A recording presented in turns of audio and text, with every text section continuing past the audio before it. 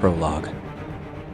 World Trade Center, South Tower, 99th floor, September 11th, 2001, 8:46 a.m. Macintosh Hollinger heard a faint rumble. As he set his comb on the edge of the sink, he noticed a small vase of pink carnations wobbling on the marble vanity. When had New York City last been hit by an earthquake?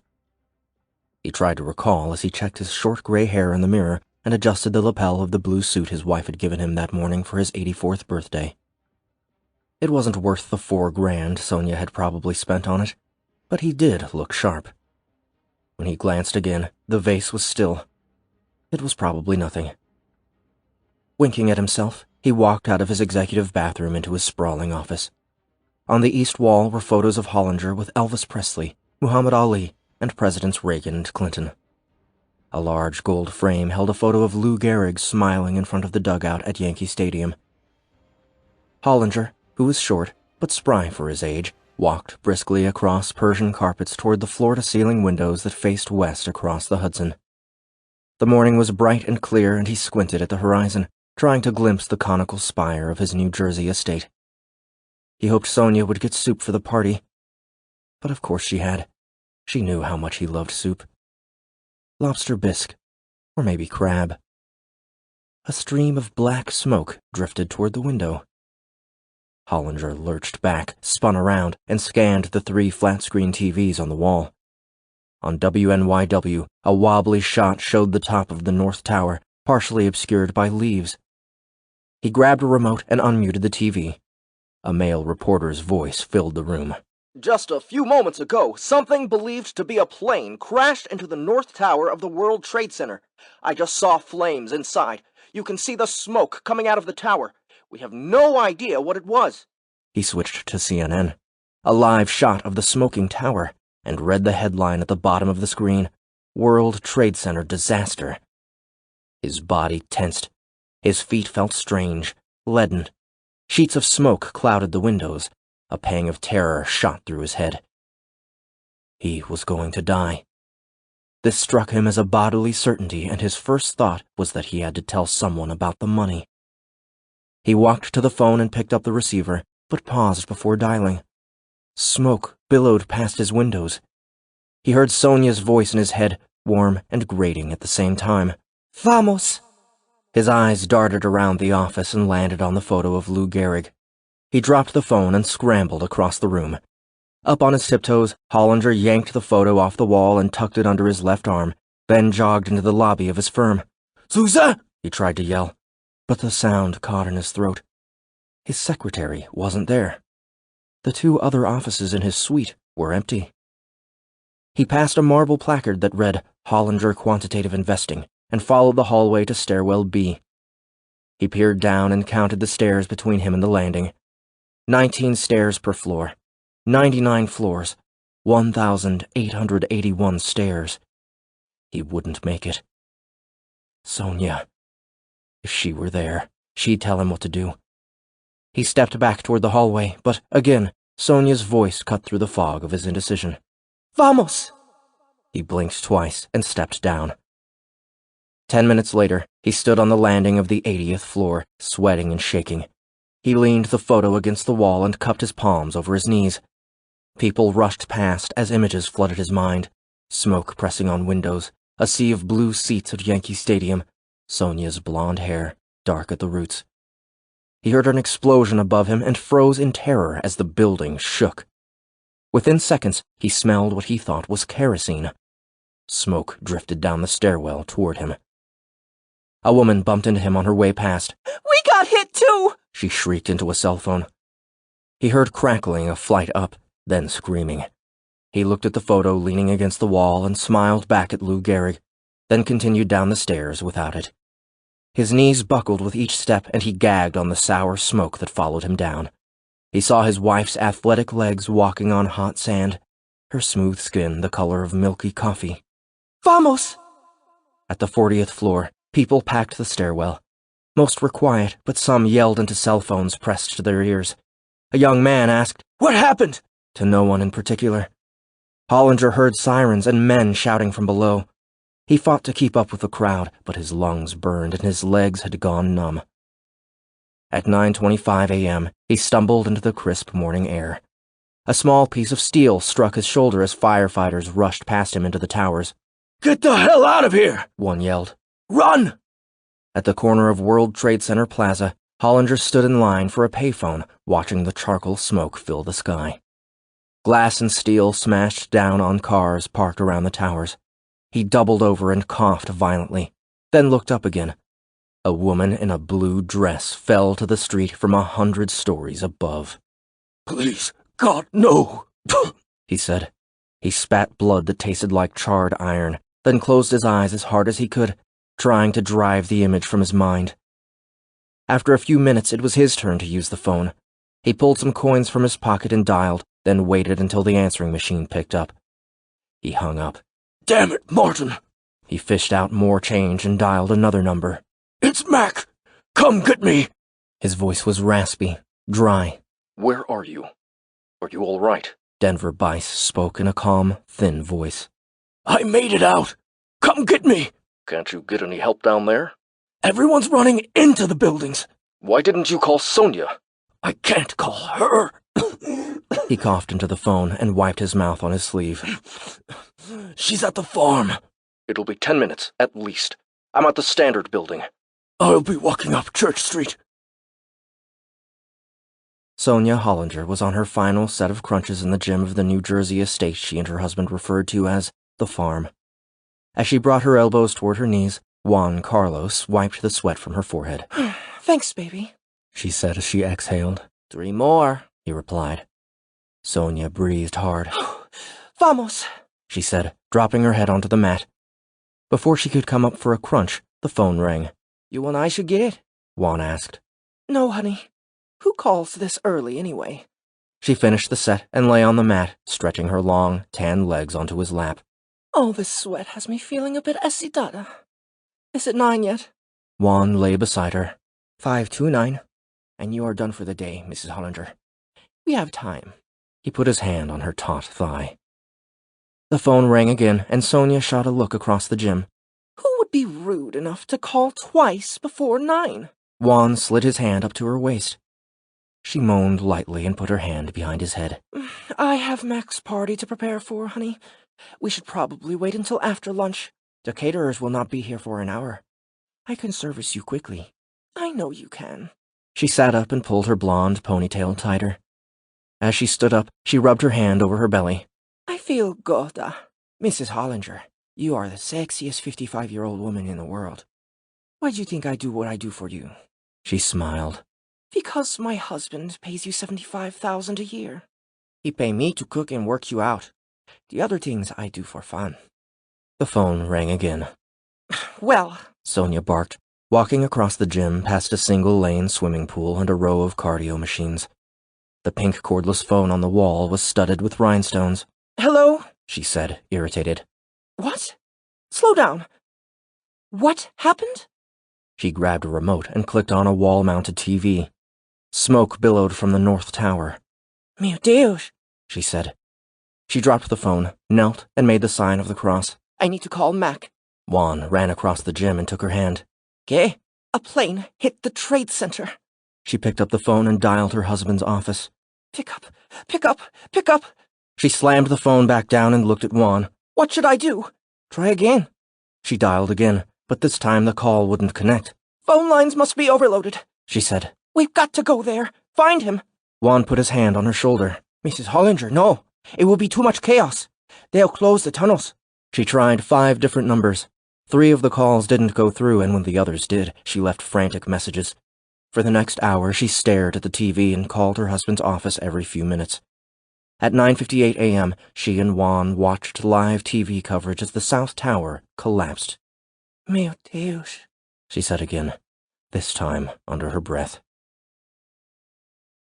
Macintosh Hollinger stood at the corner of Church and Duane, studying each car that passed. Where the hell was Bice? As the South Tower began to collapse, he heard the slow, rhythmic crash of each floor crumpling into the next. Smoke filled the sky, and Hollinger gagged on a smell that reminded him of the polo grounds. Cigarettes and sauerkraut. A black Lincoln pulled up next to him. Hollinger fell into the front seat and looked into the pale gray eyes of Denver Bice. Den, what happened? Hollinger's voice stuck. Bice wore a black suit and his dyed black hair was stiff with gel. No one knows yet. What happened to you? Smoke. Something hit my shoulder. Bice made a U-turn, drove north a few blocks, and turned left on Canal. Did you call Sonia after we spoke? Does she know you made it out? Hollinger closed his eyes and slumped in the soft leather seat. He pressed his shoulder with the tips of his fingers. No, he said. Take the West Side Highway up to Roosevelt Hospital. They know me there. Then call Sonia for me. At the highway entrance, Bice glanced at Hollinger and gripped the wheel tighter with his long, tan fingers. He turned south. Hollinger opened his eyes when he felt the direction of the turn. Where are you going? North! Go north! He coughed and wiped blood on his sleeve. Bice stared straight ahead. You need immediate attention, he said, his voice steady and slow. What are you doing? Hollinger asked weakly. Bice took the Albany Street exit and made a soft left into an alley at Albany and Greenwich. Dust shrouded the car as he shut the engine off. Tiny bits of debris pinged on the windshield. He glanced at his golf bag in the back seat, then stared at Hollinger, who was coming in and out of consciousness. Slowly, Bice reached back and pulled a black velvet club guard off his 7-iron. What's happening? Hollinger asked, opening his eyes. Are we at the hospital? Bice leaned toward him and looked into his bright blue eyes. Who else knows about the money? He demanded. What money? Bice leaned in closer and raised his voice. The stock. I got a call from Sadie Green. What? I'll take you to the hospital, Bice said, his tone softer now. Just tell me, have you started the process? Hollinger stared back at Bice, then closed his eyes. No. Bice passed the club guard from his right hand to his left. With a sudden thrust, he crammed it into Hollinger's mouth and halfway down his throat. Hollinger's eyes flashed wide. Bice pressed hard as Hollinger kicked at the underside of the glove compartment. After 10 seconds, Hollinger went still. Bice pulled the wet club guard from Hollinger's mouth, dropped it onto the seat, and stared at the lifeless body next to him. He slammed his fist into Hollinger's chest. Damn it! He shouted. Why did you make me do that? He slammed his fist down on his own thigh. I wasn't supposed to do that! He leaned toward Hollinger, so close that his nose nearly brushed the dead man's bloody lips. Bice's cheeks and jaw tightened, then shook. He spat into Hollinger's face. Why did you make me do that? He asked quietly, as the yellow phlegm dripped from Hollinger's chin. Ambulances wailed from all directions as Bice started the car. He propped Hollinger up, eased the Lincoln out of the alley, and drove through a cloud of dust. A few minutes later, he stopped at the half-collapsed entrance of the Marriott. Seeing no one around, he leaned over the body, opened the passenger door, and pushed it out. Hollinger's head struck the sidewalk with a deep thud. Bice pulled the door shut and made a slow U-turn. At Washington Street, he let an ambulance pass and followed it to the West Side Highway. He heard a slow rumbling followed by a giant crash. In his rearview mirror, he saw the North Tower collapse. Sonia sat on a weight bench, drinking bottled water and staring at the TV. Juan stood behind her, rubbing her neck. The towers collapsed over and over. Each time she felt tears rise up, she gripped the bottle tighter and told herself to be strong.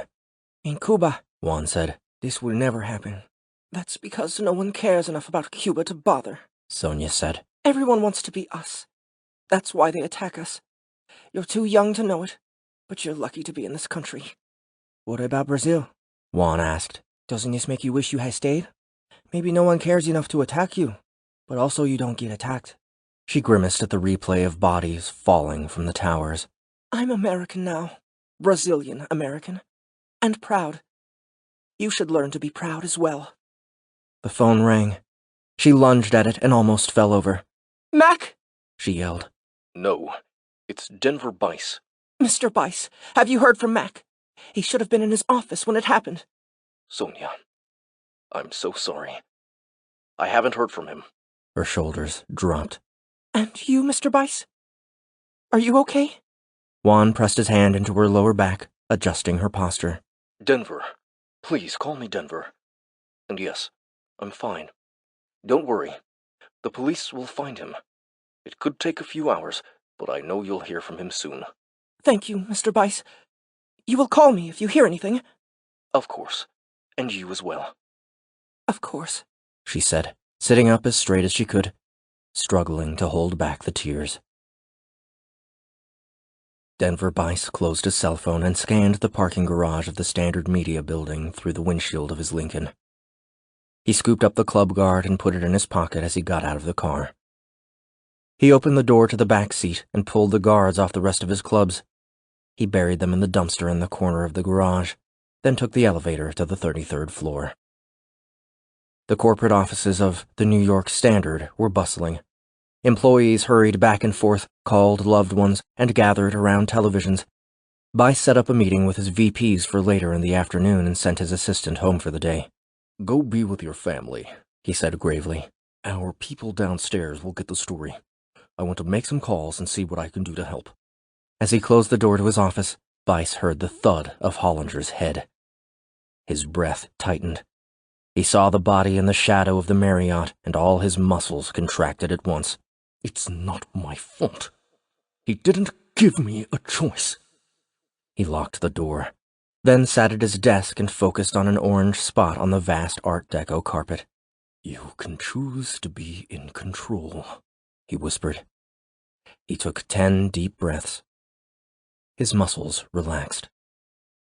He unlocked the bottom drawer of his desk and pulled out a .38 caliber Ivor Johnson pistol. He stashed the club guard in the drawer next to a flattened navy blue NYU hat. He closed the drawer and heard the thud again. "It wasn't my fault." He ran his index finger up the thin, silver barrel of the pistol. "Mac wasn't my fault. Dad wasn't my fault." When he closed his eyes, he was 12 years old. He saw his father stumbling up the steps of their Connecticut farmhouse, belt in hand, reeking of scotch. He felt the welts on his back. His chest contracted. "It's not my fault." He took 5 more deep breaths, and his chest relaxed. He saw his father again, lying face down in freezing gray mud on the riverbank behind the house. He felt himself running toward his father's body, the pistol laying next to it, as blood pooled in the man's frozen shoe prints. A note stuck out of a muddied pocket. He heard the roar of the river and felt the cold steel on his belly as he stashed the gun under his shirt, hoping to somehow undo his father's act by hiding the weapon. He heard the crinkle of paper as he read his father's note. "When you hurt someone, you deserve to be punished." Bice opened his eyes and looked at the gun on his desk. "It wasn't my fault," he said. He picked up the phone, dialed, and left a message. "Chairman Gathard, it's Denver. Everyone here is safe. I went down to get a first-hand look, but there was nothing I could do. I want you to know that this isn't going to derail the deal. Let's meet later this week, once things have settled down." He hung up and opened his laptop, clicking on an MP3 recording that he had downloaded from his cell phone. "Hello?" he heard himself say on the recording. As he listened, he stared at the gun. "Bice, you asshole! You evil prick! We finally have a fair fight." Now it was a young woman's voice, drunk and happy. Mac Hollinger is pulling his money from the Standard. He has seen the error of his ways. It took a year, but I did it. I did it! He heard laughter and a steady drumbeat in the background. "You bastard." "Who is this?" Bice's voice demanded. "You're in trouble. Not you personally. I would never threaten a man as pathetic as you. But I know about the merger." For a moment, the woman's voice was silent, the music thumping louder. Then she spoke again. "You and your company are screwed." There were a few more seconds of heavy breathing. Then the recording ended. Bice looked down at the gun and back at the laptop. "You made me do it, you stupid dyke. It's your fault." He listened to the call twice, closed his laptop, and took 5 more controlled breaths. His face tightened, then shook, and he smashed his fist on the desk 3 times. Stupid! Fucking dyke! Heat coursed through his body. On the TV, people ran from a wave of dust, screaming. None of this is my fault. He opened the desk drawer and slid the pistol past the club guard and under the NYU hat. I will never be like him, he said quietly. I will never kill myself. Part 1. Chapter 1. Thursday, September 5th, 2002. Alex Vane rolled out of an unfamiliar bed, naked and confused, his head pulsing in a steady rhythm, interrupted only by one thought. Where the hell am I? He rubbed at a pain in his shoulder, turning his head to look. Bite marks. He glanced around the room and saw a rolled-up yoga mat leaning against the wall. An empty sake bottle sat on top of it. Oh, right, he said under his breath. He stared at the long, slender body in the bed. The woman lay on her stomach, her straight black hair glistening on her pale back. He felt vaguely guilty, but told himself it was nothing as he crept out of her bedroom. He rummaged through her kitchen looking for coffee, but found only tea. None of it was caffeinated. What kind of girl was I with last night? He mumbled. He found an envelope on the kitchen table and scrawled a note. Greta. Had a great time. Had to get to work. Call me sometime. Alex. He didn't leave his number. He returned to the bedroom, pulled on his jeans and polo shirt, then grabbed his laptop bag and walked out into the cold, sunny morning. He stopped on the steps of the brownstone, his head pounding as the light hit his eyes. He was on 10th Street in the West Village, and as the night came back to him in flashes, he wondered why he felt guilty. He walked in place and stretched his legs. She seemed to have had a good time, he told himself. He'd done nothing wrong. So why did he feel like he had? He dropped and did 30 push-ups on the porch of the brownstone. The cold, gritty stone felt good under his large hands. From the push-ups, he moved into downward dog, held it for 10 seconds, then sprang up. He shook out his arms and legs and did a few circles with his head.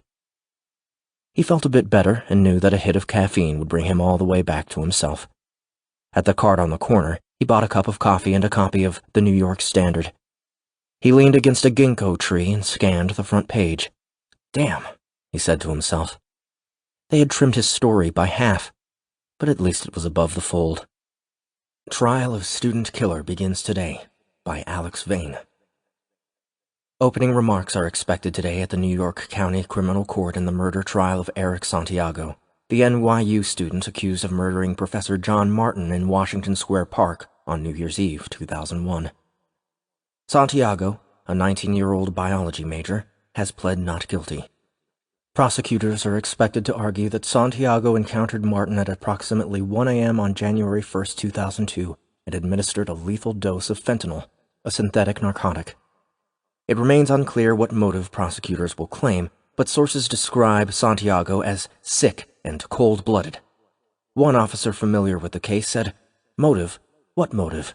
Sickos like Santiago don't need a motive." Martin's murder, and the revelation that police were investigating a student, gripped New York City earlier this year, but the trial has been delayed with jury selection and motions for over 6 months. Alex finished the coffee and stepped back over to the cart to buy an egg sandwich. He threw the roll in the trash and then leaned against the tree again, chewing the egg as he read another story. Nation Corp acquisition of Standard Media clears hurdle, September 5, 2002. The proposed merger between Nation Corp and Standard Media cleared one of its final hurdles Wednesday when federal antitrust regulators concluded their 3-month review and gave the deal the green light. The merger would combine Nation Corp, the top internet service and cable provider, with Standard Media, the world's largest media conglomerate. The combined company, Standard Media/Nation Corp, will hold dominant positions in many industries, including music, publishing, news, entertainment, cable TV, and high-speed internet. Together, they represent an unprecedented powerhouse in media, said Bill Dickens, an analyst with Morris Investments. The best content will now have the best distribution. This deal is a game changer. But media critics oppose the deal. According to Sadie Green, executive director of the Media Protection Organization, if allowed, this deal will create the most powerful company in the world, a company that will put hundreds of small papers out of business and will, eventually, use its power to strangle open access to the internet. It will make an already gutless media way, way worse. According to industry sources, Standard Media CEO Denver Bice is expected to lead the new company after the merger. Formal approval of the deal from the FCC is expected next month. Alex dropped the paper on a bench and tilted his head back to stare at the yellow leaves above him. "Hello," he said to himself. "I'm Alex Vane, court reporter with Standard Media/Nation Corp." He looked down at the paper. Damn. He flipped open his cell phone to check the time, then hailed a taxi heading south on 7th Avenue. Chapter 2. The taxi stopped behind a CNN van in front of the downtown courthouse, a 20-story, marble-faced tower. It looked to Alex like a bland office building, nothing like the stately southern courthouses he had come to expect from reading John Grisham as a teen. When he decided to become a reporter, Alex had chosen the courts with an expectation of exciting cases and dramatic courtroom scenes, a fantasy, he realized quickly, that had little to do with the day-to-day grind of the law. He had been covering the court for a year and rarely got a story beyond the metro section. But now TV trucks, out-of-state reporters, and curious citizens surrounded the building. The Santiago trial would land him on the front page for weeks. He scanned the faces of the reporters but avoided eye contact as he made his way through the throng and up the steps. The courthouse furnishings were outdated and its halls smelled of cleaning supplies and wet cement. As he stopped at the security desk, Alex said, "Hey, Baron," and flashed an ID. Baron Dakota, wearing a dark blue uniform and courthouse badge, smiled as he held out a clipboard and said, "Name and address? You think I don't know the routine by now?" Alex shook his head as he took the clipboard. "Bosses make me say it." Baron pulled back his long, black ponytail and studied Alex. "You look terrible, man. I mean, for a pretty boy like you. You look like one of the Backstreet Boys the morning his agent checks him into rehab. How'd it work out with Greta?" Alex scribbled on the visitor sheet. "We had a good time." "How'd it go for you last night?" "Let's just say I could use a little of that Alex Vane charm. City girls don't seem to appreciate gorgeous native men from the Pacific Northwest." Alex laughed. "Not like back home, huh?" He rubbed his eyes and patted down his dark brown hair. "Any good gossip for me today?" Baron leaned in. "Looks like Sharp is going to take the lead on the Santiago prosecution, along with Davis and Morgenthau." Alex handed the clipboard back. "Then Santiago's even more screwed than we thought." "Sharp is good. I heard he might challenge Bloomberg for mayor in a couple years." "Everybody knows that. His people are already leaking his slogan. At last, a Democrat who's sharp on crime." "You heard from WNYW?" "Not yet." "You're a shoo-in, though, right?" Barron switched to an exaggerated news anchor voice. "This just in. Young, handsome, arrogant newsman Alex Vane to become New York's next big TV reporter." Alex smiled and turned down the long marble corridor. "I hope so," he said under his breath. Across the hall from courtroom 4, Alex sat on a wooden bench and leaned his head against the wall. Court wouldn't start for 10 minutes, and he was half asleep when he heard his ringtone, a tinny, Muzak version of Nirvana's In Bloom. When he pulled the phone out of his bag, he saw that the caller ID read 0000000. He sighed, tired of telemarketers, but answered anyway. "Hello, I'd like to purchase 10 of whatever you're selling." He heard quiet, steady breathing on the line. "Alex Vane." The voice was distorted, deep and metallic. Alex realized it was being run through a voice scrambler. He looked around instinctively and ran a hand through his hair. "This is Alex? Who's this?" "The one who knows." Alex got calls from sources almost every day, some reliable and some crazy. He decided this was one of the crazy ones. "Knows what?" he asked.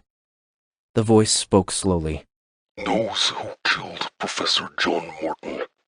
You are covering the trial for the Standard, right? I am. Again, may I ask who this is? The one who knows. Alex paced the hallway. Oh, right. You told me already. Eric Santiago did not kill Professor Morton. I could get in a lot of trouble for telling you this. Why are you telling me? Alex asked. Silence. Hello? Are you familiar with John 12:25? Alex smiled. Let's assume I'm not. He who hateth his life in this world shall keep it unto life eternal. Alex chuckled nervously. That's why you're calling me? He waited. Hello? The line was dead. Chapter 3. Giant granite columns supported the rounded ceilings of Courtroom 4, and rows of wooden benches held more than 200 spectators. Alex found a seat in the back and scanned the crowd as Santiago was led to his seat. His eyes landed on a woman in the front row. In her mid-30s, she had curly brown hair so voluminous that it blocked his view of Santiago. When she turned toward Alex, he tried to catch her dark brown, almost black, eyes, which stood out against her light tan skin. She looked separate from the proceedings, out of place, and she seemed to look right through him. At 9:05 a.m., the judge gavelled the session to order as spectators packed the courtroom to its corners. Alex looked up at Assistant District Attorney Daniel Sharp, who was leaning on a wooden railing, talking with the other prosecutors. Sharp was 40 years old, but could pass for 30, even with his bald head beaming under the fluorescent lights. Several times over the last year, Alex had watched him shatter a witness in one moment, then turn to address a jury with grace and kindness in the next. If he planned to run for mayor in a couple of years, Alex thought, this trial was sure to get him some attention. Sharp approached the jury. Ladies and gentlemen, this is one of the simplest cases I've had the honor of prosecuting. At 1 o'clock in the morning on New Year's Eve, 2001, Eric Santiago entered Washington Square Park from West 4th Street.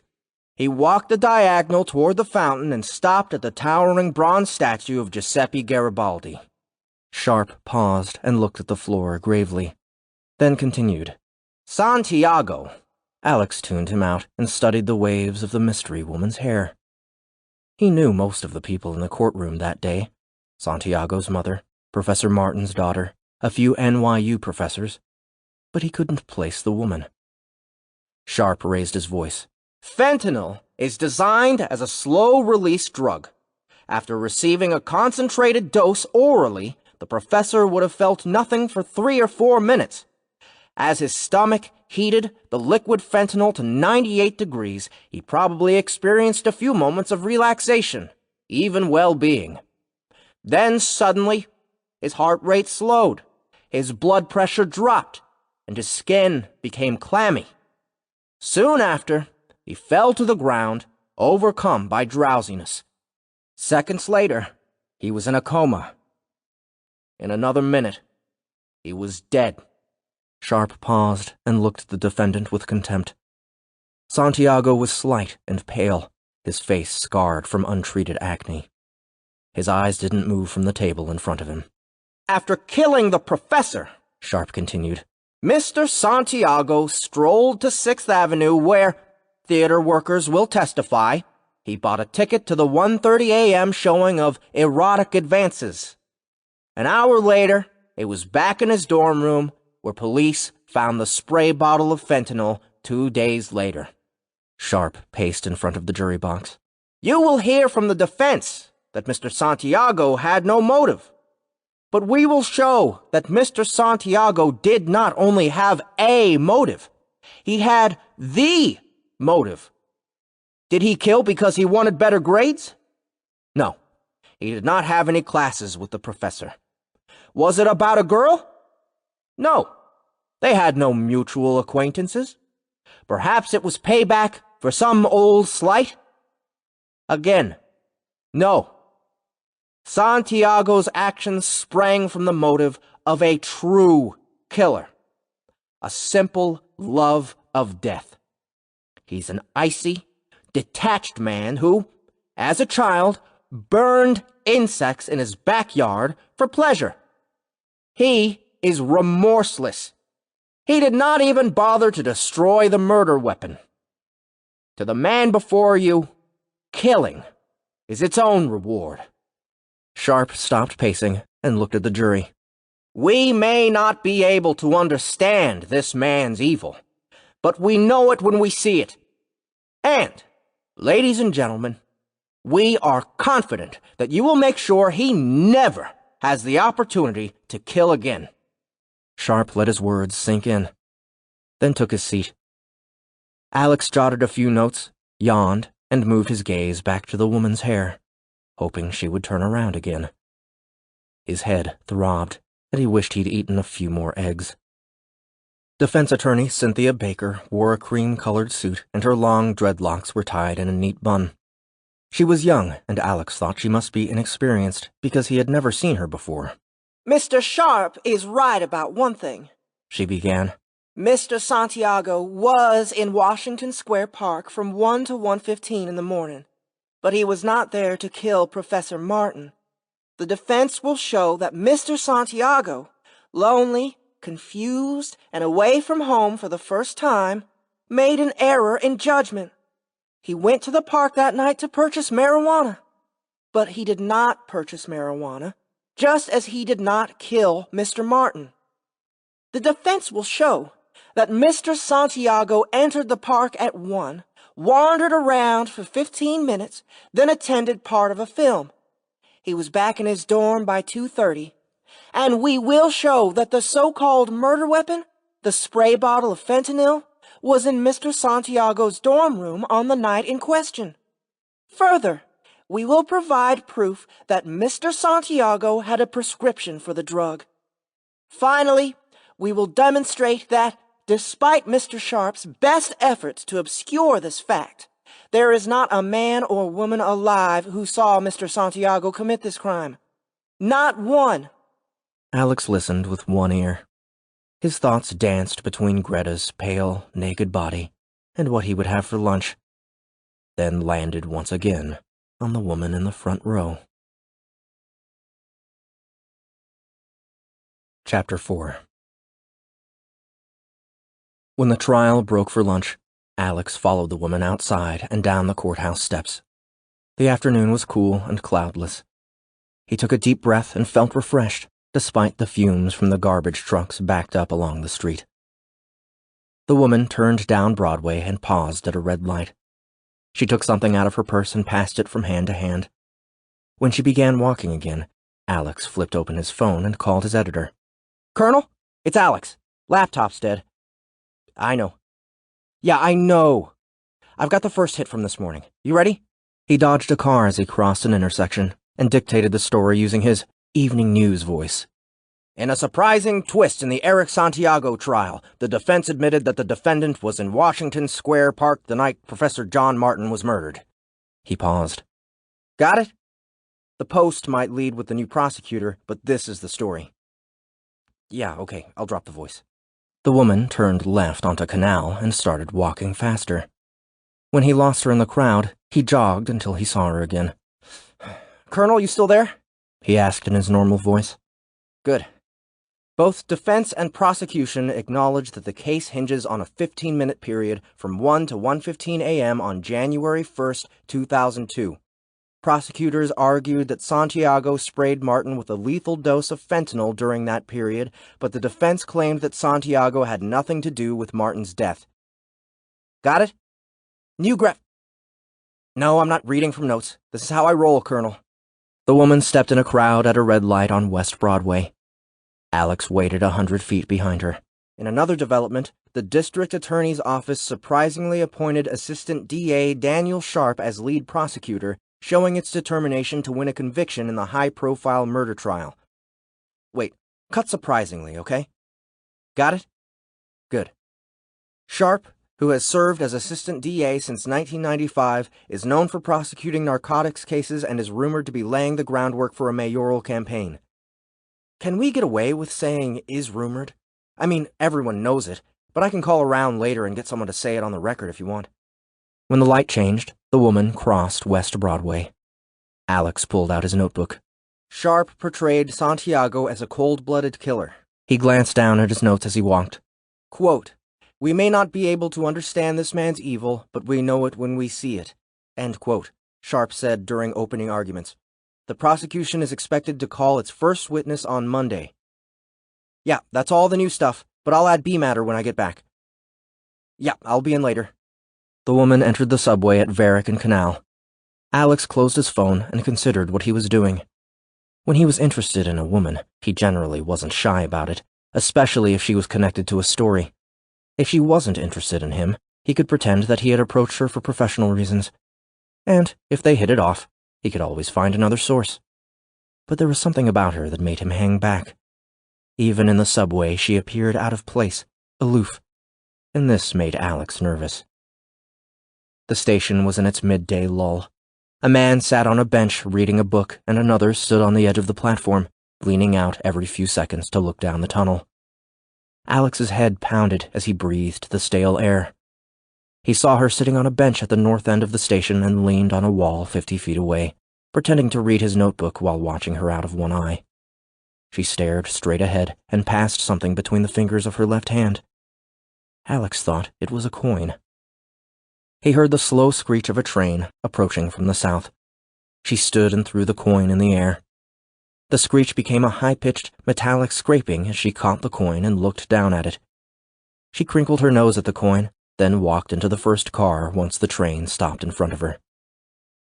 Alex took a step toward the train, then paused.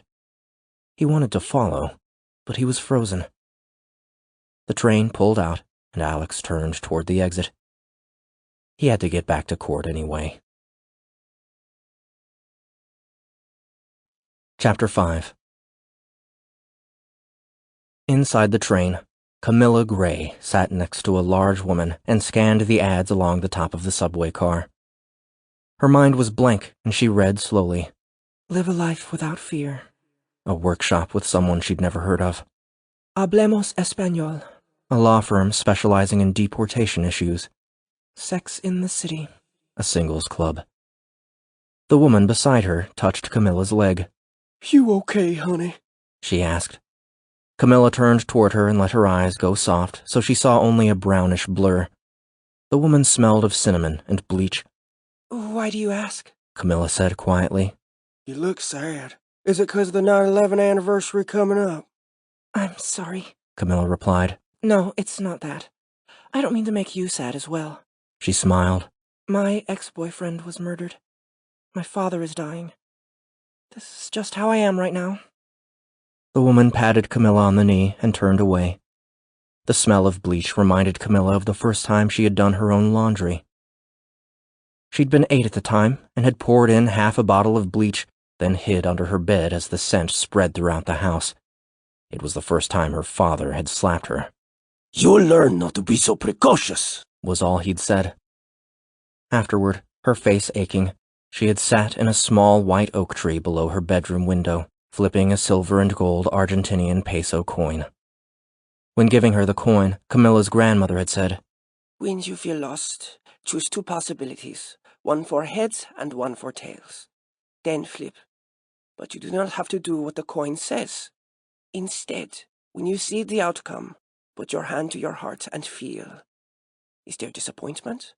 Or is there relief? This way you can get out of that head of yours and find out what you truly want. In the tree, Camila had been trying to decide whether or not to run away from home. With each flip, she'd felt her heart with her hand, just like her grandmother had told her. And though the stream of angry thoughts had softened, no answer had come. As she'd scratched the ashy bark with the edge of the coin, Camila had stared up at the light blue sky and slow-moving clouds, which had looked to her like mountains from a fairy tale. She hadn't been able to tell whether they were truly moving. She'd been deeply sad, but had then forgotten to be sad. And the more she'd stared at the clouds, the more she'd disappeared to herself. Finally, she had forgotten to be anything at all and had vanished into the sky. Only when she had heard her father's harsh voice through the window, "Come! What are you doing? The last word biting and cruel. Had she come into herself and wondered what had happened? As she'd placed the coin in her pocket and gone inside, she'd wondered, where did I go? Alone in her bed that night, and for some weeks to come, she would think about how she'd felt in the tree. How can it be that I am not the sad one I think I am, but something else entirely? Something I don't yet understand. At 96th Street, Camila took the escalator up from the station, squinting in the bright sun. Her phone rang and she stared at the caller ID. Mom. With the phone in her left hand, she pulled her grandmother's coin out of her pocket with her right. She flipped and read the result. Tails. Putting the phone back in her purse, she walked north. Chapter 6. As the elevator opened onto the 30th floor, Alex smiled. His head had stopped hurting during the afternoon court session, and the brisk walk 50 blocks north had left him feeling energetic. He did not always like reporting, but he loved the bustle of the New York Standard newsroom, a sprawling landscape of fluorescent lights and cubicles with a few corner offices. People hurried back and forth, keyboards clicked, phones rang. The place gave him a feeling of organized frenzy, of urgency. Alex didn't finish anything unless he had a deadline. Here, there was always a deadline. He walked up behind Lance Brickman, a pudgy black man wearing a brown suede jacket and fingering a fat cigar, and leaned on his desk, which was empty except for an old computer and a single sheet of laminated paper that listed over 200 contacts with the Jets, Giants, Knicks, and Yankees. "How was Triple X today?" Alex asked. Lance turned. Same shit, different day. He had a silky, deep voice that made Alex think of Lando Calrissian. Our business is in decline, son. Back when we could smoke while we worked, I used to churn out 2,000 words a day. I would sit here and write 3 damn stories in a row, surrounded by fresh ink and smoke. Did you crank the printing press by hand back then? Or was it coal-powered? Lance smiled. Screw you. Alex ran his hand across the top of Lance's computer screen. Lance, I'd like to introduce you to someone. This is Hal. Lance stared at Alex blankly and nibbled the tip of his cigar. Never mind, Alex said, shaking his head. Dive bar tonight? I'll buy you a cognac and we can drown our sorrows about a newspaper culture on its way to hell. Lance nodded. I'll be there. By the way, you ever had a source call you and use a voice scrambler? No, but I had one who claimed to be the reincarnation of Len Bias. I asked the guy how old he was and he said he was 40. When I told him Len Bias had died when he was 20-something, he hung up. Alex leaned toward the computer. Lance, why have you typed fuck 7 times in a row? It's nothing. Did the Colonel drop another story on you? Lance tapped the cigar on his desk. Let me put it this way. I'm 7 words into a 1,000-word column about whether the local teams are paying proper tribute to 9/11. You already wrote a column this week. Colonel said it wasn't up to New York standards. Like we have standards at this point. I think it might be time to change the name of this piece of shit paper. How long did he give you? An hour. That's such bull, Alex blurted, turning abruptly and locking his eyes on a door in the corner. Lance grabbed Alex's arm. It's not the Colonel's fault. It's the folks upstairs. Why pay me when they can pay someone like you half as much? When Lance let go of his arm, Alex pulled a chair from a nearby desk and sat down. Because you're a legend? Because you have actual contacts with every team in the city? Because... Don't get all worked up, son. How many months until you're vested? Lance twirled his cigar and sighed. I get my options in 3 months. We're keeping you here until then. And they say your generation is lazy and disaffected. It's not worth it. Really. This is just what happens. Young bucks move in and old fatties like me are put out to pasture in the journalism department at Queens Community College. How much time do we have? Lance looked at his watch. 41 minutes. Alex rolled Lance's chair out of the way and scooted himself in front of the computer. He held down the delete button, then started typing. While I write, call 3 sources you can reach in the next 15 minutes. 1 from the Jets or Giants, 1 from the Yankees, and someone from a high school. To give it some local flavor. I'll leave room for quotes. But you don't know what they're gonna say. Alex stopped typing and looked at Lance. Yes, I do. You're going to get them to say that they're doing everything they can to honor the victims through memorials, moments of silence, and so on, and that sports can be a way to heal after tragedy. That's what they've already said in 20 stories this week.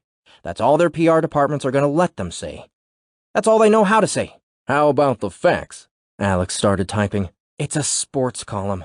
We don't need any facts. Lance stood and grabbed the laminated sheet and the cordless phone. As Alex typed, Lance cracked a few jokes into the phone before asking, So, how do you feel about how you guys are handling the 9/11 tributes? Then he clicked over to speakerphone so Alex could transcribe the answer. Lance called 2 more sources, repeating the routine of small talk, question, and speakerphone. After 30 minutes, Alex looked up. Done, he said, standing up so Lance could sit down. Lance read the story slowly, changing a few words as he went. He read the last few sentences aloud. Despite their best efforts, our New York sports franchises can't heal the wounds from the tragedy that occurred almost 1 year ago. They can play their part, and they will, but only New York sports fans themselves can show the indomitable spirit of this city. The fans who stream into our stadiums from project apartments in Queens, from high-rises in Manhattan, or stone row houses in Williamsburg. Only New Yorkers themselves, and their love of sports, which is in fact a love of life, can honor the dead, inspire the living, and heal New York City. Lance looked at Alex, who looked at the carpet. You can change it if you want. No, I'd say we got it. You know, that piece has a whiff of sincerity. Kind of a surprise coming from you. I couldn't help it. With a few clicks, Lance submitted the story, then turned back to Alex. Doesn't take much to wake you from your slumber, does it? Just don't want to see you get screwed. This might have bought me a few days, but I'm still gonna get screwed. Alex shrugged and started walking away. Hey, Alex, Lance called after him. Where are you going? Gotta talk to the colonel. About what? Alex glanced back and winked. An interesting woman. Chapter 7. When Alex pushed the door open, his boss looked up from his desk, which he'd been polishing with a rag, and asked, Anything new since you called? You've got a speck of dust there, Colonel, about 30 degrees south-southwest of the stapler. Samuel Baxton was not really a colonel, but had been an Air Force lieutenant in the Vietnam War. He wasn't much of a writer, but he had discipline and organization, qualities Alex admired, knowing he lacked them himself. Baxton looked at his desk, which was gleaming, then smiled at Alex. Like I said, anything new? Usual motions for this and that. Evidence stuff, mostly. Seems like he probably did it, but it's surprising they don't have anything more solid on the kid. Baxton ran his hands through his thin, brown hair. Everyone knows he did it, but can the lawyers get him off? That's the story now. I don't think they can. Sharp is a pretty good prosecutor. A lot of people love that kid. Want to make him a martyr for idiots everywhere. The ACLU even said New Yorkers are using him to take their minds off 9/11. Assholes. Dallas Morning News ran a thing saying it's New York's elitism on trial. Can you believe that? I'm from Abilene. They must be talking about people like you. Not me, Colonel Baxton, sir. I grew up in the mossy forests of western Washington. Yeah, but you were born here. 6 months, sir. I only lived here for 6 months before we moved. That's all you need, Vane. Upper West Side, I'll bet. Parents probably hung out with Yoko and all the other beatniks snorting hash. Alex looked at the carpet. Sorry. I didn't mean to bring your parents into it. Alex returned his gaze to eye level. It's all right. But anyway, I never thought I'd be the boss of an aspiring TV model. He paused, raising his eyebrows. Yeah, I heard about that. Why do you want to get into TV when you can write a news story in the time it takes most people to wipe their ass? You know how many people would kill to have what you have? Alex's face reddened. He fingered a piece of lint in the pocket of his jeans, struck by a familiar sense of pride tinged with guilt. He was talented. He knew, and he appreciated this fact, but he also knew he'd been born on third base. He felt uncomfortable when people treated him like he'd hit a triple. You get the job? Don't know yet. Baxton smiled. Guess that's why you scarfed down all those salads and sashimi platters. Staying pretty for the cameras. Relieved that Baxton seemed to have moved on, Alex smiled broadly. I'll have you know, Colonel, last week I ate food out of a carton. A carton! It hurt me to do it, too. I mean, what would my Aunt Winifred up at the vineyard say? There I was, sitting on a sofa. Not a chair at a table, but a couch, watching men in helmets run around with a ball made of pigskin, eating with, and this is the worst of it, sticks. I was eating with sticks. He acted out the motion of shoveling food into his mouth. Baxton laughed hard, smacking his thigh. As Alex turned to leave, he added, I don't even think the chopsticks were monogrammed. Before he left Baxton's office, he stopped in the doorway and glanced back. By the way, I saw a woman in court today I didn't recognize. Who is she? Dunno, but she must be connected to the case. I'll track her down. The professor's ex-girlfriend no one's been able to find? Maybe. Just an FYI, I'll be in and out the next couple days. Before Baxton could respond, Alex was out the door.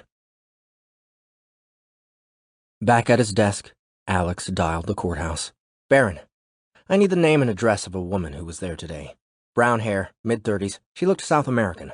Beautiful, but not fancy. You mean the one who looked like Evita with a better butt and cheaper clothes? And darker hair. Yeah, that's her. Alex paused. She was stunning, somehow. He heard papers shuffling. Last name Gray. First name Camila, with 1 L. 200 West 98th. 4A. She's practically my neighbor. Thanks, Baron. When he hung up, Alex opened his browser and searched Camila Gray, NYC. After a few clicks, he found her bio on the NYU journalism faculty page. He scanned her last few years of classes, including media law, digital communications, and communications theory. He saw that she had presented at various NYU events, such as the Women in the Digital Age Forum and the Millennium Writers Symposium. He read her official bio. Camila Gray is a tenured professor of communications at NYU and has been on the faculty since 1999. Her articles have appeared in magazines such as Wired, Digital Woman, and the Columbia Journalism Review, as well as websites such as Salon and Media Review. She was a featured speaker at the Future of Media conference in 2001, where she presented a paper entitled Stories in the Digital Age. Link. A native of Des Moines, Iowa, Professor Gray had a brief career at the Des Moines Register before beginning her graduate work. She holds a BA from Iowa State, 1988, and a PhD in Media Studies from Case Western, 1993. Alex clicked the link to the paper and scanned it, then opened a video at the bottom of the page. In the video, Camila sat on a small stage as the president of Barnard College introduced her. Alex fast-forwarded to the middle and saw Camila standing at an oak podium, looking nothing like the distracted woman he had seen in court. Her hair was pulled back in a tight bun, and she addressed the crowd with confidence and a quiet passion. Humans love information. We love connection. But most of all, we love stories. From oral traditions to stone tablets, from papyrus to the printing press, from radio to TV, and now the internet. The medium that delivers our stories is always changing. But our need to connect by sharing stories has been the same for millennia. By sharing information, we have built societies and mastered the physical world. By sharing stories, we have slowly taught ourselves what it is to be human. We are living at the edge of the greatest storm the media world has ever seen. Before the printing press, all our stories came from the small group of people in our town or village. That's how we learned what it meant to be a person. Soon, every story humans have ever told will be available digitally. As individuals, we are often so mesmerized by the onslaught of new content that we don't see that what matters is the new structure, and what the new structure is doing to us. The printing press was important because it created the possibility of widespread literacy. Television mattered because it ushered in a global culture, for better or worse. With each new medium, we have more access to stories, a wider network of connections, a larger village teaching us what it is to be human. So, as we enter an era in which we can easily connect with everyone on Earth, we must ask, What will be the impact of the digital age on human consciousness? A man in the front row of the auditorium turned his head to cough. Alex paused the video and stared into the stiff, wrinkled face of Professor John Martin. Chapter 8. Camila lived in a small, fourth-story walk-up in one of the cheapest buildings on the Upper West Side. As she walked into her barren kitchen, she imagined a thick chopping block in the center, copper pans and dried herbs hanging from hooks, and the rich scents of roasted fish, garlic, and cilantro. She was not much of a cook, but thought she could be someday. She took a small carton of coconut water from the mostly empty fridge and went to sit on her maroon couch. She closed her eyes, lifted her head, and relaxed her shoulders. Her memory of the tree and the sky were still present, and the feeling of that day moved through her body. She thought of her father, his hair black that day but thin and white now. After a minute, her father faded, and her mind buzzed with random thoughts and images, mostly food-related. She watched her mind take on a life of its own, desperately moving from subject to subject as though trying to maintain its existence. After a few minutes, she noticed herself composing a shopping list in her head. She thought about slow-cooking a leg of lamb with prunes and apricots and saffron. Maybe Persian food would be the next big thing. She opened her eyes and stared at a 17th century Japanese woodblock print on her wall. A woman in a flowered orange and black kimono, struggling against a diagonal rain under a paper umbrella. A single, angry-looking cloud hovered over her. Camila scanned the print, wondering why she had hung it in her dorm room when she was 18 and then carried it from apartment to apartment for the last 16 years. Her eyes landed on the woman, sad, determined, graceful. Camila felt a bond with this woman, and as she stared, she began to feel like she was staring at herself. After a minute, she saw the print not as a print, but as an idea of herself that lived inside her, the one who struggles. As soon as she saw it, the identification dissolved, and she found herself staring only at a piece of paper with patches of color. She closed her eyes again and slowed her breath. Her butt sank into the couch. Her mind went black. After a few minutes, thoughts started coming more slowly. What would she teach the next day? Possibly dissolution of identity in the digital age. But she was hungry, and her thoughts quickly switched back to food. Sweet potato guiso with cumin and raisins. Suddenly, thoughts of her father took over. Papa. She wondered why he was so cruel. Just as fast, the guiso popped back into focus. She'd need copper pans, and pork shoulder, very tender, and onions. Her belly rumbled, and she laughed out loud at herself. She knew she'd never actually cook guiso. She just wasn't the kind of person who would spend 4 hours braising a pork shoulder. Who would she cook for anyway? Her thoughts stopped and her mind was black again. Images moved slowly through the black. Steaming enamel pots and smashed cloves of garlic. Her father and uncle throwing a mini Kansas City Chiefs football on a small rectangle of grass. The images passed through the black, then disappeared. For a moment, her attention shifted to the black space itself, and she was gone. Where am I? She wiggled her toes and felt her butt on the couch. I am here. But where is my mind? A stream of thoughts came, this time about her lack of thoughts. Her father appeared again, scowling and floating slowly through the black, then disappeared.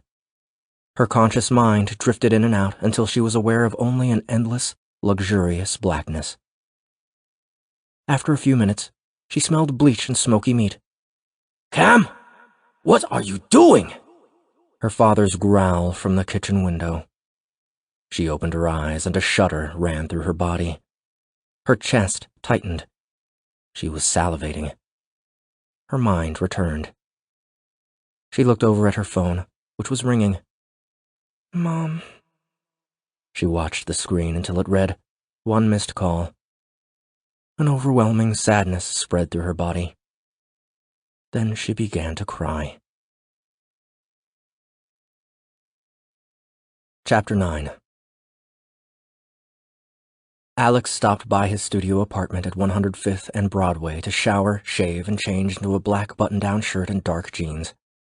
A king-size bed took up most of the floor space, and from it he could reach his mini-kitchen with one large step across the center of the room. He thought that the owners of his building must have divided the apartments many times, adding kitchens and closets, converting living rooms to bedrooms, until they ended up with his one-window cell. After changing, he walked to the door, then turned back and opened his laptop. He had a new email. From Magdalena at WNYW.com to Alex Vane at Hotmail.com. Subject, reply, application for junior reporter position. Date, September 5th, 2002, 5:32:15 p.m. Eastern. Dear Mr. Vane, thank you for your recent application to join our team at WNYW New York News. Regretfully, we are unable to offer you a position. We feel that you need a few more years of experience and perhaps some on-air practice before making the transition to television. We encourage you to try us again in the future. Sincerely, Maria Magdalena, co-producer, WNYW News at 5. Alex read the email twice, then flopped down on his bed. He stared at a black speck on the ceiling and tried to picture his parents in their vegetable garden back on Bainbridge Island. All he saw was their blue Camry swerving off the road, crashing into a cedar tree. For the first few years after their deaths, seeing his name in print had given him a feeling of existing when nothing else did. But he no longer got that rush. His job had become routine, easy. In his boredom, unpleasant images were arising.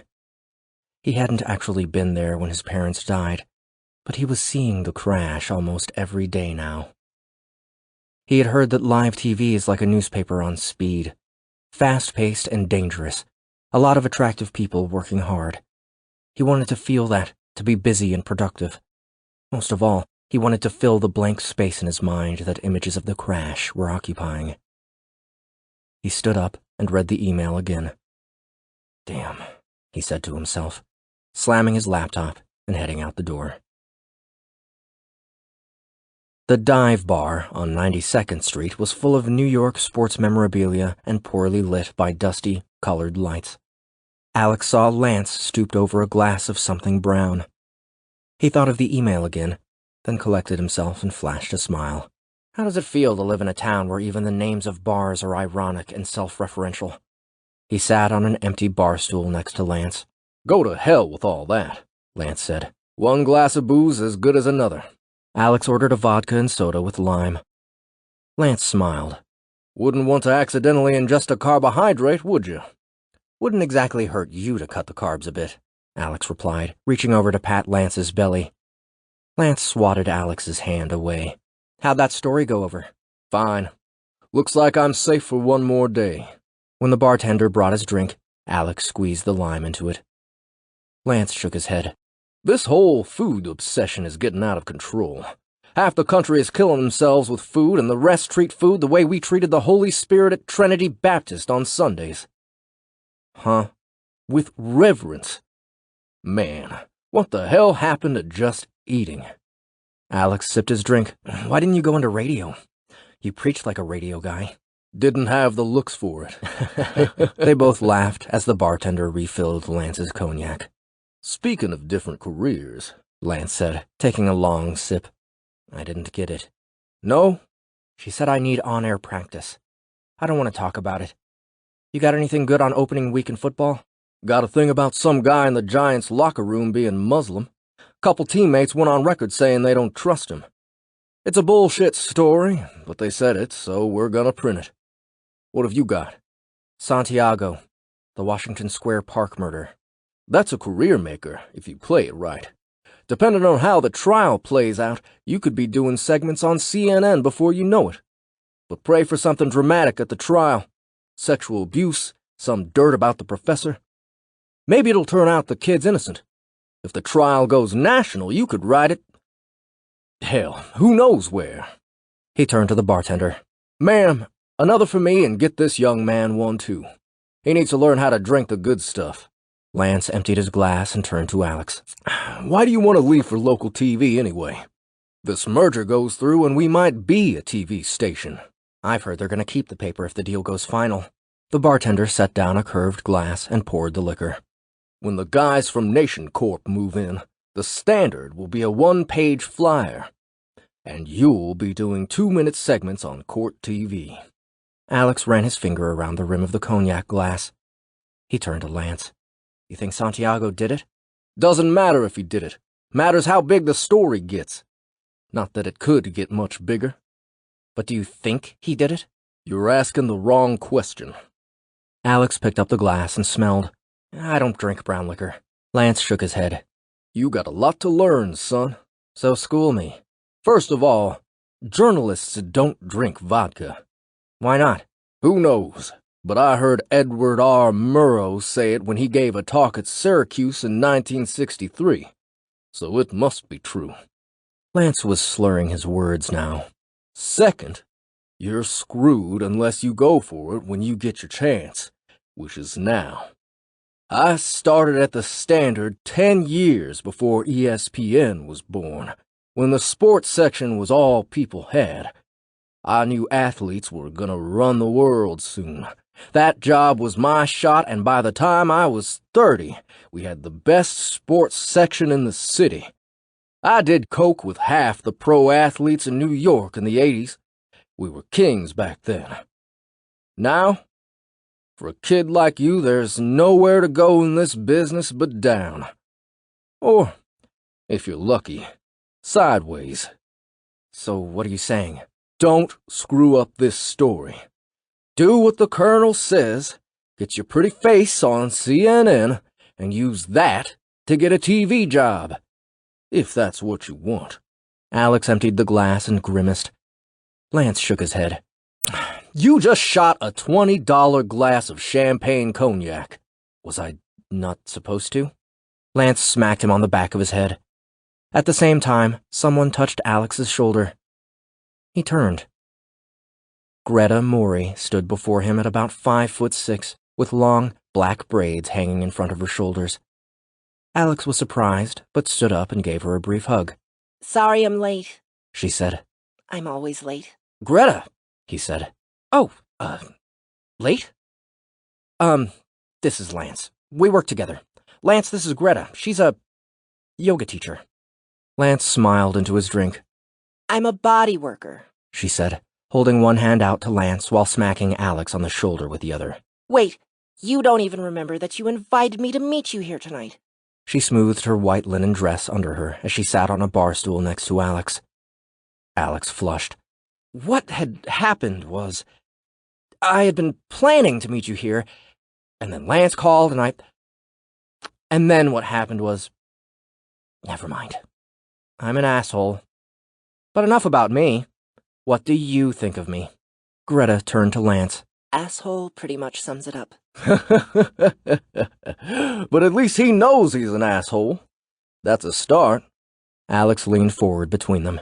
You guys know I'm still sitting here, right? An hour later, Alex and Greta walked out of the bar, arm in arm. My apartment is 10 blocks north, Alex said. Then let's hurry. The streets were mostly deserted, and they walked in silence. At 88th Street, Alex glanced back and saw a tall, rail-thin man walking about half a block behind them. Alex stopped, and the man stopped. What? Greta asked. The man stepped into the shadow of a streetlight as a panic rose in Alex's chest. Chapter 10. Camila sat up on the couch, catching a glimpse of herself in a mirror that hung from the bedroom door. She looked like hell. Her cheeks were red, and her hair was a wild, tangled mess. She gathered it in her hands and pressed it down over her eyes. Sirens and car horns blared from the street below. Her cell phone rang. Mom. She walked to the kitchen, found a stale cookie in the cupboard, nibbled the edge, and threw it in the trash. When her phone beeped, she walked back to the living room, flipped open her phone, and called her voicemail. Cam, it's Mama. I thought you having a cell phone meant that we could reach you. Papa's not doing very well, dear. Your cousins are coming from Kansas City this week, and Sutiu is coming from Rosario. Please come. Your papa might not make it until Christmas break, and we haven't seen you in so long. I just was telling Georgette— Camila closed her phone and looked at herself in the mirror. I need to eat. She pressed her hair into shape, untangled some curls, and walked to the door. The Gaslight Diner on 89th Street was empty. Camila slid into her regular red leather booth in the corner, catching the eye of the old woman behind the counter. Hi, Myrna. The usual, she called over. Myrna was thin, her face wrinkled but bright, and her silver-gray hair was pinned up in a beehive style.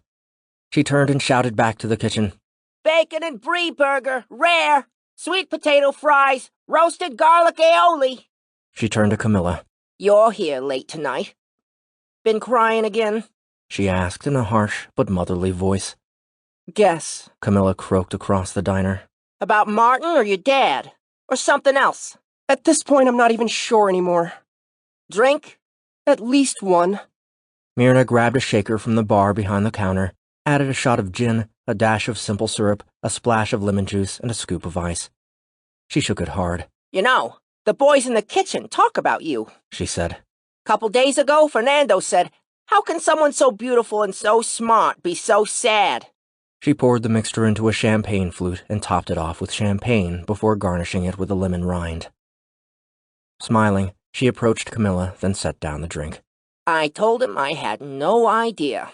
Camila took a long sip and looked up at Myrna, but said nothing. I've worked here 40 years, and you're the only person who's ever ordered a French 75. You want to know why I started drinking them? Okay, but talk loud. I gotta wipe down bottles. Myrna turned and started pulling ketchup and mustard bottles off empty tables, running them through a wet rag and replacing them. We're all about the glamour, huh? Camila smiled. 2 girls living the dream in New York City. You know it. After dropping the lemon rind into the drink, Camila took a long sip, then turned toward Myrna. When I was in my 20s, before grad school, I lived in Paris for a year. I thought I was going to be a philosopher. Myrna smiled. When I was in my 20s, I thought I was going to be Marilyn Monroe. You know, I slept with Joe DiMaggio before she did. I'll bet you did. If I looked like you know what a good time I'd be having? I'm not going to become a Derek Jeter groupie if that's what you're suggesting. Wouldn't hurt you to have a little fun. Myrna set down a salt shaker and looked back. Have you been with anyone since John died? Camila shook her head and sipped. Do you want to hear why I drink this silly thing or not? Shoot. I lived in Paris for a year, and I'd stay up all night in cafes, reading the French philosophers and psychoanalysts, Derrida, Lacan. I wanted to be hip, French, something different, and I was a little self-involved. Myrna smirked. You don't say. Camila tossed a napkin at her. Hey, leave me alone. I'm fragile right now. Anyway, I wanted a drink that sounded cool and no one else drank. So I started drinking French 75s. And now that you've stopped trying to be cool, why are you still drinking them? Camila finished the drink in one long sip. It's like drinking a glass of joy, bitterness, and fire. A man shouted from the kitchen. Burger's up! Camila raised her glass. And I'll take another one of these, please. Myrna retrieved the burger from the window and set it in front of Camila. You're gonna eat that whole thing, huh? Damn right. I need to refuel so I can go home and cry some more. Chapter 11. Alex took Greta's hand and walked on. At 90th, they stopped at the window of a small grocery store. Lots of energy in fruit, Greta said. Alex looked back and saw the man standing next to a payphone a half-block behind them. What's wrong? Greta asked. Nothing, he said, nudging her and continuing up the street. I think I need a coffee for the walk home. They stopped at the Starbucks on the corner and stood in line. Alex looked out the window. After a moment, the man appeared under a streetlight. He wore a puffy black jacket and his curly black hair peeked out from under its hood. Alex thought he recognized him. The man glanced inside, then looked away and lit a cigarette. Greta didn't want anything, so when they reached the register, Alex just ordered a small coffee for himself. While they waited, he turned back to the window. The man's face was pressed against the glass. He had a yellow and red bird tattooed on the left side of his neck, and his wild green eyes were fixed on Alex. Frozen, Alex held his gaze. He thought of the call from earlier in the day. This was real. $2.09, please. Alex turned around and the barista handed him his coffee. Why not $2 even? He asked, trying to sound confident. He handed her $3. Right now, there are probably 10,000 Starbucks employees counting out 91 cents and handing it to guys like me. Most people just drop it in the tip jar, She replied, unimpressed. But that's a 45% tip, Alex said, smiling. Greta gave his arm a gentle tug toward the door. He dropped the money in the jar and looked back toward the window. The man was gone. Alex looked both ways as they stepped out onto the sidewalk. No man. He took Greta's hand and they walked north. Every few minutes, Alex glanced back into the shadows, trying to remember John 12:25. Chapter 12. Friday, September 6th, 2002. Alex read his story on the Santiago trial standing in front of the NYU Journalism Building, a 15-story stone tower a few doors up from Washington Square Park. The sun was still behind the buildings and a thin fog hung in the air. He thought of all the people across the city reading his story. 10 million people in the 5 boroughs, 300,000 of whom bought the Standard each day, including home delivery. Probably only half of them looked at the front page, and maybe half of those actually read it. 75,000 readers. In an 18-hour day, about 4,000 readers per hour, about 70 every minute. And that wasn't even counting the web edition. When Camila stepped out of the taxi, her eyes looked puffy and her hair was even more disheveled than it had been the day before. As she walked past Alex into the journalism building, he slung his laptop bag over his shoulder and followed her in, careful to stay a few yards back. Nearing the front of the elevator line, Alex saw a sleepy-looking security guard checking IDs as the students filed past him. When he was a student at NYU, they hadn't had security. "Checking IDs?" he asked when he reached the front, smiling and looking straight at the security guard. They got us doing it ever since 9/11. Gotta be safe, I guess. Students and employees only. Alex noticed that the students were just flashing their IDs at the man as he waved them through. "I'm neither," he said. "Here is a guest speaker in Professor Gray's class. It should be on the list. 4th floor, right?" 6th floor. All journalism classes are on 6. Alex waved his New York Standard ID under the man's nose. "That's right, 6th. She has me here to talk about the case of the murdered professor from last year. You know the one?" Sure, I know the case. It's huge around here. Everybody's talking about that Santiago kid. I used to do security for his baseball games. He was a shortstop, right? Alex was inching toward the elevator. "That's right." The guard waved him through. "Head on up." Alex rode the elevator to the 6th floor and walked down the hallway. He saw her through the window of a theater-style lecture hall filled with about 300 seats. He filed in with the students and took a seat in the crowded section near the back. Camila stood on a large stage at the front of the room, fiddling with a laptop and projector. When she plugged in the laptop, an image appeared on the screen behind her. A generic-looking man in the center, surrounded by the logos of Microsoft, Yahoo, Hotmail, CNN, and the New York Times. Above the logos, in large text, Alex read, "Communications 235, Media and Identity in the Digital Age." Camila looked out from behind the lectern as students pulled out notebooks and laptops. She looked tired, but her face lit up as she began to speak. How many of you are journalism majors? She asked. Most of the hands in the room went up. And how many of you plan to work in the media in some capacity? Most of the hands stayed up. Why is that?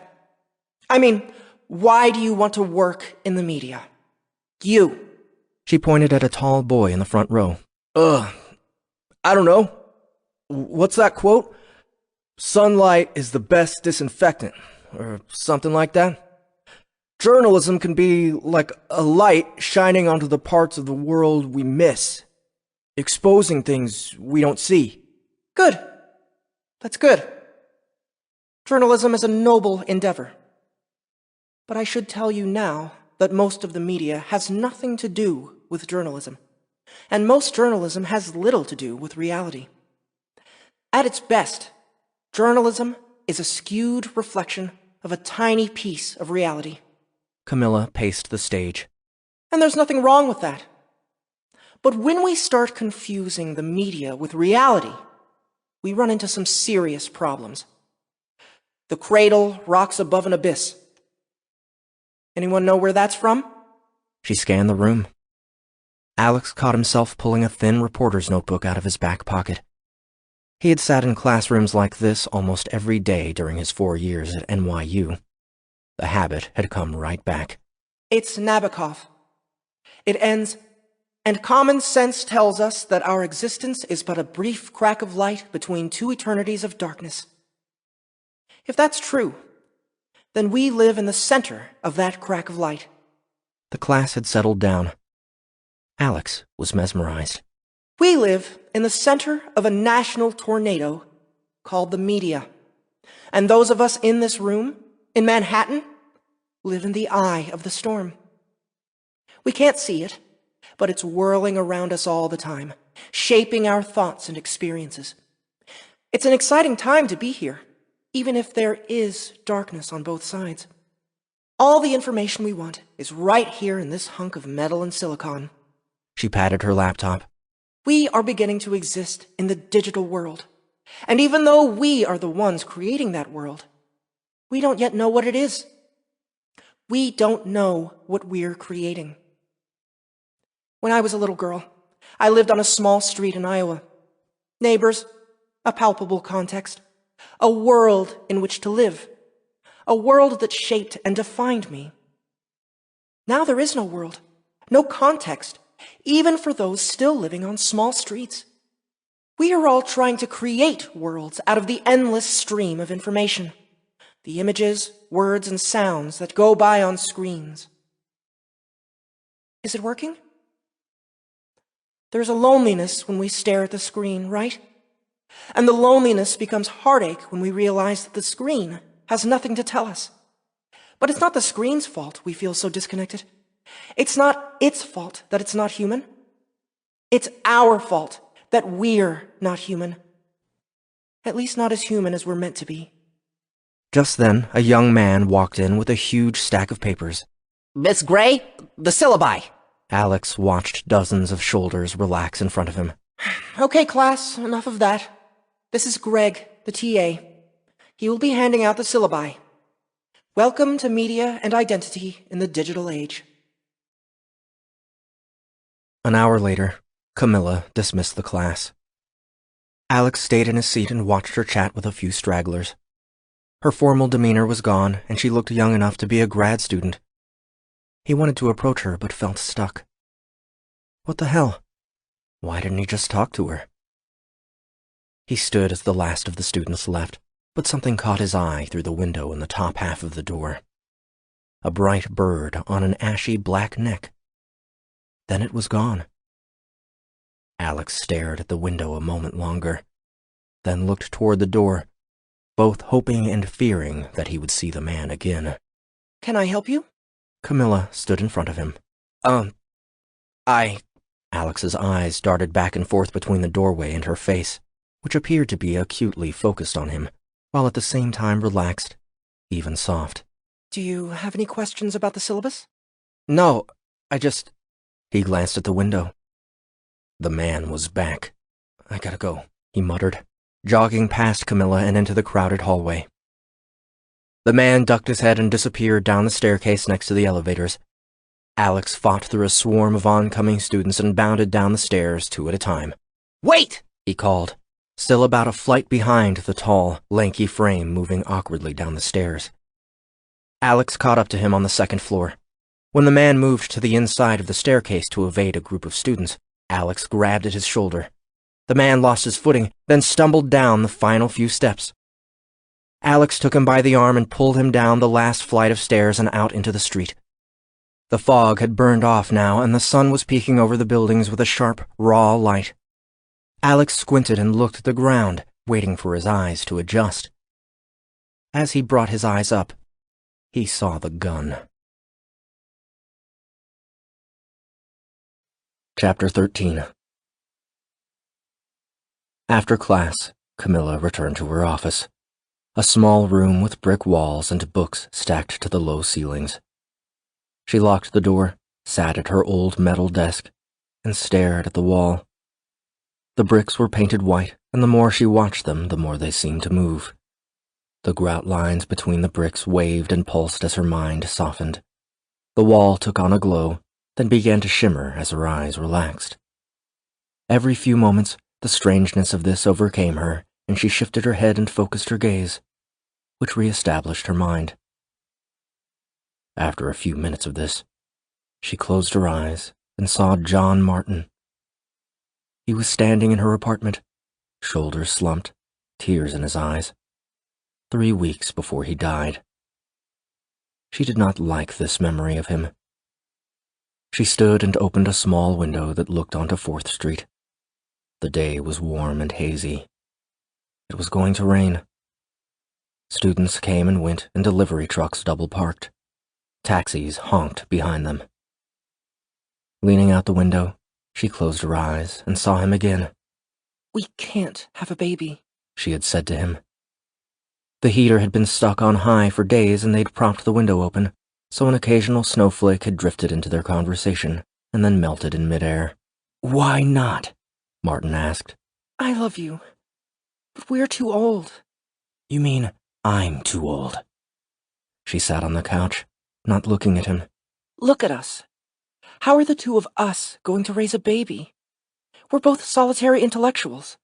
Camila, this is my last chance. I didn't think I'd find anyone I'd want to have another child with, but I did. He sat down next to her, and his chin dropped to his chest as he pulled at a loose thread on the white longshoreman's cap in his lap. And I thought you said you liked older men. She stared at him with pity, then sadness. She was able to imagine his parents from the stiff wrinkles on his forehead, their neglect, their depression, their anger. They had filled him with fear. He looked like a little boy, shocked by an external force until the life in him just stopped. He had walled off enough of his mind to be brilliant on occasion, but his strength and vibrancy were gone. You said I make you feel safe. I know how your father was. I would never hit a child. Camila knew he would be a good father. She had met his daughter a couple of times, and she had turned out okay. He would try his best, and he would never be violent. But he was weak and too broken. The snow started coming down hard, and she walked to the window and watched it mound on the cars below. I'm 50 years old, Cam. I have enough money. Even if you don't want to stay with me, I want to have a baby with you. He had smiled as she'd looked at him. Turning away, she'd leaned out the window and caught some snow in her hand. "I never said I liked older men," she had said, watching the snow melt in the white-gray light. "I said I tend to choose safe men. Some of them have been older. I love you, but I don't want to do that anymore. I can't do this anymore.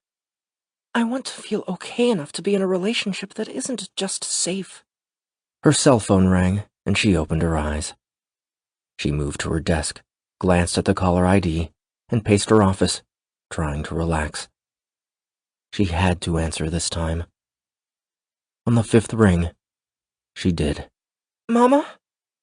Yeah, I'm fine. I should have called you back. I know. And there's nothing else they can do? How long did the doctor say he might... Okay. I can't just leave in the first week of the semester. Okay. Right. I'll see if I can come. Bye, Mama. Yeah. Love you too." She put the phone down and looked back at the wall, staring until her vision blurred and the bricks morphed into a gleaming fog. Chapter 14. Demarcus Downton, the man said. He had a Brooklyn accent mixed with something else Alex couldn't quite place. They had crossed the street and were sitting in a small coffee shop where Alex felt safe. "How'd you get upstairs?" Alex asked. Known the security guard for a long while. "Why the gun? I saw it in your belt." It's not for you. Plus, you the one threw me down the stairs. "Sorry about that. How's your head?" Had worse. Alex believed him. His face was more than thin, concave almost, and scarred. His dark green eyes looked tired. In addition to the bright bird on his neck, Downton had a fading Tweety bird tattooed on his left forearm. On his right wrist, the number 76845 in blocky lettering. But despite Downton's ragged appearance, the more Alex studied his face, the safer he felt. The waitress came and they both ordered coffee. Downton looked up at Alex. You writing the case of the boy they say killed the professor? "Santiago, yeah." What you know about him? "Why do you want to know about Santiago?" 'Cause the kid didn't do it. At least not like the police have been saying. Wondering why he's taking the fall. Alex was skeptical, but pulled his notebook from his bag. The fall for what? What the hell are you talking about? He remembered the strange voice from the call the day before. "Did you call me yesterday?" I ain't even got a phone. Alex couldn't think of a reason not to tell Downton about Santiago. Everything he knew was in the paper anyway, and it would give him a chance to study Downton's reactions, and possibly draw him out. Santiago's from a military town near the bases in San Diego. His father was killed in Iraq in 1990, leaving his mother with a 7-year-old Eric and 60 hours a week in a department store. Don't know much else about her or the rest of his family. The waitress brought the coffee. Alex sipped his black as Downton added teaspoon after teaspoon of sugar. As a teenager, he won chess tournaments and baseball games. He was small, but a good shortstop. Made the all-star team in Little League and the all-county team in high school. In old photos, he looks like a pretty normal kid. Downton stirred the sugar into his coffee. He was on the baseball team here? Yeah, why? Used to play a bit myself. With your height, I would have thought you played basketball. Downton smiled. Played a bit of that, too. In high school, Santiago had a terrible problem with acne. Not just normal outbreak stuff, but boils all over his face. Left deep scars. Can't figure out why he came across the country, because he got offers from a bunch of California schools that actually care about baseball. People who know him from school aren't talking, and in court he just stares into space. Must be smart enough if he got into NYU, but he just gives you this weird feeling, like he's not all there. He's never spoken to a reporter, and nobody knows why he killed Professor Martin. Downton rubbed the numbers on his wrist. Maybe that's because he didn't. Yeah. The boy didn't do it. So you said. But why follow me?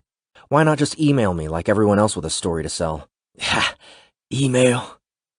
Gotta get to know you a bit before I can trust you. How do you know he didn't do it? Downton leaned in and spoke in a whisper. Saw it go down. He looked over each shoulder before adding, I'm the guy who made the anonymous call to the cops that night. He had Alex's attention now. Over the next 15 minutes, Downton explained that he was a small-time pot dealer who sold mostly to NYU students in Washington Square Park. Alex had spent quite a few afternoons there as an undergrad and realized now why he had recognized Downton. Was working the day the prof died. Hanging around the west end of the park, a ways from the statue, when the prof came through. He wasn't staggering too bad, but you could tell he'd had a few. Looked like just another drunk in the park. Did you know Professor Martin before you saw him that night? No. Didn't know neither of them. But I see everybody. That's my business. You get to know who's who, where they gone, who they hang with. You got to, so you can tell if something ain't right. You sure you didn't know Santiago? Defense said he was in the park to buy pot that night. I told you. I never sold to him. Okay. So what happened when Professor Martin came through? He stopped at the statue and stood there a few minutes. What was he wearing? Dark clothes, white hat. One of those kind of golf caps or captain's hats. I don't know what you call them, but only white people wear them. Alex perked up. If Downton was lying, at least he'd taken the time to learn a few details. Then what? The kid come from the east end of the park and walked straight by the prof. I was working a deal, watching the prof out the corner of my eye, and a few minutes later he was on the ground. How do you know the kid didn't attack him while you weren't looking? Look, I don't know exactly what happened, but the kid never went near enough to do what they say. You all ain't been writing the truth. I write facts. The truth is different. The truth is the truth. Downton leaned back and looked around the coffee shop. Alex usually knew if a source was lying within a few minutes, but he was still unsure about Downton.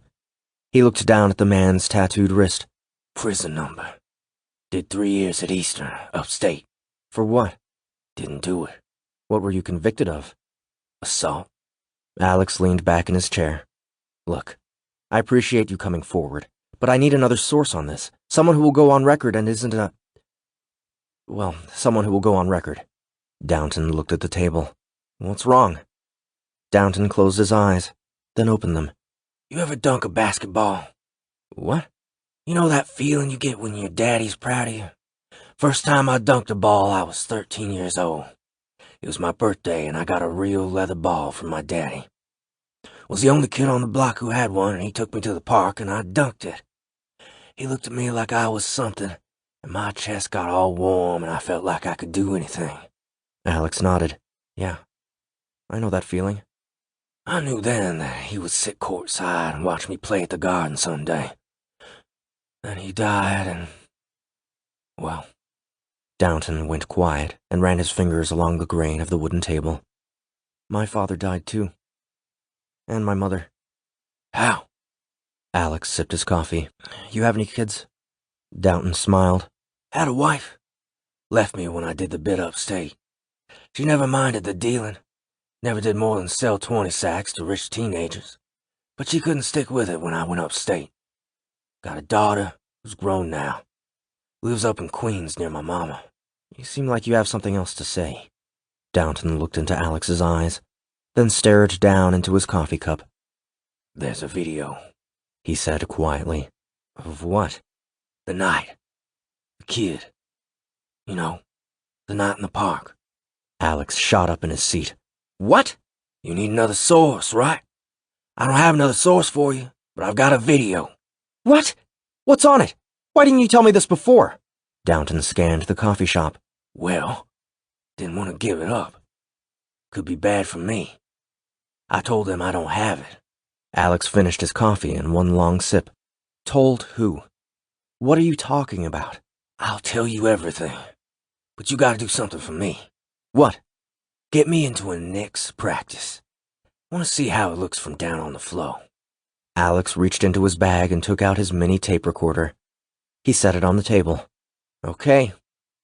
But let's start from the beginning. Chapter 15.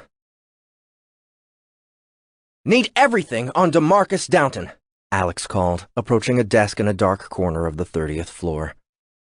James Stacy sat, headphones on, staring at two giant computer screens, his desk littered with papers, chip bags, and soda bottles. His wide back spilled over both sides of the chair. He was a college dropout who had been at the Standard about a year, and looked like he was still a teenager to Alex, but he could always find things online that Alex couldn't. Hey, James!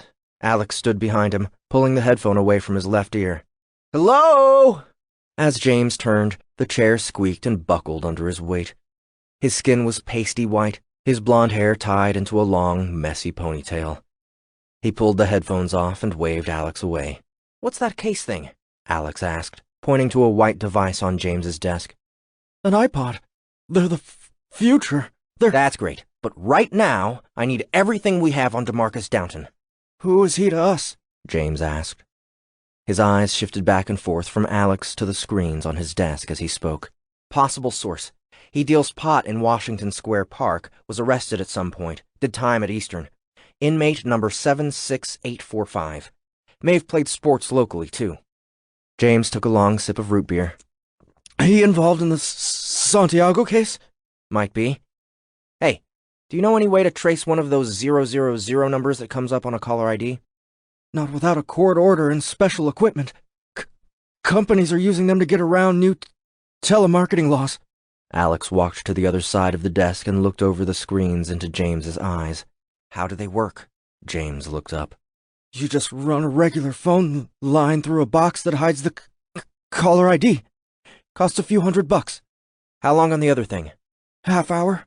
15 minutes, Alex said over his shoulder, walking across the newsroom.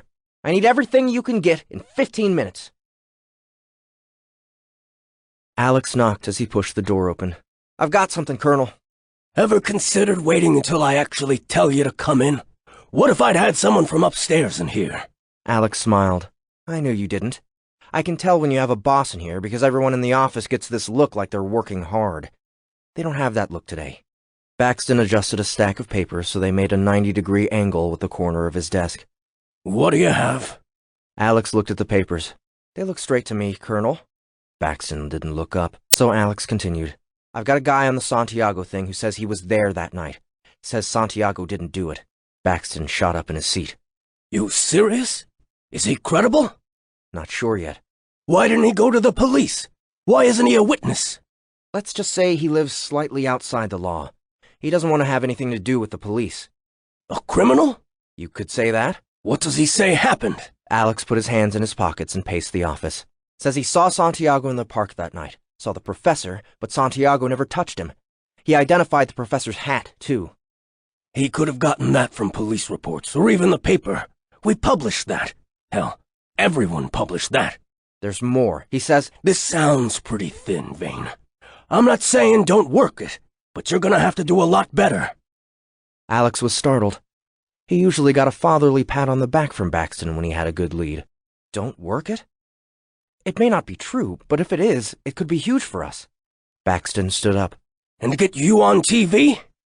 You don't have anything yet.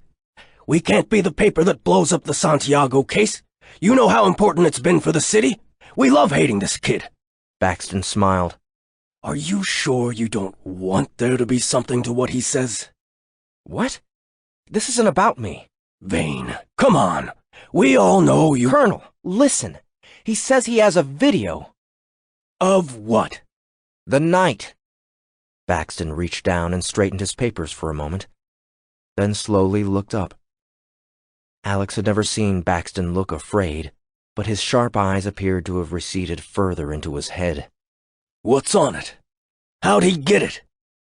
Alex felt a knot in his stomach. He had never lied to Baxton before, but he had never had a reason to feel suspicious of him before either. I don't know yet. Gonna get it tomorrow. Baxton peered over Alex's shoulder and moved pencils from one cup to another. Alex knew the conversation was over.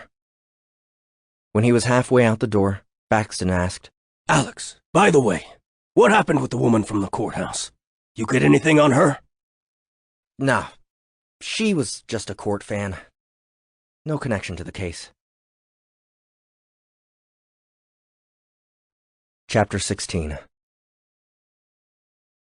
Alex sat alone at Dive Bar and sifted through the research James had given him. Downton's name had come up in dozens of articles, most from local papers in the mid-70s. It took Alex an hour to piece together his story. Downton grew up in the Bed-Stuy neighborhood of Brooklyn, raised by his African-American father and Sri Lankan mother. In the 7th grade, and already standing 6'5", Downton led his basketball team to the state finals. The next year, coaches from St. John's and City College started attending his games, and the old folks in the neighborhood began calling him Baby Wilt. His coaches and peers called him Downtown D. By his junior year, now 6'9", Downton was a local celebrity. He dominated the competition in high school, averaging 20 points, 10 rebounds, and 5 assists, and was known as a great kid around the neighborhood. Article after article mentioned his volunteer work and good grades. Alex laughed out loud when he found a photo of Downton helping a lady up some steps with her groceries. Who was this guy? In 1977, Downton accepted a full scholarship to play at St. John's. He never attended, but Alex couldn't figure out why. The next year, his name appeared in an article about a deadly fire at a meatpacking plant. One of the victims was Tyree Downton, Demarcus's father. In 1985, Downton served 6 months for dealing marijuana. In 1988, he did another year for the same crime, and in 1992 he was sentenced to 3 years for beating up a man in Washington Square Park. He hadn't appeared in the papers since. Alex was on his second drink when Lance walked in. "I was hoping you'd show up," Alex said. Lance took the stool next to him, ordered a beer, then glanced Alex's way. "Vodka and soda again? Be careful. That lime wedge might have a third of a net carb in it." Alex half smiled and looked up from his drink. "Have you ever known the Colonel to sidestep a story?" "What? No. How was your day, honey?" "I'm deeply hurt." "Seriously. You've been here forever. Has the Colonel always been straight with you?" The bartender delivered the beer and Lance took a long sip, smacking his lips. "If I'm gonna be your therapist tonight, you're buying." Alex turned to face him. "I mean, I know stories sometimes get stuffed for political or financial reasons, but today he didn't want me looking into something. Something big. I just got the feeling that you're not the golden boy anymore?" Lance laughed, then took another long swig of beer. Alex mashed the lime wedge into the bottom of his glass with a little red straw. "Boy, you're really hot for something, huh? Got that youthful exuberance and everything." "The Colonel? Yeah, he'll stonewall you every now and then." "What should I do?" Lance took a moment to finish his beer, then waved at the bartender. "Nothing you can do. You know that invisible wall between the news people and the ad people we talk about?" "Yeah?" "It's getting thinner. Time was, we never even thought about the ad guys. They did their work and we did ours. But it changed in the 90s. Started getting the sense that, when assignments were handed out, we could never afford the personnel to do certain kinds of reporting." Alex glanced at a group of women at the end of the bar, then back at Lance. "But I'm talking about when you've got something real, already in hand." Lance took a cigar out of the inside pocket of his jacket and ran it under his nose. "You know they're gonna ban smoking in bars any minute now. Next, they'll probably ban carbs. Then we'll all look like you." "Lance, please. You ever had a big story just stuffed?" Lance put the cigar on the bar and rolled it back and forth with his thumb. "Remember a few years back when they changed the name of the football stadium from the Meadowlands to Sun Life Tech Stadium? I had a column ready for how the Giants owner had been on a board with the CEO of Sun Life way back when. Everyone knew they were buddies, but I found something solid enough to print. So I wrote that maybe the Giants could get more money for the naming rights if they opened up the bidding instead of just making this backroom deal. I'm no crusader, and the piece didn't come off like that. It was from a fan's perspective, you know? I was saying, if you're gonna sell out and name the stadium after some damn company, at least make the bidding competitive so you can drop the price of hot dogs by 25 cents. "So what happened?" "Never found out. Colonel pulled it and ran a feature on some kid who overcame something or other and ran some race for charity. We'd had that piece on the kid sitting around for a week. Wasn't even timely when we ran it." He shook his head. "Never felt right. And I noticed we started running quite a few ads for Sun Life broadband soon after." "You think the Colonel gets it from upstairs? Or is it his call?" "What the hell are you asking for, boy? Sometimes stories get stuffed. Even yours. It's just the business being the business. Doesn't happen much, and when it does, we usually don't know why." Alex leaned in. "Can we go off the record here?" "Oh, for Christ's sake, Woodward. Don't be so dramatic." Lance waved down the bartender. "Ma'am, 2 cognacs. And leave the bottle. It's on my young friend here." Alex waited as the bartender poured the drinks and set down the bottle. "Do you know Demarcus Downton?" "Downtown D? Hell yes, I know him. He came up right after the King, Bernard King. Was a better prospect, too." "Why'd he start dealing?" "Usual story. Got his girlfriend pregnant and went to work instead of college. Then his dad died and he never made it back. In the neighborhood, we looked at him like a god. He was as close to a sure thing as there was in New York at the time." Lance picked up his cigar and dragged it between his lips. "You think he'd lie to me about a story? I mean, a big story?" "Tough to say. Don't know him well, but everyone in the neighborhood knew Demarcus was on the straight path. His mom was real strict. She used to throw rice on us to get us off her stoop. Lance picked up the cognac bottle, shook it a bit, and put it down. How big a story are you talking about? If he's telling the truth, the biggest of my life. By far. Then what can I do to help? Alex smiled. Can you get Demarcus and me into a Knicks practice? Chapter 17. Alex sat on the edge of his bed and took out his mini tape recorder. Downton had said he needed to get the video from his mother's house in Queens, and they had arranged to meet at Jack's Bar in Brooklyn at noon the next day. Alex pressed play and walked to his closet as Downton's voice filled the room. A couple months after 9/11. November, I think. 2 cops picked me up. White guy and a black guy. Fresh-faced. You know, all us against the world.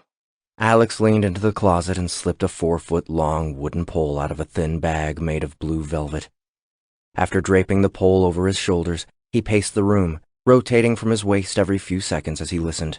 They said they had me on dealing in the park and I could get 10 years 'cause I was on parole. They looked me up, you know. Said if I helped them, they could get me out of it. NYU was their beat. Said they'd let me operate as long as I stayed small. Alex heard the occasional thud of a coffee cup on a tabletop in the background. Said they'd seen a kid buying from me who might be connected to 9/11. Wanted me to wear a camera for a few weeks, see if I could catch him buying. Man, how any of my customers could be connected to 9/11, I don't know. Plus, how are they gonna press a terrorist if all they have on him is buying a 20-sack? But it sounded like a get-out-of-jail-free card, so I said, what the hell. Alex stopped pacing when he heard himself speaking on the recording. It's possible the guy they were after was related to a suspected terrorist. Maybe they wanted to leverage your guy to get to the family member overseas. Hearing his own voice made him feel like he was being watched. Downton continued. Maybe, but it wasn't my business. I was looking at 10 years, so I did it. It was a tiny black box I clipped to the inside of my jacket. Front looked like a button. They told me to click it on when I started working and click it off at the end of the night. Wore that thing for a couple months. Did you get the cops' names? They're supposed to show you a badge and ID. It's not TV. When 2 guys in a cop car pick you up, they don't read you your rights or anything. You just get in the car. Did they take you to the station? No, man. Just drove around. Black one drove and the white one told me the deal. Dropped me off at the park about a half hour later like nothing happened. Next day, they outfitted me with a camera in the bathrooms on the south side of the park. Every Monday after that, they'd come get the camera, then bring it back about an hour later. How did they know if they got their guy? Oh yeah, forgot about that. They asked me to keep an eye out for Arabs. Sand niggas is what the white guy called them. He would do the bit like Joe Pesci from Casino. You know that movie? The part where Pesci's selling the diamonds? The white cop was Irish or something. All freckled. And he's trying to do an Italian accent like Joe Pesci. He was a racist asshole, but it was right after 9/11. Anyway, I'd tell him if I thought I'd had any Arab customers and when I'd seen them. Alex did squats, using the pole to keep his shoulders level. So how'd it end? Why didn't they come for the recorder once Professor Martin died? They just stopped showing up. Didn't make no sense. I figure it's an expensive camera. Why wouldn't they want it? When did they disappear? Must have been about mid-December, end of the semester, because I remember my crowd was thinning out. Why'd you keep recording? Only did another couple weeks. Didn't know if they'd show up again. After that, Prof got killed. I put the camera away and that was it. Alex reached 100 squats and began pacing, using his abs to rotate side to side. So why now? Alex's tone in the coffee shop had turned harsher. You could have gotten Santiago off earlier if the video shows what you say it does. The tape played chatter in the background. Neither spoke for a full minute. Thought about that hard. I mean, what was I supposed to do? Figured I probably broke laws about privacy or something. Plus there's the dealing. In my line of work, you never look for attention. Alex slid the pole back into the bag and placed it in the closet. He sat on the bed as he listened to himself asking Downton a question. Then why not mail the video to the police anonymously? Truth is, I'm not sure what's on it. Don't know how to use the thing, but I know it didn't go down like the police have been saying. Plus, you think just mailing in a video would get the kid off? Once the police have their guy, they run with it no matter what evidence shows up. And once they seen the video, they come looking for me. Then why not send it to the defense attorney? Lawyers? Either way, it leads back to me. So, like I said before, why now? The two cops showed back up. Got the sense they really wanted their camera back. Figured if I brought it to a reporter, people could see it for what it is. But if I put out the video, it will still lead back to the park that night. To you. The voices in the background grew louder, and Downton's grew softer. Maybe. But it's just time. Never knew the city would make such a big deal out of this Santiago kid. I seen how the papers made him out to be a monster, talking about him torturing bugs, watching porn all the time. But I thought somehow he'd get off since I knew they had the wrong guy. But when those two cops came back, well, I'm not sure I'll be around long enough to get in trouble anyway. That's why you gotta get me into a Knicks practice as soon as possible. Alex clicked off the recorder and lay down on his bed. He stared at the black speck on the ceiling.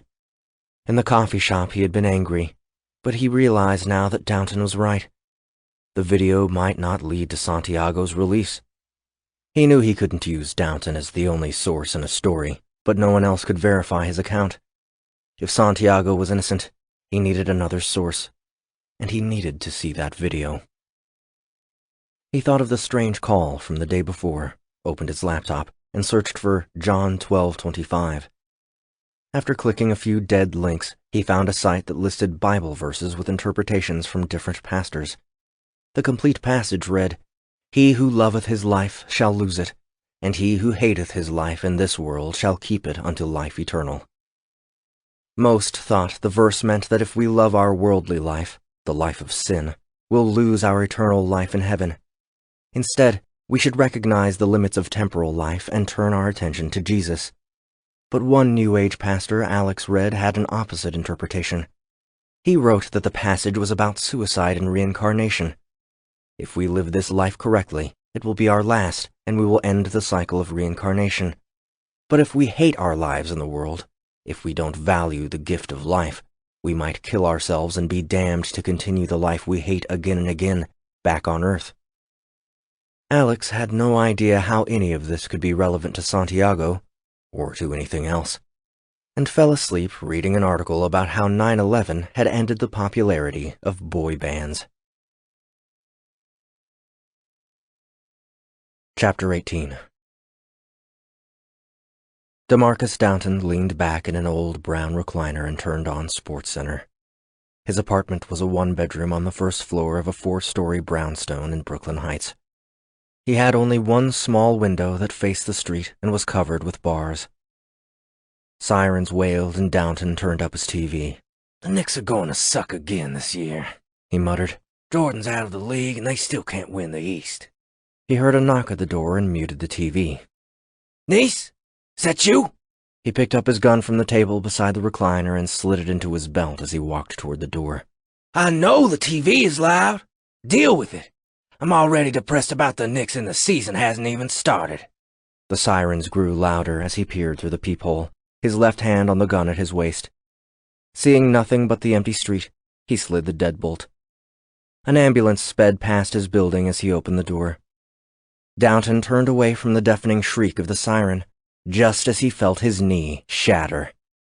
He wobbled forward as a scream caught in his throat, then fell onto his back into the apartment. His gun hit the floor and slid across the room.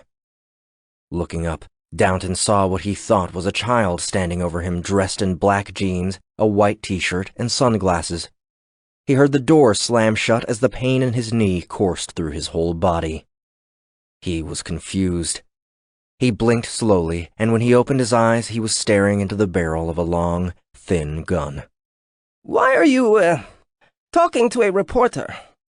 The figure above him spoke with a high voice and a strange accent Downton could barely understand. The voice, along with the thin, rectangular mustache and shoulder-length black hair, convinced Downton that this was not a child, just a very short man. What? Downton said. The man spoke more slowly. Why are you talking to this reporter? Is it possible you have something you are not supposed to have? Downton spoke weakly through stabbing pain. Man, I don't know what you're talking about. The man stepped away from Downton and picked up a framed photo from the windowsill. Is this you? The man asked. Me and my dad. Downton remembered every detail of the photo. Christmas Day, 1974. Knicks, Warriors. Third-level seats at Madison Square Garden. Look down at your knee, black man. Do I not look like someone who is good at what he does? Would I come here and break your knee if I did not know who you have been talking to? Downton looked at his knee and saw a bloody knob of bone sticking out just above it. His head dropped back to the floor. Here is what is going to happen. You will tell me about this reporter, about this video, or you will die right now, tonight, in this room.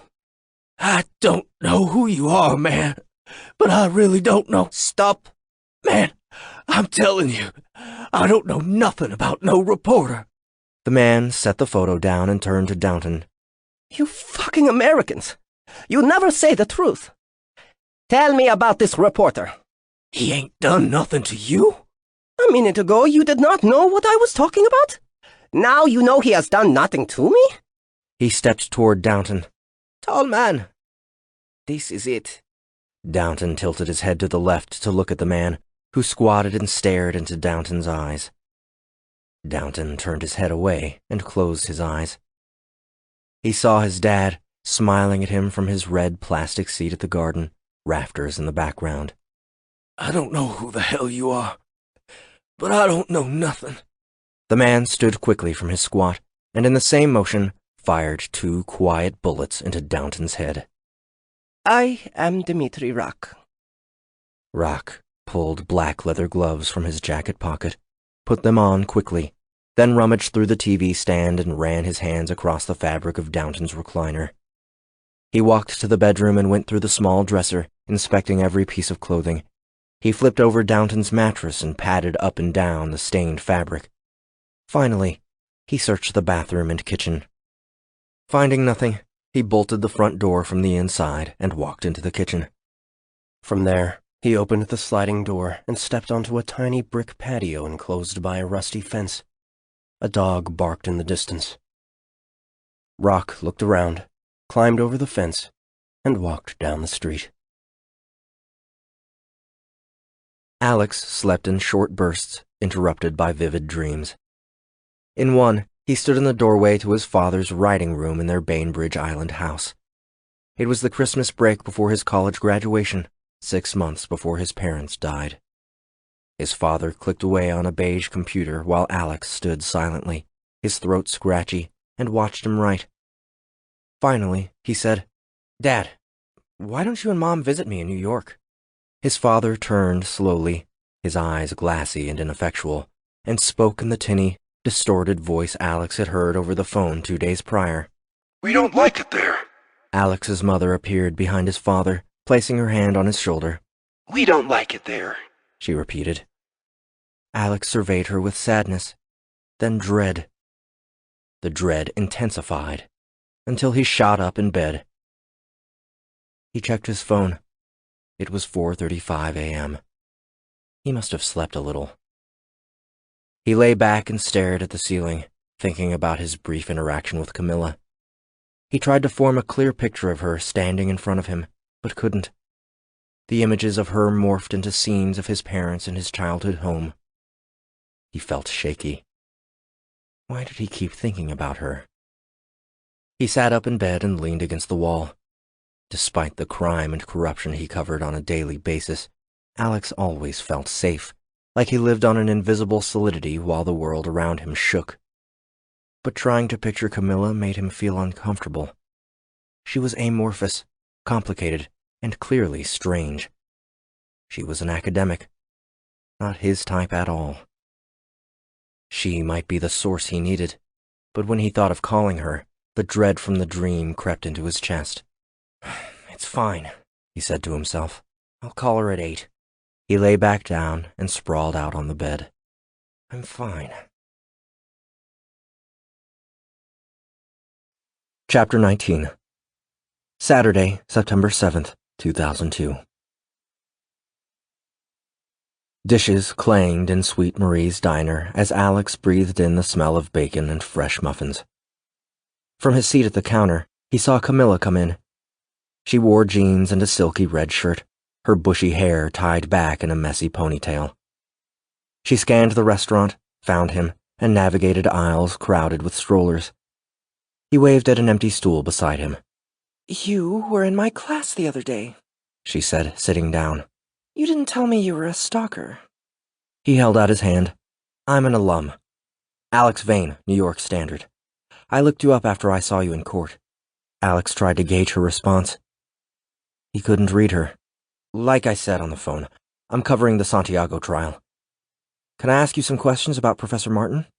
"Sure, but I don't know anything about John's death, and I won't be in the paper. I know how it works, and I'm only willing to be interviewed on deep background. Also, you're buying breakfast." "Deal. How well did you know him?" "I knew him a bit." "That's it?" "What do you want to hear?" "Well, guys like me have been trying to find his reclusive ex-girlfriend for a long time. Are you her?" A waiter appeared from the kitchen and asked for their orders. Camila ordered a vanilla latte, a croissant with butter, and a side of bacon. Alex ordered a 6-egg white omelet with spinach and 2 shots of espresso over ice. Camila studied him as he ordered. "Keeping it tight for TV?" she asked, smiling. "I get students in my classes every year who plan on putting in a few years at a paper before breaking into TV. Some have connections at a station, others land a couple big stories in print and make the transition. You've got that I need to be seen look about you." Alex was stunned and a little hurt. She continued. "You know, pretend to be a journalist when what you really want to be is an entertainer. Maybe one of those guys who pontificates about trials on a multi-box talking heads show? Do I have it right?" "Maybe there's something to that. I've been looking into TV jobs, but I do have a job to do now. A reporting job. So, can I ask you about Martin?" The waiter put down the croissant and coffees. Camila reached for the croissant and took a bite as Alex sipped his iced espresso and turned to speak. Before he could, she said, "So why switch to TV?" "I don't know. I mean, I don't think there's anything wrong with wanting to move into the form of journalism people actually consume." Camila laughed and spat out croissant flakes. "You just called TV a form of journalism." She took a long sip of her latte. "Come on, you want to be famous. It's okay. So do half the people in the city." Alex raised his voice. "You seem to know a lot about me for someone who's known me for 5 minutes. So let me ask you this. Why hide away in academia? I saw in your bio that you were only a real journalist for about a week." "Touché," she said. She took another big bite and spoke through a sprinkling of crumbs. "So, why do you want to interview me anyway?" "Way to change the subject. I'm doing a feature on the murder for next week's Sunday edition, just trying to get a better sense of Martin's life. I saw you at the trial. How'd you know him?" "We had sex for a while. Maybe a year." The waiter put down the omelet. Picking up his fork, Alex said, "I think they call that a relationship." "Yes. It was actually fairly sweet." "What was he like?" "What do you have on him?" Alex took a bite of his omelet and pulled his thin notebook from his bag. He pretended to read from notes. Taught creative writing. Finished his PhD at 40 after working at it for 10 years. Published, but not widely. Mostly short stories and a few poems in obscure literary magazines. Originally from Alabama. Attended Tulane, where he met his wife and had a daughter, who is now in her mid-20s and lives upstate. Wife divorced him while he was in graduate school. Worked at a few lesser schools before landing the NYU job. "I met his daughter once. Weren't you talking to her?" I tried. She's only talking to the Times. "Smart girl." Alex smiled. That hurts. Tell me more about him. What kind of man was he? Hardworking, but not especially gifted. John had a difficult time just getting through the day. His parents were both depressed when he was growing up. He was bright and sensitive in a household with oblivious parents. I liked his writing, and I think he was a good teacher. You'd have to talk to his students about that. But he was fragile. I've heard he was a little OCD. Those diagnoses are BS. Just a title they put on a bunch of symptoms no one understands. But he did keep everything. In file cabinets, cupboards, drawers. He kept every record of every class he ever taught. Teaching notes, old student papers. He was proud of being a professor. He had to struggle to get anywhere in life. Alex rattled the ice cubes around in his glass.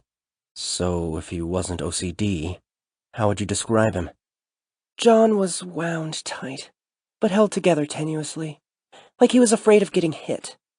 Not physically hit, just like the world would strike out at him at any moment, from any angle, like his nervous system was on high alert. You know when you feel into someone and get a sense of what it's like inside them? Alex stared at his half-empty plate. No, not really. Think of it as an internal frequency. Yours is relaxed, easy, confident. It's what comes from having an easy life, a supported life, from being tall and handsome and white and heterosexual in America. John had a rough childhood. His energy was, well, constricted. She extended her right arm over the counter and clenched her fist so tightly that her whole right side shook. She made a sharp buzzing sound between her teeth. Zzz. He felt like that. The waiter returned, and Camila ordered another croissant. So, why were you with him? Honestly, I loved him. He had a sweetness he was trying to protect. Then why did you break up? If you don't mind me asking. I think I do mind. I like you, but I'd rather not talk about that. The waiter slid the croissant down the counter. Alex stared as Camila covered it in butter and then mopped the plate with it to pick up flakes. Did you know the Santiago kid when he was a student? No, and if you're asking whether I know of any hidden motive, I don't. The police already asked. Many times. Are you sure that Martin and Santiago didn't know each other? If they knew each other, he never mentioned it to me. And you can't think of anyone else who might have had an interest in hurting Martin? No. Alex sucked on an ice cube. He could tell that, despite her bluntness when she arrived, she was comfortable with him. Just humor me. Let's say you magically found out that Santiago was innocent. God came down and told you or something. If you had to name another reason Martin was killed, what would you say? Camila stared at him for a long moment, then looked away and began to spread jam over the butter on her croissant. Before she took a bite, she said, I think you know something. Alex leaned back in his stool. No. I'm just asking as a thought experiment.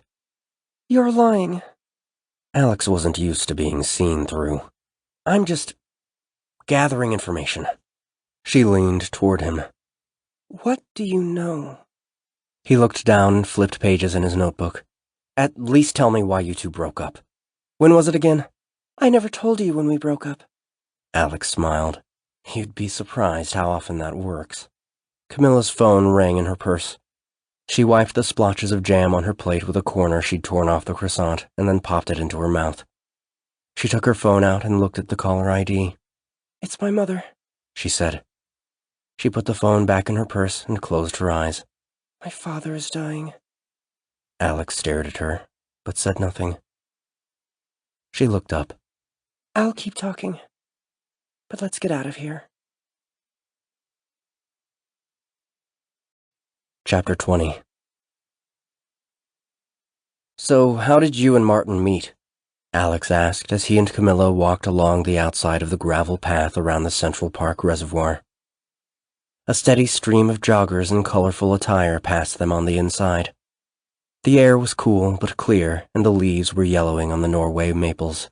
We met at a faculty luncheon sponsored by the NYU Humanities Council. The idea was to promote interdisciplinary studies. You know, if the creative writing professors know the business professors, the students will have a better chance of success. That kind of thing.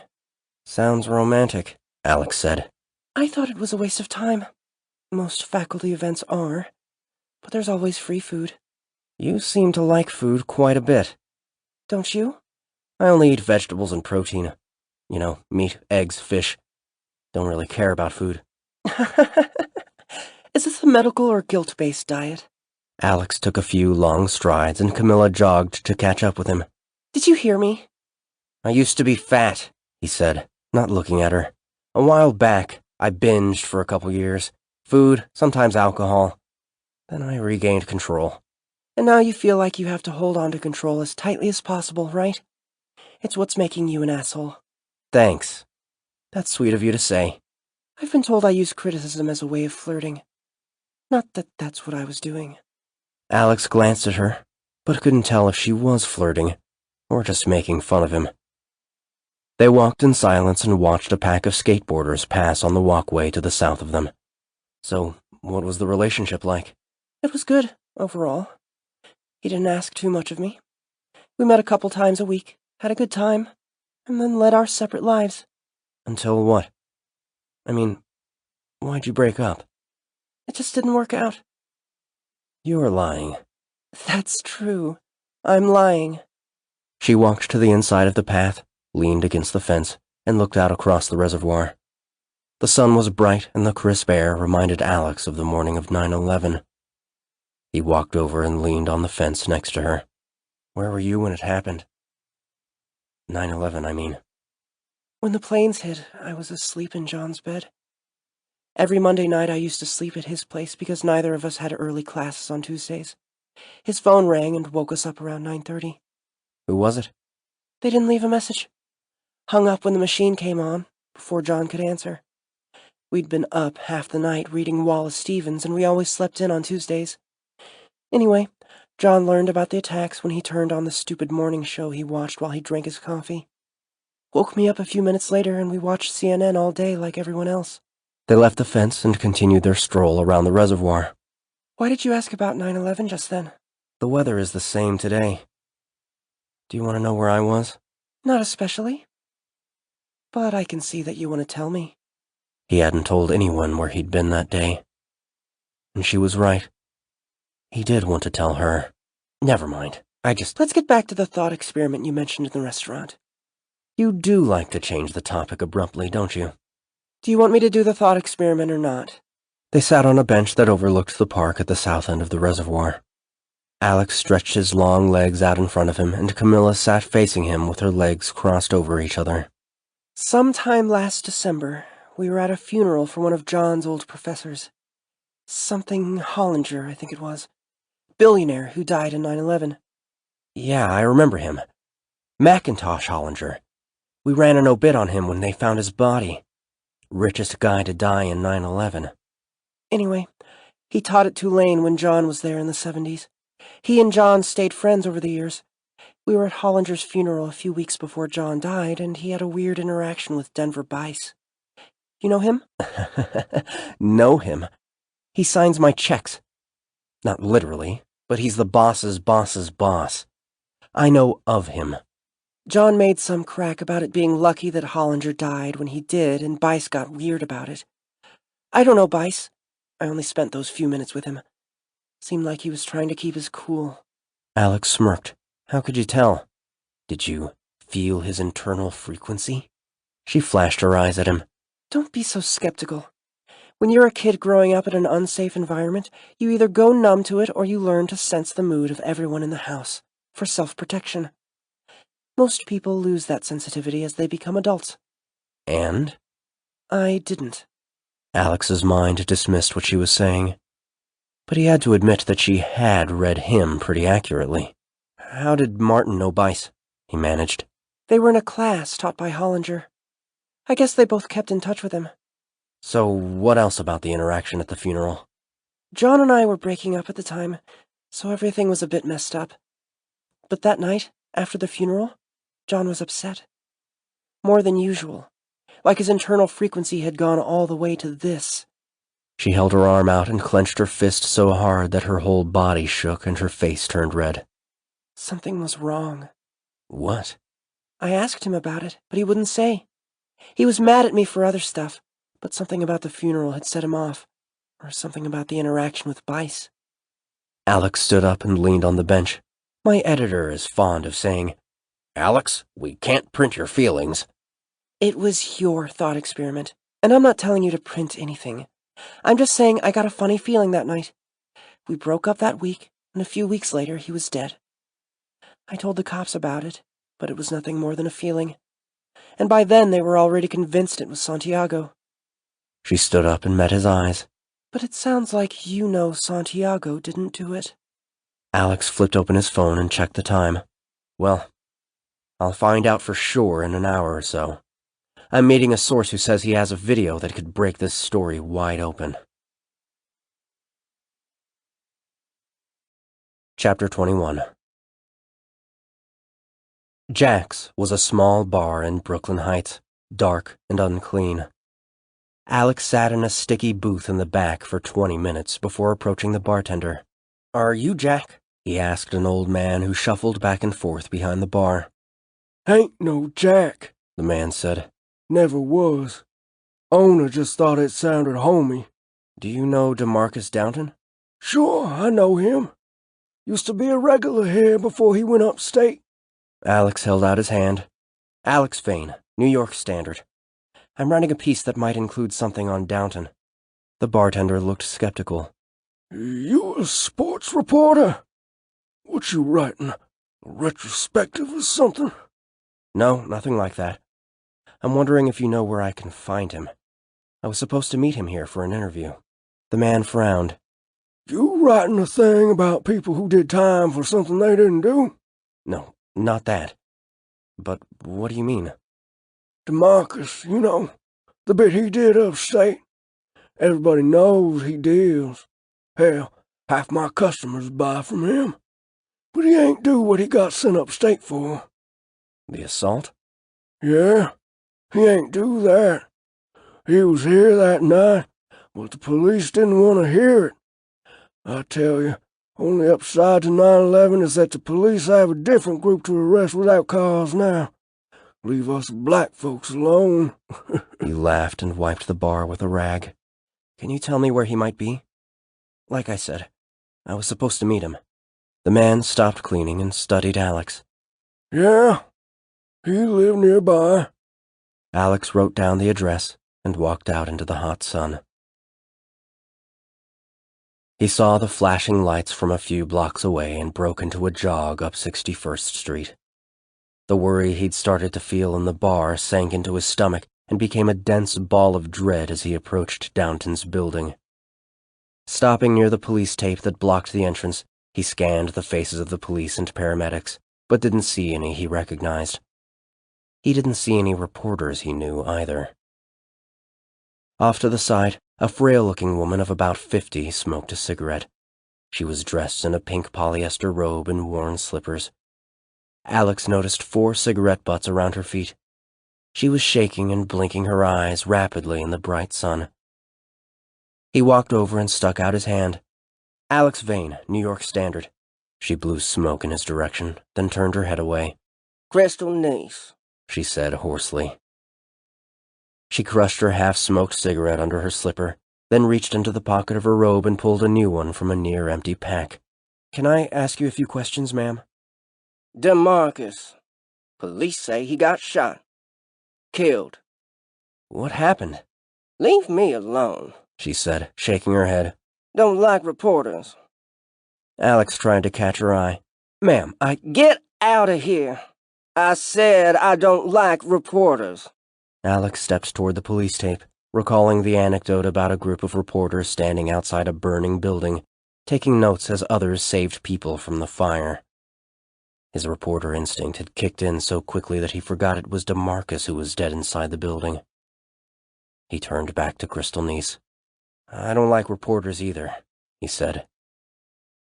At the police tape, he tried to wave down an officer and a team of paramedics as they entered the building. They ignored him.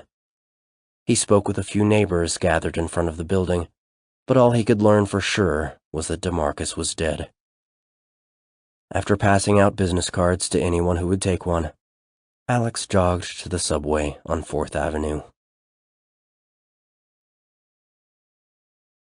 Chapter 22. Alex wedged his head under the faucet and took a long drink of cool water. He did 40 push-ups on the floor of his kitchen, drank again, then lay on the bed. He was sweating. For the first time, he realized he might be in danger. He had never been in danger before. At least he didn't think so. The closest he had come was when Bainbridge Island had been hit by a string of burglaries when he was 10. The paper had run sketches of 2 suspects, and for weeks he'd worried about the 2 men climbing through his window at night. That was the closest he'd come to danger, and it had been imaginary. His head buzzed. Maybe he should just drop the story and get out of town. But he couldn't be in any real danger. He never even saw the video. He pictured Downton sitting in the coffee shop and his eyes filled with tears. They felt cold rolling down his hot face. He wiped them away with his sleeve. He knew he didn't have time for this. His instinct was to write everything he knew. Downton's claims about the night Martin was killed, his story about the 2 cops, and his murder. He would need to find out more about Downton's murder, but he was certain that it was connected to Martin and Santiago. Putting everything out in the open felt like it would shield him from any danger. But the video... he'd need the video. Downton had mentioned that it was at his mother's house in Queens. She couldn't be too hard to find. He stood and called Baxton. "Colonel, it's Alex," he said, pacing the small apartment as he spoke. On a Saturday afternoon? Have I finally instilled a work ethic in you? "This is serious, Colonel. You know that source I talked to you about who had something on Santiago?" Yeah, the criminal. I remember. "He got killed last night. Shot in his apartment." Well, you said he was a criminal, right? What happened? "I'm not sure. No one at the scene would talk." You were there? Alex stopped pacing and stared out at the traffic on Broadway. The late afternoon sun cast a golden light on the tops of the buildings, and the street below was marked by long, irregular shadows. "Yeah. I was meeting him to get the video." You showed up, and he was dead? "Yes. Look, Colonel, you've got to do something for me." Where's this video supposed to be? "I don't know. Maybe Queens. Look, I need you to call someone to find out what happened. You still have people in the department, right? Find out what sort of gun was used, who they are looking at, and whether there is any connection to Santiago or to drugs." Your source was into drugs? What was he, a dealer or a user? Alex hesitated. "A dealer." I'll make some calls, but no one is going to go on record for this, you know. "I know. Tell them it's for informational purposes only." If I do this for you, and it turns out to be just another drug-related homicide in Brooklyn, will you drop this guy? Trial starts again Monday morning, and I need 1,000 words a day on it. "Just call me back when you get something." Alex put his phone on the desk and lay on the bed. His gaze followed the tiny cracks in the ceiling paint from one corner of the room to another as he imagined Downton, bloodied and lifeless, lying on the floor. He wondered whether he liked Downton, something he had never considered about a victim. Journalists were supposed to remain neutral, and many had to set part of themselves aside to achieve this. For Alex, neutrality came easy. Sometimes he thought he had no feelings, no opinions, nothing solid that needed to be set aside. He was an excellent reporter, but it had never occurred to him to care about what he was reporting on, the sources or the victims he covered. But Downton had been attempting to do something good, had taken a risk, and it had gotten him killed. He was relieved that Baxton was going to help him, and when his phone rang, he sprang across the room. Then he looked at the caller ID. 0000000. Taking a deep breath, he answered. "Hello?" He was not the only one who knows what happened. The voice again, deep and distorted. Metallic. "Who is this?" he managed. We have been over that. I can't tell you, but I can say that Downton was not the only one who knows what happened. Alex swallowed hard and looked at the clock on his desk. Downton's body had been discovered only a few hours ago. He's gone now. I couldn't stop it. But you need to keep looking. Alex wiped sweat from his forehead and sat on the bed. How did you know he... I mean, can you give me anything else to go on? No. But you are smart, Mr. Vane. Put your education to good use. Metalog 1. East 128th Street, New York, New York. The morning after 9/11. Sadie Green leaned over her laptop and clicked refresh. She scanned the list of the deceased, but didn't see his name. It was 8:30 a.m., still too early to call. She walked in circles around her couch, reading the headlines of the 5 newspapers spread across it again and again, then stopped in front of a long mirror on the wall. She looked tired. She had slept only 3 hours and still wore baggy Batman pajamas over her slight frame. Using her fingers like a comb, she smoothed her short brown hair. Each of the 3 TVs on the floor played a different station. On CNN, 2 talking heads debated when President Bush should visit Ground Zero. She switched to CNBC, where Denver Bice was being interviewed by a perky blonde woman. He wore a black suit with a USA pin attached to the lapel, and his hard jaw popped under the studio lights. Mr. Bice, in the weeks before the attacks, there were rumors in the business community about a possible merger between your company, Standard Media, and... Bice held up his hand. Deborah, I'm sorry. We know that American business will continue in the face of these horrific attacks. We know there will be a time for that. Right now, America needs to focus on... Sadie muted the TV. Asshole. She threw the remote on the couch and stared at 2 small picture frames on the wall. The first was black and held a piece of white linen paper on which she had typed 2 quotes in a neat, cursive font. Any dictator would admire the uniformity and obedience of the U.S. media. Noam Chomsky. Whoever controls the media controls the mind. Jim Morrison. She took down the second frame and sat on the couch. It was a letter printed on the official stationery of Hollinger Quantitative Investing. She cradled it in her small hands. December 16th, 1999. Sadie. This morning I sat at my desk and read about stocks, baseball, and fashion. May the people of the Sudan one day have the same luxury, with your help. Mac Hollinger. Sadie had begun corresponding with Hollinger while working as the executive director of Free Sudan, a not-for-profit whose mission was to set up the first independent TV station in the region. During her 2 years in Africa, she had taught English, trained would-be journalists, and tried to convince wealthy donors to pay for equipment. After 6 months of letters to Hollinger, Free Sudan had received a $300,000 donation, which she had used to train a crew to produce a local newscast with digital cameras. When she returned to New York to manage the Media Protection Organization, her first call was to Hollinger. He declined to meet with her for a few months, but she called him every week. In the summer of 2000, her persistence paid off.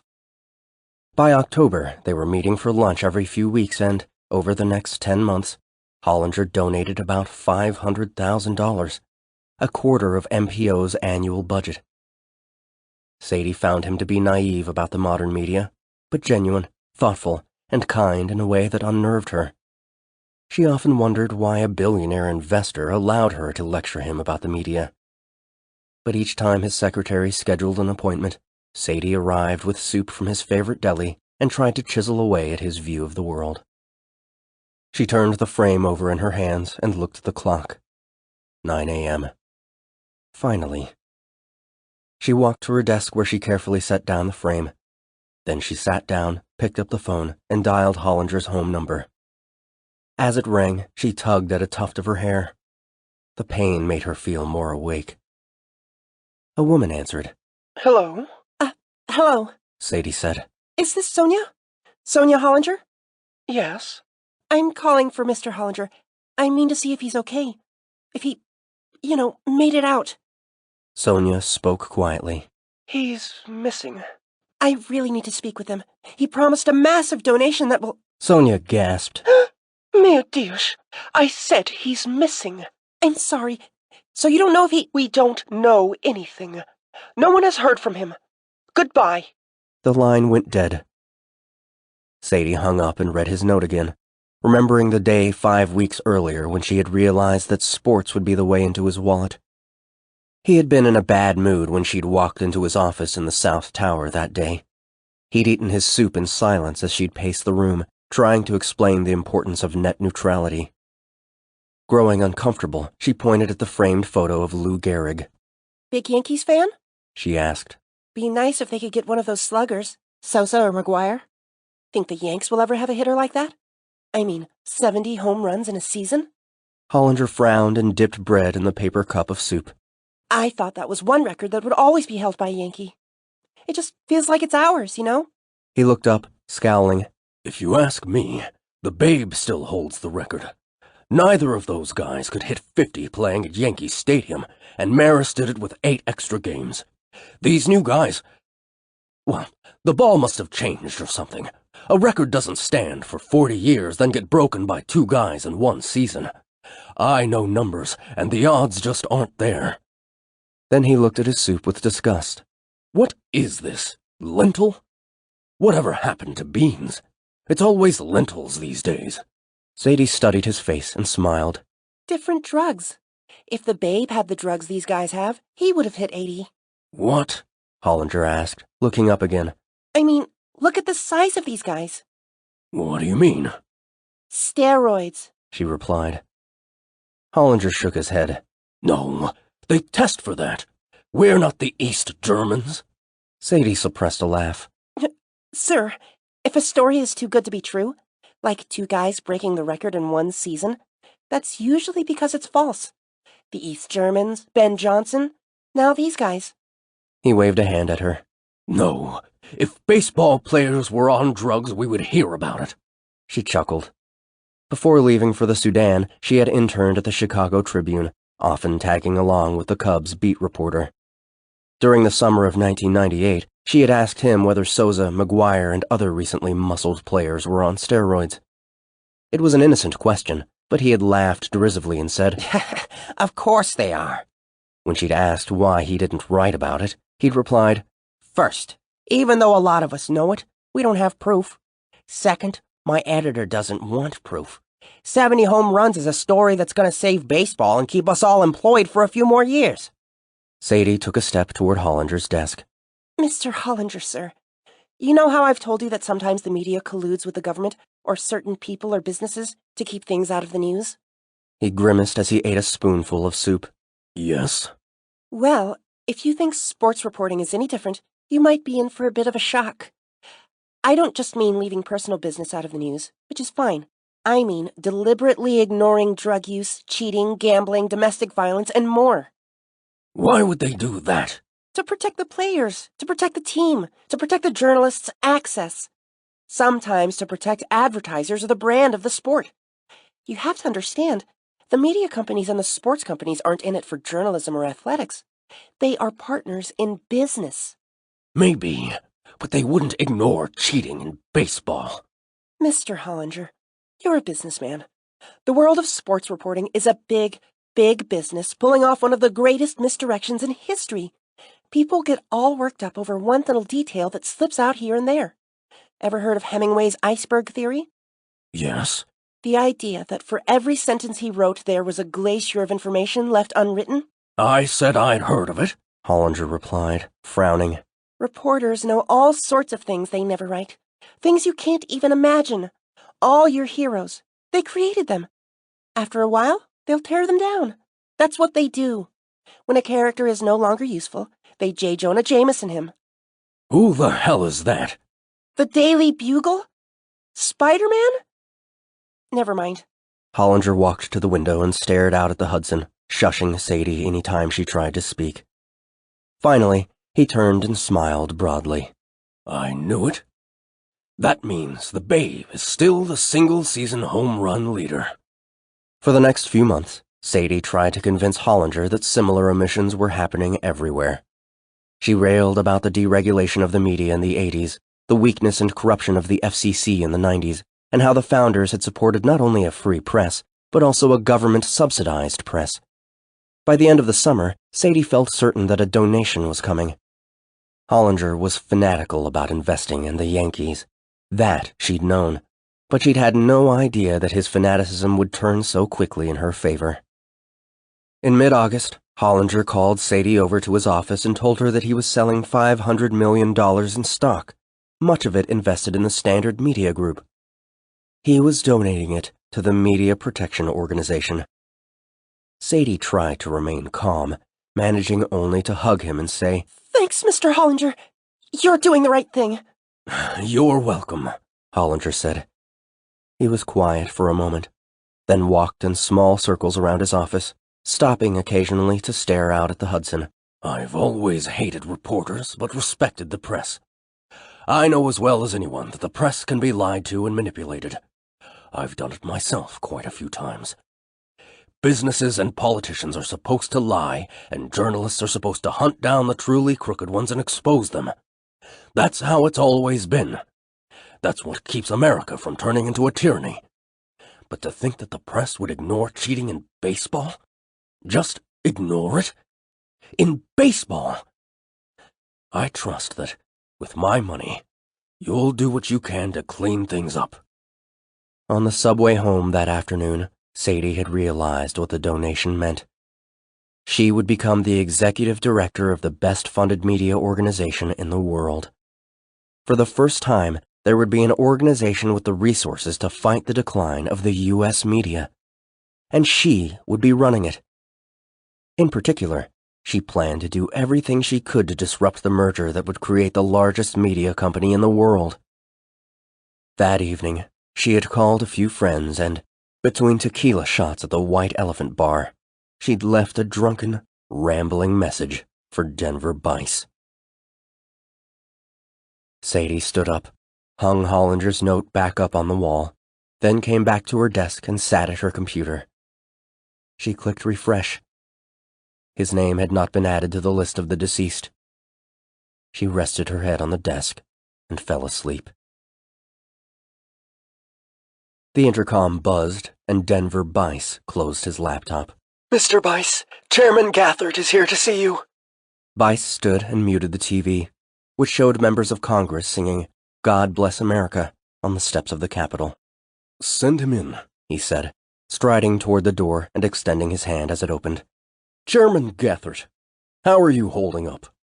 Gathert wore a blue suit and small, round glasses. He took small steps toward the couch in the center of the office and ran a hand across his bald head as he sat. Bice sat in a leather chair across from him. "Not well, Denver. I have 3 friends still missing. 1 confirmed dead. What about you?" "Just 1. Mac Hollinger. He's missing." Gathert shook his head. "I heard. It's terrible." "He was like a father to me at Tulane." "I know. I assume our editors are doing what they do, but I wanted to make sure that you're doing everything necessary to postpone the announcement." "Well, I was thinking it might still go forward. By next week we might—" Bice stood up and looked down at Gathert.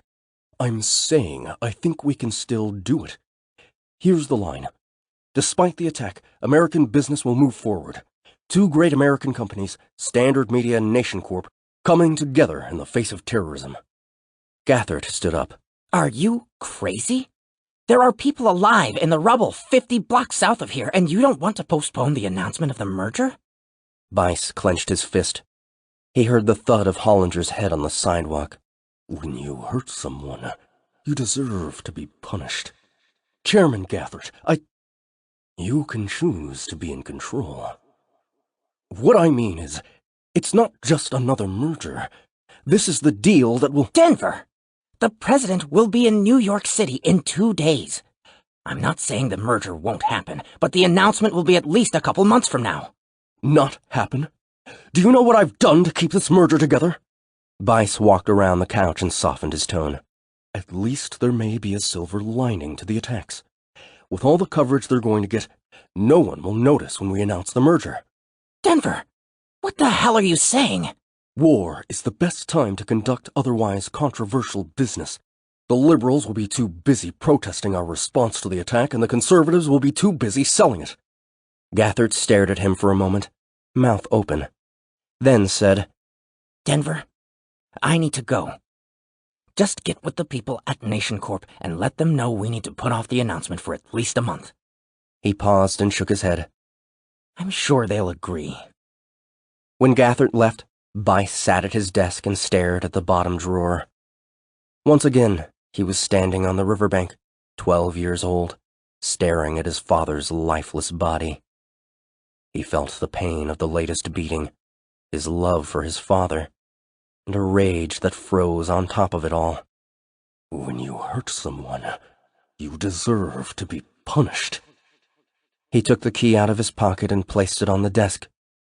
He took 5 deep breaths and looked at the drawer again. He put the key back in his pocket. A minute later, he pressed the button on his intercom. Get me the CEO of Nation Corp. We have to postpone the announcement. Part 2. Chapter 23. Monday, September 9th, 2002. At 9 a.m., the judge invited the prosecution to call its first witness.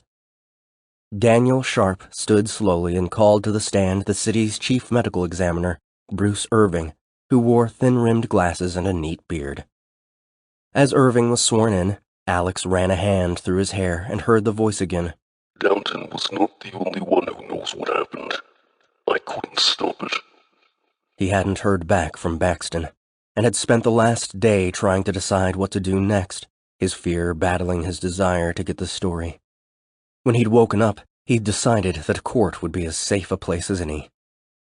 If the video was the reason Downton had been killed, the killer must know that Alex didn't have it. But he needed to get it, and he needed to find the caller. He figured that his source must be inside the police department or close to the case. How else could someone know about Downton's murder and connect it to Santiago so quickly? Alex glanced around the courtroom, looking for Camila, as Sharp asked a series of routine questions to establish Irving's expertise. He didn't see her. When he heard Sharp say, "I'd like to ask you a few questions about a drug called fentanyl," Alex turned to the front of the courtroom. The series of questions took Irving 2 hours to answer and traced the history of the drug and its physiological effects. Alex knew it was a synthetic pain reliever created in 1960 and now available as a patch, a lozenge, and a lollipop, and he was bored by the time Sharp asked Irving about Martin. "And how much fentanyl does it take to kill a man of Professor Martin's size?"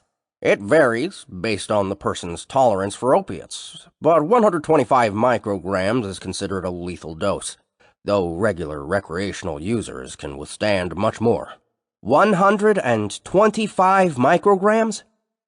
"That doesn't sound like much," Sharp said. "It's the equivalent of 5 or 6 grains of salt." "Mr. Irving, what are some of the ways you have seen fentanyl abused?" "Lots of ways.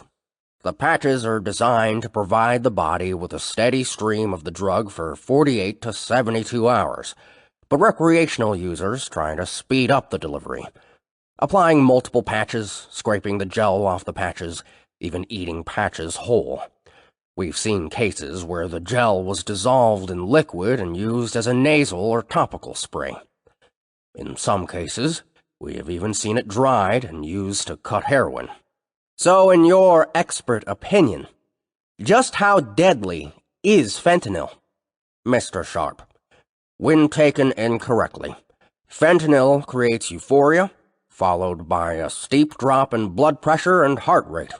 Sweating, shaking, and panic then overtake you, but your consciousness is so dulled you do nothing about it. Instead, you fall into a murky, painless sleep, then die."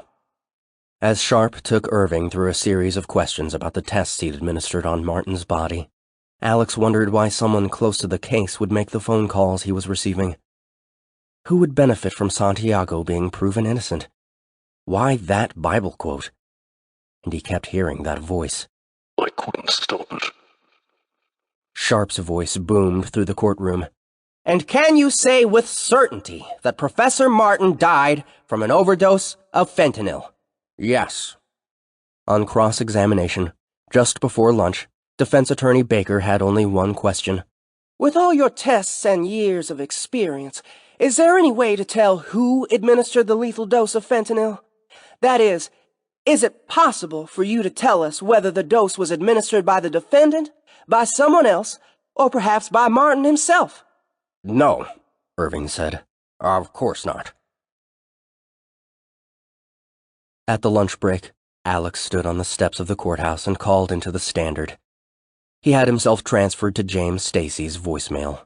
Hey, it's Alex. I need you to put together a list of everyone who would have access to Santiago's police or case file. Cops, lawyers, judges. Someone is feeding me information and I need to know who it is. I need phone numbers if you can get them. Pay special attention to anyone with a strong Christian background.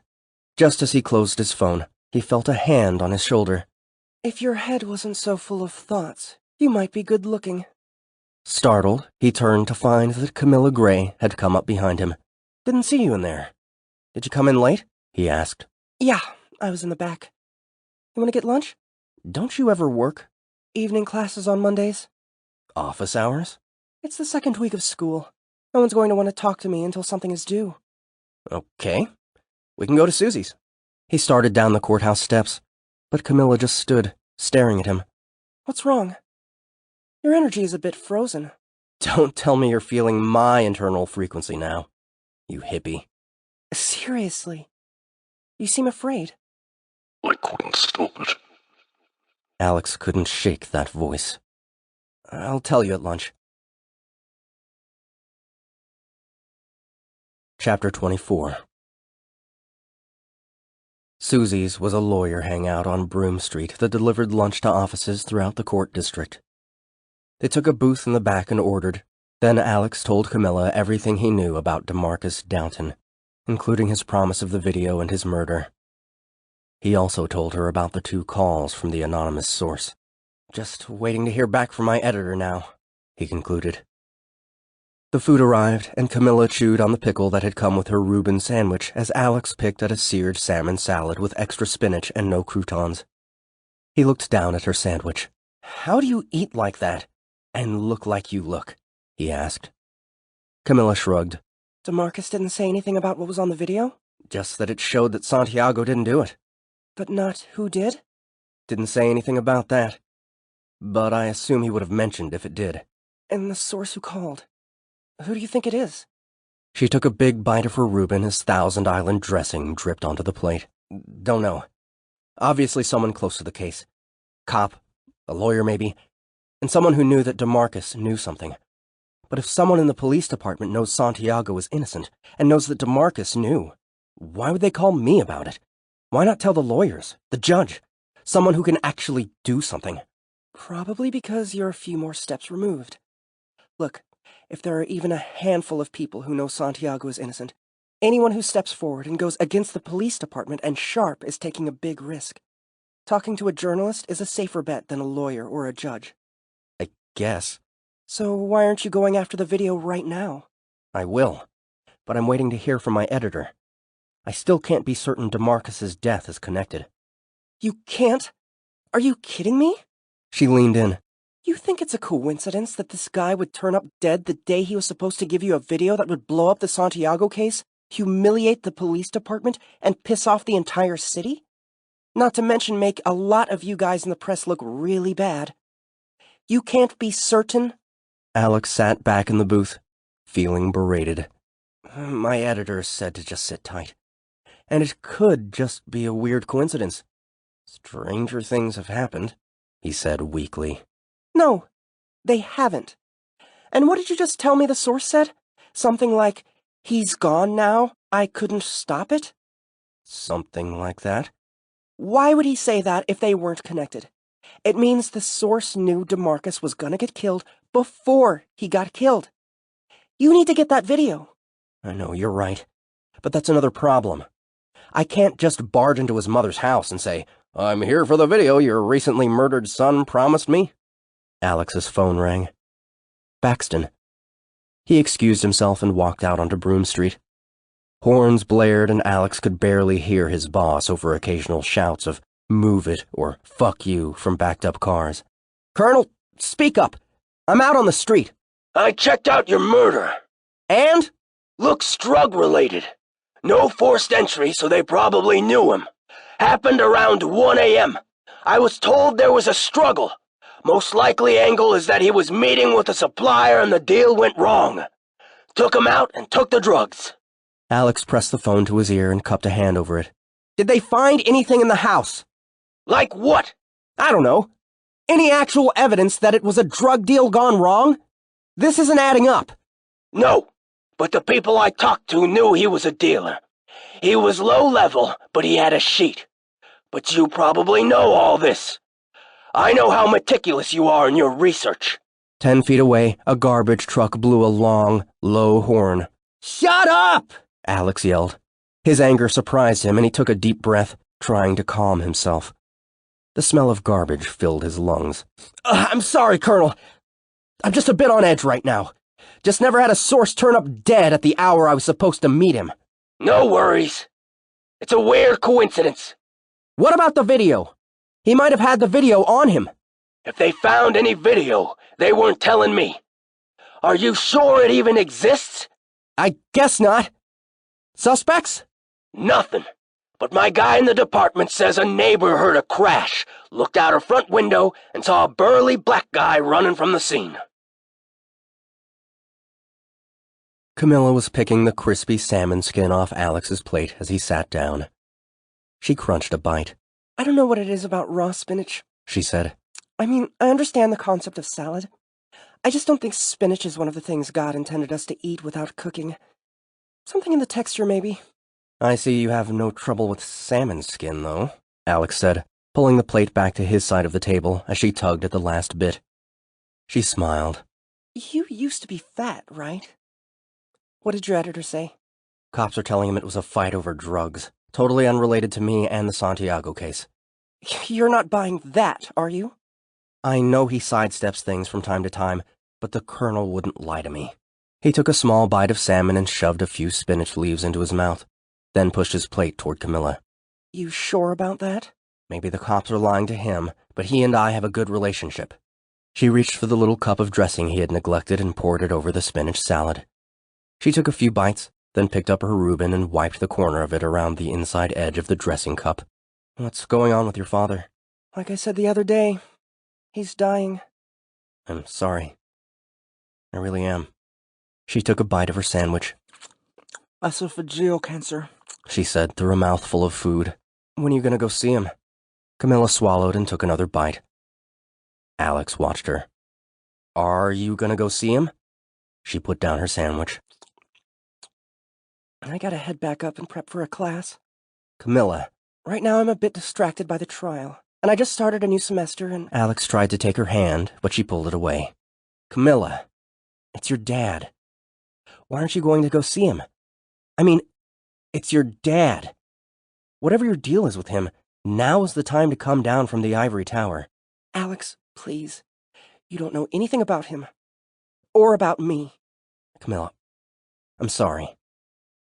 But I know what it is to lose a parent. She stood and stared down at him. Her eyes seemed to burn through him, then soften. You do?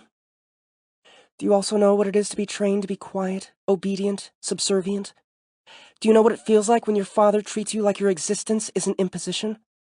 Or when he explodes in a rage and hits you because you fail to live up to his standard of female docility? Alex looked down at the table. No, I don't. Then you don't have any idea what I'm going through. I'm sorry, Alex said, looking up, but she was already walking across the restaurant. Chapter 25. Back in his apartment that evening, Alex wrote his story on the Santiago trial, emailed it to Baxton, then searched public records for an address for Demarcus's mother, Melina Downton. After a few minutes, he gave up and scanned the homepage of the New York Post. When he saw the picture of Demarcus, he rocked back in his chair and held his breath. He read the article the first time through without taking a breath, then read it again more slowly. Post exclusive. Pint-sized perpetrator slays supersized star. Brooklyn Heights. Early this morning, a shooting in an apartment in Brooklyn Heights took the life of former high school basketball star Demarcus Downton. According to an eyewitness, the killer was less than 5 feet tall. At around 1 a.m., Downton's upstairs neighbor, Crystal Neese, heard a knock on Downton's door, followed by a loud sound, quote, like someone hitting the ground, unquote. A few minutes later, she watched out her back window as a, quote, very short man, unquote, exited the victim's back door, dressed in dark jeans and a white t-shirt. She did not hear a gunshot.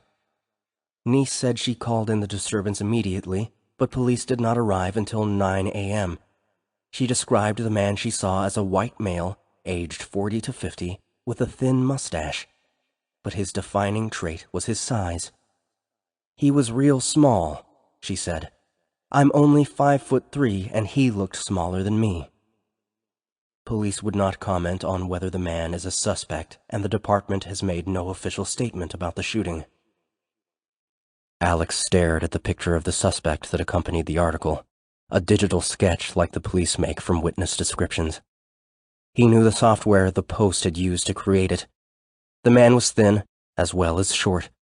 His mustache was a small, perfect rectangle, and his eyes held a digital, lifeless gaze. Alex chewed at his cuticles, thinking about what Baxton had said earlier, that the police had seen a burly black guy running from the scene. Had the colonel lied to him? Or had the police lied to the colonel? Alex hoped it was the latter. He dialed Lance Brickman. Lance did not have internet access in his Brooklyn apartment, so Alex read him the story over the phone. Then he told him Baxton's version. No way, Lance said. The colonel isn't bullshitting you this time. Maybe he would nudge you off a story, but he's not gonna lie about who's out there killing people. Then he was lied to. Or maybe the Post source is lying, but I doubt it. They paid the woman to talk. Those bastards at the Post. How does the Standard expect us to compete when the Post can pay for stories and we can't? I know. I had that woman too. I was talking to her 48 hours ago. And just because they paid their source doesn't mean it's not true. That's what I'm saying. It probably is true. How do I find out? If I was you, I wouldn't want to. Who knows what you're into here? It gets worse. I know why he was killed. There's a video. What? Alex contemplated for a moment, then told Lance Downton's story. When he finished, Lance was silent. So? You want my advice? Drop the whole thing. Pretend it never happened. I don't know if I can do that. Who the hell knows what's on that video? And if finding out could get you killed, it's just not worth it. Don't get all riled up. I can't just drop it. I need to see what's on that video. They were both quiet, until Alex said, Can you get me Downton's mother's address in Queens? I think her name is Melina, but she's not listed anywhere. Don't you have anyone in the courts or the DMV who can look her up for you? Yeah, but I don't want to involve anyone else in this right now. So you're involving me? Come on, I figured you might know her address off the top of your head. You know everyone out there. You're the man in Queens, right? I'm not the colonel, Alex. Flattery doesn't work on me. But you'll do it? I'll call you back. Alex hung up and stared at the eerie face on his screen. He wasn't sure why, but he needed to see Camila. He put his laptop in his bag along with a recording of Downton he had made at the cafe. The face hung in his mind as he walked out the door. Chapter 26. Dimitri Rock walked into Vasil's pierogi shop on 2nd Street in Williamsburg and looked around. The restaurant was empty except for an old man with thin gray hair who came out from behind the counter. We are closing now, Rock said. The man nodded. Rock turned and locked the door, then walked over to the counter and sat down on a stool. He picked up an old beige phone that sat next to a dirty cash register. The air was hot and smelled of rancid grease. 6 pork and potato, he said to the man, who then disappeared into the kitchen. Taking a piece of paper from the inside pocket of his denim jacket, Rock dialed Denver Bice. He spoke with a smooth Ukrainian accent. Mr. Bice, have you seen it? Calm down, Bice said, irritated. I'm very calm. But you are not the one with your picture on the newspaper. Things have not gone as planned. No? When we meet early in January, after the job on the professor, what did you tell me? I don't remember everything we said, but... You tell me that police are finding a suspect and they have good evidence. You tell me that your people in the police say he will be found guilty. Do you remember telling me this? I do. But we have bigger issues than... And then, when you learned that a man might have a video, the black man, do you remember what you tell me then? Yes. I told you that he must be taken care of and that this would end the matter. Rock pounded the counter with his right fist. Well, it was not the end, was it? Now we have a reporter and a woman, and who knows who else. And now we have my picture on the newspaper. Don't worry about the picture. Only one paper ran it, and the police haven't found anything on you. That's good. Very good. Rock smiled and turned toward the kitchen. The old man emerged and set down a paper plate of greasy pierogies and a bowl of yogurt sauce. The grease bled through the paper onto the cracked linoleum counter. Rock dipped a pierogi in yogurt and moved it to his mouth. Have you ever had pierogies? He asked as he took a bite. No. Very good. You try mine sometime. He spoke through his food, crumbs of pork and flecks of grease sticking to his mustache. I don't know. Maybe. Rock put the pierogi down. We both have made mistakes here. If you are right this time, we have 2 more to deal with. You pay the regular price? I'll pay the regular price, but I don't want Alex Vane killed. The girl? I don't care. Why not kill them both? Make sure they do not have a copy of that video. Hurt him if you need to. Mr. Bice, do you know how sensitive the flesh under a fingernail is? What? If the black man gave them the video, they will give it to me. He picked the pierogi back up, dipped it in the yogurt, and stuffed it into his mouth. That's fine. Just make sure he lives. What for? Rock asked. But the line was dead. Chapter 27. Camila was on stage when Alex slipped in a side door and sat in the back row. She paced for a minute, then stopped to point at a graph of major media conglomerates on a projector screen. If any of you end up working in the media, she said, you will probably work for one of these 6 companies. In 1982, it was 50 companies. In 1962, hundreds of companies. We have gone from hundreds to 6 in the last 40 years. Now, there are some smaller, independent ones, but these 6 produce 90% of the news, TV, music, movies, and so on. She surveyed the class and pointed at a lanky boy in the front row. Where are you from? Me? Green Bay? Good. Green Bay. Up until 1980, a company based in Green Bay owned the major paper there, the Press-Gazette. For 100 years, it had been locally owned and controlled.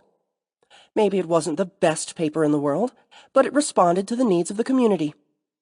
In 1980, Gannett purchased the paper. Gannett is the country's largest newspaper publisher and also owns a dozen or so TV stations. Now, what effect do you think that purchase had on the Press-Gazette's news coverage? The boy raised his hand. Aren't Gannett's TV stations NBC affiliates? That would mean the paper is more liberal now because NBC is a liberal station, right? Camila smiled at him. Okay, that's a thought. Anyone else? A girl in the back with pink hair raised her hand. Made it more conservative because Gannett is a big corporation and they're, like, Republican? Camila smiled again. And that's how it happens, she said, looking down at her notes. From page 171 in the McChesney text. Policy debates focus on marginal and tangential issues because core structures and policies are off limits to criticism. Now, what does that mean? It means that we tend to think in terms of liberal and conservative, left and right. NBC is for the Democrats and Fox is for the Republicans, right? By splitting the debate this way, we give ourselves something to believe in, something to argue about, something to stand in opposition to. The fewer media options we have, the fewer voices we hear, the more we are structured by these small dichotomies. But there's a fundamental misunderstanding here, which is that the media is a reflection of reality. It's not. Imagine if 6 publicly traded companies owned 90% of restaurants. Would their main goal be our nourishment and health? Would they offer an accurate reflection of world cuisine? Or would they produce cheap food that appealed to a wide base of diners while trying to maximize profit at every moment? Alex smiled. He felt berated again, but in a way he was beginning to like. If you ate at those 6 restaurants long enough, you'd start to believe that they represented food. You'd begin to find significance in the tiny differences between them, forgetting that there is a vast world of flavors and textures beyond them. The lanky boy put up his hand. What does that have to do with Green Bay and the Press-Gazette? What happened in Green Bay, what is happening to the media, and what it does to us is much more complex than liberal or conservative. The pink-haired girl raised her hand again. But what about the internet? Isn't that bringing the diversity back? Quite possibly. And we will get into all of that. But I'm afraid class is over. As the crowd thinned, Alex made his way up the aisle and caught her eye. Sneaking in again? We have problems. We? What problems do I have? Other than all the ones I haven't told you about. Okay, I guess I have problems, and I'd like your help. Camila watched the last of the students file out. Talk, she said. Alex told her about the story in the Post and his conversation with Lance as she packed up her papers. So your editor lied to you. Does he do that often? Not that I know of. Honestly, I usually feel like I'm in charge. Camila smiled. I bet you're used to that. Alex sighed and ran a hand through his hair. This is serious. Maybe he was lied to, or maybe a witness lied to the cops. It happens. Yeah, but I already felt like he was pushing me off the story. Camila sat on the edge of the stage, leaned back on the palms of her hands, and stared at him. Alex turned away. You're not feeling into me again, are you? Just seeing what's going on. And what's going on? You're scared. You're scared and excited. He was beginning to accept the fact that she saw right through him. I don't like all this uncertainty. You still didn't tell me how I'm involved in this. It just feels like you are. They sat in silence until his phone rang. Hello? Yeah. 301 168th, apartment 3A? Got it. Thanks, Lance. Who was that? Alex smiled. Want to take a trip to Queens? I guess it's that or Des Moines. Chapter 28. Outside the journalism building, they hailed a taxi in a light, warm rain. Queens, 301 168th, Alex said to the driver. He turned to Camila. This is going to be an expensive ride. My guess is that you have extra money somewhere. Trust funder? Alex eyed a wet cigarette butt on the floor and ran his finger along a gash in the glossy plastic seat. Not really, he said. What do you mean? You seem upset. My parents were beatniks. They had a little money, but they didn't give me much. I mean, they paid for college and everything. What do you mean, were? Is that what you were talking about at lunch? They died 6 years ago. At the same time?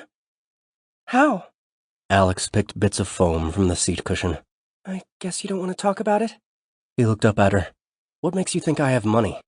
Just the way you carry yourself. You look like someone who was raised in affluence. We weren't poor, but we weren't rich either. Where are you from? Bainbridge Island, near Seattle. I was born in the West Village and we moved when I was a baby. Maybe it's all the fresh air I grew up with that makes me look rich. Plus, they did leave me a bit of money when they died. You weren't wrong about that. His leg was almost touching hers, and Alex felt an electricity surge through his knee, up his thigh, into his hip.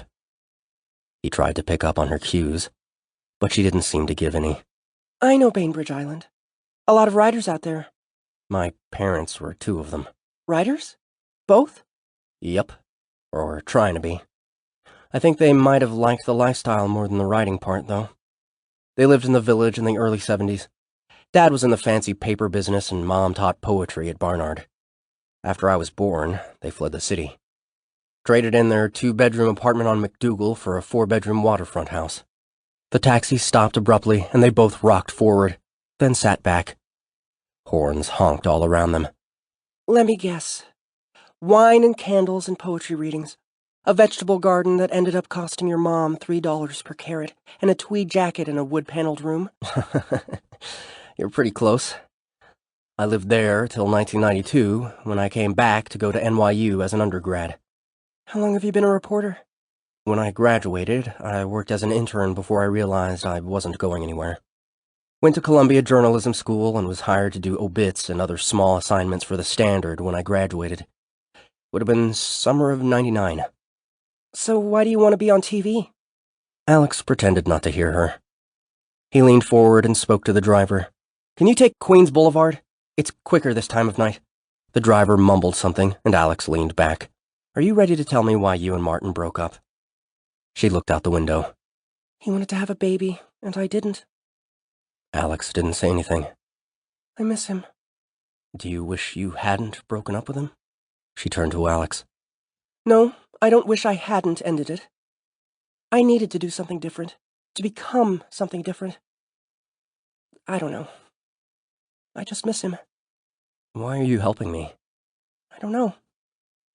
I did love Martin, and I don't want Santiago to be convicted if he didn't do it. But I don't know why I do half of what I do. I used to think I knew what I was doing, that things were under control. Now it's like I'm standing on water, but not quite sinking. Alex tried to think of a way to change the subject. He hadn't wanted the conversation to get so personal. Maybe you need therapy. You asshole! She turned abruptly and looked out the window. I don't need therapy. Most therapists need therapy more than I do. I don't need to rearrange my ideas about myself. I'm talking about things coming apart. The fabric of identity, of people, of matter. She sighed and rested her head on her knees, then sat back up. A few years ago, I wouldn't have come with you. I would have known what I was doing. But now, John is dead. I'm alone for the first time in years, and I have no idea what I am or what I'm doing. You don't know what I'm talking about, do you? I wish I did. He dug into the hole in the seat, picking at the foam. Why do you flip that coin? He asked, then immediately regretted it. Camila glared at him. You followed me? Alex said nothing. Can you turn this up?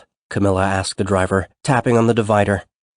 He was listening to a local radio debate about what sort of tribute the Yankees should have at their September 11th game.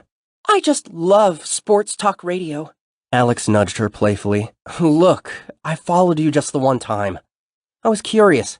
It's what I do for a living. I'm a reporter. I'm supposed to be an asshole. She looked at him with a look he didn't understand. Staring at her, he felt like he was being pulled into a blank space where he could no longer see himself, where he disappeared. He leaned away, but still felt like he was being pulled in. But you're not an asshole. Yes, I am. You're not. You're a decent guy pretending to be an asshole. Alex wanted to reach for her, but he looked out the window instead. They both went quiet as the rain pattered the metal roof. We're almost there, he said, rolling down the window. The rain was coming in fat drops, and the smells of the city wafted through the car. Camila rubbed her hands together in her lap, and Alex saw a tear roll down her cheek. She rolled down her window and reached out. I love how all the smells happen at once when it first starts to rain. Somehow the streets hold decades of smells. The taxi stopped in front of a tall, brick building. It makes me miss him. What? The rain? Yeah. And the smells. Why? I don't know. You really think I'm not an asshole? Yeah. I mean, no. You're not. Chapter 29. The door to the apartment building was closing slowly, but Alex reached out to grab it before it latched. It was quiet in the stairwell as they climbed to the 3rd floor. It feels like no one lives here, Camila said. There are no smells. Probably a gentrification building. They're trying to clear them out so the owners can renovate and attract people like us to live here. You know, young professionals. In my building, each floor is a unique olfactory experience. You might get the smell of chicken on one floor, Indian spices on another. And when you get to my neighbor Charlie's floor, it's always cakes and cookies. Sometimes all the smells waft together and I feel like I've discovered some new dish from a fantasy land. Like curried chicken cookies. Alex chuckled as they came to the landing and knocked on a red door marked 3A. Let me ask the questions. And tap your feet if you think she's lying. A signal? Are you serious?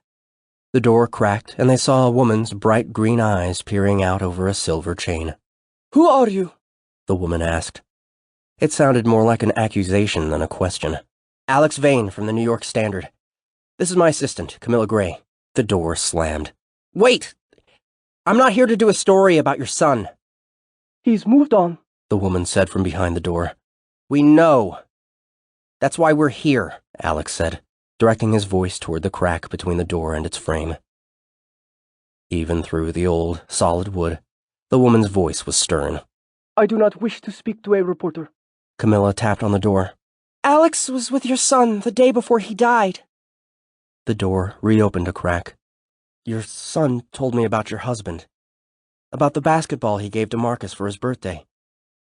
He may have left something here he wanted us to have. The door closed, and they heard the chain slide against it. As it opened, the woman blocked the doorway, and Alex thought he could see a bit of Demarcus in her. Her skin was lighter than her son's, and her black hair reached all the way down her back, but she was tall and lean and had the same long, narrow nose. She was draped in a long white sari. Melina Downton, she said. We're sorry to show up so late and to interrupt your morning. And we are so sorry about Demarcus. Melina stared at Alex and, after a moment, led them into a large living room with clean, worn-out carpeting and bright walls. Thank you, but we do not mourn. He will be cremated tomorrow and will be back again soon enough. As they sat on the couch, Camila nodded at a silver statue on a small table against the wall. Are you Tamil? She asked. The statue was about 12 inches high, a man with thick shoulders sitting cross-legged, holding a trident. Melina sat in a chair across from them. Yes, we are. You are not Hindu, are you? No, but it's beautiful. It's Shiva, she said to Alex. They heard a clicking sound and saw a child playing behind a stack of wooden blocks near the kitchen. That is my great-grandson, little Tyree, Demarcus's grandson. Demarcus never mentioned a grandson. Well, that is just like him. Demarcus never valued family. The way he spoke about you, I could tell he loved you and his father. But he never learned responsibility. This one will be different. She smiled at the boy, then turned to Alex and Camila and folded her hands in her lap. So, why are you here? Are you familiar with Eric Santiago? Melina nodded. Alex told her about his meeting with Demarcus and how he had planned to meet him the day after he was killed. He said he had a video of the night John Martin was murdered. I do not know anything about the video. Did he come by in the last week or two? Melina turned to watch Tyree in the corner. No. Camila tapped her foot and looked at Alex. Then she leaned over and tried to catch the woman's eyes. Melina, I knew the man who died in the park. I did not know your son, but I know that he was trying to help a boy who might spend the rest of his life in jail for something he didn't do. Melina looked up. I know what Demarcus was doing in the park that night, and I do not want any part of it. He has not been around here. Tyree came from the corner and curled up on Melina's lap.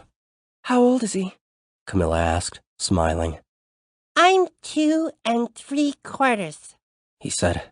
And precocious, Melina added. Camila smiled at him as Melina stroked Tyree's hair. He looked up at her. Mupati, you said not to lie. Grandpa was here. I said never to lie to a friend, to an honest man. This is a reporter. Alex laughed loudly, but when Melina shot an icy look at him, he realized she hadn't been joking. But the lady is nice, Tyree said. Melina smiled at the boy and spoke to Camila. Demarcus came by last Thursday. That's the day I first noticed him following me. He stayed for about an hour. He walked from room to room talking about basketball, the times he had played with his dad in the park. He even asked if I remembered particular games from high school. Honestly, all those games are the same to me, but he was talking about them like they had just happened. Did he take anything with him? A bag? A package? Not that I saw. Mrs. Downton, that video has to be here. What he means to say, Melina, is that Demarcus intended for us to have this video. Do you know where he might have put it? No. But you are welcome to look through his memory box.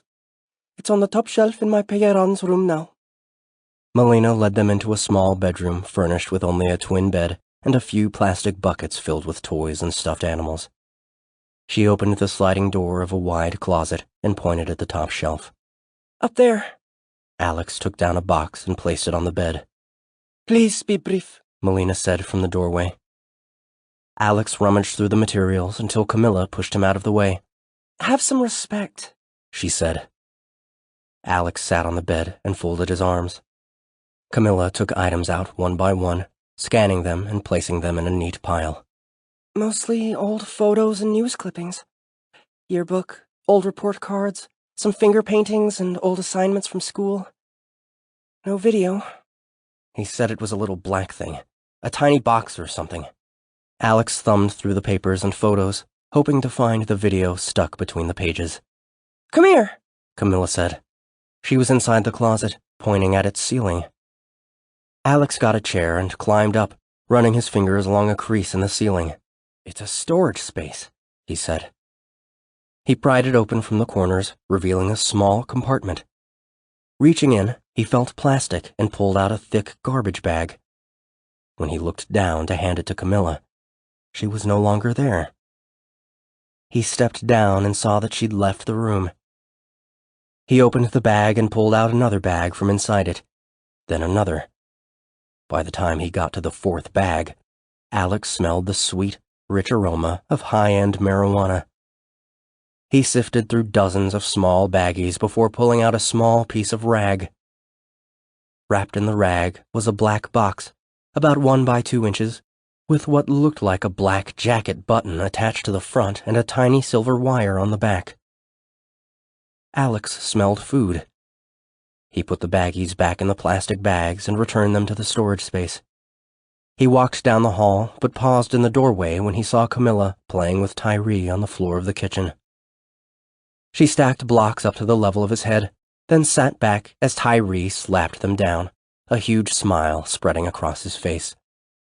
As the blocks scattered across the kitchen, Camila laughed. Hey, I was building that, she said in a deep, booming voice. Tyree laughed and gathered the blocks. Camila started building again as Alex stepped into the kitchen. Found it, he said. From the floor, Camila said, Is that turmeric, Melina? Yes. I tried to feed this one a little more traditionally. Sometimes I think Demarcus went bad because of all the food in this country. The only connection he had with Sri Lanka was that silly tattoo. Do you cook? Not much, but I do eat. What tattoo? That tattoo on his neck was a jungle fowl. National bird of Sri Lanka. Instead of living the values of his culture, he got a tattoo to represent them. That was when I knew he had become an American. She looked into the simmering pot, then at Camila. Would you like to stay for dinner? The tower was a foot above Tyree's head when he knocked down with both arms, cackling as blocks flew across the kitchen. Hey, I was building that. Camilla's laughter cut through her mock, angry voice. Looks like you're part of the family already, Alex said. Camila hugged Tyree, stood up, and walked to the stove. You asked if we wanted to stay for dinner? We really ought to be going. Melina turned toward Alex, but did not look at him. You found what you came for? I did. I found... She held up her hand. I do not wish to know anything about it. Thank you so much for the dinner offer. Yeah, Alex added, as Melina led them into the hallway. And thanks for your help. Really. You're welcome. I hope you two find whatever you're looking for. Goodbye. When she had closed the door behind them, Alex handed Camila the recorder. How do we watch it? Camila asked, burying it in her purse. Alex smiled. Ever been inside a real newsroom? Or do you just critique them for a living? Camila punched his shoulder. Alex faked a wince. They both smiled. Chapter 30. Alex and Camila scanned the dark, quiet newsroom. A fluorescent light flickered above them. The layout and design people are finalizing the paper, Alex said. Most everyone else has gone home. I hope our researcher/tech guy is still here. They found James Stacy at his desk in the corner, staring at spreadsheets on both of his giant screens. I figured you'd still be here, Alex said. He pointed at the screens. What's that? Web traffic logs. They're having me keep track of site visits, ads served, that kind of thing. James turned toward them, then lurched back in his chair. He stared at Camila with his mouth open, then turned quickly back to the screens. Don't worry, it's just a woman. She's not here to eat your soul or anything. James took a long swig of soda as he handed Alex a manila folder. Your list. It's long. 75 people. It's a big case. Alex opened the folder and looked over the 3 printed pages, stapled in the corner. James had organized the list alphabetically, by last name, with a separate column explaining each person's connection to the case. Nothing about their religions? Didn't think you were serious about that. Camila pointed at the soda can on James's desk. You drink Jolt? I used to love Jolt. I thought they'd stopped making it. James looked at her timidly. You can still get the original cans on. He cleared his throat with a giant cough. Get them online. That's awesome. All the sugar, twice the caffeine. James smiled and turned back to the screen. What do you need, Alex? I thought you turned into a pumpkin if you stayed past 4:30. Camila retrieved the recorder from her purse and dangled it in front of James's face. Do you know how to watch whatever is on there? James studied it. Why? What's on it? Anything to do with the Santiago case? Things were weird around here today. The colonel was in his office all day and a couple suits came down. Nothing's going on. Then why do you have a $1,000 surveillance camera, and why are you bringing it to me at 10 on a Monday night? Can you help me or not? James opened a desk drawer and pulled out a box of wires and connectors. He tossed cable after cable onto his desk before finding a thin white wire. He connected it to the silver wire on the recorder, then connected the other end of the white wire to his computer. He opened a program called Video Codec 5 on the large screen on the left side of his desk. He stood up. I suppose you want me to leave? I promise I'll explain at some point. I need to get another soda anyway, James said, walking away. Camila sat in James's chair. Alex leaned over her and pressed play. The video was dark and grainy and showed the fountain in the center of Washington Square Park. Damn, no audio, Alex said, but there's a timestamp. Scroll forward.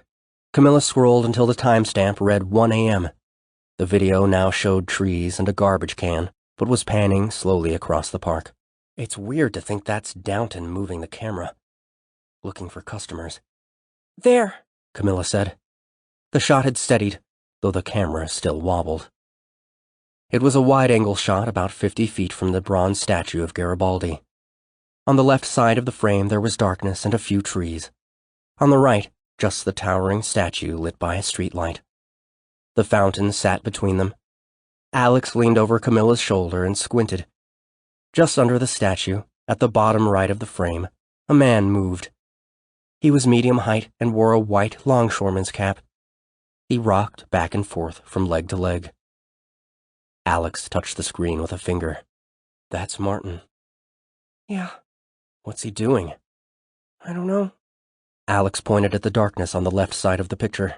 That's the path that leads in and out of the park. After a few minutes, a figure appeared and walked past the statue and toward the camera. Alex recognized Santiago right away. He was short, and as he got closer to the camera, Alex could make out his brown hair and expressionless face. When Santiago was about 25 feet from the camera, in between the statue and the fountain, he stopped and turned around. He appeared to be staring straight at Martin. Under the statue, Martin rocked back and forth, his white hat now lower in the frame. What's Martin doing? Camila tapped on the screen. Looks like he's sick or something. Was he drunk? I don't think so. People I've talked to say that witnesses from the bar are going to say he'd only had one glass of wine. They watched in silence. Santiago stood motionless, and Martin rocked back and forth in a doubled-over curl. The camera shook slightly. Then Martin fell over. His hat hit the ground and landed about a foot from his head. Santiago took 2 quick steps toward him, then stopped. He stood for a few seconds, turned, and walked away from Martin, toward the center of the park. As Santiago neared the edge of the frame, the camera caught his face. Alex thought he saw a smile spread between the young man's pockmarked cheeks. He turned to Camila. What the hell? Chapter 31. Tuesday, September 10th, 2002. He just stood there, watching, Alex said, looking down at his plate. By just after midnight, they were sitting in the Apollo diner a couple of blocks from the newsroom. The restaurant was empty, except for a table of drunk 20-somethings and a few people reading in booths. They had watched the video 4 times and scanned the 30 minutes on either side of it, but found nothing else of interest. Camila looked at Alex's plate. I watched a show about bodybuilders once, and they eat just like you. 5-egg omelet with triple spinach and coffee. She stirred cheese into a bowl of onion soup. What are you thinking? I'm trying to figure out what to do. I could write a story or call the cops, but part of me wants to just disappear. First of all, you're not giving the video to the cops. At least not yet. She swallowed a spoonful of soup. These guys can lose a video like this even faster than a newspaper can. And if my boss lied to me about who killed Downton, I don't even want to tell him I have the video. But I have to. I can't just... He trailed off and took a sip of his coffee. Look, I know what you're thinking. And there's no conspiracy. Just a bunch of reporters and editors and owners doing their best to handle pressure exerted from every direction while making a living. It only looks like a conspiracy from the outside because the final product is so often shitty. There is no media. There are just thousands of people making millions of independent decisions, many out of fear, or just stupidity. Yeah, but... All you academics who write books about liberal bias this or Fox News that have no idea what actually goes on. Camila put her spoon down and raised her voice. But doesn't the stuff that gets left out bother you? I'm not especially political, but I think it's better to have more voices, more stories, more perspectives. People are lying to us and using us all day, every day, from every angle. Most of us are just doing our best to make a living and, if we're lucky, get some truth out. That's not exactly inspiring. You know, the Fourth Estate, safeguarding democracy and all that. She smiled, but Alex went quiet and pushed eggs around on his plate. After a moment, he said, It's a chicken and egg thing. Do people get stupid by listening to us, or do they listen to us because they're stupid? A well-informed public has never existed. We just give the people what they want. He paused. Too many people are making a living bashing journalists. I don't bash journalists. It's not your fault. None of this matters now. This is a real thing. Can you live with the way Santiago got executed in the press? The way your boss is sidestepping this story? Alex sipped his coffee. I don't know. No. I can't live with that. So what do you want to do? Alex took a bite of omelet, chewed slowly, swallowed, and looked up at her. I'm confused as hell, but I know that video directly contradicts the version we've been hearing from police and prosecutors for a year. And? Despite what you said in the taxi, which I appreciated, by the way, I am an asshole. I have to do something. What about your boss? If he lied to you about Downton... Alex finished his coffee and waved to the waitress, who came over and refilled his cup. What's your name? Alex asked her with a broad smile. Short and stocky, she wore a brown Apollo diner uniform and black rectangular glasses. Mary, she replied. And Mary, can I ask you a question? Sure. Do you consider yourself well-informed? Pretty well-informed, I guess. Do you believe what you read in the paper? Well, I guess so. And do you trust reporters? Hell no. Bunch of lying bastards, if you ask me. Alex smirked at Camila, then looked back at Mary. So, reporters are lying bastards, but you trust what you read in the paper? Guess I never really thought about it. She said, turning and walking away. Touché. So, what are you gonna do? I'll do what I do. I'll write it. What about your boss? I have to believe he's not in on it. And once he knows the video is real, he'll have to run it. Chapter 32. The newsroom was dark and quiet. The first staff wouldn't arrive until 5 a.m., and James had fallen asleep with his head on his desk. Camila watched over Alex's shoulder as he stared at the blinking cursor on the blank screen. He knew he could approach the story from one of two angles. The first was to present only the content of the video, leaving out how it was obtained. The second was to connect the video to Downton, his story about the two young cops, and his murder. But this would mean trying to track down the two cops.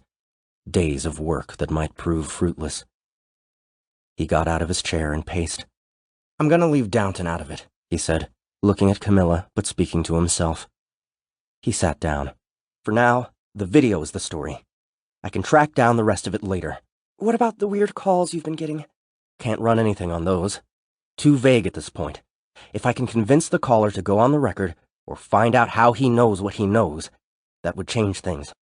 Do you know it's a him? No, but that reminds me. Alex reached for the manila folder James had given him and scanned the list. He recognized only a few of the names. He could cold call them, but doubted it would yield any results, especially at 1 a.m. He set the list aside, turned back to the computer, and started typing. Camila lay on her back on the floor and stared at the ceiling. After 20 minutes, Alex got up and did 50 push-ups. Camila rolled over on her elbows to watch him. Why do you do that? She asked, laughing. Clears my mind. You know, you might try moving your body at some point. It's that thing just below your head. He smiled at her. Hey, can you go back to James's desk, watch the video again, and find out exactly how long Santiago stood and stared at Martin? The details, huh? Yep. Alex finished writing at 2 a.m. He printed 2 copies of the story, folded one and put it in his pocket, and put the other in a folder with a sticky note. Colonel, I'll call around for police and attorney denials after 8. Do we have any partnerships with TV stations we can leak the video to? AV. He put the folder on Baxton's desk, then led Camila to a ragged couch in the corner of the newsroom. You can have it, he said. She lay down on the worn upholstery, and Alex lay on the carpet. You write well, and quickly, she said, yawning. His whole body was tired, and he felt it melt into the floor as he stretched his legs. That's the first nice thing you've said to me. Camila yawned again and rolled over, burying her head in the cushions. Unless we count when I said you're not an asshole. Yeah, unless we count that. Good night. After a minute, Alex said, "Camila, what do you think my boss will do with my story?" Camila? She was already asleep. Chapter 33.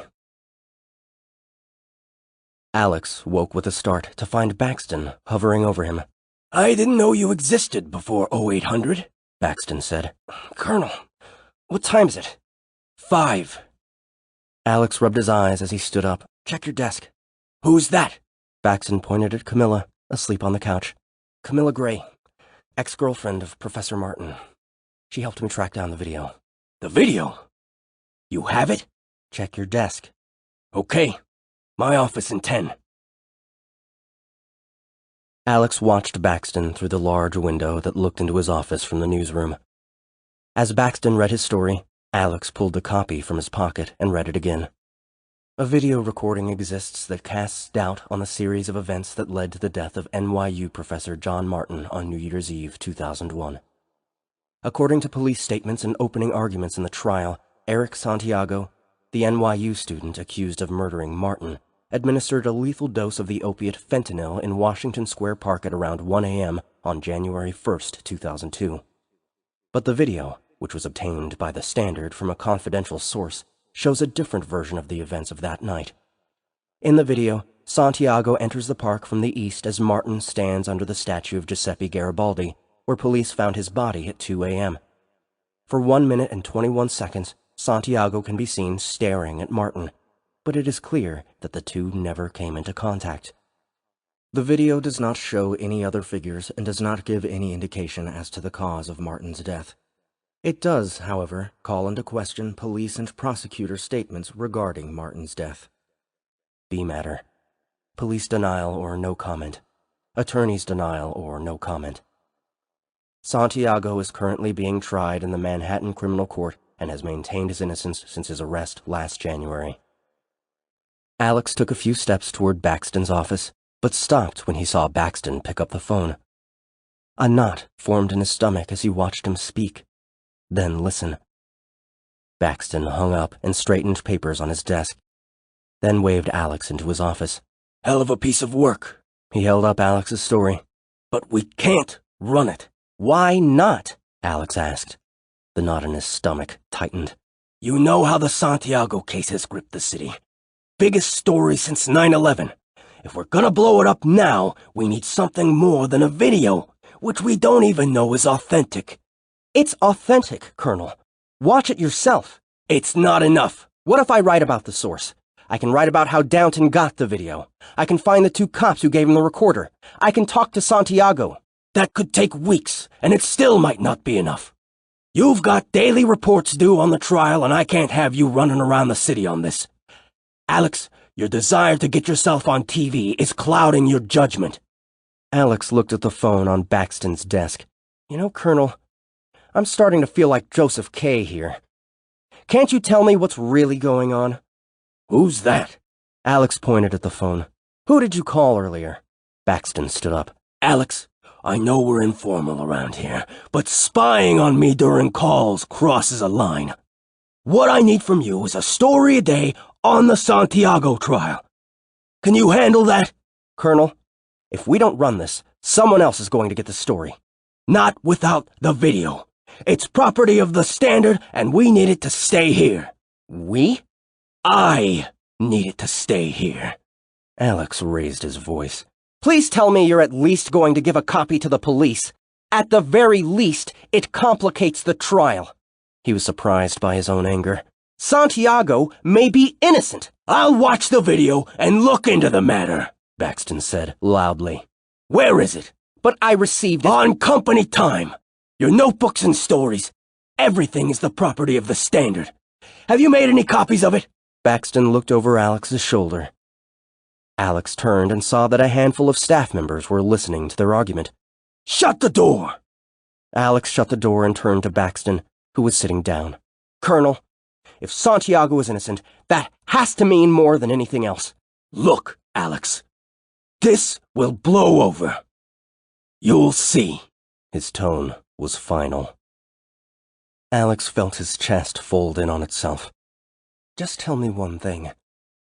When you said that a witness had seen a large black man fleeing the scene after Demarcus was killed, were you lying, or had the police lied to you? Baxton adjusted pencils in a coffee mug. Did you make any copies of the video? Alex dropped his head and turned to leave. No. No copies, he said weakly. I'll keep working the daily Santiago developments. James has the video. He hasn't seen it. He walked out without saying goodbye. He saw Camila from across the room and waved her toward the elevator. Alex gave the driver his address, then stared out the window as the taxi drove north along Broadway. Camila watched him. What did your boss say? Alex, talk to me. I'm such a coward. What? Why? The video. I barely even put up a fight. She put a hand on his knee. You had no choice. It's the Standard's property if you got it while reporting for them. That doesn't help. The only piece of evidence that could get Santiago off, and I barely put up a fight. The taxi turned onto 8th Avenue. Alex stared at passing shops and restaurants, cursing himself in his mind. His cell phone broke the silence as they rounded Columbus Circle. He looked down at the caller ID and froze. It's the guy again. Alex flipped open his phone and tapped the speakerphone button. Hello? He braced himself in anticipation of the voice. Martin is the end, not the beginning. Go back in time. The voice echoed in the taxi, and Alex slid the plastic divider so the driver couldn't hear. He looked at Camila and raised an eyebrow. She shrugged. Okay. I know you're going out on a limb here, but can't you be more specific? 2 people are dead, and an innocent man is about to go to prison for the rest of his life. Is there any way we can meet? We might meet at some point, but not yet. Are you an officer? I won't answer that. A lawyer? A witness? I won't answer that. Alex looked at Camila, who just stared at the phone. The voice said, You must find out why Professor Martin was killed. You must go back in time. How do I do that? You said 2 people are dead, right? Yes. There are 3.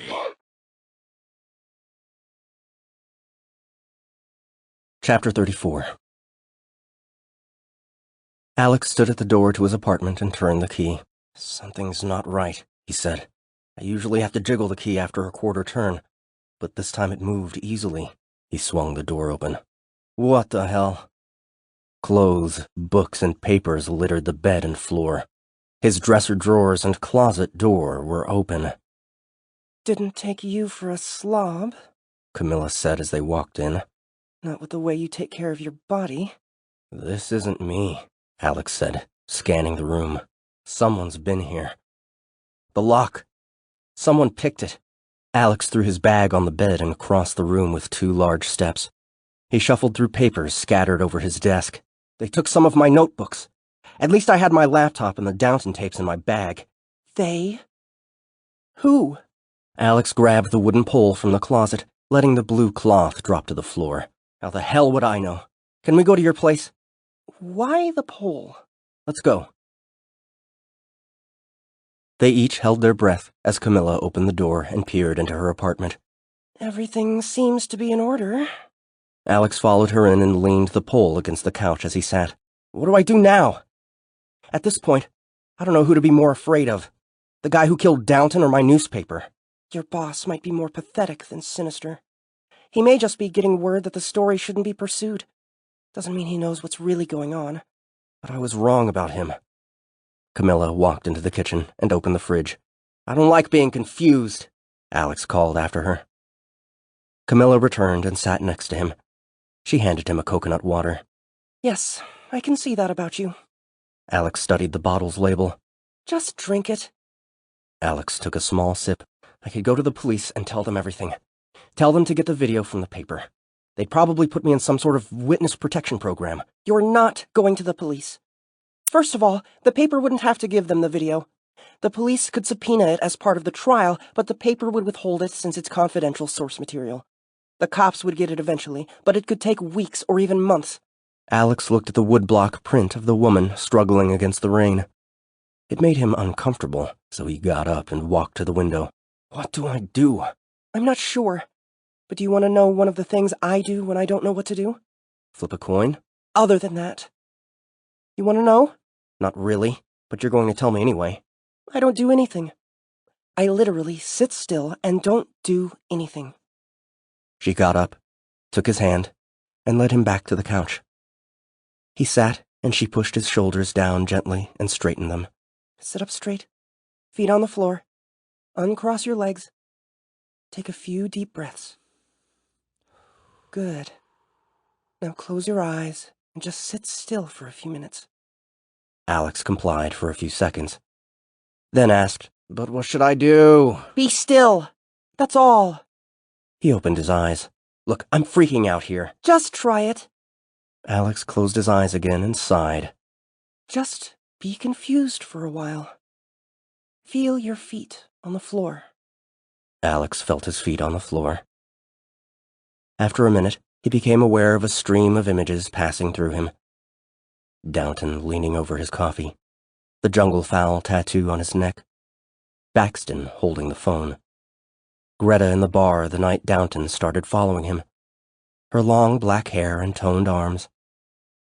Then he heard the voice, metallic and strange. There are 3. Martin's hat hitting the ground, an imagined memory of Downton playing basketball with his father. He felt a pang of sadness, but quickly dismissed it. There are 3. The look on Santiago's face as he walked away from Martin. Why the smile? Was he in on it? What a sick bastard. Then Camila, walking in the park. Her image blurred with one of his mother, standing in the park the day before his graduation. Then the smell coming through his apartment window after 9/11, sour and dusty. What was in that smell? Then back in the park with Camila. Baxton again.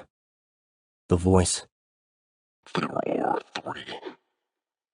A name appeared in his mind. Denver Bice. Baxton works for Denver Bice.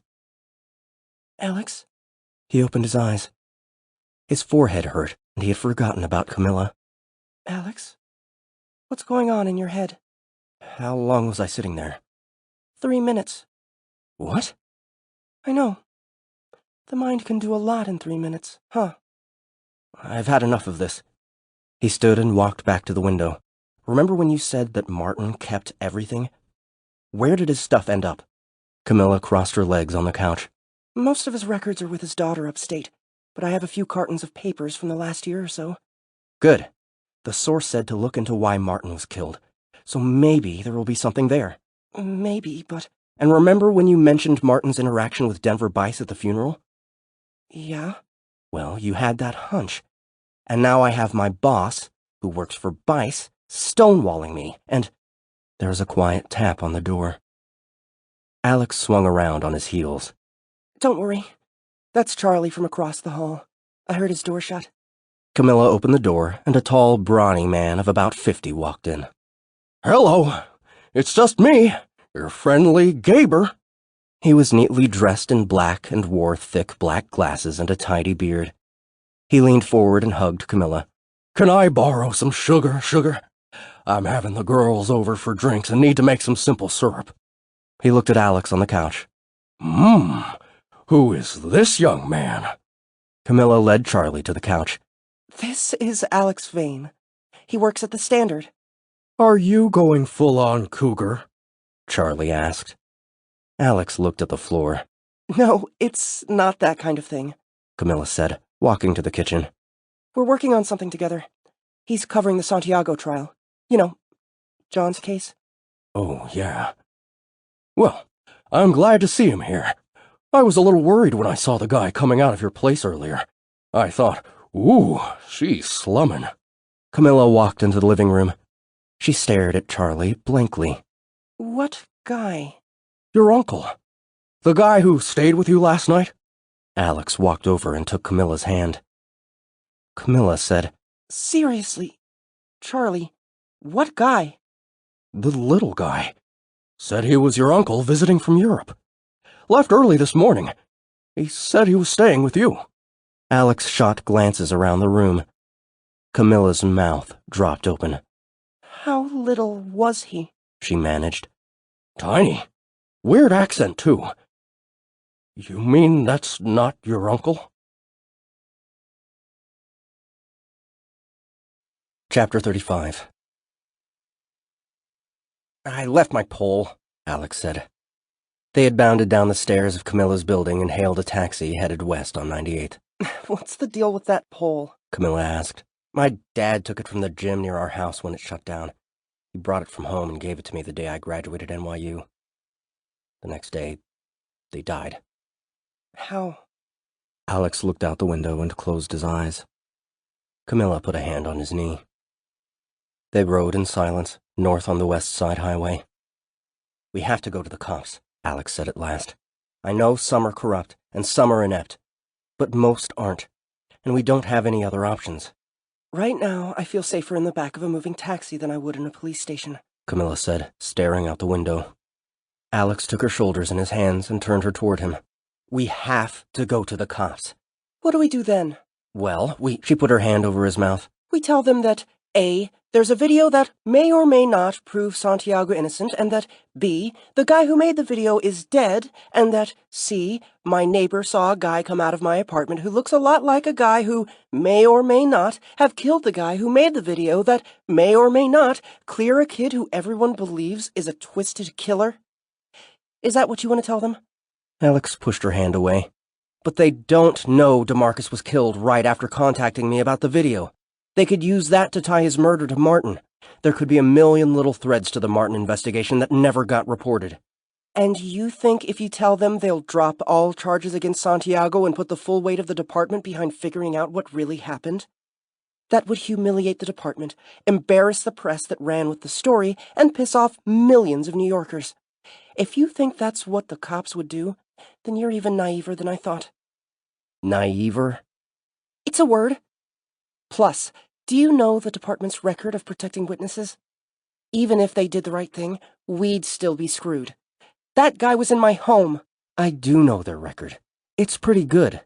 Good enough to bet your life on? Alex stared across the Hudson River at New Jersey as the taxi passed 125th Street. At the George Washington Bridge, the driver leaned back. Where we headed? He asked. Still don't know. Just head north. Bridge toll coming up in a few minutes, the driver said. Alex handed him a $10 bill and they rode in silence across the Henry Hudson Bridge. The driver looked at them in the rearview mirror. You want to take the sawmill or the Cross County Parkway? Alex dropped his head and sighed. I have an idea. On the couch you asked about Bice, right? The interaction between him and Martin is our only lead. Alex looked up. We can't talk to Bice because he runs the paper that killed my story. And Hollinger isn't around to help us. His wife is. John told me she lives in Hawaii. Kona. He talked to her at the funeral. Okay, but what good will she do us? I don't know. But where else can we turn? Alex shrugged. How much money do you have? I have enough saved up to buy us a couple weeks. But what's the plan? Camila tapped on the glass divider and spoke to the driver. Cross County to 95 East. Chapter 36. The captain's voice jolted Alex as it echoed, metallic and scratchy, through the cabin. At the present time, we are experiencing significant precipitation, which may delay our anticipated takeoff time by at least 20 minutes or more. Alex slid his laptop bag under the seat in front of him. Why not just say it's raining so the flight is delayed? Camila laughed. We will be heading to Kona, Hawaii today with a layover in San Francisco. So if one of these two cities is not in your travel plans, please let a flight attendant know. Politics, lawyers, and television happened, she said, moving into the aisle to make way for a large man in a tight suit who was pointing at the window seat. Alex swung his legs into her seat to let the man pass. How did I get stuck in the middle anyway? He asked Camila as the man lifted up the armrest and wedged himself into the window seat. Sorry, the man said. Heading all the way to Kona? Alex asked, trying to sound like a flight attendant. Or is SFO your final destination? Kona? Alex tried to pull the armrest down, but it stuck on the man's shoulder. Sorry, the man said again, putting on headphones and leaning against the window. Camila sat, and Alex scrunched as close to her as he could. I'm still pissed at myself. Why? I can't believe I left that video with Baxton. He's not going to get it out there. The trial will go on like nothing has changed. And I can't believe I'm about to fly across the country. The Santiago story is the biggest of my career, and I'm bailing on it. He leaned back. I think I need to sleep. We both do. But you're not bailing on the story. You're following it. The real story isn't what's happening in court. Out of curiosity, what would you do with the video if you had it? I don't know. I just have it. I'd feel a little less crazy. Maybe there's something on it we didn't see. Maybe I'd leak it to a TV station at least. He looked at Camila and was surprised to see that she was smiling. You're in a pretty messed up place for you to be smiling right now. I mean, 3 hours ago you found out a killer was in your apartment. And what offer would you be willing to make to a beautiful woman who had the video? Would you, I don't know, give her your share of peanuts? Or steal her a bag of the animal crackers they only give to kids? Stop messing around. Camila reached into her purse and pulled out a silver USB drive. I don't know what this is exactly, but your friend James said he loaded the video onto it. Alex sat up straight and took it from her. When I put my hair up, his eyes rolled back in his head. I asked him to make a copy while you were writing. Alex smiled as the plane started moving. You trollop. You used your devastating beauty to take advantage of him. He passed the USB drive between his hands. He's a sweet guy. The captain's voice came through the cabin again. Oh, ladies and gentlemen, the precipitation has halted and we anticipate departure in 3 to 5 minutes. We are currently 4th in line, so please bring all tray tables and seat backs to their full, upright, and locked positions in preparation for our impending departure. For God's sake, Alex said in a whisper. Why can't he just say it stopped raining so we're leaving? You ever read Orwell? Chapter 37. At SFO, they bought carry-on bags, toiletries, and a few clothing items, then took a booth at a seafood restaurant so Camila could eat clam chowder from a sourdough bowl. Alex ordered 2 grilled swordfish steaks and a side of steamed vegetables. She laughed at him when the waitress left. What is that? Like 100 grams of protein and 400 calories? What are we doing? What do you mean? I mean, we need to do something besides trying to track down Sonia Hollinger. She's a long shot at best. What about your source? Alex pulled out the folder James had given him, scanned the names, then threw it on the table. I'll try some things after we eat. While they waited for the food, Alex checked his voicemail. He had 4 new messages. The first message was Baxton, and Alex immediately recognized his irritated tone. Alex, it's Tuesday at 3. Why haven't you gotten me Santiago copy? I've talked to the folks upstairs, and they are considering sending the video to the police, but they want to meet with you, so get your TV model ass in here. The second message was from James Stacy. Something's going on here. The colonel has been on the phone all day. Some suit came and asked me about helping you with whatever that file was. I played dumb. I mean, I am dumb in this case. James was breathing heavily and whispering. I didn't tell them I gave your friend a copy of the video. They didn't ask, but I didn't volunteer it. And Lance is looking for you too. James told Alex to call him at home and left his number. Alex looked at Camila. They want to meet with me. To find out how much you know? Or to kill you? Thanks. The third message was from Greta Mori. Hey, Alex. She said in a perky voice.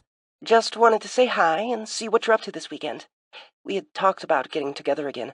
Maybe meeting at Dive Bar on Friday? I think your friend Lance wanted to flirt with me some more. Anyway, bye. Alex looked at Camila, but turned away before meeting her eyes. The fourth message, left just half an hour earlier, was Baxton again.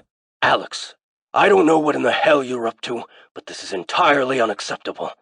I'll assume you're half dead with the flu or something, but I will only assume this until tomorrow morning at 9. He hung up without saying goodbye. The waitress brought the food, and Alex looked down at the fish. Looks dry, doesn't it? Camila said, ripping off a piece of sourdough and dunking it in the soup.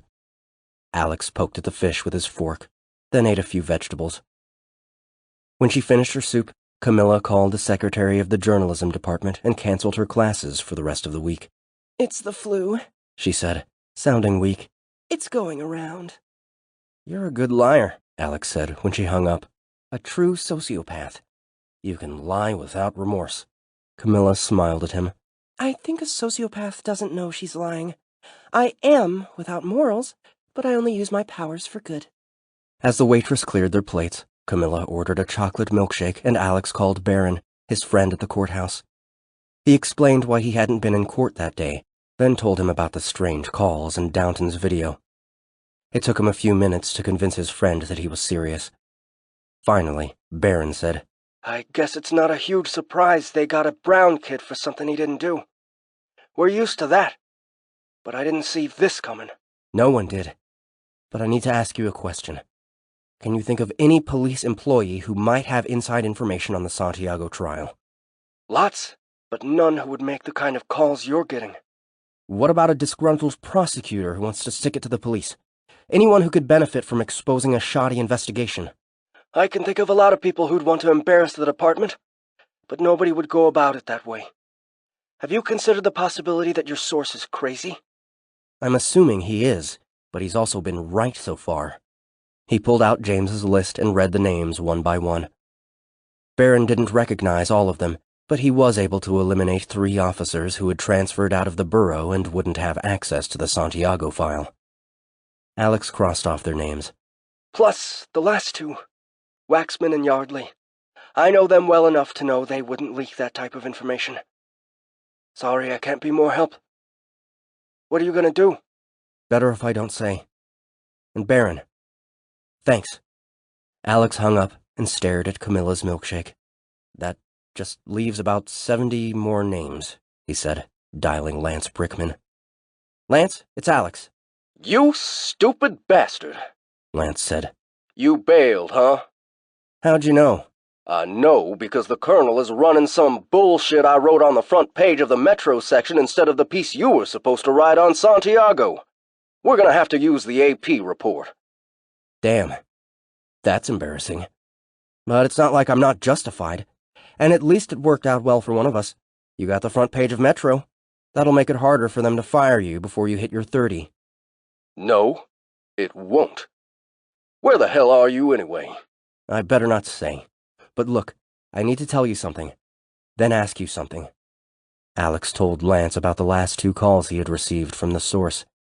It's weird, right?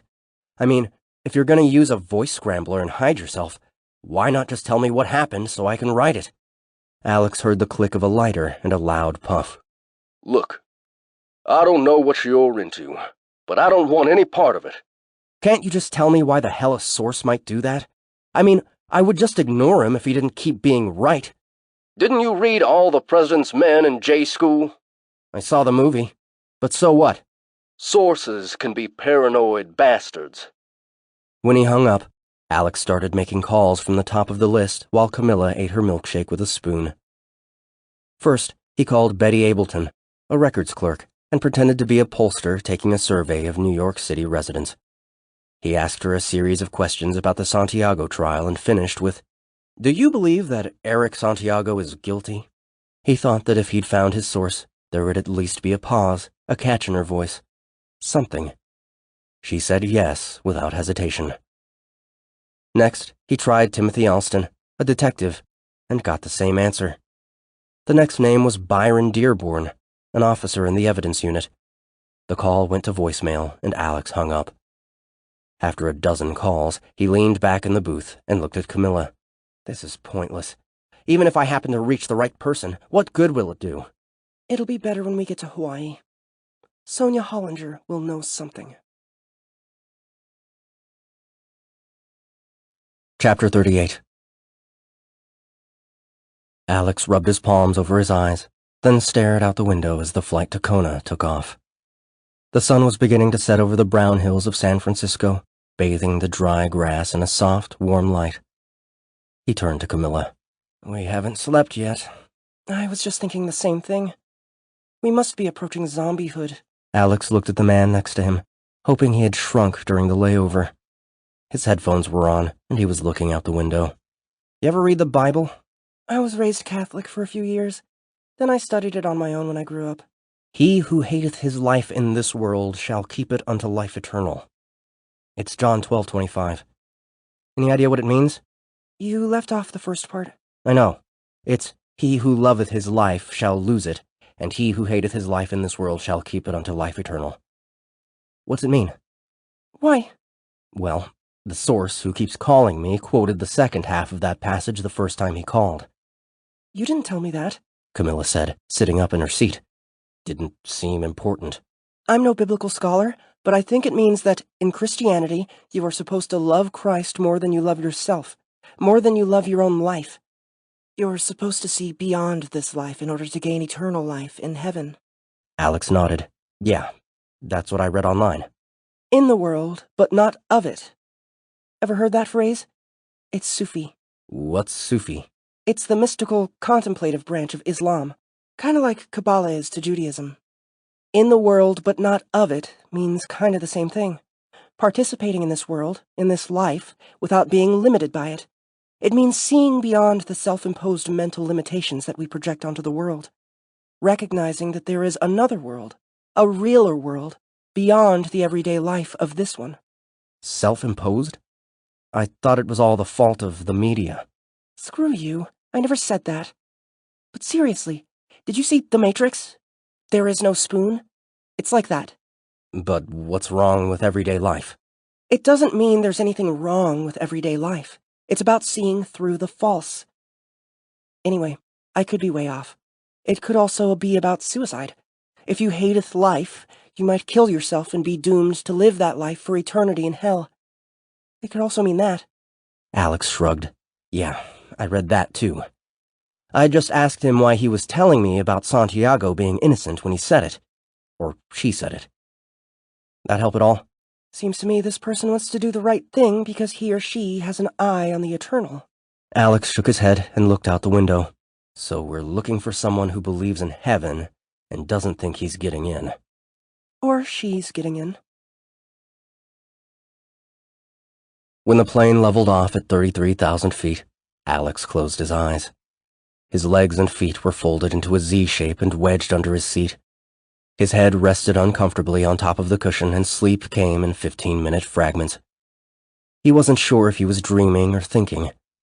First, he saw Downton walking from room to room in his mother's apartment, talking about basketball. Next, he saw him lying on the floor of his Brooklyn apartment, the man from the sketch standing over him. The plane hit a patch of turbulence. Alex's head dropped forward and bounced off the seat in front of him. He opened his eyes and felt a tenderness in his chest. He closed them again and saw Downton with his grandson, Tyree. Then he saw a grainy image of Santiago standing in the park, the dark trees waving behind him. His pockmarked face, smiling into the night, became disconnected from his body and hung in Alex's head. In the minutes before he awoke, his mind jumped back and forth between Santiago and Tyree, accompanied by a vague feeling of shame. He needed to do something. When he opened his eyes, he turned to find Camila staring at him as she popped peanuts into her mouth. What were you dreaming about? She asked. Santiago, Downton, Tyree. He was groggy. Her eyes were tender, and he thought she had probably been watching him for a while. He sat up a little. Why did Santiago just stand there for 2.5 minutes, watching him die? And then it looked like he smiled. Why would he do that? I don't know. He stared back at her, and the image of Santiago left him. His head felt relaxed, soft, and the softness expanded down his neck and met the tenderness in his chest. He thought that he would relax away into nothing. He tensed his shoulders and sat up straight. When did your parents move to the States? I just realized. You don't know what it's like being a foreigner, do you? I don't know. What's that supposed to mean? She crunched a peanut. You feel safe all the time, and you make people comfortable. You're so sure of yourself that people can make you into whatever they need you to be. He frowned, until he realized she wasn't mocking him. Well, in college, I traveled all over and felt at home everywhere I went. You're like America. I get that. That's funny. You didn't laugh. Where are your parents from, anyway? Upstate New York. They met in high school. Dad lived in New York his whole life before the move. Mom went to college somewhere else, but they never really talked about it. I think they wanted me to believe in the whole high school sweethearts thing. Or maybe they wanted to believe in the whole high school sweethearts thing. Maybe. In Iowa, we were considered foreign, even though we were white-ish. We looked different enough for people to ask where we were from, and most people thought Argentina was part of Mexico. Alex laughed and rubbed his eyes. But you weren't really raised Catholic? It's basically a Catholic country, but we weren't raised anything. My parents gave up religion soon after I was born. So why do you meditate? It's a concentration practice. But why? So I can pay closer attention to what's going on inside me. But there's a lot more going on outside you. Why not pay attention to that? It depends on what kind of action you're looking for. There's a lot going on inside, too. We just don't pay much attention to it. Some people have good reasons not to. That's true, but it's funny to hear you say that because, of all people, you seem to have the least amount of pain to avoid. Alex looked down at his lap. You mean, besides my parents dying? Yes, besides that. Sorry. The elbow of the man next to him was digging into Alex's side, so he scooted toward Camila. He looked back up and she smiled, then fished around in the bag for the last of the peanuts. As he watched her chew, he felt drawn in, and he wondered whether he was falling in love with her. Then, in an instant, he felt the floor drop out from beneath him and thought he would fall forever. He remembered the call he received when his parents died and how he'd felt when he'd received it. Blank, out of control, terrified. He felt the man's head drop onto his shoulder, and he pushed it away, still staring at Camila. Can I tell you something? Ask you something? She threw a peanut at him. In case you haven't noticed, you don't need the preliminaries and throat clearing with me. Just ask. It's just... Well, he swallowed hard. In the taxi yesterday, you said you felt like you were standing on water, but not sinking. I'm not sure how to ask this, but... What's going on with you? The flight attendant came by to collect trash, and Camila asked for another bag of peanuts. When the flight attendant left, Camila said, I've dated mostly older men. John wasn't the first. Men who are not only not of the world, but not really in it either. I have the same tendency. My whole life, I've only barely been here. My mind is here, sure, but the rest of me, not so much. The flight attendant came back with 2 bags of peanuts. Plain and honey roasted, she said. She handed them to Camila and turned abruptly. Was she mocking me? Well, your peanut consumption may put the whole airline in the red this quarter. But seriously, I get the thing about older men. But what's going on with you now? Camila passed the bags of nuts between her hands. They crinkled rhythmically and the man next to Alex squirmed. Alex put his hand over hers to stop the noise. She looked up at him. Have you ever felt bad in a way that's beyond everyday guilt? Beyond moral judgment? Beyond the little voice in your head that tells you what to do? Like something is wrong that can never be fixed? He wished he had, so he could feel what she felt. But his guilt was simpler than that. I haven't. She traced the words on the peanut package with her pinky finger. Well, it's like that. And all I can do is feel it. But why? What do you feel bad about? It started after John died. I dumped him, and 3 weeks later, he was dead. And it's my dad, too. He's dying, and I think I'm heartbroken. But all I can think about are the times he hit me. When he hit me, I walled off parts of myself for safekeeping. Other parts of me went dormant. Since John died, it's like everything I buried is slowly resurfacing. At the core, I don't feel bad about anything. I think sometimes the abouts are just stories we tell ourselves to avoid feelings that are fundamentally unbearable. Yeah. Sometimes I think I'm holding all the suffering of my parents, grandparents, and great-grandparents, like the accumulated sadness of our whole family lineage. The hard times, the abuse, even the everyday disappointments, are appearing in me, and I have to process what they couldn't. To feel what they couldn't feel. Why? I'm not sure there's a why. They sat in silence. Alex ran his hands through his hair. Finally, he said, You know how you say everything is easy for me? Well, you're kinda right about that. But sometimes, as a teenager, I would wish something terrible would happen. Like my plane would crash, or my parents would die. I didn't really want to die, or want them to die, but I wished for some tragedy, some huge event, like I wanted to be shaken awake or something. Then my parents did die, and that didn't do it. It did the opposite. Will you tell me how they died? It might help. Car crash. They visited New York for my NYU graduation and died on their way home from the airport.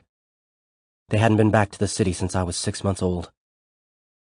They took one trip to see me, and they died. Camila nodded, but said nothing. I was sad. I mean, I'm still sad.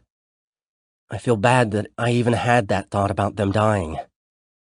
And on 9/11, I remember thinking, Maybe this is it. Maybe this will be the thing. It wasn't. 9/11 was a lot of things, but it didn't wake me from the fog either. I remember having drinks in the village with some friends a couple weeks later. I was looking around the bar, thinking, everything is the same. There we were, a mile from ground zero, and everything was the fucking same. And not just with me, but with everyone. We were the same bunch of assholes we were before the attacks. Camila opened the bag of honey-roasted peanuts and put one in his mouth. He chewed as she took his hand. Maybe this is it. Maybe this will be the thing.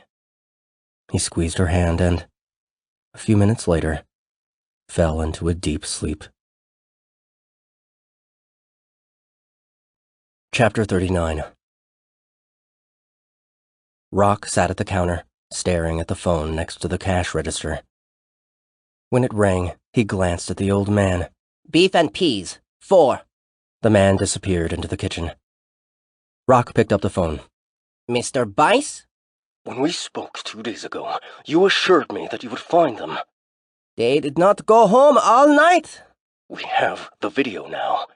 It will never come out. How do you know that they do not make a copy? We can't be sure until you find them. They are in Hawaii. Kona. Maybe I don't need to tell you, but you have a personal stake in this as well.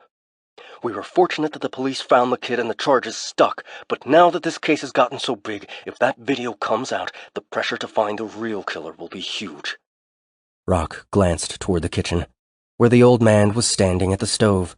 But you have not yet tell me what it is exactly. I'm not going to talk about the video. The less you know, the better. It doesn't implicate you, but it could get the kid off.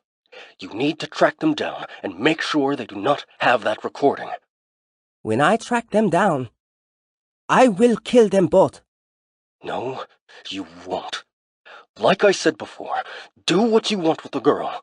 Leave Alex Vane alive. As long as he doesn't have a copy of that video, he can't hurt you. Without that video, Santiago will be convicted. Mr. Bice, I took the job on the professor as a courtesy to Smedveb. He says you are okay. Now, you will tell me how this happened, or I will hang up, kill them both, and disappear. The old man slid a paper plate down the counter and set a small bowl of yogurt next to it. Rock dunked a whole pierogi in the yogurt and popped it into his mouth. If I tell you what happened, will you do what I've asked? Rock licked tiny drops of grease off his pasty lips. You have no choice but to tell me and find out. Bice spoke in a steady monotone as Rock chewed pierogies. After 9/11, 2 cops approached Downton, the black man, the drug dealer, in Washington Square Park. They were young, dumb cops trying to make names for themselves by looking into local kids who might have Al-Qaeda ties. They wired him with a video camera. A week or 2 before you took out the professor, they were put on leave for brutality. What did they do? Roughed up an Arab, but the department covered it up. Never came out in the papers. After 9 months, they came back to the police force with a demotion. Went looking for the recorder. They found Downton, and he told them he got rid of it after they disappeared. They asked him about the night the professor was killed, and he said he didn't see anything. But they thought he was lying. Thought he knew something about the murder. And when was this? End of August. They were angry because it was an expensive camera. Real stupid guys. And how are you connecting to these real stupid guys? How did you come to know all this?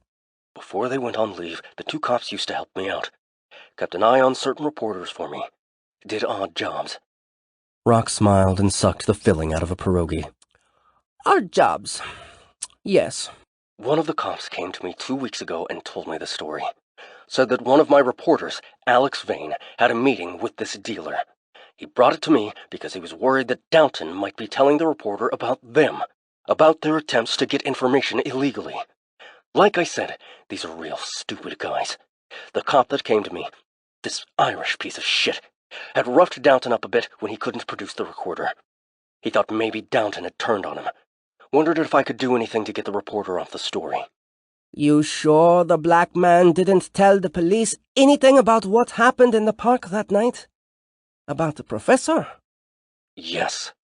And the police, this Irish piece of shit, thinks you make Downton disappear to help him? Yes, and now he owes me. Okay. I will finish the job. But, Mr. Bice, there is no reason to keep anyone alive. If the girl and the reporter saw this video, they both have to go. No. Rock nibbled the doughy edges of a pierogi. Mr. Bice, this is not about you anymore. I do not understand your business. I do not know why you want what you want. But I am not in the business of keeping people alive. I'm paying you to do as I say. I am in control. No, Mr. Bice. No one controls Rock. Keep the money. I'm going to finish this. Before Bice could answer, Rock hung up, wiped his sleeve across his mouth, and walked to the door. Chapter 40. Wednesday, September 11th, 2002. At the Kona airport, Alex and Camila stepped out of the plane into sweltering, wet air. They took the rolling staircase down to the tarmac where a young woman with curly brown hair was draping orchid leis over the heads of some of the passengers. How come we don't get one? Alex asked Camila. I think you have to be with a tour group. That orchid scent is like a shot of caffeine. I think I slept hard the last few hours. He flipped open his phone. It's past midnight back home. 1-year anniversary of 9/11. And we are definitely not in New York City anymore.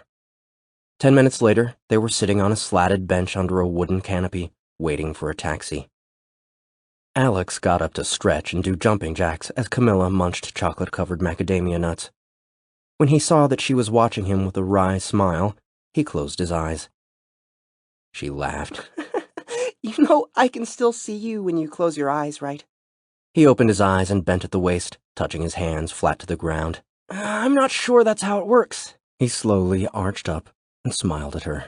I'm fairly certain that when I close my eyes, the world stops existing.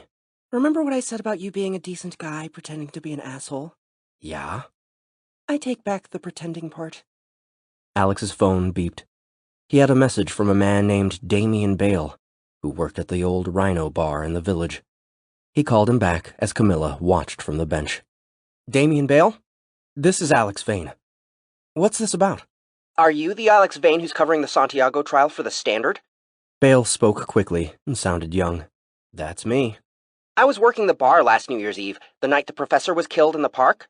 Alex could hear clinking and music in the background. Did you know him? No, but I saw him that night. He was a regular. Always came in, ate alone, seemed kind of sad and uptight. Wasn't a big drinker or a big tipper. Always had wine, usually 2 glasses, but that night he ordered a bottle and only drank a glass. Kinda sad to be drinking a $100 bottle alone on New Year's. What kind of wine did he order? Hello? You must already know the answer to that. Is this a test? Yes, it is. Chateauneuf-du-Pape, 1992. He was a Rhone guy, like the big, bold reds. I'm studying to be a sommelier, so I watch what kind of people order what kind of wine. He was a small, weak guy. Maybe the big, hearty reds made him, feel like something. So, what are you calling to tell me? Alex asked, wiping sweat from his forehead. You heard of Demarcus Downton? Some random guy who got killed in Brooklyn Heights a couple days ago? Alex coughed into the phone. Yes? Well, the Post ran a sketch of the guy who killed him. Now, I do not read the Post, but meathead guys leave it on the bar all the time. I was thumbing through it today, and I recognized the guy who killed this Downton guy. He was in the bar New Year's Eve. Wait, the guy from the sketch in the Post was in your bar? White guy, mustache, real small? I'm sure of it. Real funny looking. Strange accent. I spent a summer in the south of France and one traveling through Eastern Europe for my thesis on dessert wines. Anywho, this guy sounded European, but the accent was all jumbled together. And you think he was in your bar New Year's Eve? I don't think, okay? I know.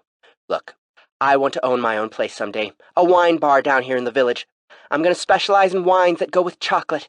Gonna call it Chocolate Bar. Clever, right? So what? So what I'm saying is, I noticed what goes on in a bar. Hello? It's my job.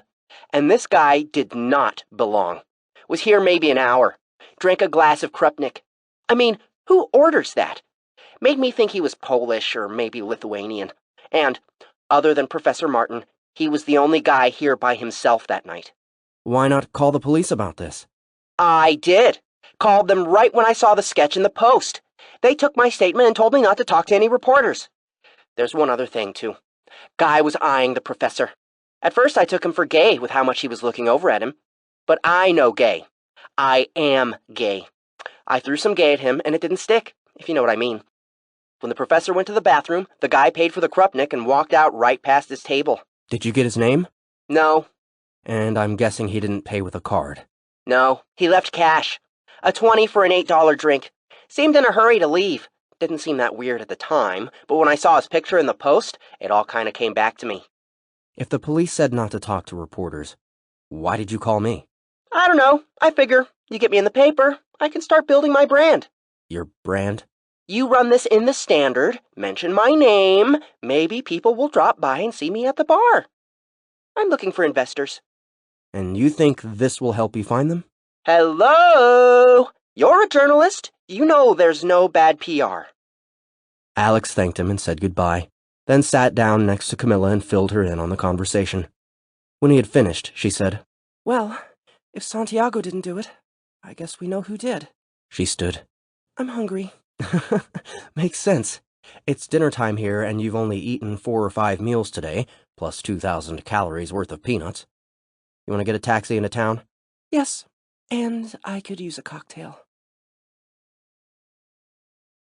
They watched the orange sky darken to a rusty brown as they passed miles of black lava rock on the long, flat stretch of highway into Kailua Kona. Neither spoke during the ride. As they pulled into town, Camila said to the driver, Just drop us anywhere. We don't know where we're going. They walked down a Le'i drive, poking their heads into gift shops full of t-shirts and postcards as the last light faded from the sky. A reggae band on the sidewalk a block away started playing steel drums. I thought reggae was supposed to be Jamaican, Alex said. Camila waved her hand at a throng of tourists blocking a storefront.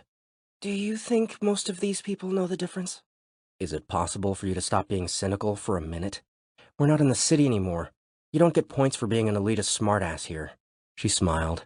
It's 2 a.m. in the city, and I'm too tired not to be a smartass. They settled into dinner at a small cafe on a side street. Alex ate oysters on the half-shell and a tuna steak with sesame slaw. Camila had macadamia-crusted tilapia with lobster mashed potatoes and lime beurre blanc. Camila sipped a French 75 as Alex drank glass after glass of sparkling water. When they had finished eating, Camila ordered another drink. As the waiter left, she reached out and took Alex's hand. I feel... Feel what? I feel better around you. That's nice to hear. You're better than you think you are. That's nice to hear, too. She leaned across the table, her face lit by a low candle. I feel... I don't know. Like I want to kiss you. She leaned in more, and Alex leaned toward her. They both closed their eyes. You here for the triathlon? The waiter was beside their table, delivering Camilla's drink. Alex flushed red and sipped his water. Yes, he came in second last year. He's been training hard and is definitely going to take it this time. Alex rubbed his cheeks with both hands and glanced down at the table, then looked back up and smiled. After dinner, Camila reserved a room at the King Kamehameha Inn. Within minutes of checking in, they were asleep in separate beds. Metalog 2, Chambers Street, New York, New York, 10 weeks after 9/11. Sonia Hollinger was in the back of her limo when the office of the chief medical examiner called to tell her that a team sifting through the rubble of the Marriott had found her husband's desiccated body. After she hung up, she told her driver to head downtown to the morgue. She slumped down in the seat, but she didn't cry.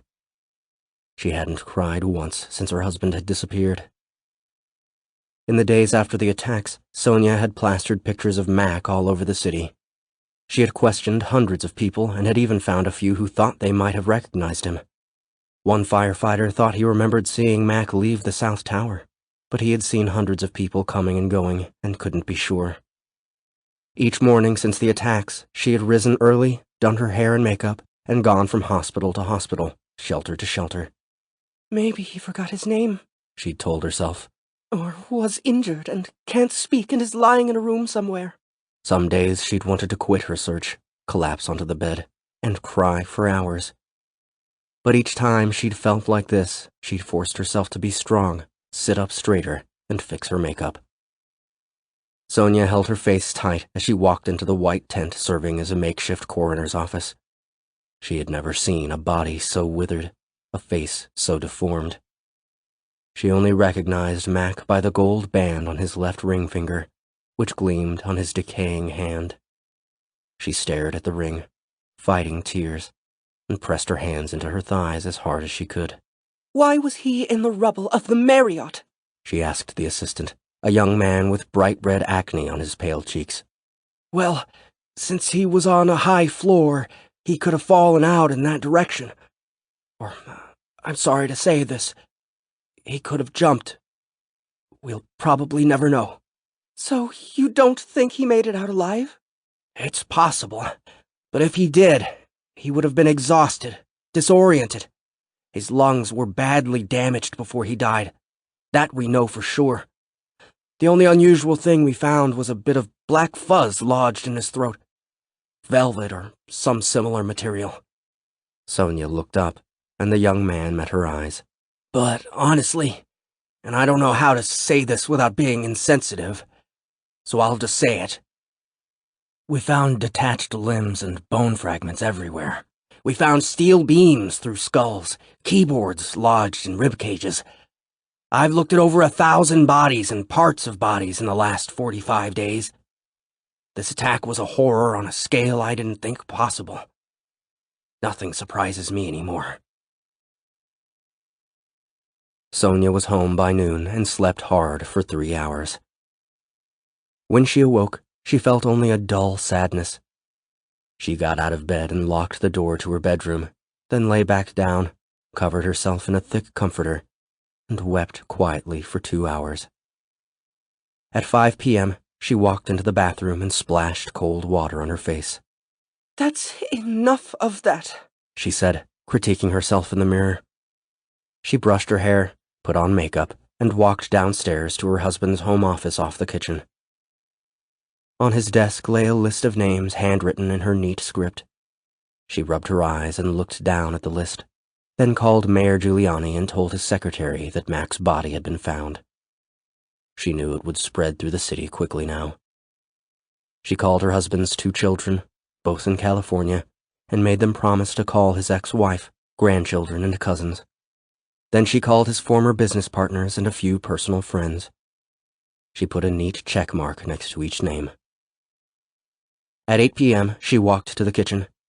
Juan sat on a stool, his head resting on his arms on the vast granite island. "I'm ready for dinner," she said. Juan sat up. Es verdad? She nodded. "How did you hear?" "I thought something was going on when I arrived and you were sleeping." She smacked the counter with an open hand. "I was sleeping, Juan. I have the right to do that." "I know. I looked around the computer. The New York Times had it up a few hours ago." She stood up straighter, dreading the wave of phone calls she was about to receive. "What's for dinner?" she asked. Juan stood, walked to her, and placed his hand on her chest above her breasts. "Lo siento. Sonia, are you okay? Is there anything I can do?" "I need to eat." Half an hour later, she was back at the desk, full of oysters. She emptied the last drops of a bottle of Dom Perignon into a paper-thin champagne flute. She studied the names on the list that remained unchecked, mostly friends, clients, and vague acquaintances. She did not want to make the calls, but knew that she would. Just as she was about to pick it up, the phone on the desk rang. She sipped the champagne and answered with the sweetest voice she could muster. "Hello?" "Sonia, it's Denver Bice. I've just heard about Mac, and I'm calling to offer my deepest condolences. I am so sorry." "Thank you," she managed. "Just know, we're gonna get these guys. We're only 2 weeks into the bombing, and we've taken out half of Afghanistan. I'm in touch with people in the White House, people Mac knew as well, and they assure me that we're not going to stop until we get them all." She ran her finger around the top of the champagne flute and tried to speak, but nothing came out. "Sonia, listen. We'll be executing bin Laden at this year's Super Bowl halftime show. I promise." She laughed softly. "Thank you, Mr. Bice. I hope you are right." "Call me Denver, or Den. Mac used to call me Den." "Thank you, Denver." She emptied the glass and slumped down in her chair, then caught herself and sat up straight.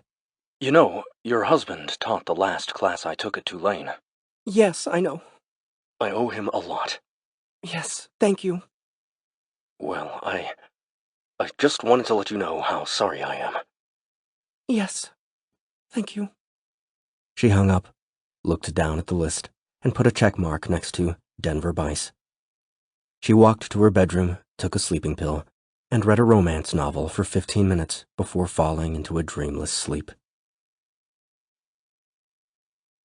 Bice hung up and walked to the conference room on the 33rd floor of the Standard Media Building in Midtown. The 12 men and 2 women of the board of directors sat around a giant oval table, bathed in gray, early winter light. After the secretary called the meeting to order, Bice stood up. "Before we get started, I'd like to acknowledge what some of you have already heard. Macintosh Hollinger's body was found today. It is as we thought." He lowered his head. "Besides being a mentor and friend, he was this company's largest investor, one of its earliest investors. We owe him a debt of gratitude." After a few seconds of silence, he said, "On the topic of the merger, a few rumors have leaked out, but we will make the official announcement on Monday, after the Thanksgiving holiday." A small woman in a blue 2-piece skirt suit said, "And how long do we expect it to take for the merger to go final? A year?" "If things go well, 6 to 8 months. It depends on how much of a show the FTC, FCC, and the antitrust people want to put on. And that depends on how much pressure they get from the administration." "How much pressure do you expect them to get?" she asked. Bice smiled. "Not much. People I'm talking to say approval should be easy. The woman nodded and took notes, then looked up. Did you solve the issue of how to present the acquisition? Bice walked around the table. Technically, Nation Corp will be acquiring us because they have the larger market cap, but we are going to sell it to the public as an even merger, creating a new entity. Standard Media / Nation Corp. The woman nodded her approval. What about Europe? Will there be regulatory issues over there? They'll just follow the wind over here. It won't be a problem. He stopped pacing and looked around the room. Well then, if there aren't any further— Just a second. Lawrence Stevens, a stocky black man in a brown suit, raised his hand. Are we sure that the Nation Corp board will approve you as CEO of the joint entity? We're confident, Lawrence, Bice said, sitting down. But I'll defer to Chairman Gathert on this. At the far end of the table, Chairman Gathert put on his round glasses and stood up. I met with Nation Corp last week and presented our case for Denver. They know he has spearheaded our growth over the last 8 years and— Lawrence held up his hand. If I may, Chairman Gathert, I'm sorry, but is now really the time to announce? Since the attacks, we've seen a 7% drop in the Dow, then an 8% rise. We're 10 weeks removed from the most devastating attack ever on American soil. We're at war already, and who knows where that will lead us. I want to go on record and say that I think we need to put more consideration into how this will appear. Gathert and Bice exchanged glances. Bice looked down and jotted notes on a yellow legal pad as Gathert spoke slowly, with warmth. Lawrence, we've been over this. We're not going to derail this deal because of 19 terrorists or a dip in the market. Our stock is already up 1% from September 10th. This deal is meant to happen. This new company is meant to happen. And we're going to make everyone in this room a lot of money. Lawrence looked across the table at Bice. What about the .coms? Those of us who deal with finances actually have to face the fact that they're pariahs right now. Forget 9/11, this deal could backfire for a lot of reasons. Bice capped his pen, then held it in his fist and squeezed hard as he looked around the table. It's a blip. The internet is not going away. And Nation Corp is more than just an internet company. They're our access to every mode of distribution. Bice's hand was turning red. He loosened his grip on the pen. This is the deal, people. It's going to be hard. There will be some bumps in the road. But in the end, we'll be in charge of the information and entertainment that half the people in the world consume. And we'll be in charge of how they consume it. Lawrence stood up and glared across the table at Bice. And you'll be king of the media? Bice put the pen down and took a few breaths. Someone has to do it, he said quietly. Gathert put his hands out over the table. Gentlemen, please. This is a stressful time. The city is on edge. A lot is at stake. Let's all calm down. Fine, Lawrence said, sitting down. But one last thing. We all know this deal is precarious. If the market falters, or our stock drops and theirs doesn't, the whole deal shifts. Down in finance, we've heard grumblings that Mac Hollinger intended to divest before he died. Have you heard anything about that? Bice swept his hand through the air. I've heard the rumors. They are absolutely untrue. We don't need to tell you what a blow that would be, do we? One big loss like that and we'll be buying tickets to the Nation Corp board meetings. A young woman next to Stevens said, I've heard the rumors too, Denver. I guess it's a moot point. No offense to Mr. Hollinger's memory. But now's not the time to have people thinking our single biggest investor was going to pull out. Just the rumor could hit our stock hard. Bice walked around the table and stood behind the young woman. He placed a hand on her shoulder and another on Stevens's shoulder. Lawrence, Sarah. It's just one girl spreading a rumor because she's pissed about the deal. Sadie Green from the Media Protection Organization. He took his hands off their shoulders and began pacing. She's some radical media nut. I spoke with Hollinger's widow just today. I know her personally. If he even considered selling his stock, she didn't know about it, and she has no plans to do so now. His will does not call for any change in his holdings. Plus, the rumor is already out there, and our stock is fine. Bice stopped pacing just behind Stevens. who looked up at him and asked, "Can you guarantee that nothing is going to come of this?" "Absolutely," Bice said, smiling. Part 3.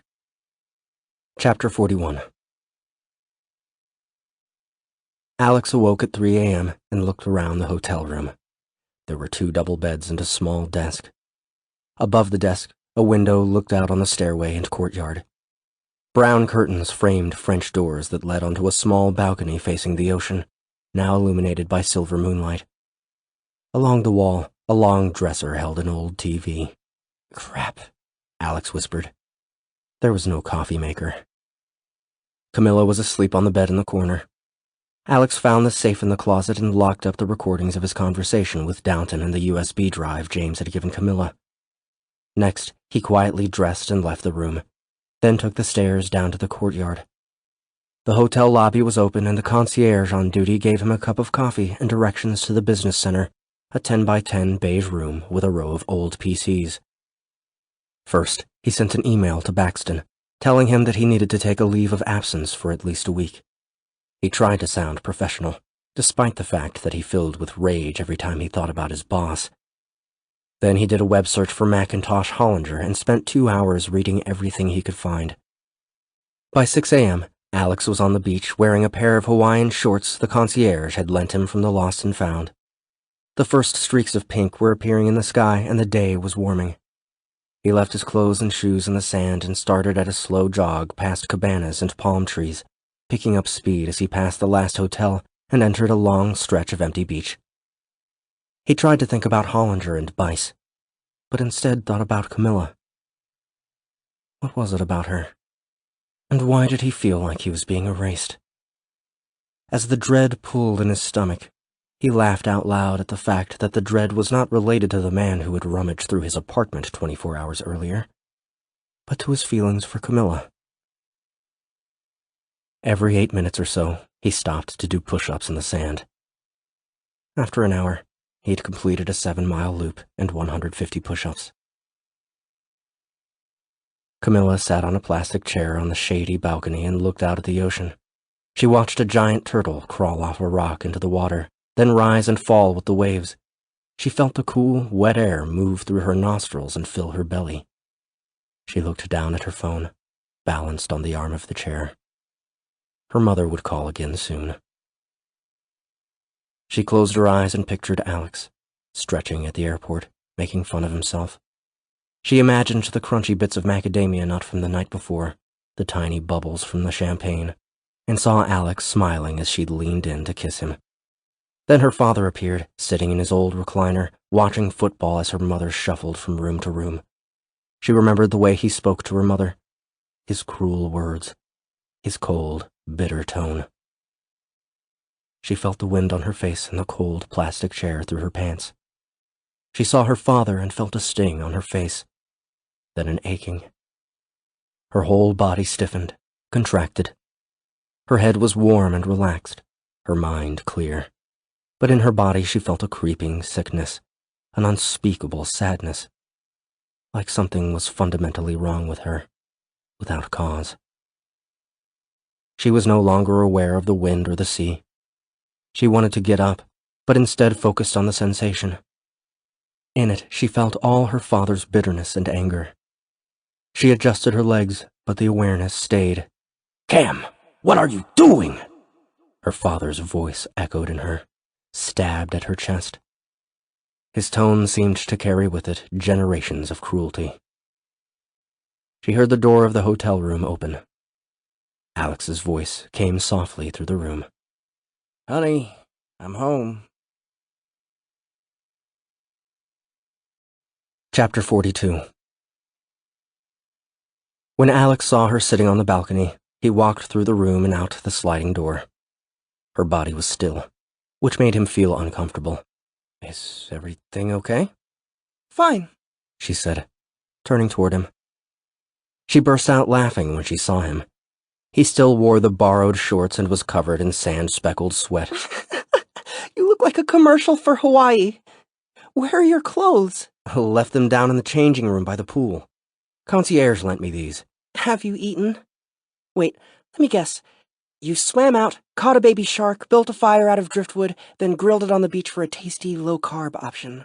Alex smiled and wiped the sweat from his chest with a towel he'd grabbed from the bathroom. You're just making fun of me because you've probably never seen a shirtless younger man up close. Camila glared at him. I'm sorry, he said after a moment. I didn't mean it that way.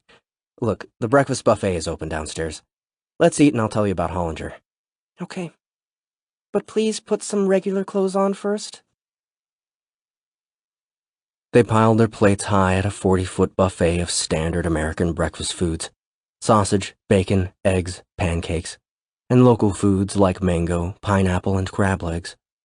Camila led them to a table in the corner, and they sat overlooking a courtyard dotted with cedar planters filled with flowers and miniature palm trees. Alex had read several bios of Hollinger and many flattering profiles in finance and investment magazines. He told her Hollinger's story as they ate.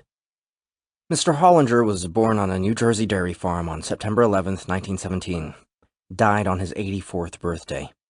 His dad went to fight in Germany just before he was born and never came back, so he was raised by his mom and 3 older brothers until he left for Princeton in 1933.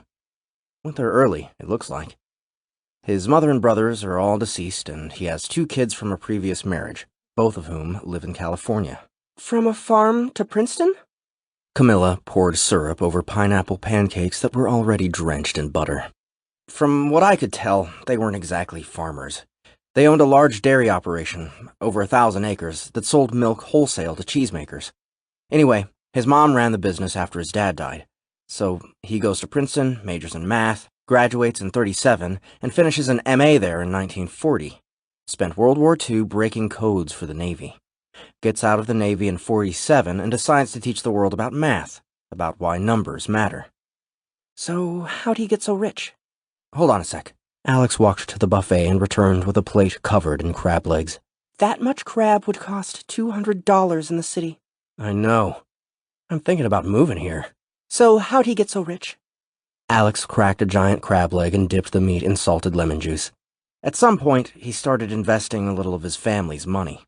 They didn't have a ton, but enough extra during the boom of the 50s that they needed to do something with it. So he's hopping around between crappy teaching jobs, and he starts to invest little pieces of his family's money. He lands a tenure-track job at Tulane in 1956. Taught there for 15 years and left in 1971 to start his own investing firm. Weird thing was, he was already rich. He was investing the whole time at Tulane. The financial magazines describe him as a pioneer. In the 60s and 70s, he used advanced math in his investing before anyone else. Used computers to design trades before the first computer appeared in the New York Stock Exchange. So he was some sort of genius? Basically, yeah. Just made trades based on numbers, which everyone does now. I don't really understand it, but it worked. By the time he set up his own firm in 1971, he had some very rich clients. Plus, he already had a personal fortune of over $50 million. Camila nibbled a slice of watermelon. Anything that helps explain the interaction at the funeral? What could John have meant when he said it was lucky Hollinger died when he did? Well, we already knew that Martin, Hollinger, and Bice were all at Tulane at the same time. But I did find out that a good chunk of Hollinger's fortune came from an early investment in Standard Media. Ended up owning 10% of their stock. More than $500 million worth. So that's a connection with Bice. But who knows what it means. Camila wiped her watermelon in a pool of syrup. Mac's wife might. Chapter 43. Back in their room, they checked the phone book for Sonia Hollinger, but found nothing. Alex flipped open his phone and called James Stacy at home. James picked up on the first ring as Camila flopped down on the bed. Waiting by the phone? Alex asked. Actually, yes. Where the hell are you? We've been in transit. We? I. What's going on? Calm down, James. I need some help. More help? I'm already freaking out that I helped you with that video. Alex walked to the balcony and stared at the beach. James, calm down. Can you do research from home? Do you have access to all the same stuff you have at the office? Most of it, but... I need you to look something up. I'm not doing another thing until you tell me what's going on. Alex held his hand over the phone. He wants to know what's going on, he whispered to Camila. She sat up in bed and nodded.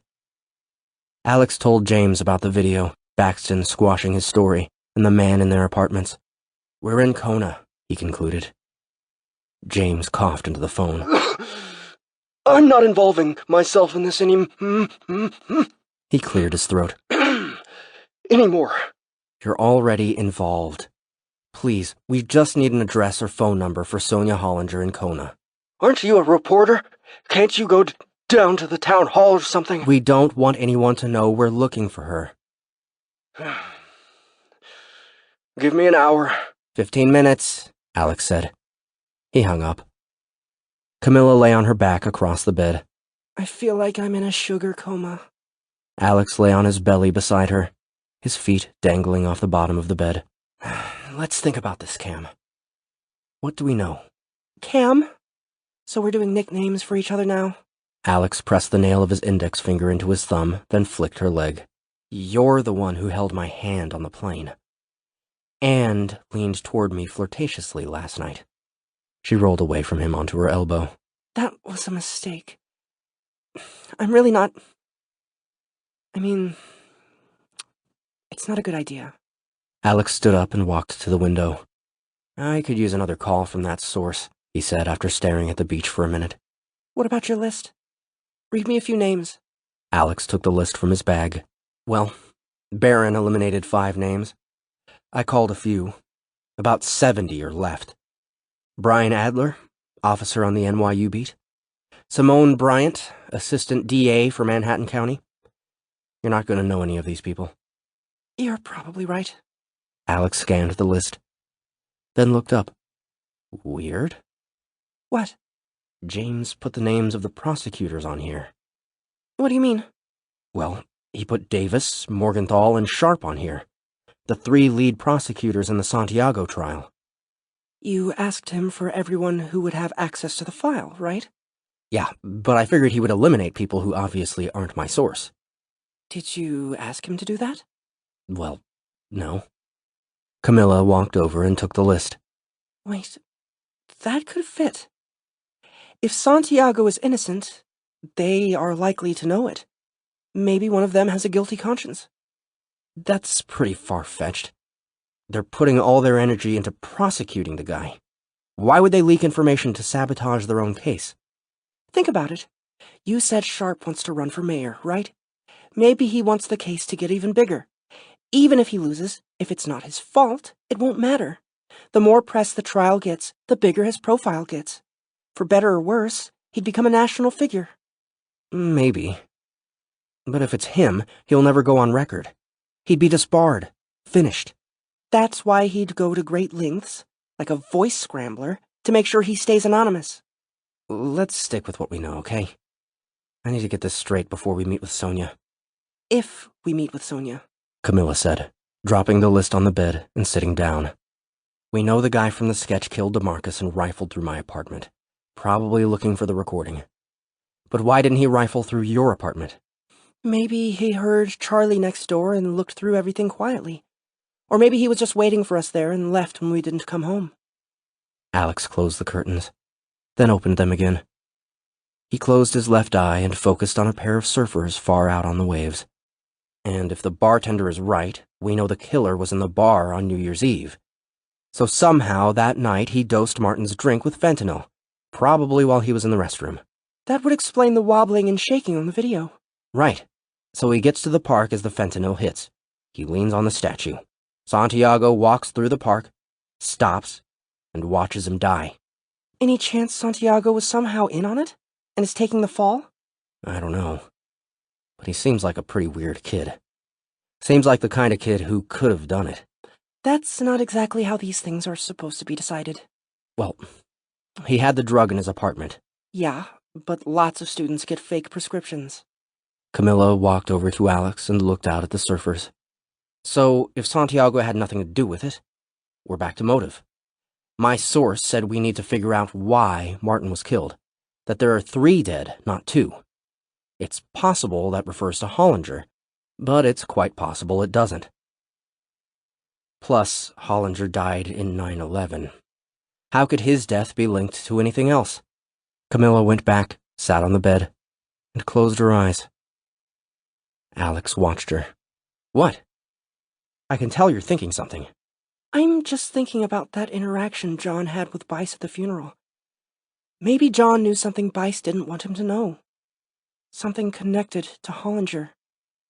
That would tie them together, but we need to talk with Hollinger's wife. Alex paced the room. What are you thinking now? Before we ran out of your apartment, you said that Martin kept everything. Do you have an assistant? Anyone who can send you Martin's papers? I can get Charlie to do it. He's got a spare key. What about emails? Can we get his emails? John rarely emailed, and when he did, it was just for work. He didn't even have a personal email account. Camila called Charlie and explained where she was. Next, she asked him to send all the files from the bottom drawer of her filing cabinet, plus the letters Martin had written her, which were in her desk drawer. Everything should be here Saturday, she said when she hung up. Alex's phone rang, and he looked at the caller ID. It's James, he said, flipping it open. What happened to 15 minutes? Rich people are hard to find. Chapter 44. How'd you find the number? Alex asked. Called the county clerk in Kona and pretended I was a cop following up on some 9/11 stuff about her husband. Couldn't get an address, but the woman gave me a number. Alex took down the number. Thanks. I promise we'll be in touch soon. He dialed Sonia and got no answer. Now what? He asked Camila. Camila's phone rang. She looked at the caller ID and walked out through the sliding door to the balcony. Alex sat at the desk and listened. Mama? Yeah, hi. What's going on with Papa? Yeah. Yes, I'll talk with him. Hi, Papa. Yes, Mama told me. I'm so sorry. I'm going to try to come. Yes, okay. Go rest, Papa. Hi, Mama. Let me try to figure some things out. I'll see if I can make arrangements. Yeah, bye. She walked back into the room and closed the sliding door behind her. My father is going to die this week, she said. Alex tried to catch her eye, but she was staring at the carpet. After a moment, she picked up her purse and walked out of the room. Alex didn't see her the rest of the afternoon. He called Sonia every half hour and finally left a message at around 3 p.m. In between calls, he worked at the business center. First, he looked up Damien Bale, who was listed on the website of the Old Rhino Bar as a wine expert, and even had a one-page website of his own at nycchocolatebar.com. Alex knew there was no way to confirm what the bartender had said about New Year's Eve, but he had a feeling the guy was reliable. At 4 p.m., he checked the homepage of the New York Times for news on the Santiago trial. That day, prosecutors had called 2 police officers and both had testified that they'd searched Martin's apartment within hours of the murder but hadn't found anything helpful. The next day, they'd retraced Martin's steps from his apartment to the Old Rhino Bar to his walk across the park. By the end of the first day of the investigation, their only clue had been a law student who'd said she had seen a strange-looking kid in the park that night. After police questioned her, the strange-looking kid had become their only lead. Canvassing the neighborhood the next day, they'd traced Santiago to the adult theater. They were in his room by noon, where they'd found the spray bottle of fentanyl. At that point, they hadn't had a cause of death for the professor. But when Santiago produced what had looked like fake prescriptions for numerous drugs, he'd been held and questioned. Once they'd had Santiago in custody, the police had ordered a fentanyl test on Martin's body. And when the test had come back positive 2 days later, they'd known they had their man. As Alex read the AP story the Standard was running where his own work should have appeared, his phone rang. He flipped it open. Mrs. Hollinger? Silence. Sonia? No, this is Juan Carlos. The man's accent was thick, and Alex thought it sounded Cuban. I'm her assistant. Is this Alex Vane? Yes. You have called many times. Yes, What do you want with Mrs. Hollinger? I am a reporter with the New York Standard. but I am not here on an assignment. I believe she may be able to help us solve the murder of a friend of her husband. His name was Professor John Martin. I thought the police already solved that murder. You say you are a reporter or a police? Reporter. But it's a long story. Please, we will only need a few minutes of her time. Alex heard Juan whispering to someone. Finally, Juan said, You can come by tomorrow morning around 11. We are on Ali'i Drive, 1616. Chapter 45. Camila sat on the beach, listening to the waves and watching a pair of surfers far out in the water. She saw a giant turtle and wondered whether it was the same one she had seen that morning. She remembered the cold chair from earlier in the day, then relaxed as her butt sank into the sand. She thought she could feel the weight of the earth pushing her up from below. She wondered whether it was because there were no pipes, subways, or people below her. She dug her toes into the sand. A warm wind blew her hair across her face. Her body felt light as she closed her eyes. Cam, what are you doing? Her father's voice in her head. She felt the words as an inner recoil, a tensing that started in her legs and moved through the rest of her body. It was like the phrase contained all his anger, all his cruelty, as well as that of his parents and their parents. A stabbing sadness coursed through her chest. She doubled over and cried for a few seconds, then sat back up, wiping sandy tears from her face. She dug her toes deeper into the sand. She felt him throughout her body, and felt his parents and grandparents too. Generations of congealed suffering moved through her. She opened her eyes. The beach and the sea were still there.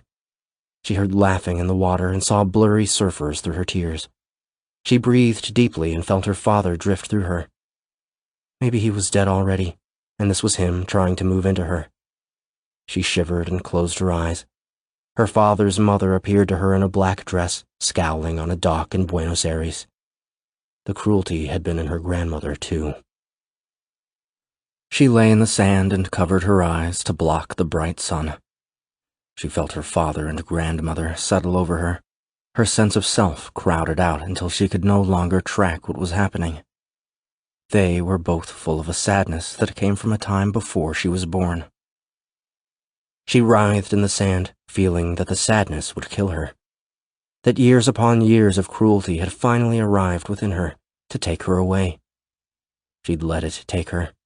She spread out her arms and legs in the sand and sobbed as the sadness stabbed at her chest. After a few minutes, her sobbing quieted into a soft whimpering and she became still. The heavy earth pushed her up and a lightness came into her. Her mind was empty and her father and grandmother were gone. She sat up, rubbed her eyes clear of tears, and looked out at the water. Light glimmered on the edges of waves. The turtle was gone. She imagined it swimming away under the surf. She felt new to herself, light and unburdened. She stood, stared at the water for a few minutes, then reached into her pocket and retrieved the coin her grandmother had given her. She flipped it. She walked for 20 minutes before returning to the room. I need to see my father, she said to Alex, who greeted her at the door. Have you been crying? Yes, but it's okay. I do that sometimes. What's going on? It's hard to explain, but I'm okay now, really. I'll tell you about it sometime. Did you reach Sonia? She sat at the desk and stared out the window.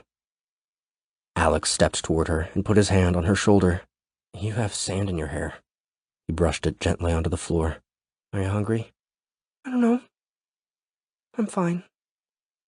Just tell me what happened with Sonia. Alex told her about the call with Juan.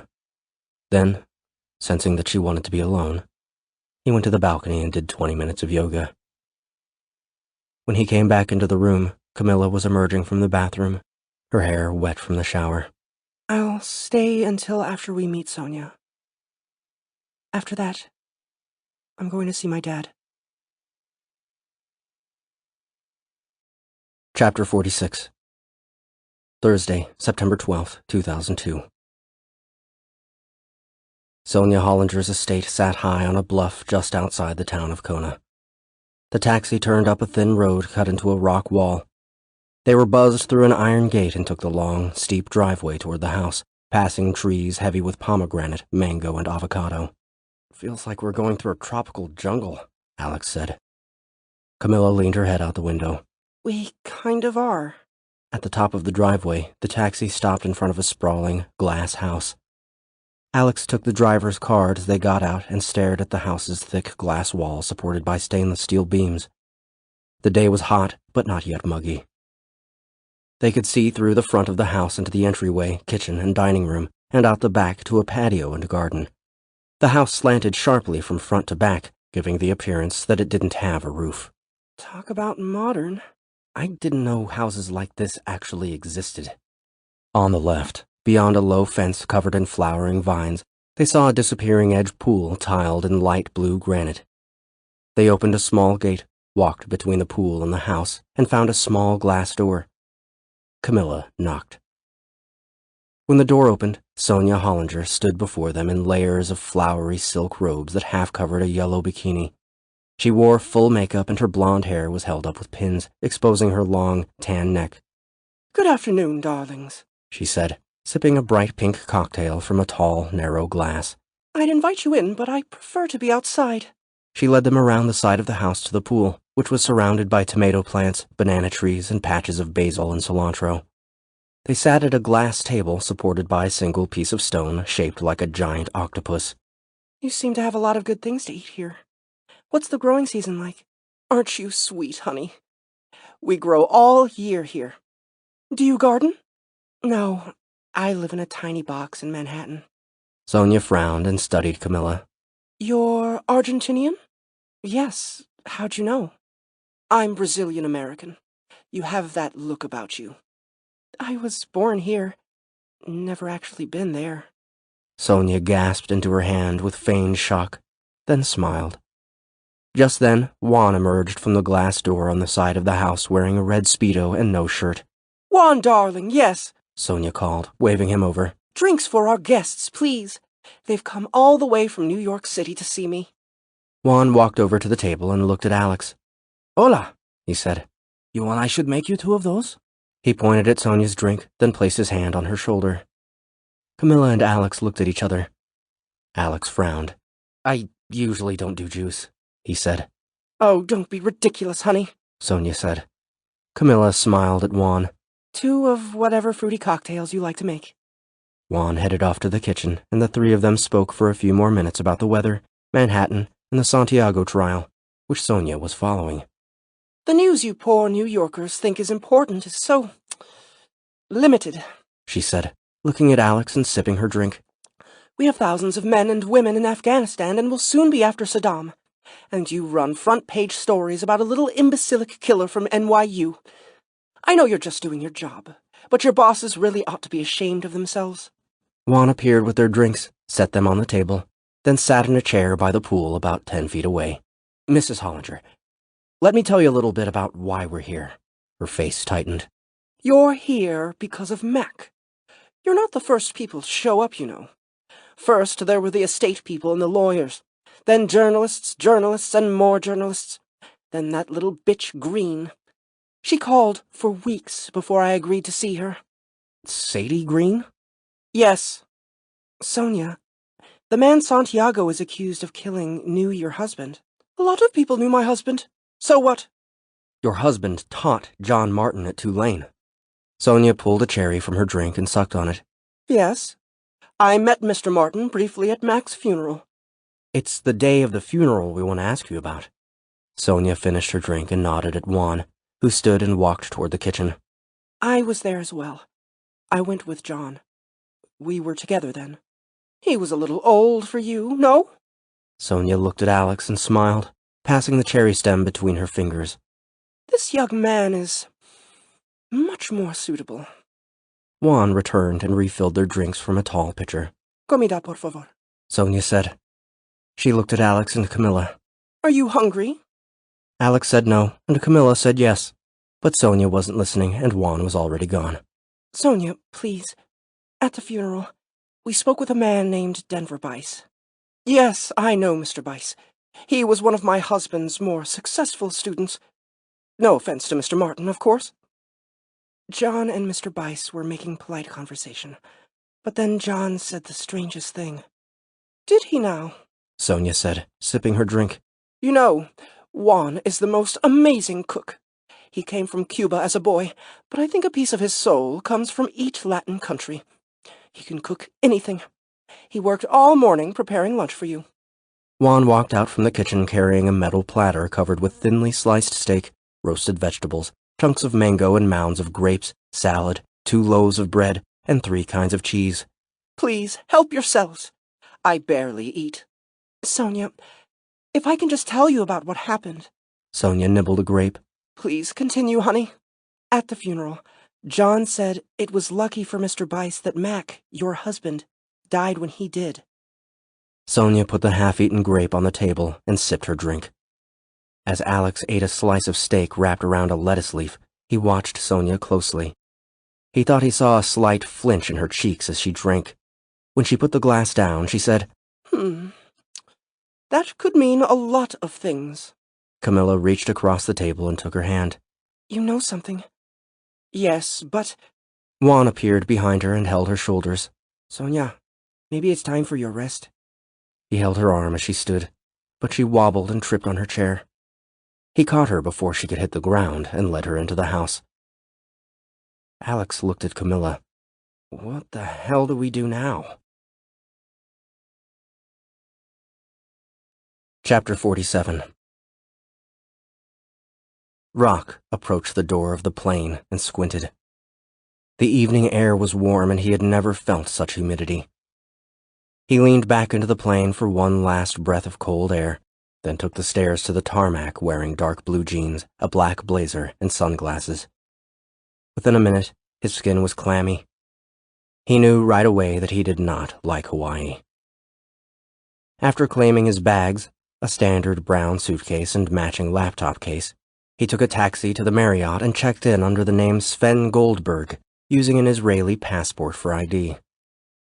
A teenage bellboy took his bags and led him to the elevator. Where are you from? The bellboy asked. I'm from New York, but I come from Israel originally. The elevator was empty except for the 2 of them. New York City? The boy asked. Boy, oh boy. Were you there on 9/11? We felt for you all, even out here on the islands. That must have been some kind of thing. Yes. I was there that day. What was it like? Rock stared up at the boy, who was tall and smiled down on him. I tell you a joke. What is the favorite football team of the Al-Qaeda men who flew into the towers? The boy looked away. Sir? I don't feel comfortable hearing a joke about it, sir. The New York Jets. When the elevator stopped, Rock handed the boy a $10 bill. I can find the room from here. In his room, Rock ate a club sandwich while watching a bright green gecko crawl across the sliding balcony door. It crawled back and forth, stopping occasionally to touch its nose to the glass. When he finished eating, he inspected the thickness of the glass door and the space it retracted into. There was about a 1/4 inch of space between the door and the door jamb. He looked out the sliding glass door onto a vast lawn below, where a few staff members in crisp shirts were setting up a buffet under a tent. A woman stuck wooden torches in the ground every 10 feet or so. Rock looked back at the gecko, sitting still in the center of the door. With a sudden jerk of his arm, he slid the door open. The gecko slid with the door, its tail and the lower half of its body wedging into the thin space between the door and the opening, then exploding as the force of the door carried its body further in. He picked up a cloth napkin from his room service tray and stepped onto the balcony, then closed the door and wiped the gecko's guts off the glass. What was left of the carcass had fallen to the ground. Rock used the napkin to pick it up and toss it over the side of the balcony, then went back inside and put the napkin on top of his half-eaten sandwich. After showering, he dressed in the same clothes he'd been wearing earlier, then took the elevator down to the lobby. Chapter 48. Alex and Camila were sipping drinks in the pool, wearing swimsuits Juan had found them. Thick clouds had settled over the house and the sky was darkening, but they could see far out into the Pacific over the fruit trees. They heard pots and pans clanging in the kitchen and smelled smoke and pork. I didn't know situations like this really existed, Alex said. I feel like we're in a cheesy sitcom about a rich widow. Why do you think Juan asked us to stay? Camila swam to him and sat on the steps of the shallow end of the pool. She knew something, right? Yes, she did. Maybe Juan wants to help us. Maybe. I think she knows something about Sadie Green. Do you know of her? I've heard the name, Camila said, dunking her head in the pool. When she came up, Alex said, "She's the director of the Media Protection Organization. Right up your alley, actually. They lobby against media conglomeration and for things like net neutrality." I'm not politically active. Alex smirked. Yeah, no kidding. Why is that anyway? From what you said in class, I would have thought you'd care about this stuff. I do, and I'm happy people like her are out there. But we're living in the path of an avalanche. Digital media will smother us in the next 20 years. There's no stopping that on a political level. Anyone who thinks they know how it's going to go, or how it should go, is naive about how technologies develop. But, on a personal level, we can still protect ourselves from what's coming. We can safeguard our inner lives against turning into ones and zeros. Alex swam the length of the pool and back without coming up for air. Breathing a little harder, he said, "Sonia said Sadie Green was in touch with her after Hollinger died. Why would that be?" He swam another lap and came up, breathing even harder this time. Didn't you already work out today? Yeah, but I'm drinking all these sugary cocktails. It wouldn't hurt you to, move your body in a manner that raises your heart rate. I'm not sure they have it in academia, but in the outside world we call it exercise. It's like eating, but without the food. Camila splashed him and swam to the deep end of the pool. Alex swam after her. They reached the wall at the same time and both hung on with one hand, facing each other. "Can you stand up here?" Alex asked. Camila let herself sink to the bottom and extended her toes, leaving only her eyes above the water. "You're short." Is that your way of flirting with me? I guess so. I feel a bit like a first grader who throws sand on the girl he likes at recess. She splashed him again. Yeah, that's how you seem. She fished a few leaves out of the water and placed them on the edge of the pool.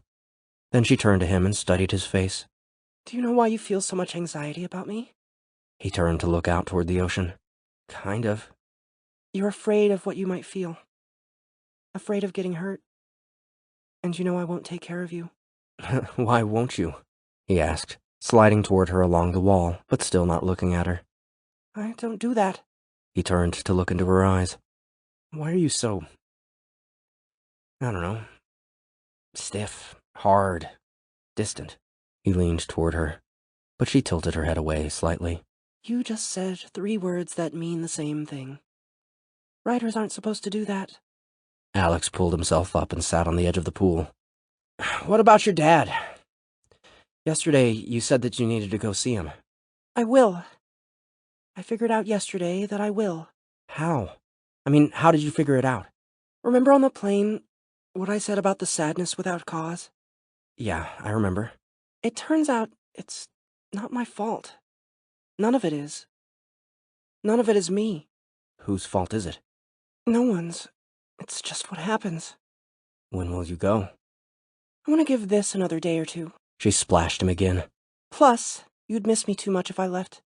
You'd positively fall apart without me. She spoke with a high-pitched English accent, the back of her hand against her forehead. You wouldn't know what to do without me. You'd... Alex looked up when he heard a door close. Juan was walking toward the pool. Juan had led them to a spare bedroom. While Camila changed in the bathroom, Alex turned on the wall-mounted TV. He flipped to CNN. A red, white, and blue graphic on the bottom of the screen read, WMDs in Iraq. 2 men in their 50s sat at a desk. A moderator in a bow tie sat between them. The man on the left said, The International Institute for Strategic Studies is saying that Iraq does not have any nuclear weapons, a point our president has been trying to obscure for months. and our national media has printed dozens of anonymous quotes, all hinting at WMDs. But there's no actual evidence. The man on the right said, The IISS report is full of speculation and innuendo. Tomorrow, the president will issue a new report detailing a decade of deception by Saddam Hussein and the Iraqi military. It will show them to be an imminent threat to the United States, and... The man on the left interrupted. But will it show any proof of WMDs? He looked at the moderator. And will your network demand any proof? And... The moderator interrupted. And I hope we can have you both back to debate that report in the coming weeks. I'm afraid that will have to do it for today. Up next... Alex switched to court TV and saw Cynthia Baker, Santiago's lawyer, walking down the courthouse steps flanked by 2 assistants. Photographers and journalists snapped pictures and shouted questions at her. Camila walked out of the bathroom, smiling. Have you ever been in a bathroom with heated floors? They're incredible. Shh! Alex held up a hand and turned the TV up as a reporter's voice came in over the images. The 5th day of the murder trial of NYU student Eric Santiago concluded earlier today with prosecutors calling their second witness, 24-year-old Tamar Joseph, a law student who testified to seeing Santiago in Washington Square Park on New Year's Eve 2001, the night that Professor John Martin was killed. Camila sat next to Alex on the bed. Defense attorney Baker, in cross-examination, tried to discredit the witness, questioning whether she could have seen Santiago clearly given that she admitted to drinking heavily at a party that night. In one stirring exchange, lead prosecutor Daniel Sharp objected to Miss Baker's line of questioning, arguing that bringing up Miss Joseph's drinking was an inappropriate attempt to smear her. In his objection, he cited Matthew 5:10, "Blessed are they which are persecuted for righteousness' sake." Alex muted the TV and looked at Camila, who was smiling. What was it before? John 12:25? Chapter 49. They joined Sonia around a small black table in an informal dining room off the kitchen. Photos of Hollinger's children hung on the wall next to a large, framed black and white photo of a boy standing in front of a dugout. Lou Gehrig's arm was draped around his shoulder. Is that Mac? Camila asked, pointing at the picture. Yes, it's from 1927, when Mac was 10. He loved the Yankees, and Gehrig especially. Thought he embodied America. Excellent mind, excellent body, and a work ethic that wouldn't allow him to waste it.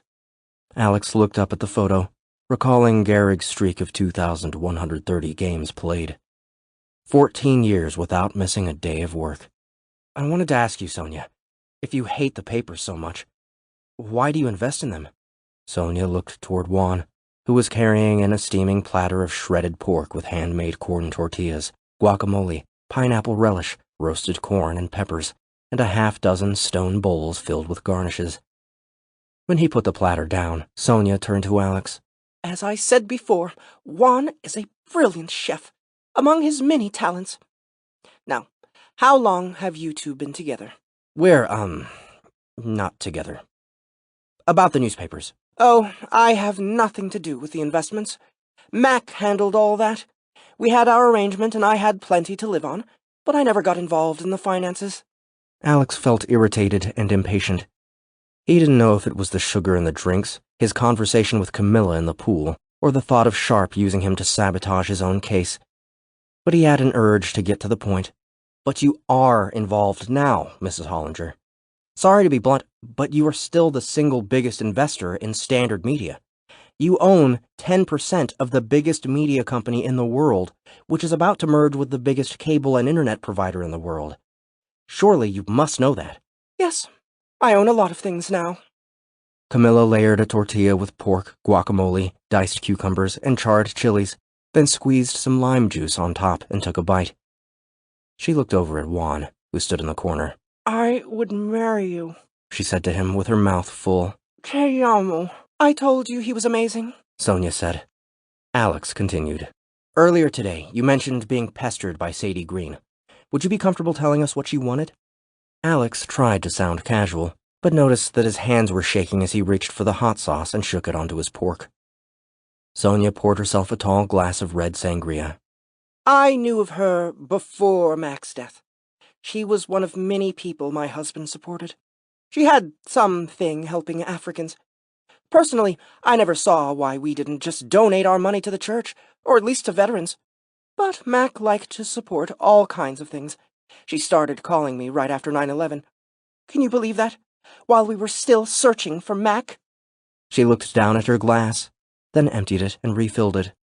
She said that my husband had planned to donate $500 million to her little do-gooder media thing. $500 million! She claimed that my husband had agreed to it a few weeks before 9/11. What? Alex said, almost standing up. He glanced at Camila, who was wiping tortillas in a pool of sauce on her plate. Did she have any evidence of that? No. I figured she was just trying to get me to feel sorry for her, trying to get me to give her some of Mac's money. A lot of folks did that, you know. Half of being rich is turning people down when they ask you for money. But the way she did it, a few days after America had been attacked, while I was still searching for my husband, she was off-putting, to put it kindly. Did you give her any money? My husband's will had her little group in there for $250,000 out of his cash reserves, so I had to give her that when his will was settled. But I wasn't about to add anything to it. Sonia, when she approached you about the money, did she seem desperate or demanding? Did it feel like a con? Sonia picked up a long metal fork and stabbed at a grape floating at the bottom of the sangria pitcher. You know how in Argentina you have big cookouts? Well, I was raised in Iowa, but I know the tradition. What a pity, darling. In Brazil, we had churrasco the last Sunday of the month after church. The whole family came over and my father cooked. We talked some politics, but mostly football. You know, soccer. And ate all day and drank beer and then whiskey. Sometimes my father let my big brother tend the meat, which had to be done very carefully. Spray the fire, keep it just right, rotate the meat. It was the most important position in the family on churrasco day. My little brother always wanted to tend the meat, but my father never allowed it. My big brother would spray him with a water bottle if he even got close to the fire. He could drink sangria when he was 12, but could never get near the coals. He used to demand it, then beg, cry, and pout. He was not good at taking no for an answer. She nibbled on a cucumber slice. Sadie Green was like that. Anyway, even if Mac had been considering what she said, he didn't actually do it. And I wasn't going to help her. Not with the way she treated me. After the meal, they accepted Sonia's offer to have Juan drive them to their hotel. Minutes later, they were speeding toward town in the back of a silver Mercedes convertible. Latin dance music blasted through speakers in the seats, and they rode without speaking. Alex's head spun. When they got into town, Juan turned down the music. You believe her story? He asked. Alex and Camila looked at each other. Alex said, I'm not sure what to think. What story? Juan made a sharp right turn into the hotel parking lot. Green, the girl. You believe her story about the money? We're really not sure. Yes, I believe her story. I think John Martin was murdered because he knew about Mr. Hollinger's intention to sell stock and give the money to Sadie Green. Alex glared at her. She shrugged. But who knows what really happened, Alex said loudly. Juan stopped the car in front of their hotel, then turned in his seat and smiled. I have to get back to Sonia now. But there is something I need to tell you. Chapter 50. Friday, September 13th, 2002. Alex rose early and went to the business center. First, he researched Sadie Green and the Media Protection Organization. He found their tax records for the last 10 years, along with dozens of press releases most of the newspapers had ignored. He learned that Sadie Green had been hired in early 2000 and that donations had risen by 50% in her first year. Donors were not listed by name, but Alex assumed the increase was due to her relationship with Hollinger. After reading for an hour, Alex thought he understood the mission of MPO and the particular slant that Sadie Green brought to this mission. Their 4 biggest priorities were slowing media conglomeration, reversing the deregulation that had occurred during the 1980s, increasing funding for public media, and protecting net neutrality. He printed out a typical MPO press release to take back to the room for Camila. Next, Alex looked up Daniel Sharp, landing on his official bio on the New York City website. Sharp was born and raised in the Bronx and attended Princeton and Harvard Law before serving as a law clerk from 1988 to 1990. After 7 years in private practice, Sharp became assistant DA in Manhattan. Alex couldn't find anything on his religious affiliation, but he did learn that Sharp had attended the top-ranked Catholic high school in the city. Alex still could not believe that Sharp would sabotage his own case, but he could see how, if played right, a mistrial in the Santiago case might raise his profile more than a conviction would. When he returned to the room, Camila was sitting on her bed wearing a bright orange cloth wrapped like a sari. "Visit the gift shop?" Alex asked. I was sick of wearing those clothes from the airport. I got you a present. She threw him a balled-up t-shirt, which splayed out as it flew through the air. Its pre-faded yellow fabric bore blue lettering that read, "It's hard work looking this good." The 2 sets of O's looked like pairs of sunglasses. Thanks. This will go great with those Hawaiian shorts you're so fond of." He was distracted by the gift and felt short of breath. He hadn't been prepared for her to do something nice. "I need to run. The sugar in those drinks is messing with me."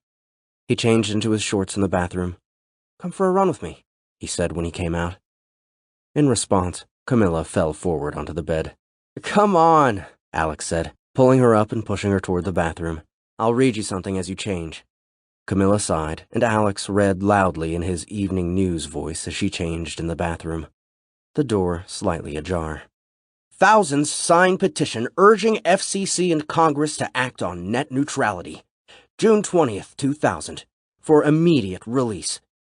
The Media Protection Organization, or MPO, submitted a petition to Congress and the FCC today that was signed by over 20,000 citizens.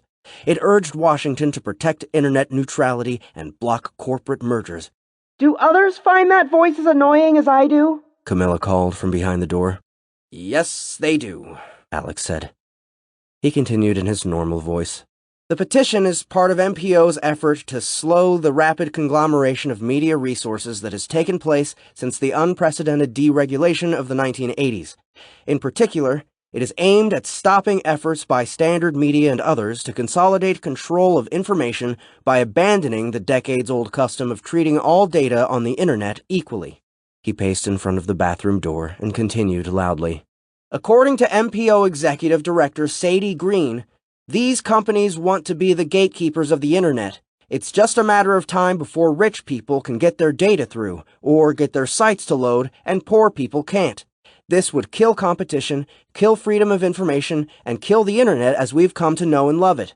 Though the companies argue that they funded the broadband networks, MPO and the petitioners recognize the fact that the basic infrastructure was publicly funded, with private companies providing only the last mile of wiring. Essentially, these companies want to take a public resource, the pipes and wires that make the internet work, and privatize them for profit." Alex looked up as Camila emerged wearing a white swimsuit top and the new orange cloth tied into a skirt just below her navel. "You look amazing." She looked at him and smiled. You know how I said I'm not very political? If I was gonna be, it would be about net neutrality. "Why?" She's right about the internet. Most of it was designed and built with Pentagon money. Now a handful of companies want to privatize the profit. If I were teaching this week, I'd be laying out how the press plays a huge role in shaping our identities, how we see ourselves and know ourselves, and how the net is the first time in a long time that there's been a chance for a real diversification of voices. Not that information alone will save anyone, but it's a decent start. And the fact that Standard Media and others want to control the internet can't be anything but bad for actual people. They jogged down the beach toward town, the sun peeking over the hills to their right and casting long shadows on the beach. MPO is one of the most savvy and well-organized media groups. They're not very big, but they're growing, probably because of the influx of cash from Hollinger. So, Let's say it's true that he was going to take $500 million out of Standard Media and give it to MPO. That would hammer the stock, right? But Standard Media is finalizing the deal to merge with Nation Corp, and— Gotta walk for a minute. Camila stammered between breaths. I know about the deal. They slowed to a walk. It's not the time you want a world-famous financial guru divesting. And it's also not the time you want him giving $500 million to a company that's going to do everything in its power to keep the deal from happening. Can you imagine the negative PR they could have thrown on the deal with that money? Alex gave her a nudge, and they started jogging again. I don't think they could have stopped it. Camila said, still trying to catch her breath. Even with all that money. Maybe not, but if Sonia is right about Sadie's persistence, she could have caused a lot of headaches. Camila looked at him and raised an eyebrow. Oh, she's Sonia now? What happened to Mrs. Hollinger? Jealous? She ran ahead of him a few steps. She was sweating and her skin had reddened. Try to land on your midfoot, not your heel. So anyway, Hollinger tells Green and Martin that he's planning to make this move with his money. Let's say that's during the summer before 9/11. Okay. And then he dies on 9/11 before he could actually do any of it. At some point in October, maybe November, Sadie Green meets with Sonia and starts spreading rumors that Hollinger was going to make this move. Yeah. And then Martin says something to Bice at the funeral in December, showing that he knew Hollinger's plans. And then Bice has Martin killed. Camila was out of breath and slowed to a walk again. Alex took her hand and they turned back toward the hotel. If all that's true, then I have 4 questions. First, how and when did Hollinger tell Martin about his plans? Second, who else might Hollinger have mentioned his plans to? I can understand not telling Sonia, given their relationship, but maybe he mentioned it to one of his lawyers or financial advisors. Even if he didn't start making the move yet, he must have consulted someone. Third, if Hollinger told Martin, did Martin tell anyone else before he was killed? He wouldn't have. He was constantly lost in his writing and barely thought about that kind of thing. If he didn't tell me, he wouldn't have told anyone else. She pulled her hand gently out of his. What's your 4th question? What kind of man is Denver Bice? What I mean is, if you learn about Hollinger's plans in October and November, then learn that Martin knew about them in December, why resort to murder? The law doesn't care if Hollinger contemplated changing his will. Bice must have known about the rumors for weeks before the interaction with Martin at the funeral, and Martin wasn't the only one who knew. Nothing was going to change, so why have Martin killed? So you're saying he must have had another reason to want Martin dead? I don't know. Maybe he was just being super cautious. When I met him, he seemed like someone who was very practiced at concealing explosive rage. He came off as polite, even affable. But I could tell that he was the kind of guy who could get angry quickly if something didn't go as planned. I guess you don't get to where he is without being a bit megalomaniacal. They were approaching the hotel, and Alex stopped and looked at her. It comes down to what I said. What kind of man is Denver Bice? Alex's phone vibrated in his pocket. Juan. He flipped it open. Are you ready to tell us what you wanted to tell us? Yes. Meet me at the pier by your hotel at 3 o'clock today. Chapter 51. When they came back from their run, Camila toweled off and changed clothes, then went straight to the buffet. Alex took a quick shower, then called the courthouse. Barron picked up on the first ring. You shouldn't be calling me here, he said. I need some help, Alex said, walking out to the balcony. I'll be quick. You better. First, Alex quizzed him on the Santiago trial, but Barron knew nothing more than Alex had learned from the online reports and TV. Sharp really seems to be enjoying himself. Making sure to enter and exit with witnesses, leaking stuff to journalists. He's going to be the most well-known Democrat in the city off this case.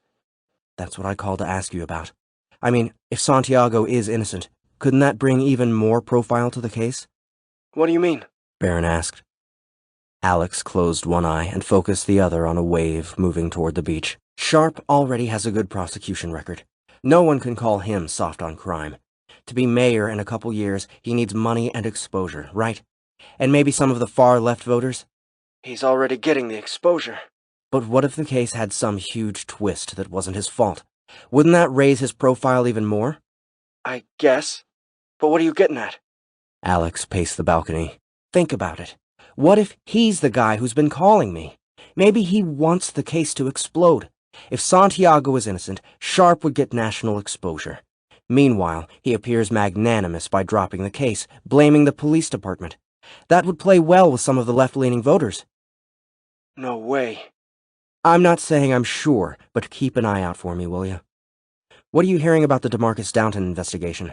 Well, folks from the Post are telling everyone that the police used the sketch from their story to ID a Ukrainian assassin named Dimitri Rock. Sounds like the Post. Rock? Like R-A-K? Yeah, Dimitri Rock. Once the police matched the sketch to the name, it leaked within 5 minutes. Apparently, he's already suspected in the killing of a member of the Polish legislature and a theater bombing in Belarus. Everyone is talking about it, but no one knows why a professional like him would kill a small-time pot dealer in Brooklyn. All sorts of theories flying around. Are there any rumors about a possible connection to the Santiago trial? What? No. But there will be now. What's the connection? Alex watched a gecko crawl across the balcony. Rock killed Professor Martin, too. I know how, and I think I know why. What? Baron, I need you to listen. I can't say anything more, but I wouldn't mind if that rumor somehow slipped out, especially to anyone involved in the Downton investigation or the Santiago trial. If you're in Hawaii working the story, why would you want that leaked? Don't you want the scoop?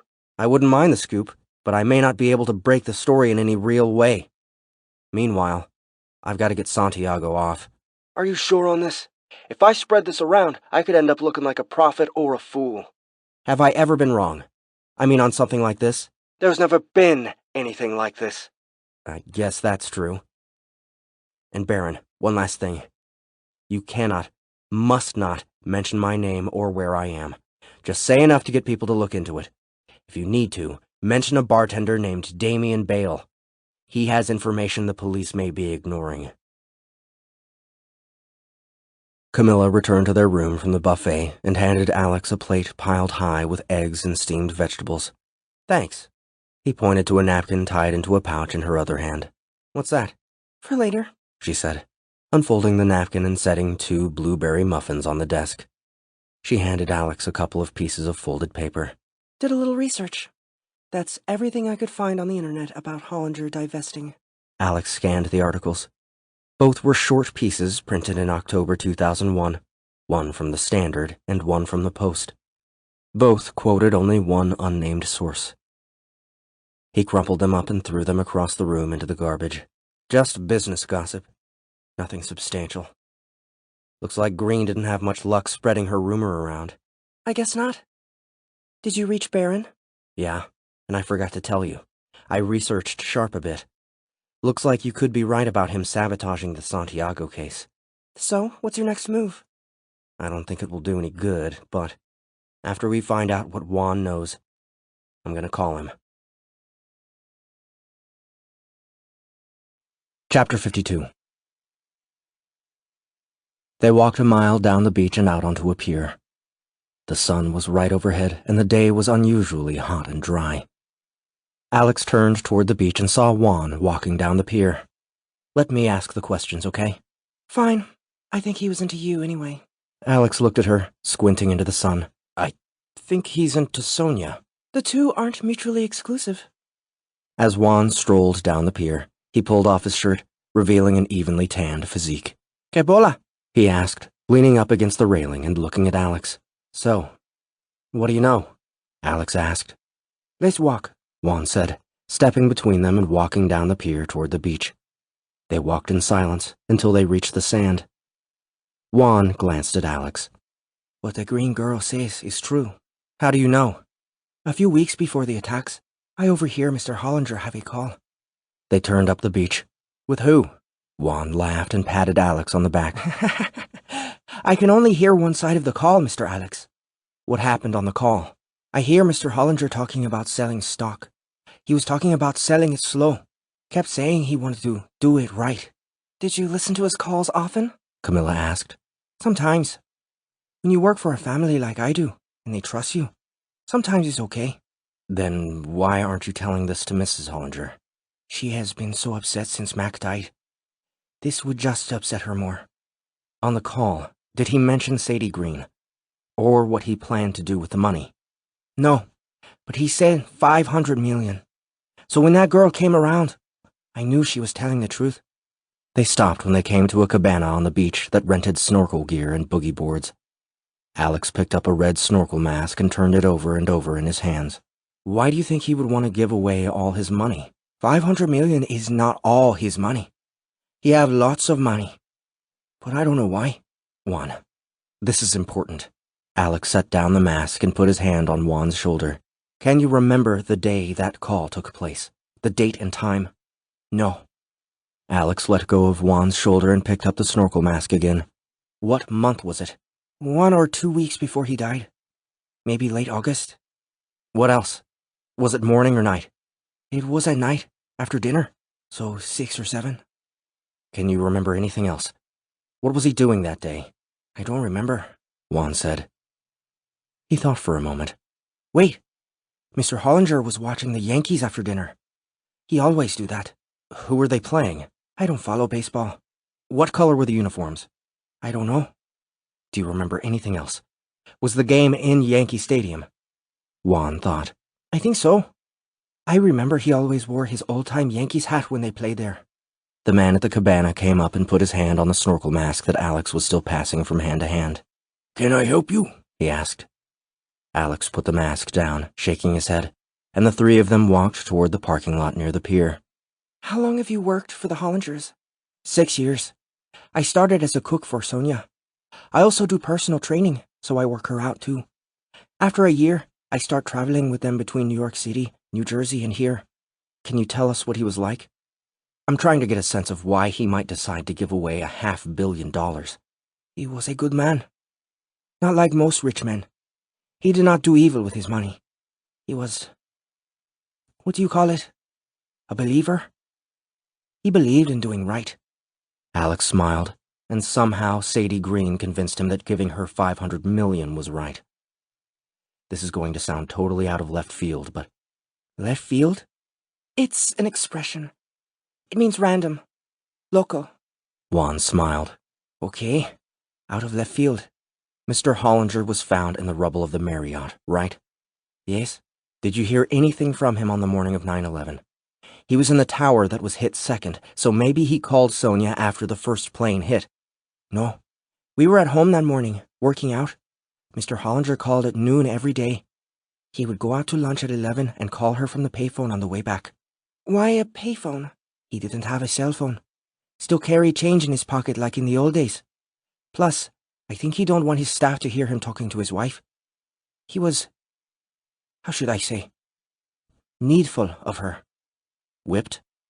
He was an old man, happy to have a beautiful and younger wife. When they reached the silver Mercedes, Juan sat on the trunk. The top was down, and the scent of hot leather wafted up from the seats. Speaking of phones, can you write down the numbers of his Hawaii house, his estate in New Jersey, and his office? Why? We want to see if he called John Martin in the weeks before he died. Juan took Alex's notebook and wrote down the numbers. I need to go. Sonia thinks I am at the store.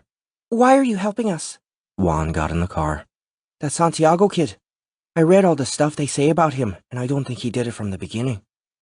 My cousin is a boy like him. Played baseball in Cuba and now plays in college in Arizona. Something goes wrong on the team, they blame him.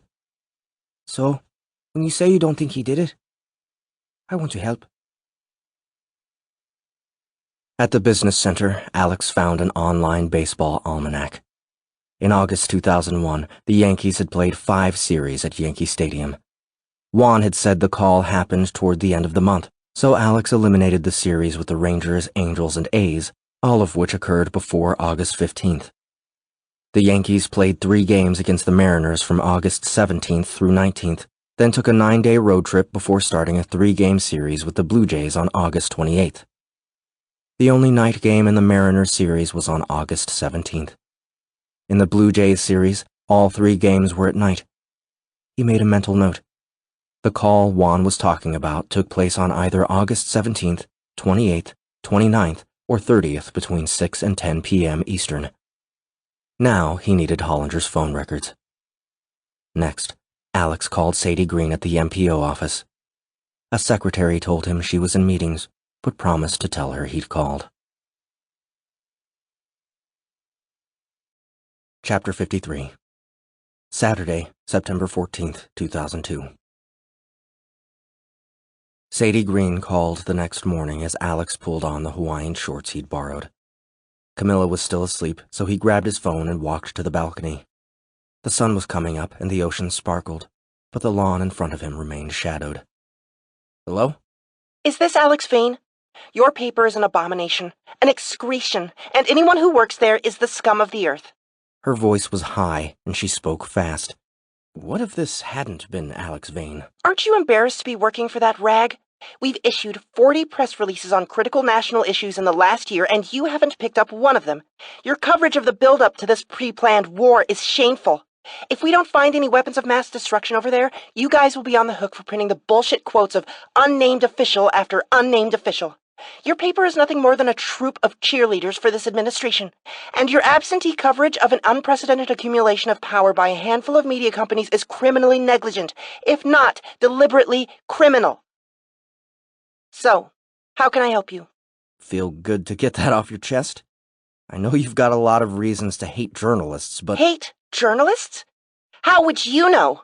You're not a journalist, Alex. You're a typist, a stenographer for the devil. I love journalists. Real journalists. I hate the media and the mind-fucked, sycophantic reporters it creates. Like you, for example. Wow. As much as I love being yelled at by you, those are complaints for another department. I'm calling to talk to you about Macintosh Hollinger. The line was silent for a few seconds. What about him? Her voice had softened. Well, I may as well come right out with it. Is it true that Mr. Hollinger told you he was going to donate $500 million to MPO before he died? It's about fucking time. I was expecting someone from the business section to call about this. Aren't you a court reporter? Yes. Why were you expecting— I spread it around enough. You're about 10 months late, but yeah, it's true. Ever heard the expression, you catch more flies with honey? Go to hell. Are we on the record? Why are you calling me about this now? Yes, we're on the record. I'm doing research for a piece on Mr. Hollinger, and I've been in touch with his widow. She mentioned you. That bitch. I could barely get her on the phone. Then she ignored me. When did Mr. Hollinger make the pledge to you? Mid-August of 2001. And it was a firm pledge, not just an idea he was tossing around? Absolutely firm. I worked him for a year to get that donation. I earned it. Do you have notes on the meeting? Was anyone else there? No one else was there. If I had anything solid, don't you think I would have challenged the will in court? Yes, I assumed so. Did he tell anyone else about the donation? Not that I know of. He said he was going to talk to his financial advisors and would make it official sometime in September. And who did you tell? I told a couple members of my board of directors in strict confidence. I was going to wait to get a letter from Mac and present it to the full board at our fall meeting. Did you tell anyone else before Mr. Hollinger died? What does it matter? It matters because— it just matters. Did you mention it to anyone else? Alex watched a small group of birds run in and out of the shadows on the lawn below his balcony. No, she said at last. You didn't tell anyone else about the money before Mr. Hollinger died? No. Do you know Denver Bice? Of course I know him. He's the supervillain who masterminded this latest clusterfuck of a merger. He's like if Lex Luthor and Dr. Doom had a love child. You know he's aiming to take over control of the internet, right? That's his endgame. When do you think he would have heard the rumors about the $500 million? I don't know. The rumors were around all fall. Once I knew Mac had died in the attacks, though, I told anyone who would listen. I talked to lawyers, but they all said the same thing. Without a change in his will, or any real proof, I had nothing. When I realized I wasn't getting the money, I drank for a few days, and then I told everyone I could think of. I figured maybe I could screw Bice and you guys at the Standard a little just by spreading the rumors. Thanks for that. I guess they didn't spread far. I didn't hear about them until the last few days. Look, I've got Just one more question. When exactly did you start talking to people? I don't know. They found Mac in October, and it took a few weeks for me to figure out we weren't getting the money. I started pestering reporters in November.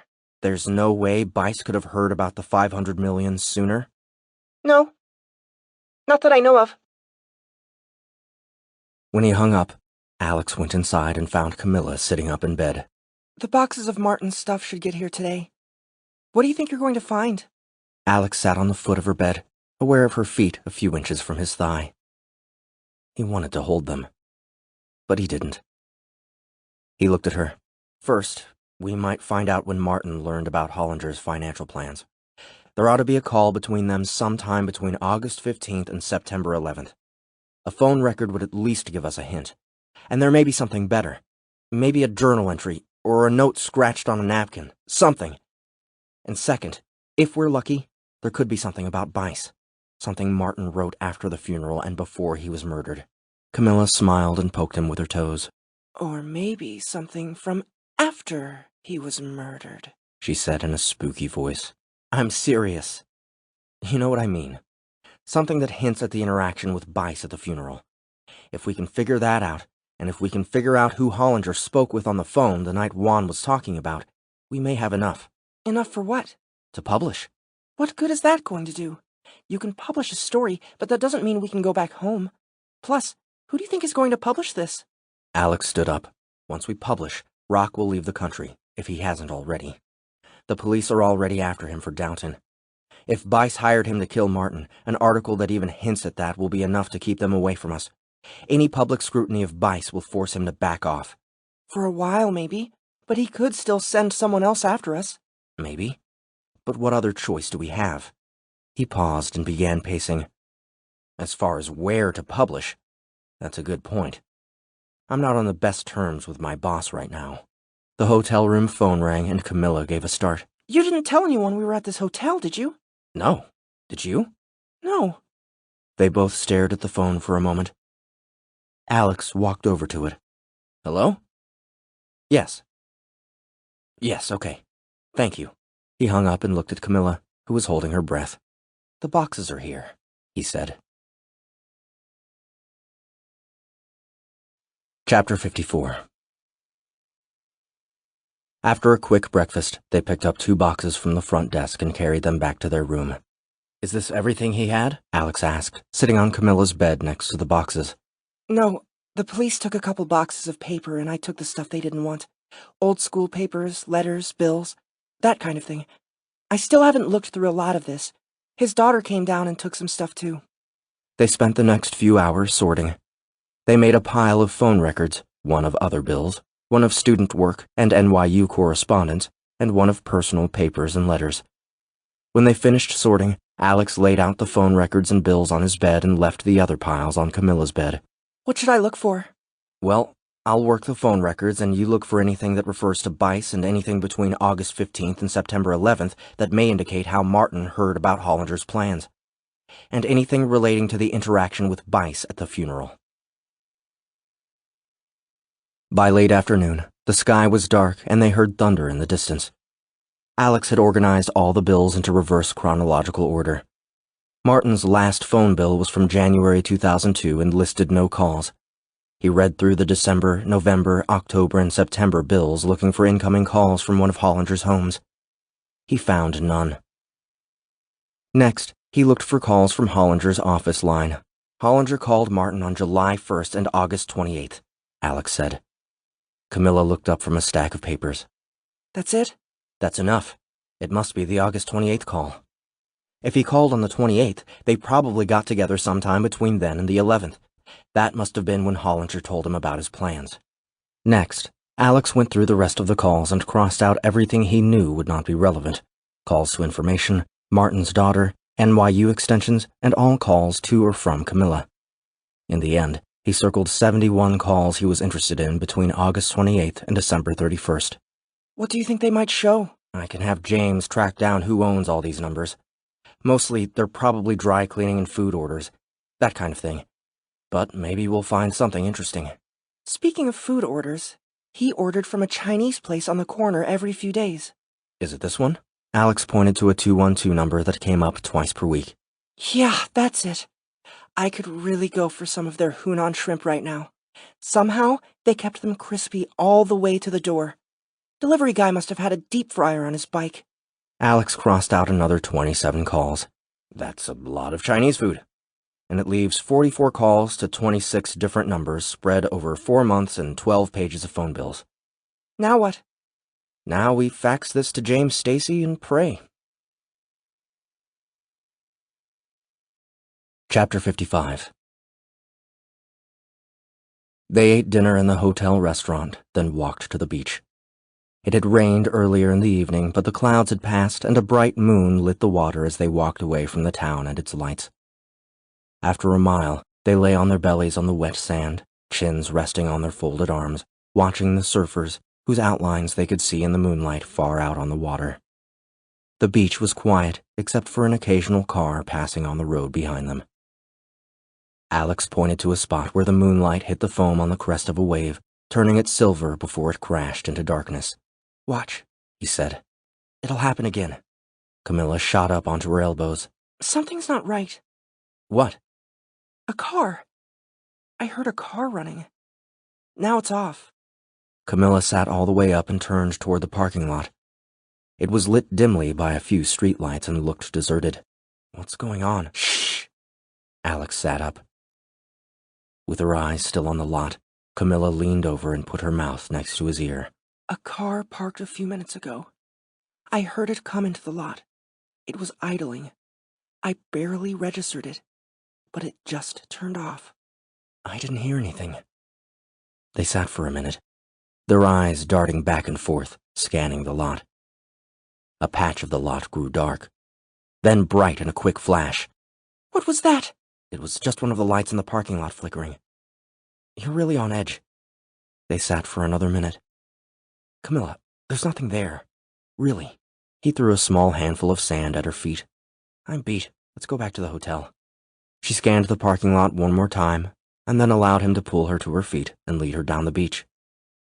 They walked in silence, Alex glancing at her every few steps. Next to a pier near the hotel, a man fished from the shore. He had a 5-gallon bucket and a small gas lantern sitting on a large cooler.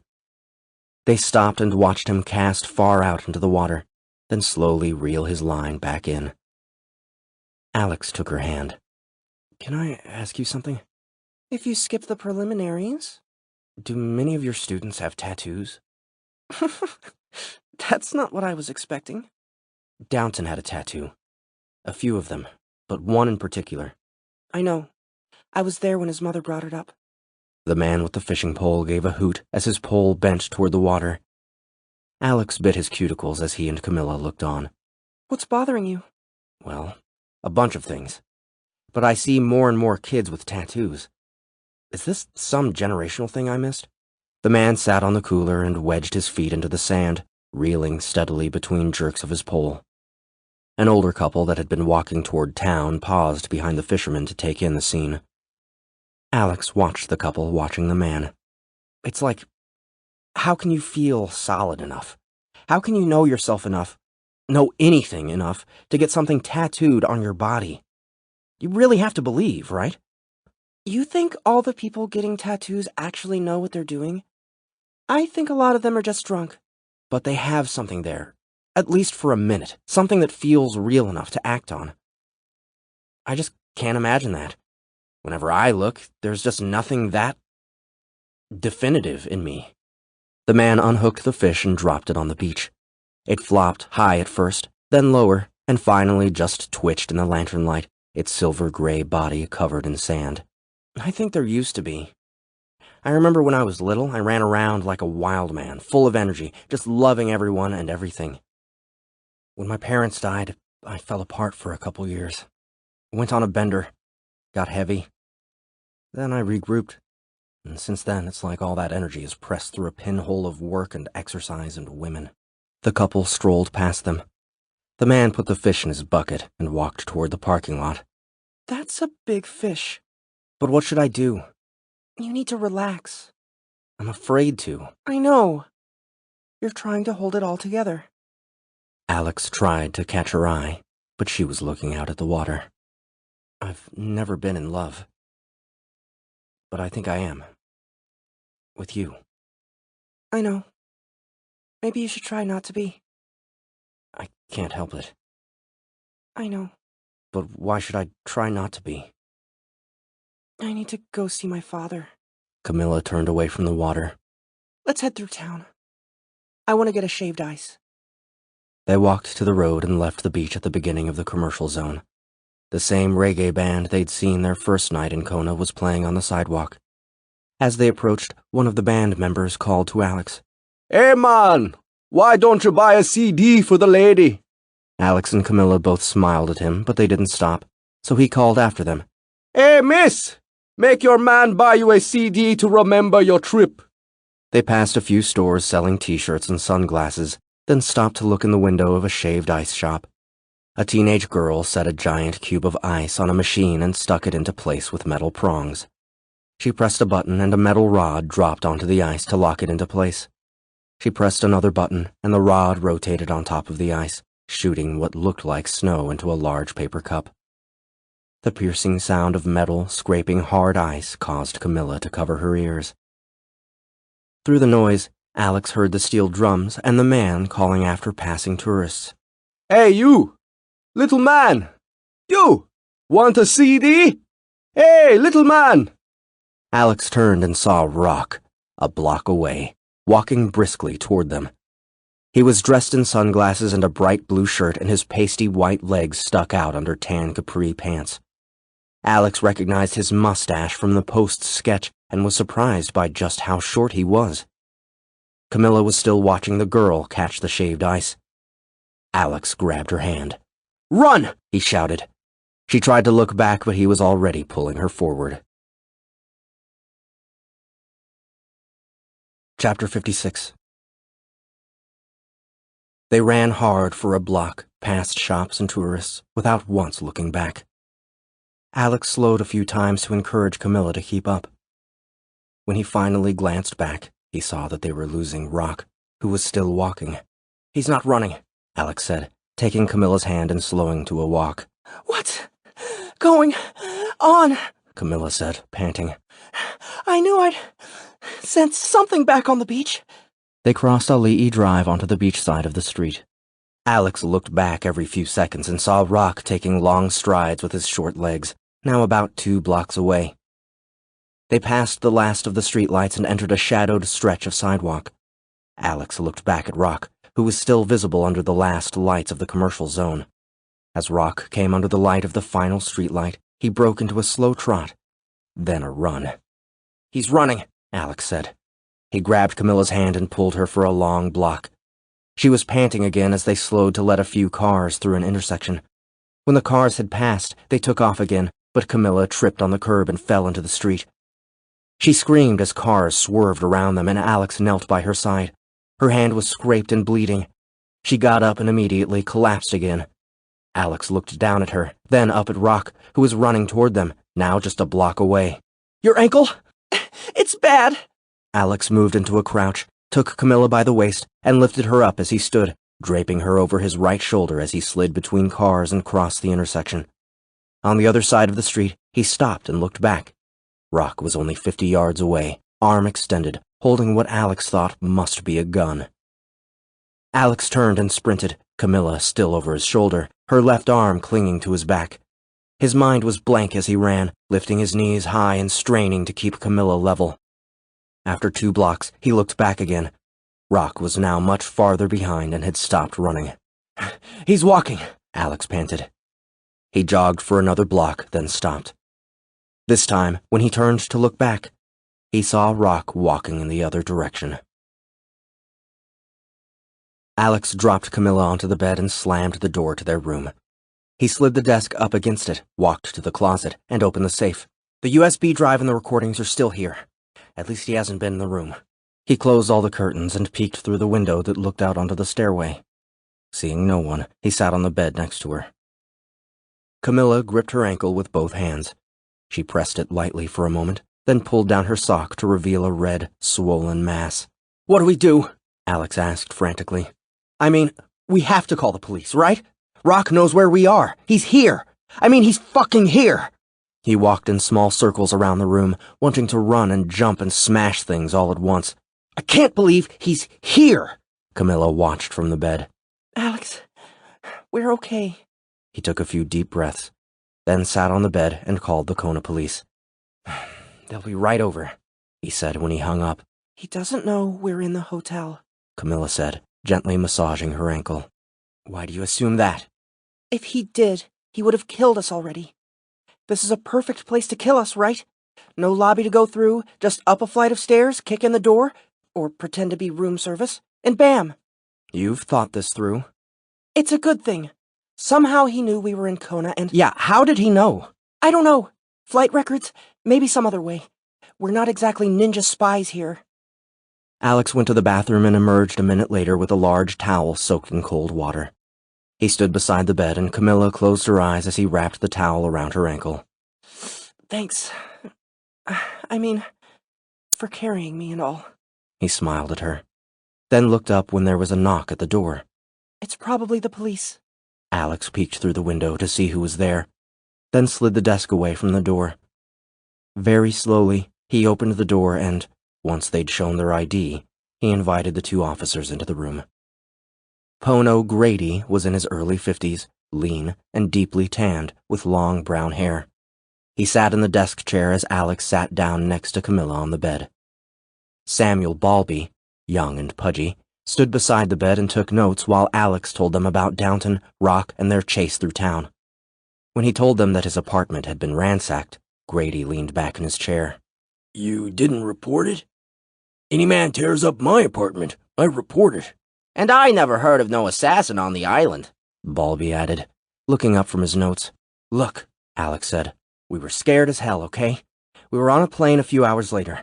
This guy had just killed one of my sources, and I have something he really, really doesn't want me to have. Look, Grady said, it's not that I don't believe you. I do.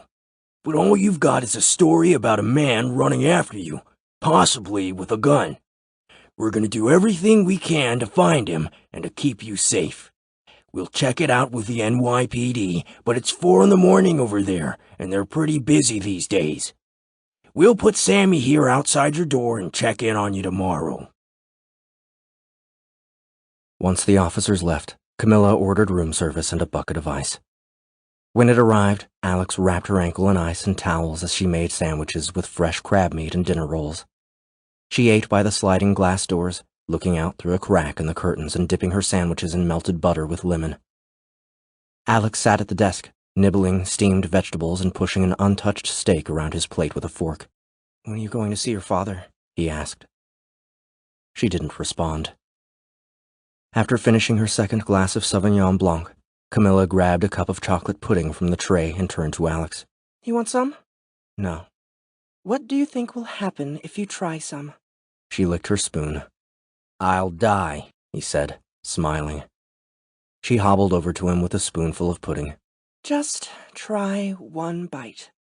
He sat up rigid in the chair, not looking at her. Seriously, one bite. He rotated the chair toward her. She straddled his leg and held out the pudding. What are you doing? I feel like a stripper. His body stiffened as she sat on him. He looked into her eyes as she touched his cheek with the back of her hand. He felt softness and a burning lust, but both were immediately displaced by a hollow, sinking feeling. What are you doing? I thought you said— Straddling your leg and trying to get you to have some pudding. She moved the spoon toward his mouth, and he took a bite. His body tingled, and his brain felt sharp. I can feel myself retaining water already. What? Never mind. Do you like it? Kind of. But I kind of hate it, too. He could feel the sugar and the desire moving through him. He felt out of control, and this made him angry. But he smiled at her. Sugar is a drug, he said, trying to sound light. She stared straight at him and adjusted her position on his leg, then squeezed his thigh by tightening both of hers. All of his awareness went to the place of contact between them, and he forgot himself for a moment. Cam? He stared at her. Cam, what are you doing? She put the spoon in his mouth, swiveled off him awkwardly, and flopped down on the bed. I don't know, she said. Alex took the spoon from his mouth and put it on the desk. He looked at her on the bed, swallowed the pudding, then walked over and lay down on his own bed. Chapter 57. Alex stared at the ceiling. "I'm never going to be able to fall asleep," he said. Me neither. "Let's go over this again. If we hunker down here, the police might catch him and—" And what if they do catch him? Camila asked softly. I say we send copies of the Santiago video to the police and the papers. You write up everything we found about Hollinger, his money, Bice, and so on, and we disappear for a while. Alex sat up and looked at her. Moonlight came through the curtains, lighting her face. But she was not looking at him. We already tried disappearing. That's why we're here. Plus, the video won't be enough to get him off. They need Rock to confess, or they need some evidence on him. If they get him, maybe he'll flip on Bice.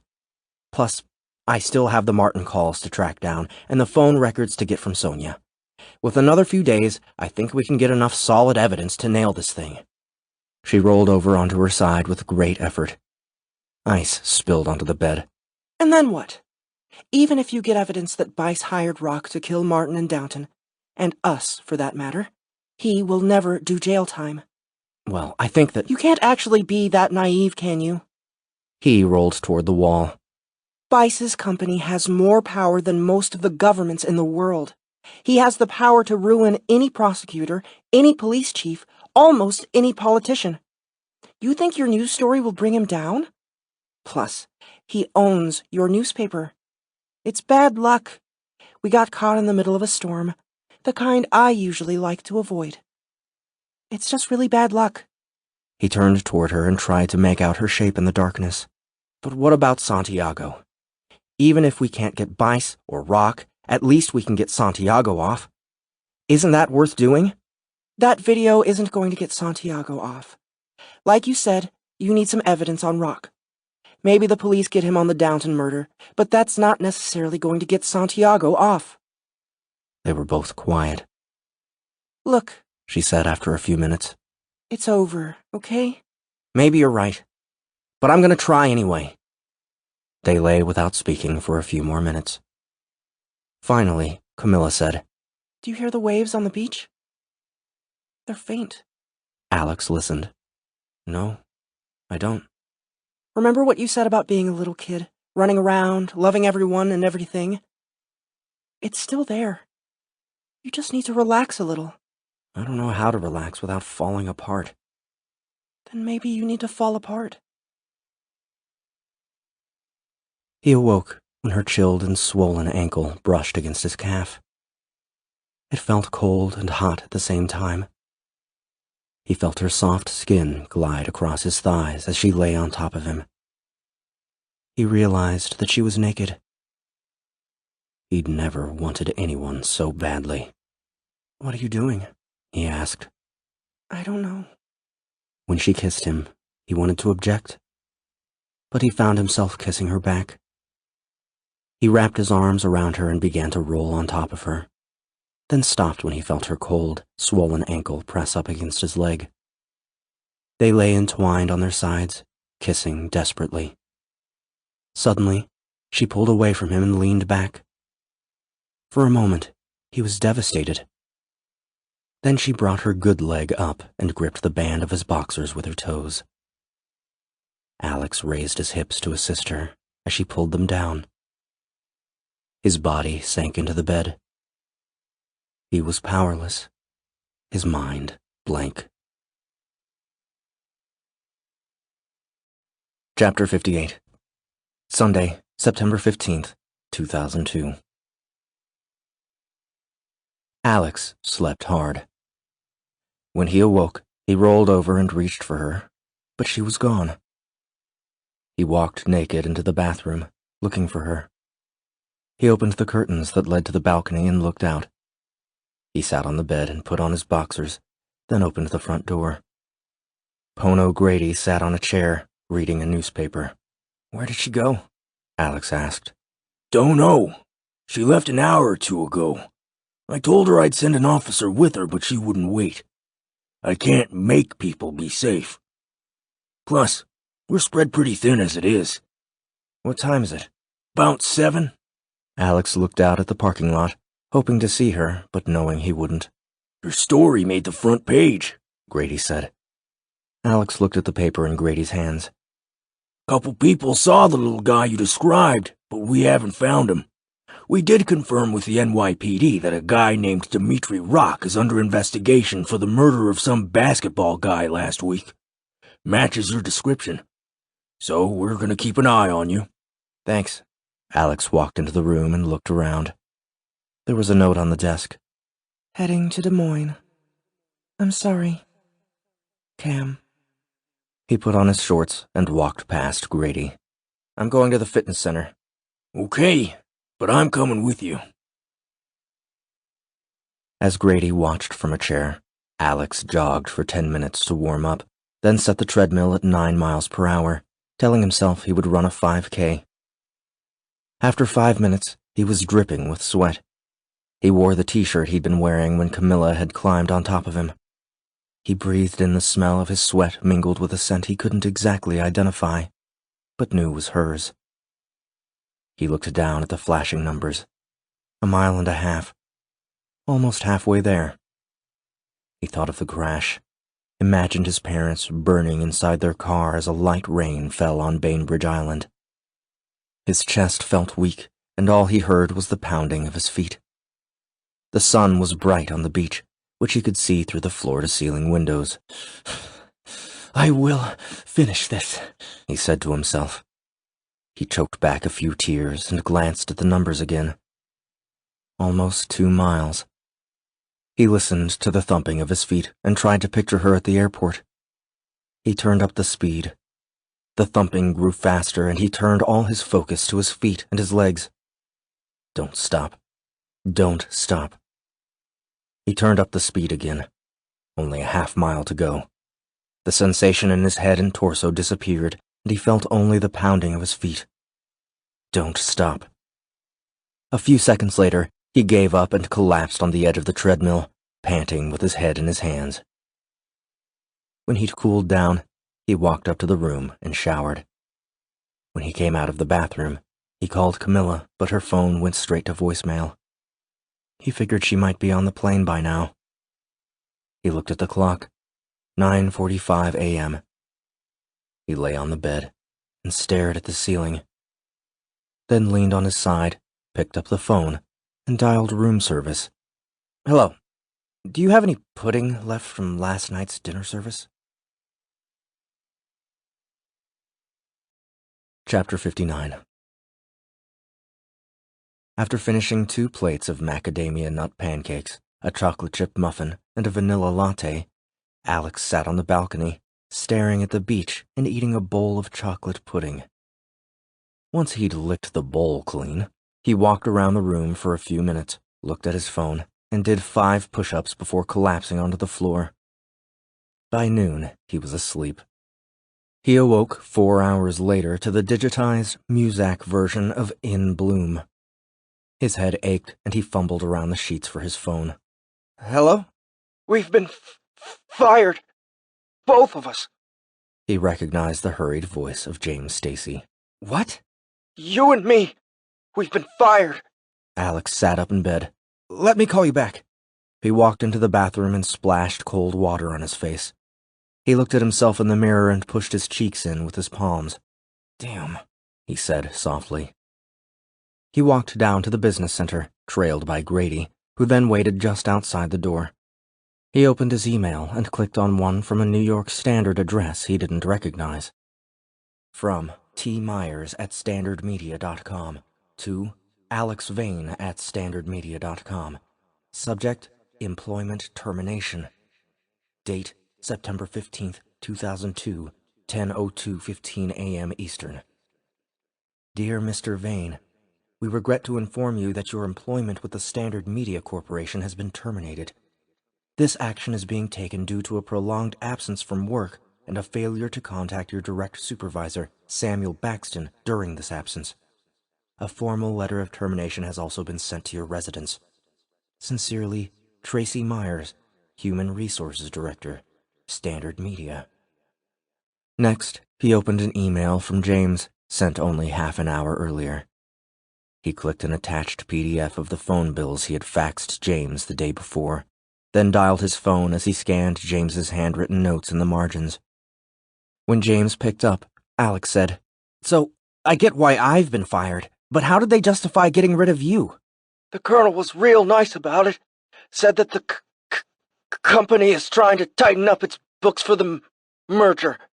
They were happy with my work, but couldn't fund a full-time researcher. I guess all their old reporters are going to have to learn how to use the internet." Alex got up and paced the business center. His head hurt, and he rubbed his eyes. "You got fired because of the video. Because of me." "But I don't know anything." "It doesn't matter. I'll explain later." He sat back down at the computer. "I'm looking at the PDF. Do you have Martin's phone bills in front of you?" "Yeah." Next to each phone number that Alex had not crossed out, James had written a name or location. "Take me through this." "I'm still stuck on why they fired me. Even if I knew something, which I don't, why would they fire me?" "I promise I'll explain soon." James inhaled deeply. "Okay. From the top of the list, the first call you didn't cross out is from August 28th. "Yeah, that one I knew. That's from Mac Hollinger." "Yeah, it's listed to Sonia Hollinger. Next call is August 29th. That's Shen's Grocery on 14th Street. Then, later that day, the 845 area code. That's his daughter's cell phone. Next call is from the 30th. That's a movie theater in the village." Alex scanned down the list, confirming that the notes James had written in the margins of the bill matched what he was saying. Most of the calls were routine, but Alex noted a couple he wanted to follow up on. When they got to September 5th, James said, "It took me a while to track this one down because payphones are listed separately." "What is it? Where's the payphone?" "Well, it doesn't exist anymore. It's a phone that used to be at the World Trade Center Plaza. Incoming call that lasted only a minute." "So Martin got a call from the World Trade Center Plaza on September 5th? What day was that?" "Wednesday." The call happened at 11 a.m. Alex thought it could have been a call from Hollinger to arrange a lunch with Martin.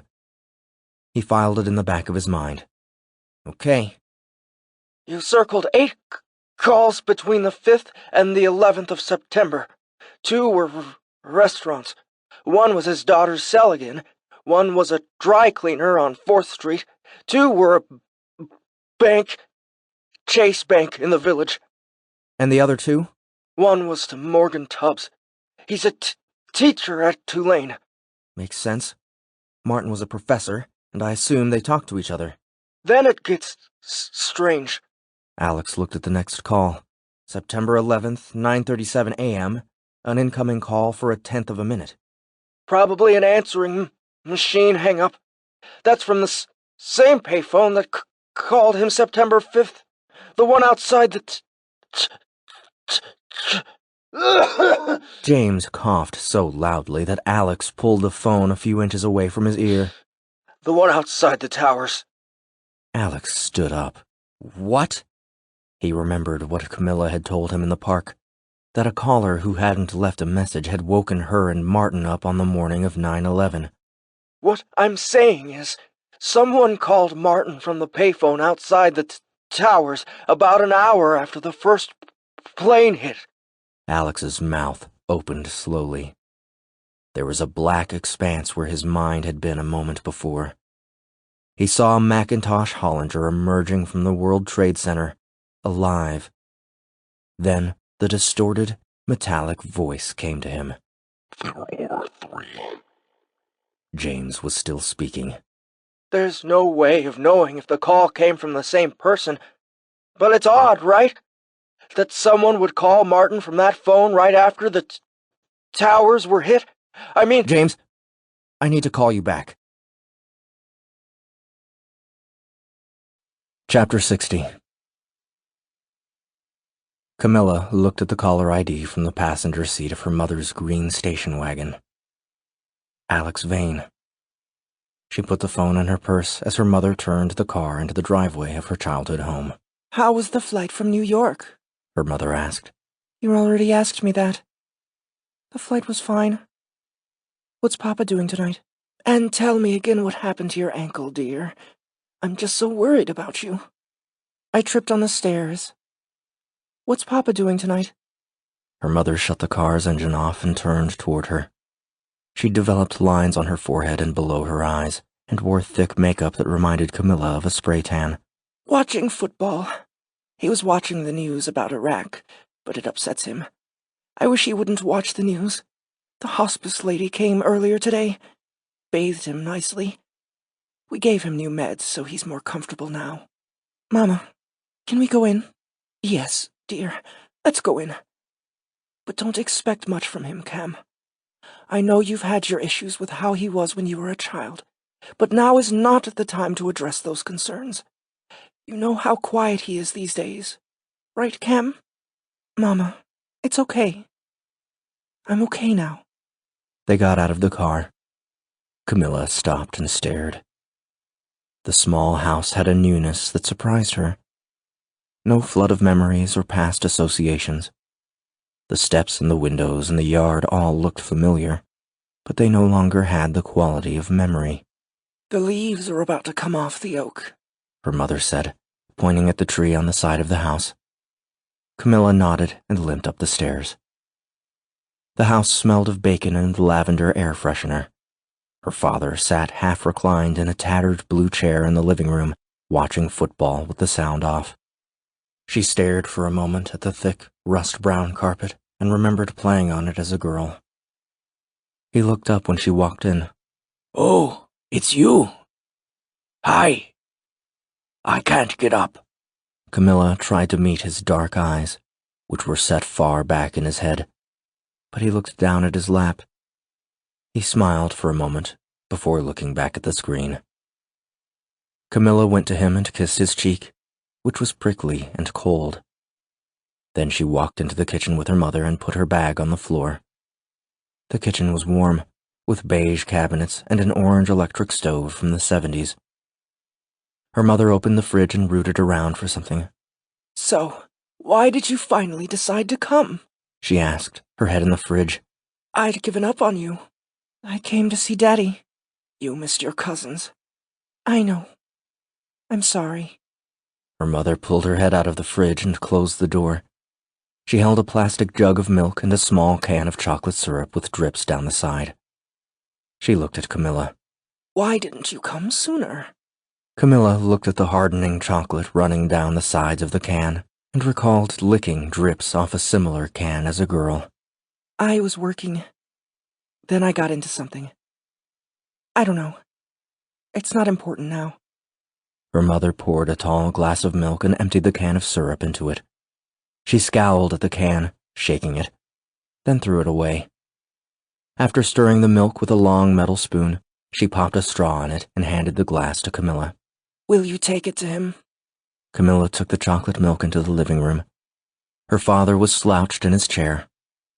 On the TV, she saw a blur of silver and black running after a blur of yellow and black. Her father's hair had thinned and his scalp looked greasy. The table next to him was piled with pill bottles and small paper cups. She pulled up a footstool and sat next to him. Papa, I brought your milk. Papa? He opened his eyes, which looked weary and kind. You look tired, Cam, he said. Her chest tightened. She took his hand. Do you want some milk, Papa? Chocolate milk. I drink chocolate milk now. That's what I mean. She leaned over him, resting her elbow on his thigh. It was thin and hard. She held up the glass and positioned the long purple straw. He sucked slowly, and she felt his thigh relax. Do you like the chocolate milk, Papa? It needs more chocolate. Tell your mother to get more chocolate at the IGA. He sat up a little straighter and looked at the TV. Damned Steelers. You want the sound on? She asked. He said nothing, Which ones are the Steelers? They're in black and yellow. She saw that they were losing by 20. But it says they're from Pittsburgh. Why are you rooting for them? Because the Raiders are evil. They beat the Chiefs at Arrowhead and kept them out of the playoffs. Gotta root against the Raiders. When was that? I mean, when did the Raiders beat them in the playoffs? He sighed and squinted at the screen. 3 years ago. She looked at the TV again, then back at her father. She was still holding the chocolate milk, and her hand was wet and cold. Papa, see how there are 2 clocks on the screen, both counting down? One has minutes and seconds, but the other just has seconds and resets every so often. Why are there 2 clocks? He looked into her eyes, but said nothing. She could feel the irritation in him as he turned his head toward the kitchen. Agnes! He tried to call into the kitchen, but his voice didn't carry. He turned slowly back to Camila. 1 is the game clock, and 1 is the play clock. She took his bony hand. What's the difference? 1 tells you how long to go in the game, and 1 tells you how long the team with the ball has to run their next play. He closed his eyes as he spoke. His breaths were heavy. She let go of his hand and held up the chocolate milk. He sipped weakly. He looked toward the kitchen as Camilla's mother walked out. I need something for the pain, he said, letting go of Camilla's hand and reaching toward his wife. Her mother made a small pile of pills and took the chocolate milk from her. Tears welled in Camilla's eyes as she watched her mother feed him pills. She stood. I'm sorry I didn't come sooner. I really am. She went to the kitchen and made a cup of tea, then peeked into the living room, where her father was sleeping and her mother was dusting a large wooden cross on the mantel over the fireplace. Taking her tea outside, she sat on the ground under the white oak. She rubbed her ankle gently, thinking about Alex Vane and her father's mother. She tilted her head back and stared up at the tree. The leaves were bright yellow, illuminated by a floodlight on the garage door. She picked up a couple of leaves from the grass around her, then rubbed them together. They crackled between her fingers. When her phone rang, she silenced it without taking it out of her pocket.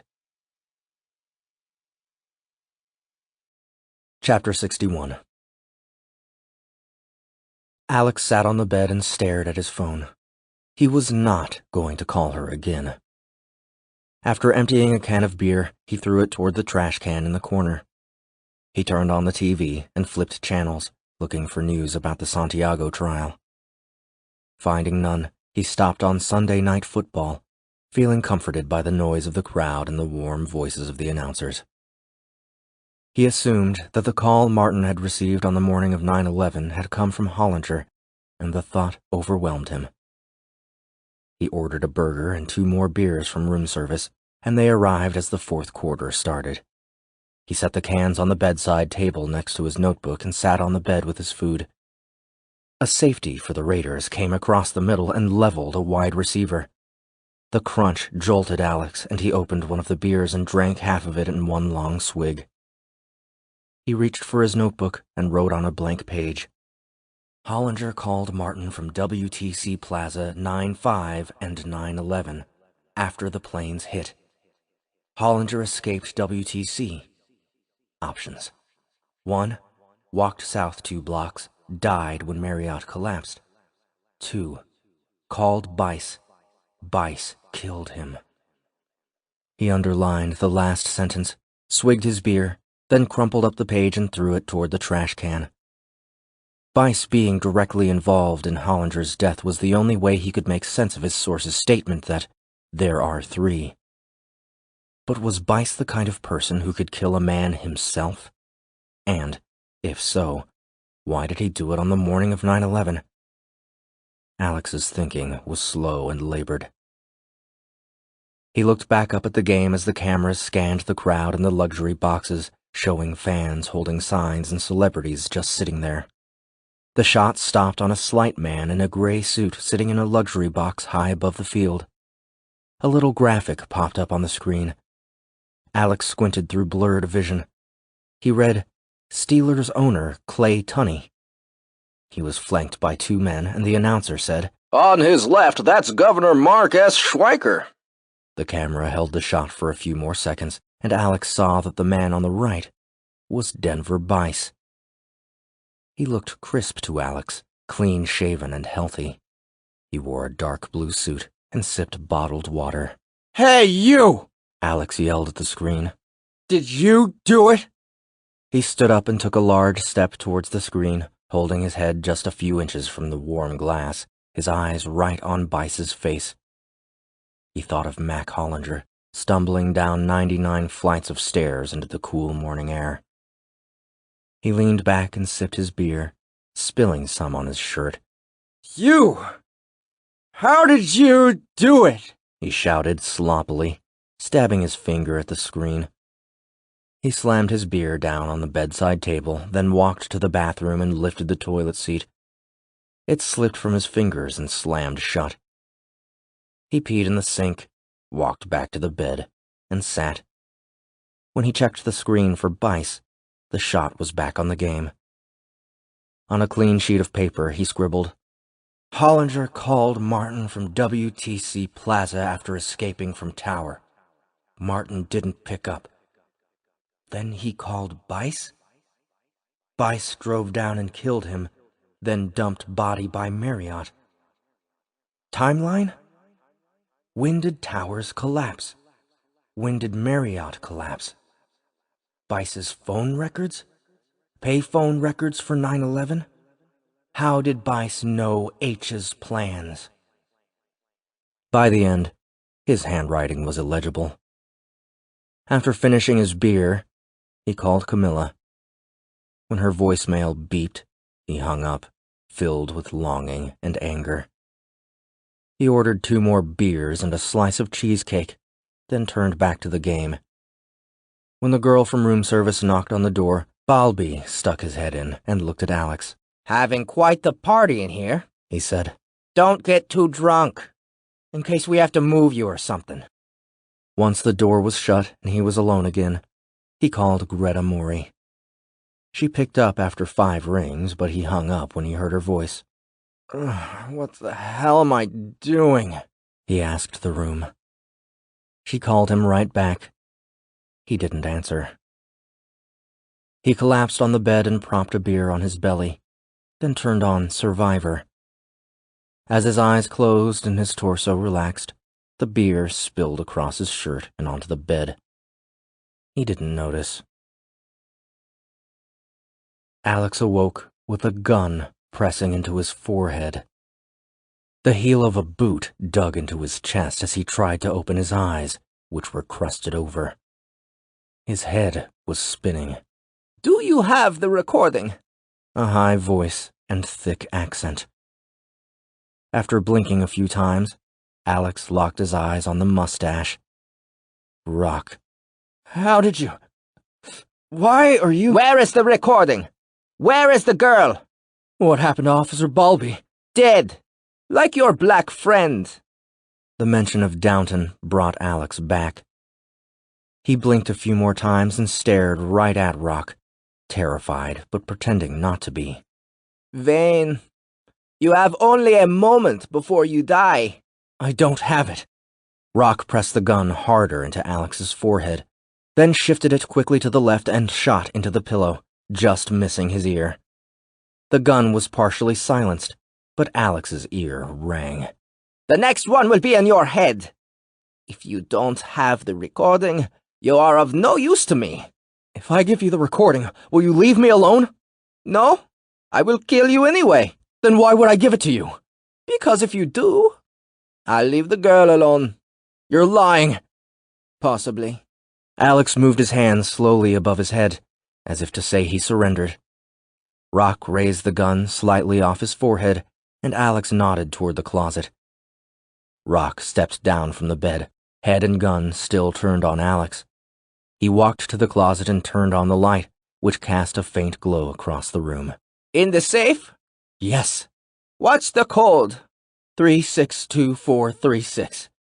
Rock reached up, but could only reach the bottom row of numbers on the keypad.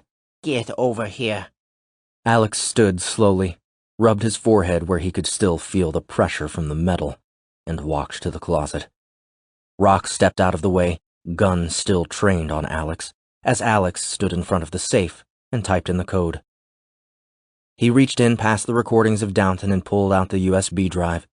He turned slowly and handed it down to Rock. Look at me, Rock said.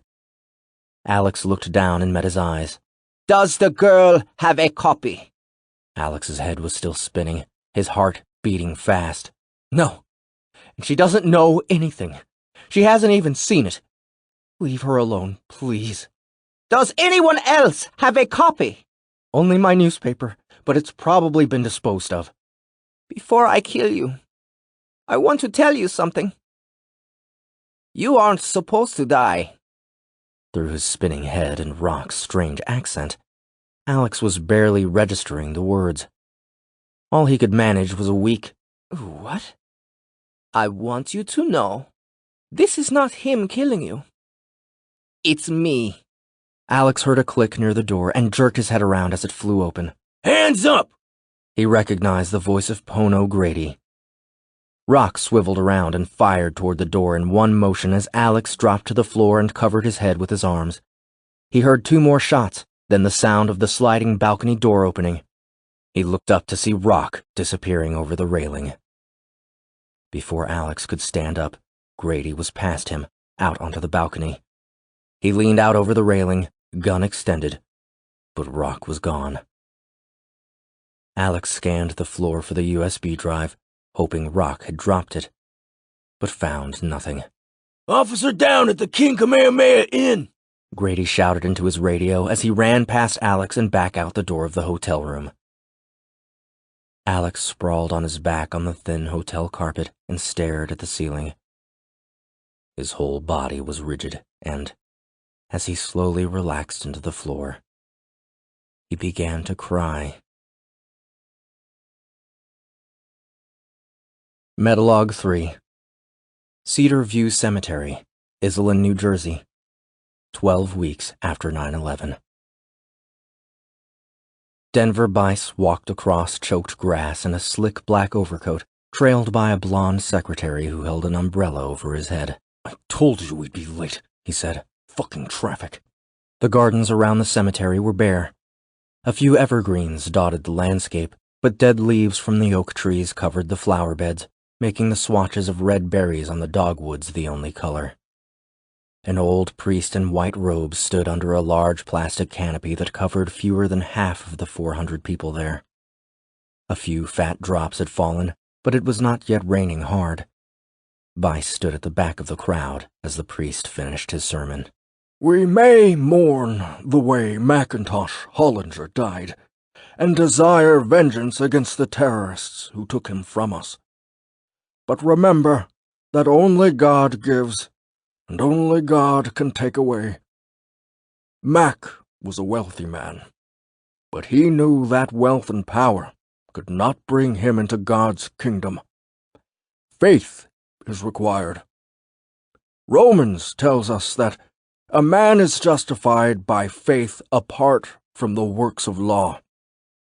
Faith alone is required to enter into God's kingdom. Mac had this simple faith, and in that faith, he is saved. And Matthew tells us, there is nothing covered that will not be revealed, and hidden that will not be known. Mac knows what we do not, and in that knowledge he is at peace. And just as he is now unbound in the company of God in heaven, may this also be so for us on earth. Amen." After the casket was lowered, Bice followed the crowd to a large, white tent. He saw Sonia Hollinger next to the lavish buffet accepting outstretched hands and air kisses from a long line of people. He looked at his watch. He was missing the Steelers game.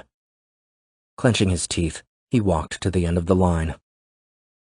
Sonia wore a neat black suit, a veiled black hat, and classic black pumps with a 4-inch heel. As he approached her, he heard 3 different people compliment the food. Well, given the location, she said to each of them, we just had to do something interesting. He pecked her cheek when he reached the front of the line. Sonia, what a lovely service. I didn't know Mac was Lutheran. She smiled. Yes, I could not even get him to come to Latin Mass with me on Christmas. Bice took her hands. Faith alone. If only it were that simple. Indeed. I'm very sorry about Mac. He pecked her cheek again and turned to leave. Scanning the tent for his secretary, he caught the eye of John Martin. Martin wore a threadbare brown sweater over a wrinkled white shirt. He noticed a woman he didn't recognize standing with Martin and wondered how such a loser could land a woman who looked like that. As they began walking toward him, Bice looked down at his watch. Damn, he said to himself. He was probably going to miss the second-half kickoff. Den, good to see you. Martin reached out his hand, and they shook. It's Denver now. People don't call me Den anymore. I see you've dressed up for the occasion. He turned toward the woman beside Martin. Who is this? This is my girlfriend, Camila. She teaches at NYU with me. Bice reached out his hand. Lovely to meet you. NYU has a special place in my heart. Any professor there is a friend. Camila took his hand and shook it. Nice to meet you. How do you two know each other? We were Mac's students way back at Tulane, Martin said. Can you believe that? Den came from Pittsburgh and I came from Alabama. We met in New Orleans and now we're standing at a funeral in New Jersey. It's a strange world. Bice scanned the room for his driver. Yes, well, I have an important... What was the class? Camila asked. Bice smiled as he imagined her undressing in the back of his limousine. Writing about numbers. It was a math class for writers, he said. I was a reporter there for a while, until, all this happened. He waved his arm in a sweeping motion toward the people in the tent. Until all what happened? Camila asked, looking around. Bice imagined getting a blowjob from her while watching the game in his limo as they crossed the George Washington Bridge. Until he took over New York City and the world, Martin said. In case you haven't noticed, dear, we're surrounded by rich people, many of whom work for or rely on Mr. Denver Bice. Bice heard a clinking sound and looked down at Martin's pants. Martin was fingering the loose change in his pocket. Fucking loser. Camila put her hand on Martin's shoulder, and the clinking stopped. No, I just meant when I moved out of the newsroom and into the corporate side of things, Bice said, imagining dropping Camila off on the side of the road once they got across the bridge. The clinking began again, and Camila glanced at Martin. Hey, calm down. Bice caught his secretary's eye across the room. Well, I do need to be off now. Den, one last thing, Martin said. You're not funding Al-Qaeda in secret, are you? What? Bice asked. I mean, you caught a hell of a break with Mac dying when he did. Bice felt the air leave his chest all at once. I hope you'll at least send flowers to Bin Laden's cave in Afghanistan, Martin continued. He laughed, and the clinking started again. Bice flushed with anger. What did you say to me? Camila took Martin's hand. What kind of a joke is that? All I'm saying is that at least there was a small upside from 9/11 for you and your standard media folks, Martin said, not taking his eyes off of Bice. Bice stammered. What? I mean, that's the most offensive, ridiculous... What are you talking about? Just joking, Martin said. I know you hate Arabs more than you hate losing money. I'm just saying, lucky break for you. John, stop it! You don't know what you're saying. Hot and red, Bice stared at Martin with cold eyes. They stood in silence as the chatter around them grew louder and then quieted. An occasional laugh echoed through the tent. Finally, Bice took 3 deep breaths, glanced at Camila, then looked back at Martin. I really must be going, he said. I have an important meeting in the city. Bice watched from the back of his limousine as his assistant, Simon McElroy, stood under the Manhattan Bridge. Rain trickled through the slatted iron above him onto his red umbrella. Small puddles formed around his feet. McElroy tried to kick gravel into a puddle as he scanned the deserted park. Bice saw Dimitri Rock approaching from across the small field to the north and saw that McElroy had spotted him as well. Rock paused at the edge of the field, looked around, then walked up to McElroy. His thin, shoulder-length hair dripped beneath a black hat. McElroy pulled a yellow envelope from his jacket and held it out. Rock brushed it aside and walked to the back window of the limousine. He tapped on the glass with one finger. Inside the car, Bice cursed McElroy under his breath. Stupid, bumbling fuck! Rock tapped again. Bice took a deep breath, rolled down the window and, before Rock could speak, said, I've asked my assistant to speak with you. Rock held out his hand and smiled. Dimitri Rock. Bice looked at the pale, wet hand and did not want to shake it. I know who you are. Smedveb has told me about you. I do not deal with assistants. I am here as a favor to Smedveb. He says you do business with him and has asked me to assist you. He cocked his shoulder toward McElroy. Him? I do not know. Now that you see me, can we get on with it? He nodded at McElroy, who again took out the envelope and held it out to Rock. Ignoring it, Rock said, No. You must give it to me.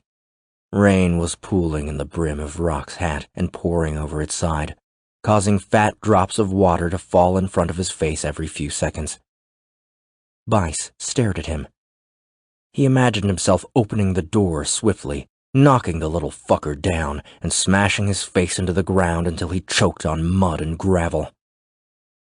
Again, Bice nodded at McElroy, who came over and passed the envelope in front of Rock and through the open window. A drop of water splashed on it, leaving a ragged water stain. Damn it! Bice yelled. Rock and McElroy stepped back. Bice's heart was beating fast.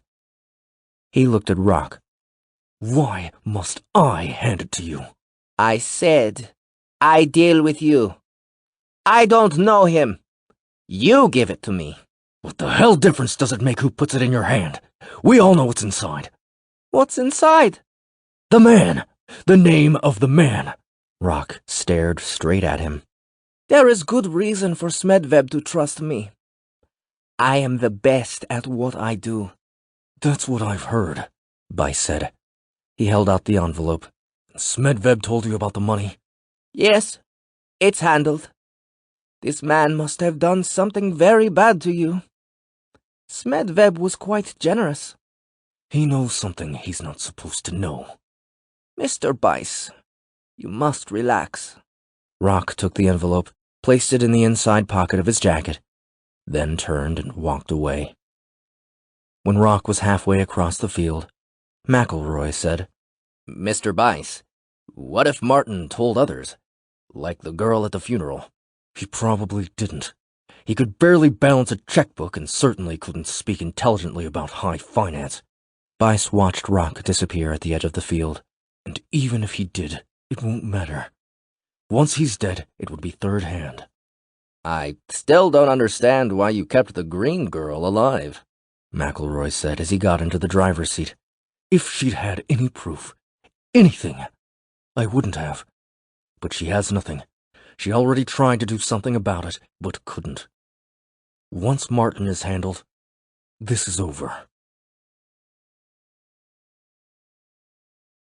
Part 4. Chapter 62.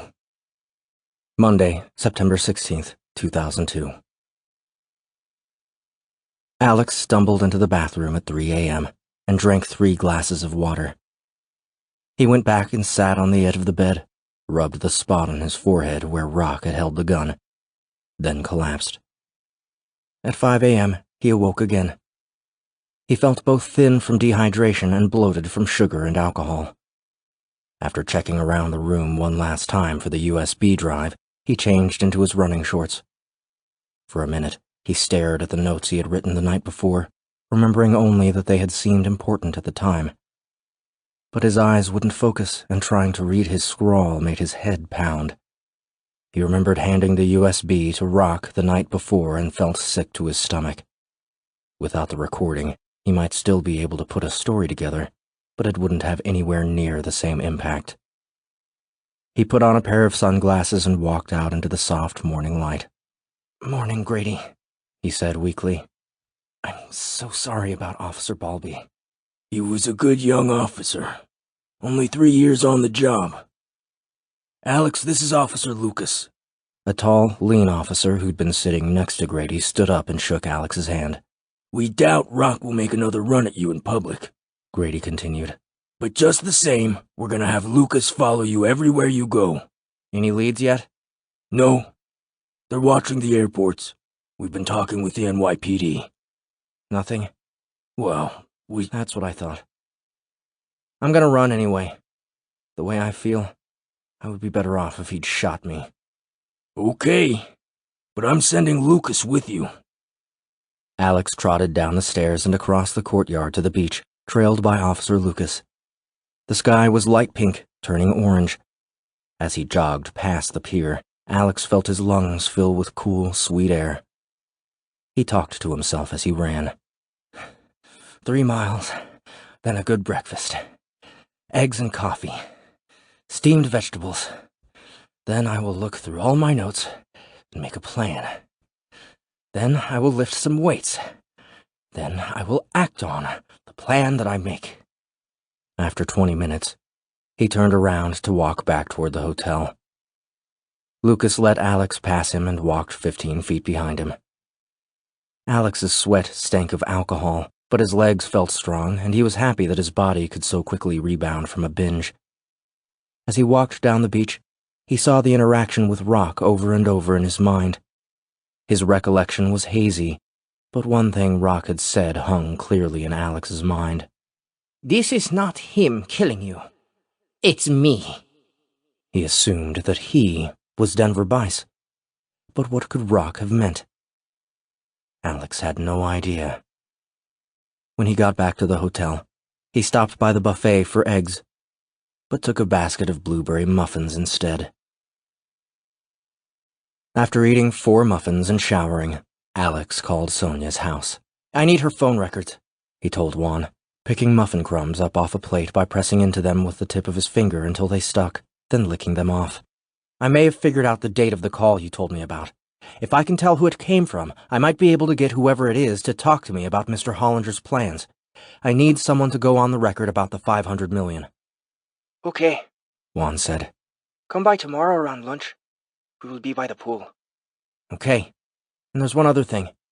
You said that Mr. Hollinger always called his wife from a payphone outside the towers after lunch. Is that right? Yes.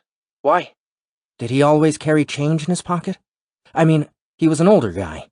Don't people his age carry change in their pockets instead of just throwing it into a jar? Why are you asking this? Alex decided not to tell Juan about the call Martin received on the morning of 9/11. It's just a hunch. Probably nothing.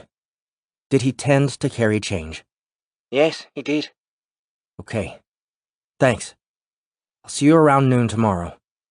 After he hung up, Alex pressed into the last of the muffin crumbs with his finger, then stared out the window at the beach as he licked them off. Chapter 63. Camila walked into the kitchen, rubbing her eyes. Her mother was flipping strips of bacon in a thin, non-stick skillet. She looked at Camila. He won't eat anything anymore, but I fry it anyway. We don't know it's morning unless it smells like bacon. Camila looked at the bacon. When did he stop eating? About a week ago. Liquids are the only calories he'll take in. Did he sleep in his chair? Yes. Camila had not slept well. Her eyes felt puffy and hot. Should I go see him? Of course you should. Camila walked to the living room and sat on the footstool next to his chair. His eyes were closed. He seemed to her to have receded, as if overnight he had lost the energy for this world. She took his hand and he opened his eyes. "Tell her I don't eat bacon," he said. She knows. "Then why does she keep making it?" he asked in a half-whisper. To show that she loves you. He closed his eyes. Camila squeezed his hand and closed her eyes too. Her fingers felt fat and warm between his. She opened her eyes and stared at him as the smell of bacon intensified. She thought he might be sleeping. She looked at the fireplace, then at the candlesticks on the mantel. She saw the wooden cross on the wall over the fireplace, bordered in gold. It had been her grandmother's cross, and her father insisted it be hung in the house, even though he had stopped attending church when he was a teenager. "We keep it there out of respect," was all he'd ever said about it. She did not know if the respect was for his mother, the church, or something else. The small dents in the gold looked like imprints left by fingers, and she wondered about all the people who had held the cross and what it had meant to them. She felt a slight movement in her father's hand and saw that he had opened his eyes. "Take that cross when I go. It was my mama's." She looked at him and thought she could sense a hardness all through his body. Where did she get it? He grunted in a way that made her think he didn't know. "You'll take the cross?" She looked at it again. Yes, I will take it. He smiled at her. "Cam, get your mama, okay?" She imagined a dark cloud lifting from his body. His voice was soft, and his face had brightened a little. She walked to the kitchen and saw 12 strips of bacon lying parallel on a paper towel. He wants to see you. He's going today. Her mother set down the pan she was washing and turned. Oh, no, not today. The hospice nurse will be here later. What does that have to do with when he will die? Don't say that word. Her mother walked into the living room and Camila followed. They sat on either side of him, Camila on the footstool and her mother on the floor, each holding a hand. After a few minutes, Camila turned to her mother. Can you feel the hardness in him? It's like a cage. It's moving. With flashing eyes, her mother glared at her and said, Don't speak that way about him. Then she turned toward the wall, crying softly. Chapter 64. That afternoon, Alex sat on his bed and made calls to 2 other numbers from Martin's records. The first number rang and rang without going to voicemail. A dead end. The second was a 504 area code that James had listed as belonging to Morgan Tubbs, a psychiatrist in New Orleans. After Alex introduced himself, Tubbs said he had called Martin on a whim when looking through their yearbook from Tulane. After a couple of questions, Alex realized that he knew more about Martin's recent life than Tubbs did. Just when he was about to hang up, Alex thought to ask, Did you happen to have any classes with a man named Denver Bice at Tulane? Hell yeah, Tubbs said in a slow and smooth New Orleans drawl. Do you know if he and Martin were close? Don't know, but I wasn't. Wasn't what? Close with Denver Bice? We called him Dan. The guy was a crazy prick. Never understood why John hung out with him. Maybe it was some kind of inferiority thing. Anyway, he was a prick. Sorry to be blunt about it if he's a friend of yours. He isn't. But in what way was he crazy? Well, he's a sociopath, by the technical definition. At least he was back then. Smart as anyone, decent looking, always got what he wanted. But couldn't empathize. Didn't have any feeling, humility, or perspective. And he used to hit himself. What? I didn't understand it at the time. He seemed to have the world by the balls. But every time he did anything wrong, like forget something or get a bad mark on a test, he'd whack himself on the head. Hard. A second later, he'd go back to being cocky old Dan. You're a shrink now, right? Why do you think he did that? I'm not sure I should say more. What does old Dan have to do with Martin, anyway? There's a chance he's involved in Martin's death. I just need to know what he's really like. Mr. Tubbs, please. Most people, when they do something bad, they feel remorse or sadness. My guess is that Dan couldn't feel anything. Not joy, not love, and not disappointment or guilt either. Closest he could come was to hit himself. Like some part of him knew he'd done something wrong, but he couldn't become completely conscious of it. After he'd hit himself, he'd snap back into confident sociopath mode. Go back to normal, or what was normal for him. Probably some sort of trauma in his past, but I can't be sure. Interesting. Can you say more about what you mean about him being a sociopath? Well, let me give you an example. There was a girl, Martha Morelli, who went to Tulane with us way back when. Every man south of Baton Rouge was after her.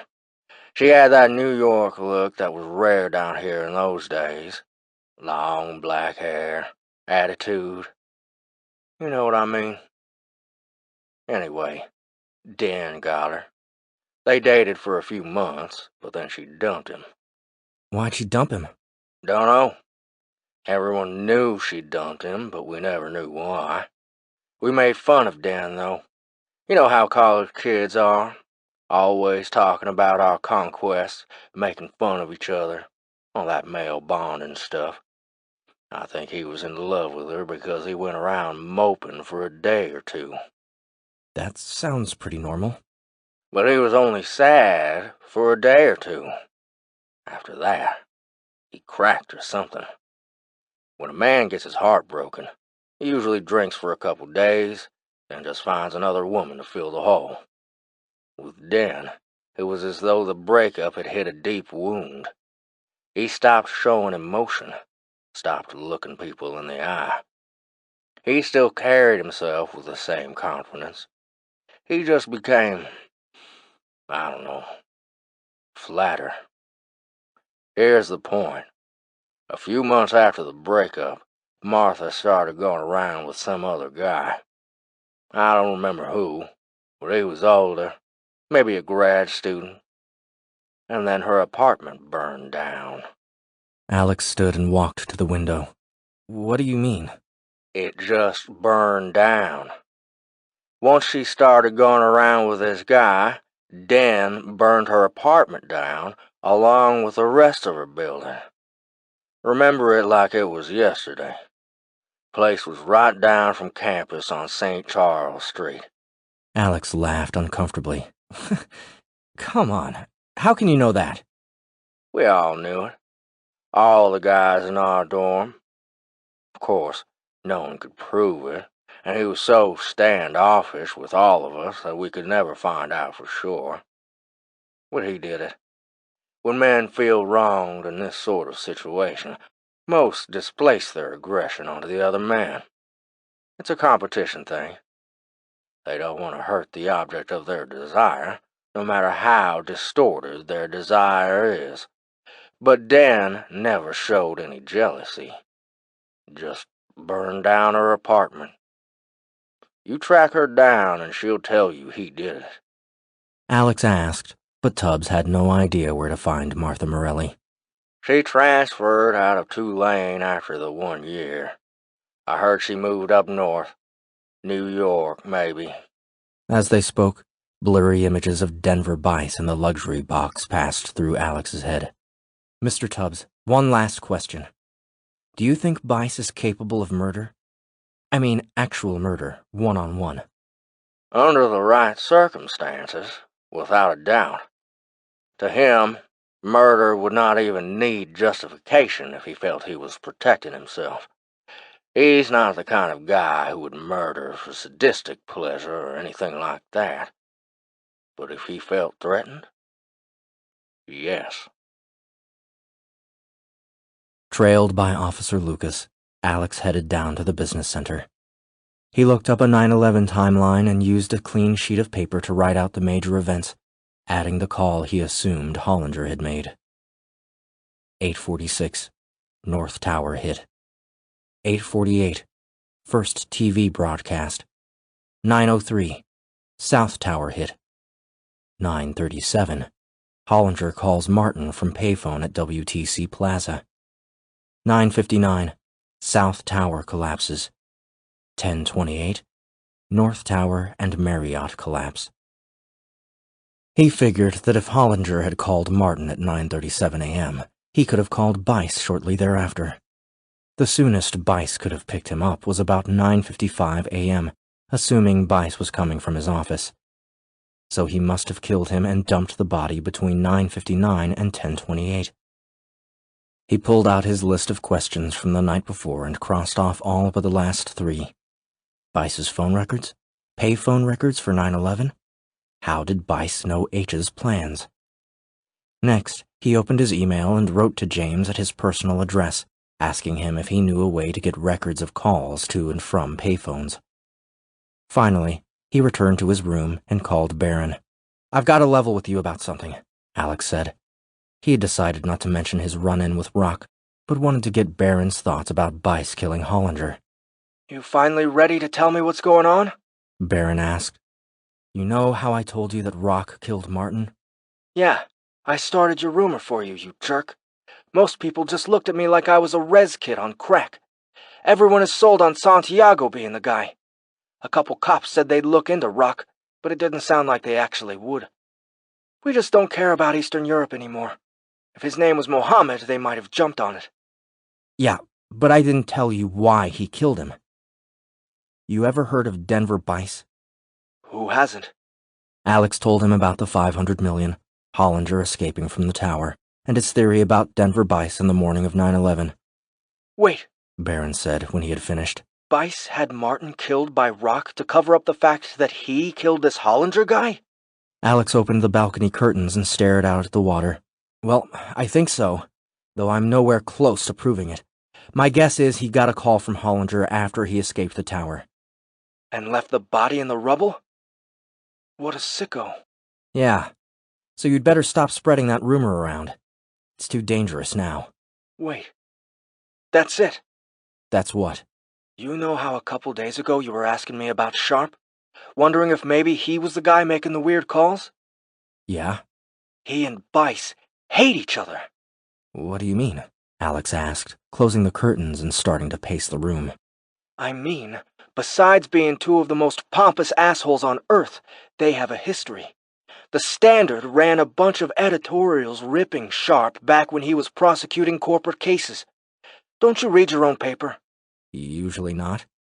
"Sharp totally had it in for Bice. Everyone knew it, and your paper went out of its way to embarrass him, probably at Bice's request." Alex stopped pacing, opened the curtains again, and watched an elderly couple walk slowly down the beach. That makes sense.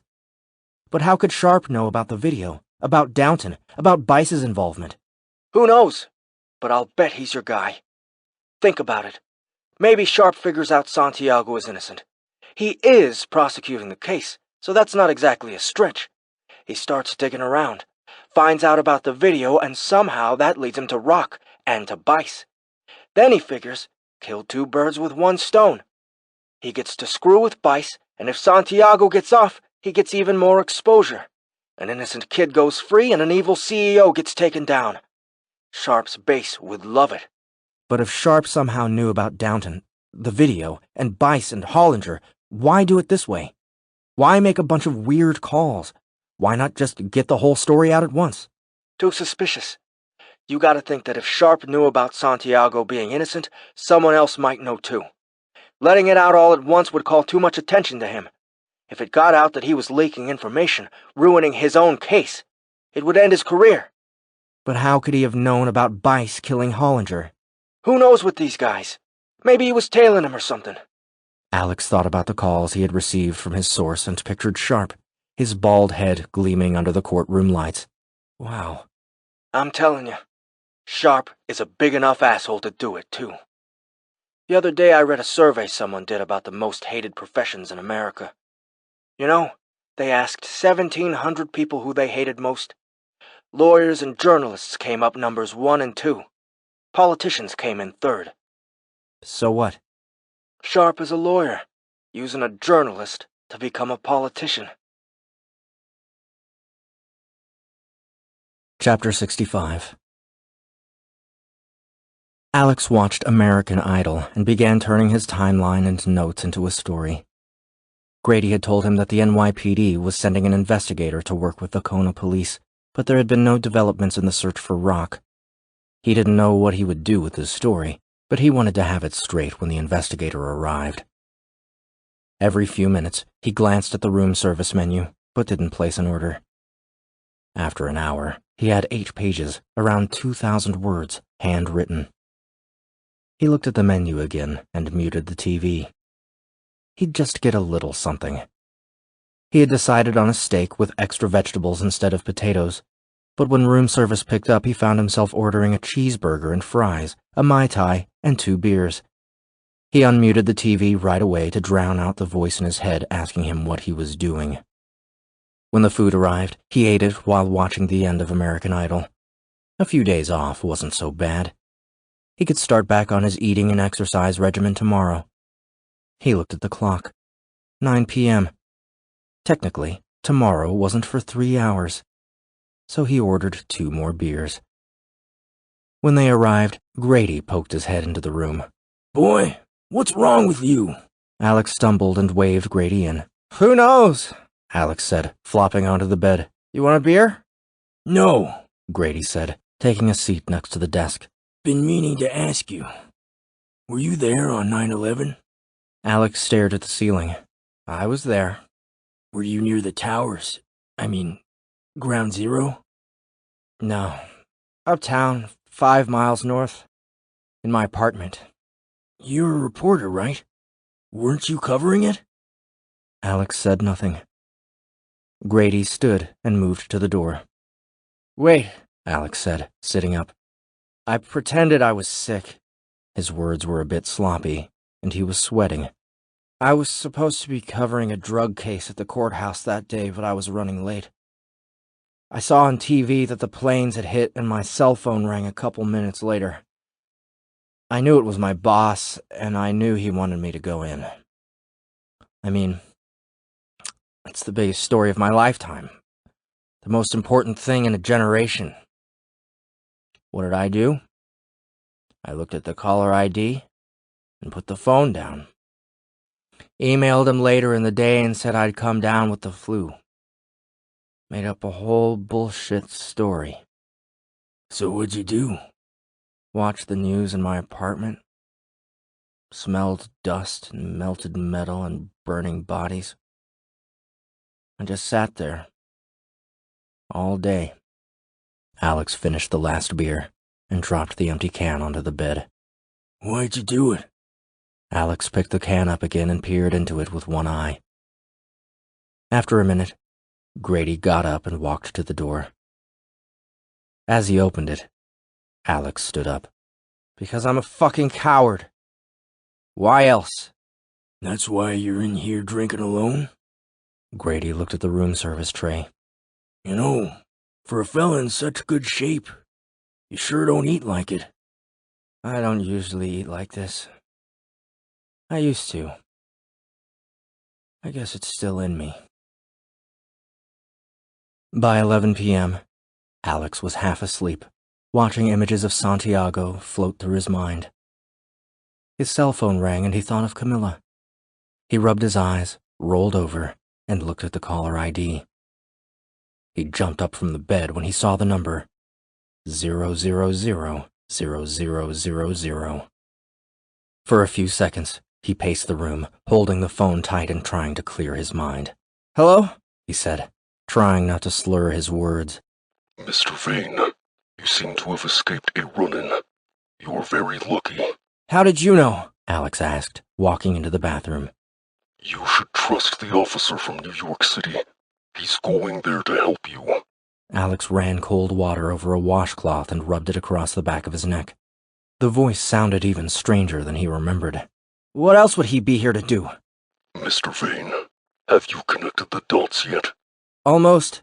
Alex said, rubbing the washcloth across his face. I know who killed Martin. I know why. And I think I know how. I know that the same guy killed Demarcus Downton and that he was in my room, trying to kill me. And I have a theory about the third murder you mentioned. So, you know about Denver Bice? Alex was startled. This was the first time the source had mentioned Bice by name. He set the washcloth down and walked to the bedroom.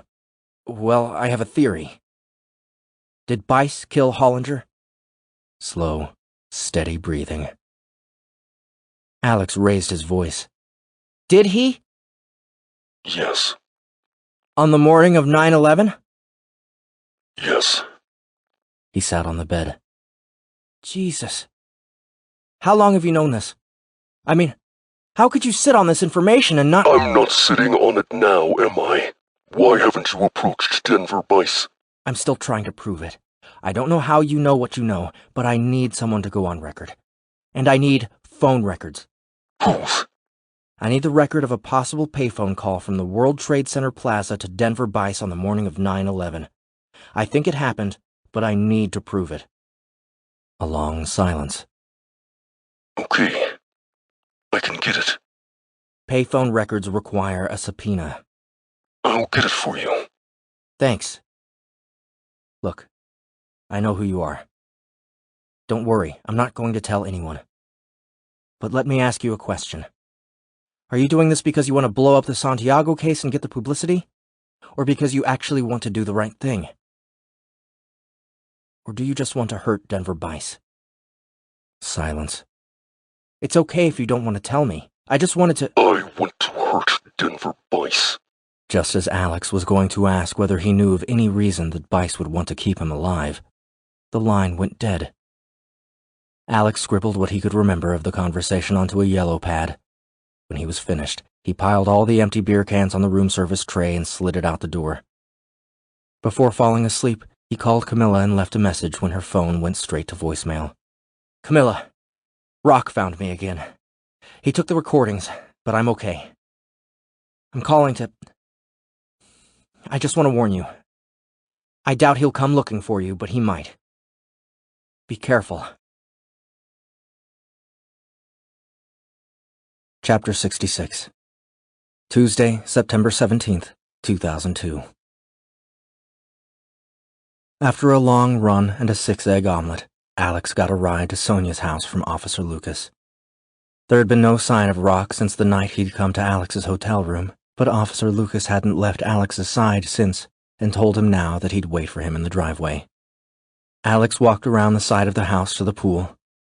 Seeing no one, he knocked on the side door by the kitchen.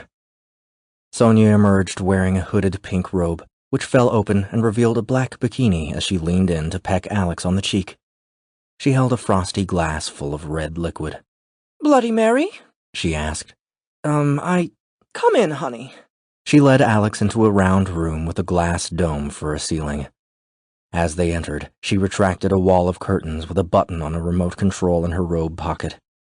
She also muted a TV that took up an entire wall, one of the only walls not made of glass. Alex glanced at the TV and saw the banner headline along the bottom.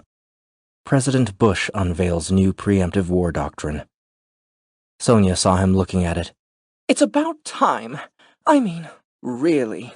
She waved at a white couch, and Alex sat down. Where's Juan? She sat next to him. Shopping.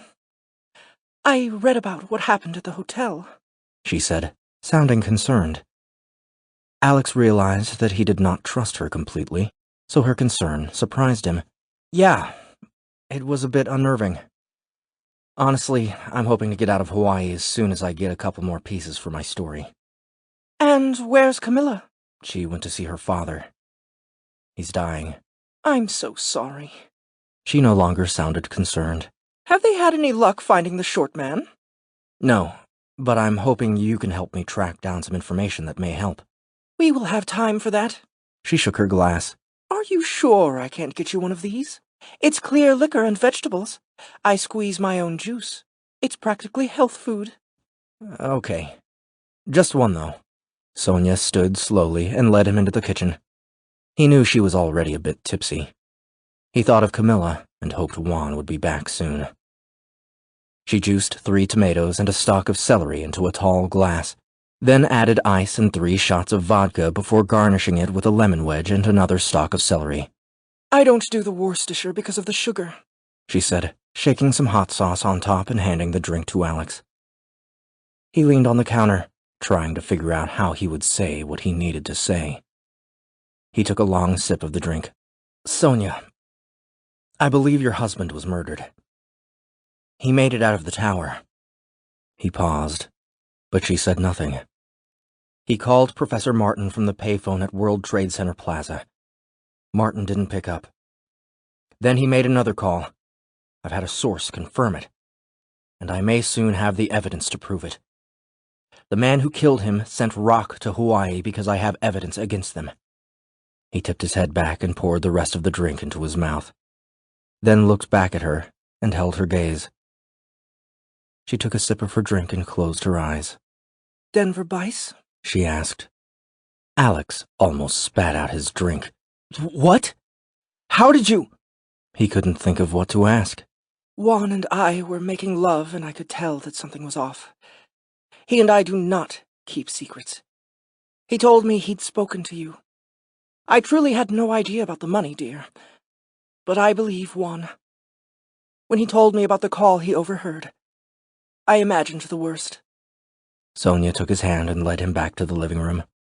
She sprawled out on the sofa, pulled him down next to her, and placed her feet in his lap. Sonia, aren't you surprised? I was pretty worried about telling you that. I suspected that he got out of the tower for weeks after the attacks. Several people thought they had seen him, and the fact that he was in the rubble of the Marriott. It doesn't come as a shock. Alex looked at her feet, which were caressing his chest. Sonia laughed. Oh, don't tell me you and Camila are monogamous. What? Can we focus for a minute? It might not be a shock that he got out, but you don't seem upset to learn that your husband was murdered. We all deal with grief in our own way. And were you and Juan dealing with grief like this when Mr. Hollinger was still alive? Of course we were. He was nearly 84 years old. He approved. Not everyone is an uptight white kid. Alex heard the front door swing open. He gently shifted her feet off his lap and stood just as Juan walked in. Hola, Juan said. Alex looked down at Sonia, whose eyes were now closed. Sonia, I need Mr. Hollinger's phone records from the months before he died. Is there any chance you have those? She opened her eyes just long enough to say, Juan can get you whatever you need. Juan gestured toward the kitchen, and Alex followed him. He took a stack of bills from the top of the refrigerator and handed them to Alex. I got them faxed from the phone company after we spoke. Thanks, Alex said, thumbing through the bills. She likes you. She likes you and is used to getting what she wants. Alex sighed. Is there somewhere I can work on this? Juan laughed at him. The bedroom where you showered the other day. Sonia will sleep for an hour or two now. Alex sat on the edge of the bed and thumbed through the phone records. He found the pages for August 17th, 28th, 29th, and 30th, and circled 4 different numbers. The first 2 turned out to be relatives, but the third number was a man named Lewis Harrison. When Alex explained why he was calling and asked what the man's relationship with Hollinger was, Harrison spoke in a deep voice. I was his financial advisor, and you know that I won't speak about his dealings. You're not his banker, though, Mr. Harrison. Confidentiality does not extend to informal financial advising. I was his banker at one time. I'm not asking about anything formal you did for him. I'm at Mrs. Hollinger's house in Hawaii. She shared Mr. Hollinger's phone records with me. I'm trying to show that he was murdered. Murdered? He died in 9/11, Harrison said. He didn't, Mr. Harrison. I know it must be a shock, and I can't tell you anything else. But he didn't. I don't want to be in the paper. We can discuss that later. For now, can you confirm that you spoke with him on the night of August 28th, 2001? This is not the first time I've spoken with a reporter. I will say a couple of things, but I won't be in the paper, even anonymously. Agreed? Alex pressed his pen hard into his notebook, causing the tip to tear through a few pages. He needed to get someone to go on the record if his story was going to carry any weight. Agreed, he said quietly. Harrison continued. Whatever you get from me is informational only, and you'll have to get someone else to confirm it. Okay. Did you speak to him the night of the 28th about his holdings in Standard Media Group? Yes. And can you confirm that he called you to discuss an idea he was pursuing concerning moving some of his assets? Yes. And can you confirm that he intended to sell $500 million of his Standard Media holdings and donate it to the Media Protection Organization? Yes. Alex thanked him and told him he would be in touch again soon. After hanging up, he sat on the bed and stared at the blank TV screen.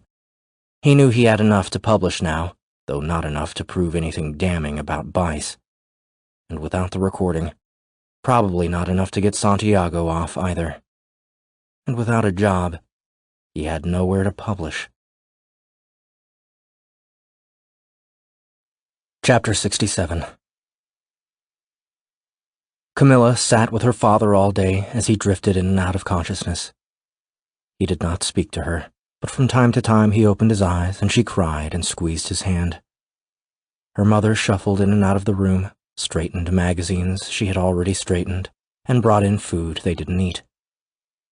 At dinner time, Camila left her father and walked into the kitchen. Her mother sat at the table, which was covered in steaming casserole dishes. Camila sat beside her and took a plate, staring at the bacon salad, mashed potatoes, biscuits, and corn. We used to eat differently, Mama. Your father stopped eating Argentinian food a few years ago. I guess he became an American. And now we eat like it. I see that. Oh, don't be such a know-it-all. Just because we don't eat sushi and sprouted whatever doesn't mean we're any less than. I wasn't saying that. Camila took a small spoonful of mashed potatoes. Her mother had placed a thick pat of butter on top, and the yellow liquid pooled on her plate. She sopped up the butter with a biscuit and took a small bite. Mama, why do you think Papa loves football? Her mother said nothing. Last night he was cheering for the Steelers, and I asked him why. He said that 3 years ago the Raiders beat the Chiefs in the playoffs. He grew up playing soccer. And now because a group of millionaires from Oakland beat another group of millionaires from Kansas City in a game 3 years ago, he's yelling at the TV in support of a third group of millionaires from Pittsburgh, a city he's never been to and will never go to. All to get back at the first group of millionaires. Her mother shook her head. Oh, don't be so cynical. That game broke his heart. On Sundays he loved the Chiefs with everything he had. Did he ever love you like that? Her mother's eyes widened. Camila thought it was because she knew that, if she blinked, a tear would fall. Why did you finally decide to come back? Her mother asked. You know he hit me, right? Her mother turned away, but Camila continued. He hit me like his mother hit him. Maybe he used football as a way to temper his aggression, but it didn't always work. He was cruel to me, like he was to you. And we both still love him. And that's fine. It's okay to love him and to know that what he did wasn't okay. It's okay to know that it wasn't my fault. It wasn't your fault. All of it can pass through, like a storm. And it's okay to let it pass. Camila leaned in to try to catch her mother's eye. It's okay to know that there's a lightness in us that can't be touched. And it's okay to love him. Her mother turned back to her, blinking away tears. Have some corn, she said. Chapter 68. Alex was sitting on a red leather chair across from Sonia when she opened her eyes at 3 p.m. Sonia, I'm going to write the story. I don't know what I'm going to do with it yet, but I'm going to get it out somehow. Is there any way you can get Harrison to go on the record about the money? Sonia sat up on the couch and looked at him, smiling. Why do you want to break this story, honey? What do you think will come of it? Alex shifted in the chair. I don't know. At the very least, it will get Santiago out of jail. You're so earnest. she said, rubbing her eyes. You're the perfect mix of selfish and selfless. She put one leg up on the couch. Her robe drifted, exposing a thigh. Juan walked in, and Alex glanced at him, then looked back at Sonia. Sonia, please. I have enough to write the story, but it will be much better if someone will go on the record. If Harrison won't, how about you? You could tell the story of Mac, his relationship with Bice, his friendship with Martin, Sadie Green, all of it. If you'll go on the record, I can lock down the story and nail Bice. Sonia glanced at Juan, who went to the kitchen. I don't care to nail Bice. She patted the couch, and Alex got up and walked over. But he killed your husband, he said, sitting next to her. Don't get me wrong. He should be punished. But he won't be. Nothing I say will do anything more than embarrass him. Men like you do not nail men like Denver Bice. I'm sorry if that sounds rude, but it's true.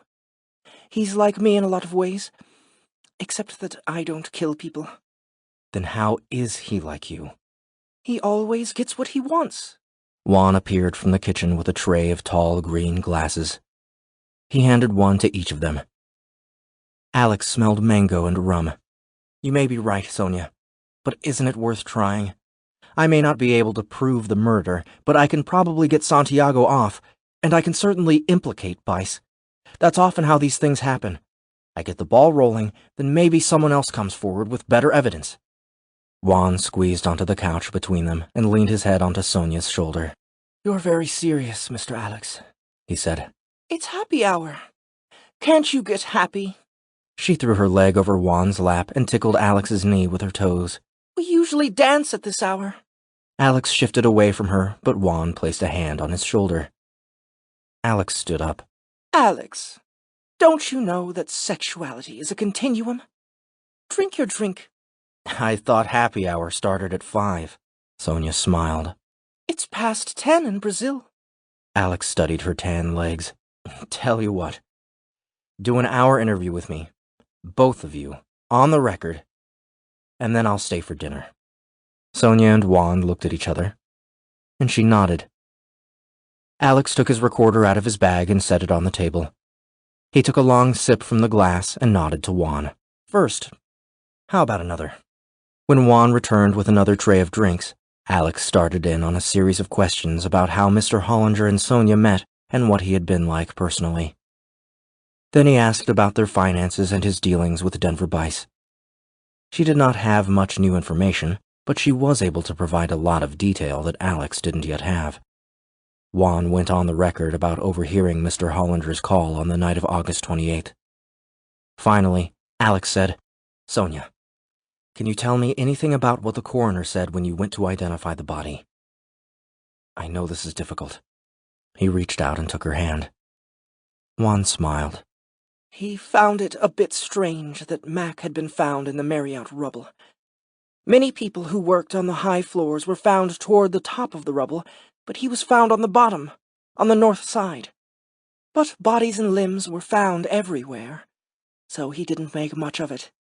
Anything else? He had a tiny bit of fuzz in his mouth. Black velvet fuzz, I think he said. And he had no explanation for that. Sonia shrugged. One last question. Now that you know Bice murdered your husband to protect his company, are you going to leave your money in the Standard? Money? It's always about money, isn't it? It's not always about money. But it is this time. Sonia waved her hand dismissively. I'll think about it. Alex clicked off the recorder and stood up. Well, I better be— No! You said you would stay for dinner.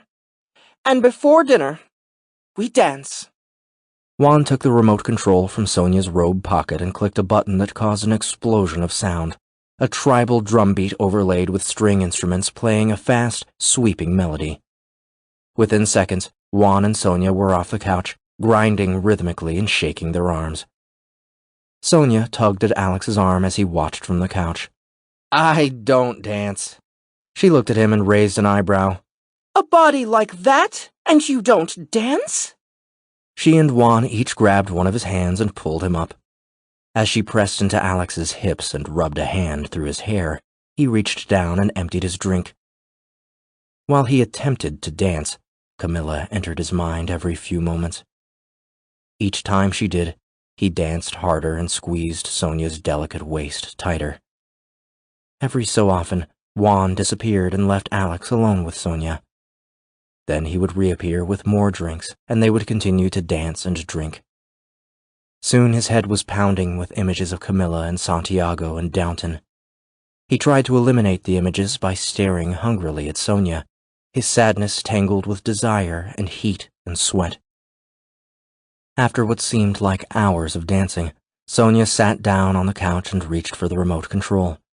She pressed a button and the curtains retracted, darkening the room. She pressed another, and the ceiling of glass went black. Another, and the music changed to a soft piano piece. Alex collapsed onto the couch next to her as she slipped off her robe and bikini top and moved onto his lap.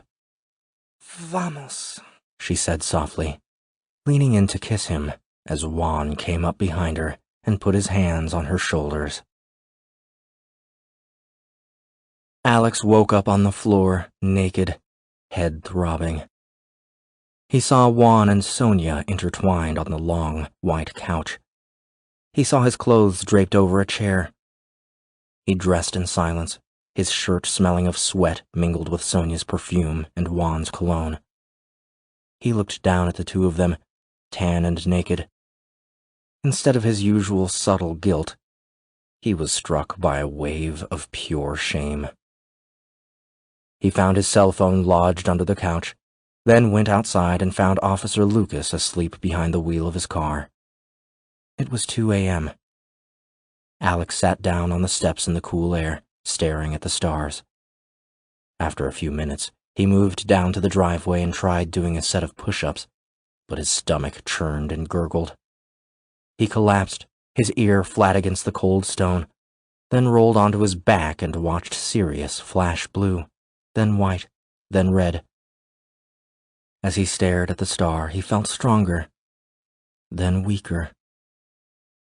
He heard himself whimper softly and, within a few seconds, he was sobbing. Chapter 69.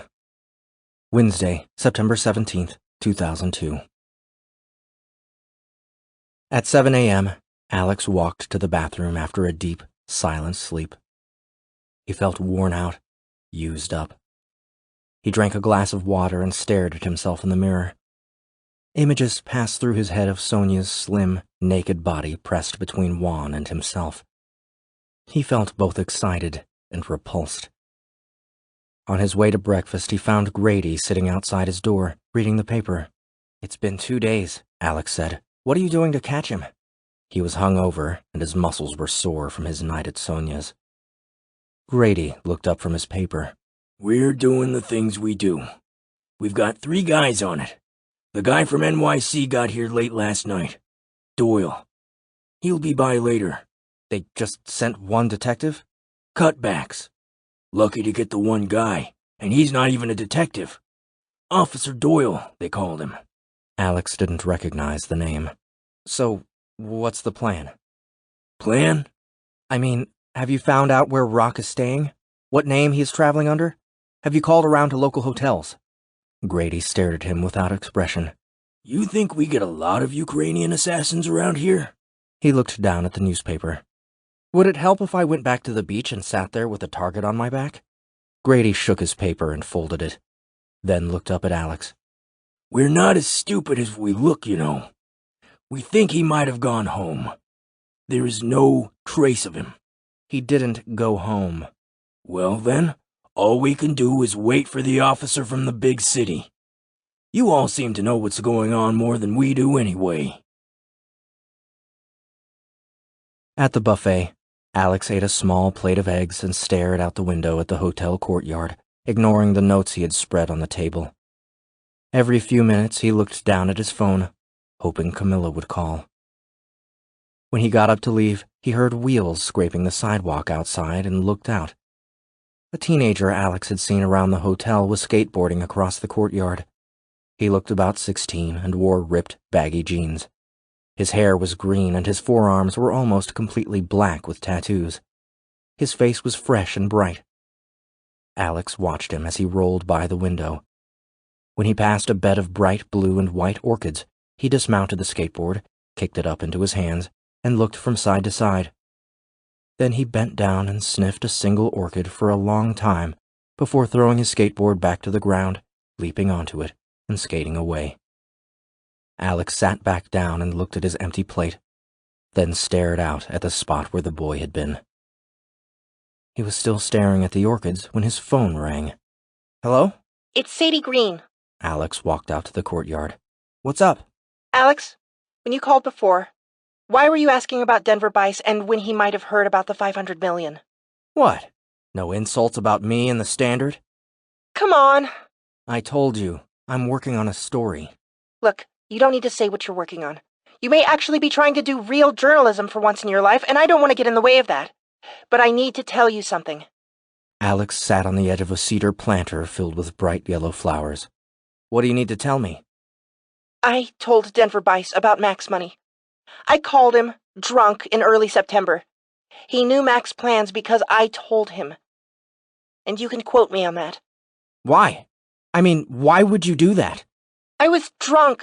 I was gloating. A gorgeous girl at the bar was flirting with me. I thought I was Captain Kirk for a minute. So why'd you lie when I asked you before? Lying to members of the corporate media just comes naturally to me. I mean, you spend all your time lying to the public. At this point, I lie to guys like you just on principle. So why are you telling me now? I heard you got fired.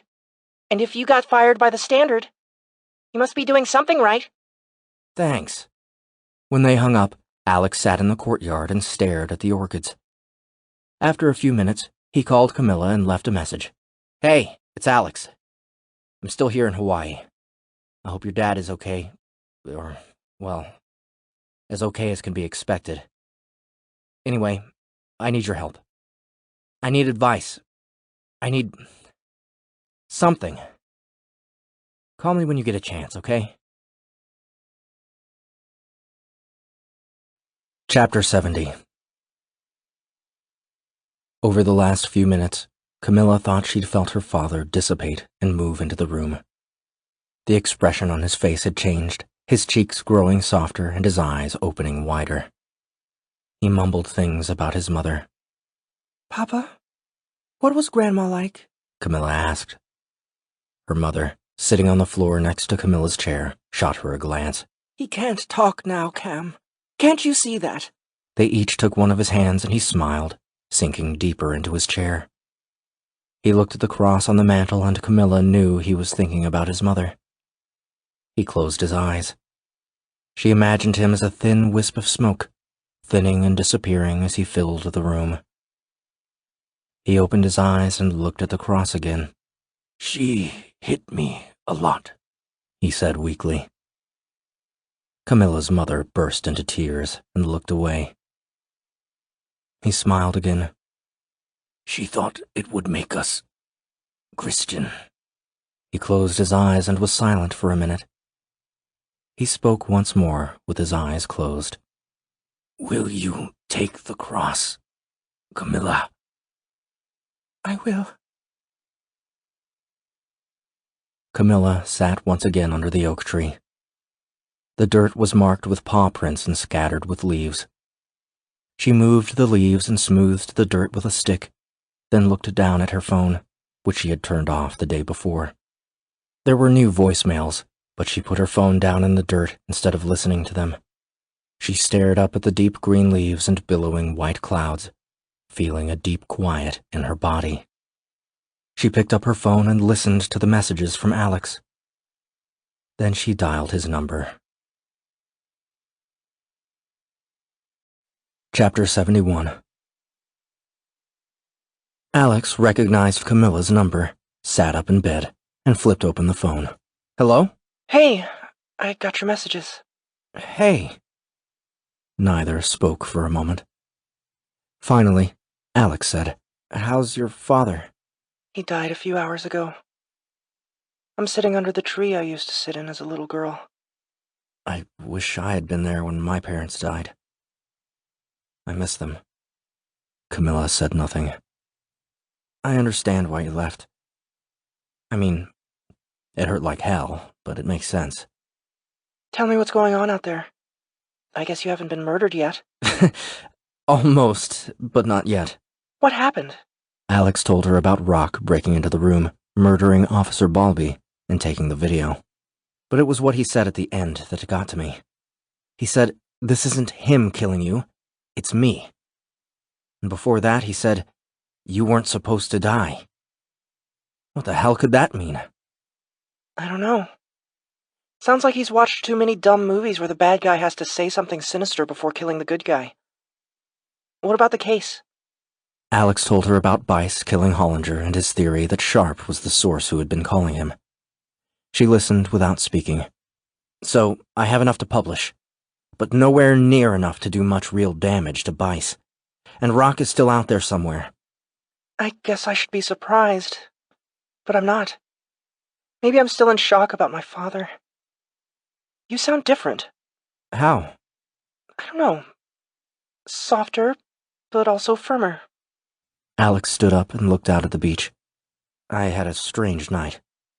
I'll tell you about it sometime. I don't feel different. I mean, I don't know how I feel." He wished she were in the room with him. "I miss you." I kind of miss you too. He sat back down on the bed. "I need to ask you something." Ask. You know how you're into trusting our intuition, feeling into people, all that stuff? Yeah? Well, I want to tell you what happened before my parents died. It's never felt right, and I want to tell you. Okay, why now? Will you just listen? Yeah. Alex lay down on the bed, closed his eyes, and pressed the phone to his ear. I graduated the first week of June, 1997. My parents came the week before. They hadn't visited once in my 4 years at NYU, so it was a big deal. I took them around to all my favorite spots, introduced them to friends. Like parents do, they reminisced about what the village was like back in the early 70s. Is it just me, or do you always imagine the village in the 70s in those sort of off-color pastel film colors? You're changing the subject, Alex. So, they were there for a week. We go to the graduation, 6,000 of us in a big auditorium. Afterwards, they'd take me out to dinner, an Italian place in the village. My mom was really into food, kind of like you. She knew in advance what restaurant we would go to. Anyway, we have a real fancy dinner, and at dinner, they seemed all weird. Weird how? Alex stood and walked to the glass door that led to the balcony. He stared out at the water. It's hard to say. You know how after years of marriage a couple has a thing? An equilibrium? Like the relationship has become a third person? Around me, they had always felt soft. Like they had each melted a bit around the edges and the third person had formed in the space between them. Sounds kinda hippie-ish for you. You know what I mean, though. I do. At dinner that night, it was like the third person, the one in the middle, had disappeared. Like they were separate people again and there was nothing between them. Did you ask them about it? Did you ask them what was going on? No. I only noticed it in retrospect. I didn't become fully conscious of it until the next day, when I found out they were dead. And I didn't really trust it anyway. I forgot about it until the last week. What made you remember? I think it was that day we walked in the park, and you said something about Bice and Martin at the funeral, that you had a feeling something was off. Turns out you were right. I guess I've had that feeling for a long time, like something was off. Never told anyone about it, though. They were silent for a minute. There's something else. When Rock was about to kill me, and he said what he said, I got that same feeling. Something is off, and I don't know what. I don't know what's going on, but you're probably right. What are you going to do now? Stay with my mom a couple days. There will be a small funeral. Then I'll head back to the city. Okay. I'll call soon. I'm going to meet the New York cop later today. Chapter 72. Alex heard a knock and then Grady's voice outside. He sat on the bed for a moment, gathering himself. When another knock came, he walked to the door and opened it. Grady stood beside a pale, red-haired man with freckles who held out his hand to Alex. "This is Officer Doyle," Grady said. "Hello, Officer Doyle." "Hi there," Doyle said. He spoke quickly in an Irish-American accent Alex thought was from the Bay Ridge section of Brooklyn. "Let's see if we can't catch us a killer." Alex and Doyle sat in the hotel restaurant, picking meat from crab legs.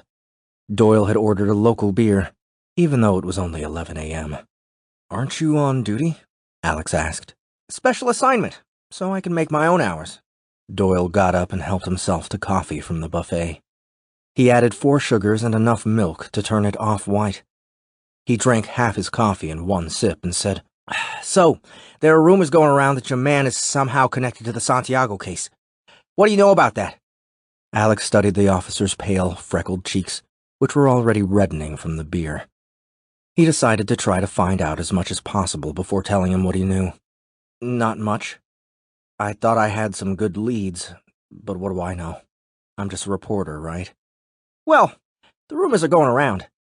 Nothing to base it on that I'm aware of. But why would you become a target?" "I was approached by a source about 10 days ago who said he had a video of the night Professor Martin was murdered. Are you familiar with the details of the case?" "Who isn't?" Alex squeezed lemon juice onto a plate of steamed asparagus, then spoke between bites. "Well, I was approached by a man named Demarcus Downton who said he had a video and, long story short, I got it and Downton was murdered. Then someone broke into my apartment. I assume it was Dimitri Rock, the guy you're looking for in the Downton murder.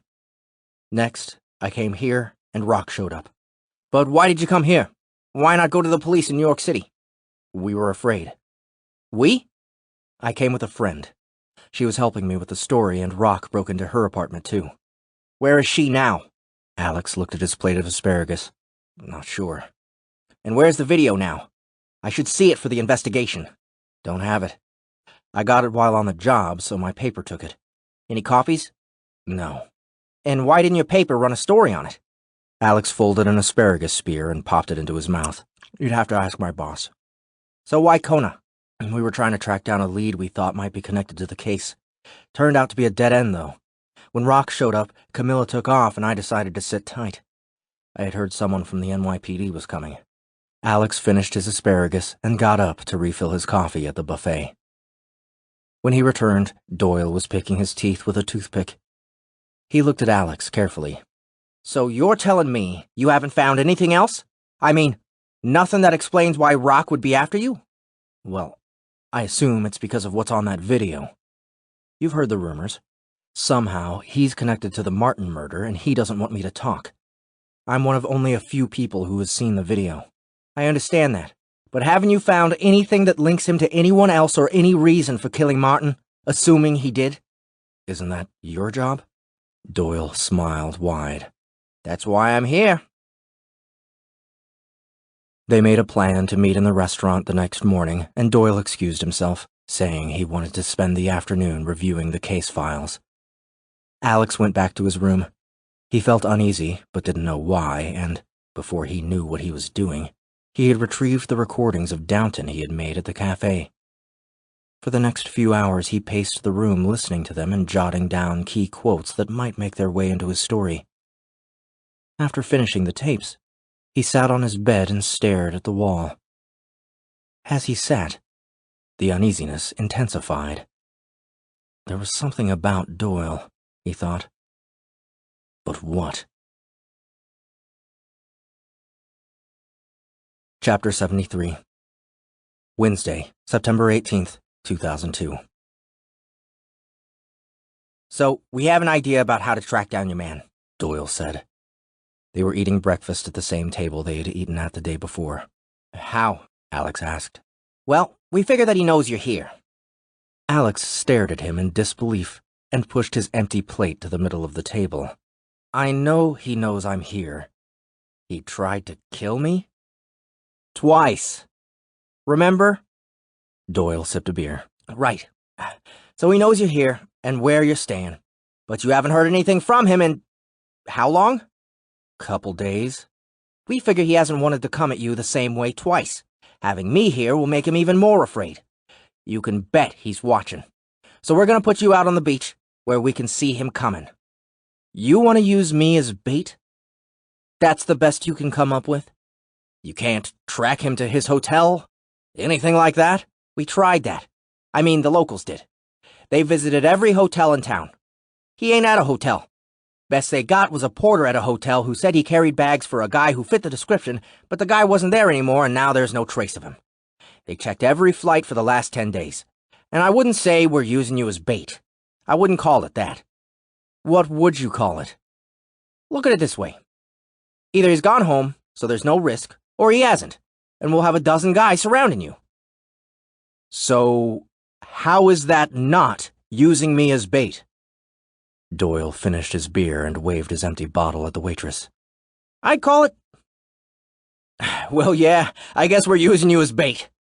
That's hilarious. Really funny. You seen Goodfellas? You know, Scorsese, De Niro, Joe Pesci?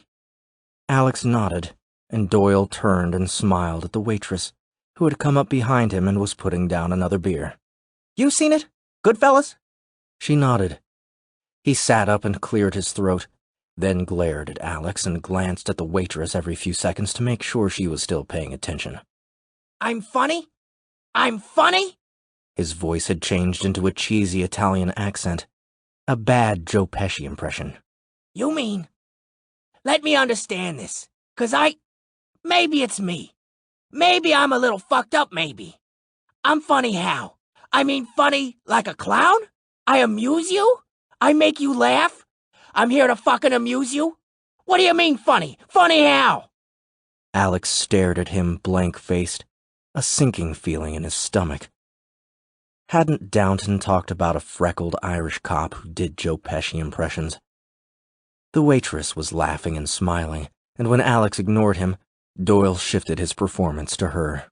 You really are a funny guy, she said in a bad Italian accent. Doyle pulled out his gun and waved it around the room wildly for a second before putting it on the table and high-fiving the waitress. Pointing at Alex and still speaking with the accent, he said, I think you may fold under questioning. Back in his room, Alex called the KPD and asked for Detective Grady. Mr. Grady, he said, I know how they are going to come after me. Doyle. Chapter 74. Alex sat on the stretch of beach he and Camila had sat on 4 days earlier. The sky was dark blue, turning to brown, and the moon hung over the water. He dug in the sand with a sharp rock, then looked at the parking lot, where he knew that Doyle, Grady, and 6 members of the KPD were sitting in darkened cars, watching him through night vision goggles. During his breakfast with Doyle, Alex had figured out what he had been listening for on the Downton tapes. That afternoon, he had called Barron at the courthouse and found out that Doyle had just returned from an 8-month suspension that had started in mid-December. This had been the final piece of evidence Alex had needed to confirm that Doyle was the cop who had placed the wire on Downton. He had no idea how Bice had managed to have him sent to Kona, but he had no doubt that it had been Bice, and he had no doubt that Doyle was there to kill him. He assumed that, at some point, Doyle would find a way to give Rock the opening he needed to get to him. It would all look like a terrible accident. A good plan gone awry. Alex figured that Doyle might even jump in at the last second and kill Rock, after letting Rock kill Alex, both to look like a hero and to destroy the evidence as a favor to Bice. As the moon rose, the light changed from the soft darkness of twilight to a silver darkness of shadows and contrast. Alex stared out at the water, but glanced left and right down the beach every few seconds. He was terrified. He trusted Grady and his men, but still felt unsure of their plan. Grady, are you there? He spoke into the tiny microphone concealed in his collar. Tap something if you can hear me. I'm freaking out here. He heard a tap in his earpiece. To his right, a shadow moved. Alex sat up, rigid. then relaxed when he saw that it had been caused by a bird passing overhead. He looked to his left and saw a couple far off in the distance, walking close to the water. "There's something," he said into the microphone. His gut told him that Rock worked alone, and as the couple approached, he could tell they were both taller than Rock.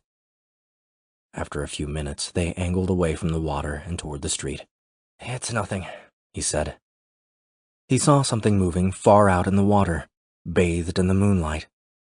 He thought it was a night surfer, but then noticed that, instead of moving toward the beach and side to side, it was coming straight toward him. He whispered into the microphone, "Out on the water." He felt his feet begin to move in the sand, as though they wanted to stand up and run without his permission. But he made himself sit still. "There's more movement. It's a small boat, way out on the water." Alex pushed the bulletproof vest higher on his neck, thinking that Rock could have a rifle pointed at his head at that very moment. "It's been coming for a minute or two, right at me." He had the feeling he'd had back in his darkened room the morning of 9/11. He wanted to get away, to be alone. Everything in him wanted to get up and run, but he sat perfectly still, staring at the boat. Images of Demarcus Downton appeared in his mind. Then little Tyree, sweeping his arm through stacks of blocks, laughing. Doyle's thick accent broke the silence. "Officer Grady, I saw movement, on the water." Then Alex heard Grady's voice. What? "Way out there, a small boat." I see it.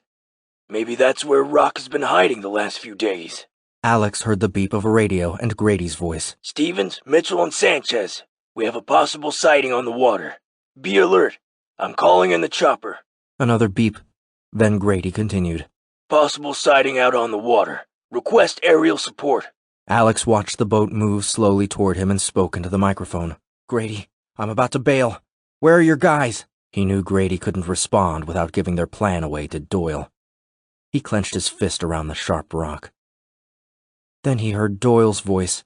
"Wait a second, I'm seeing something.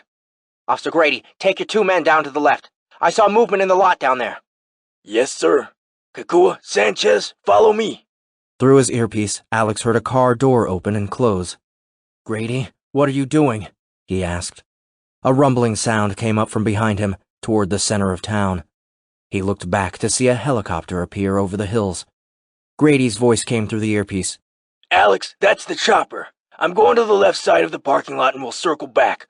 Just stay there. The chopper will take care of Rock. If Doyle makes a move towards you, I'll kill him." Alex glanced at the boat, which was still coming straight at him, then up at the parking lot. He saw the car door open. Doyle got out and started jogging toward the beach. Out of the corner of his eye, Alex saw Grady breaking into a run toward Doyle. Alex dropped and splayed out in the sand when he heard the first shot come from the direction of the water. He glanced up just as Grady tripped and fell face first onto the beach. The sand jumped again. Another bullet from the direction of the water. Doyle was about 30 feet away, gun drawn and in a full sprint straight toward Alex. He covered his head with his hands. He knew he was about to die.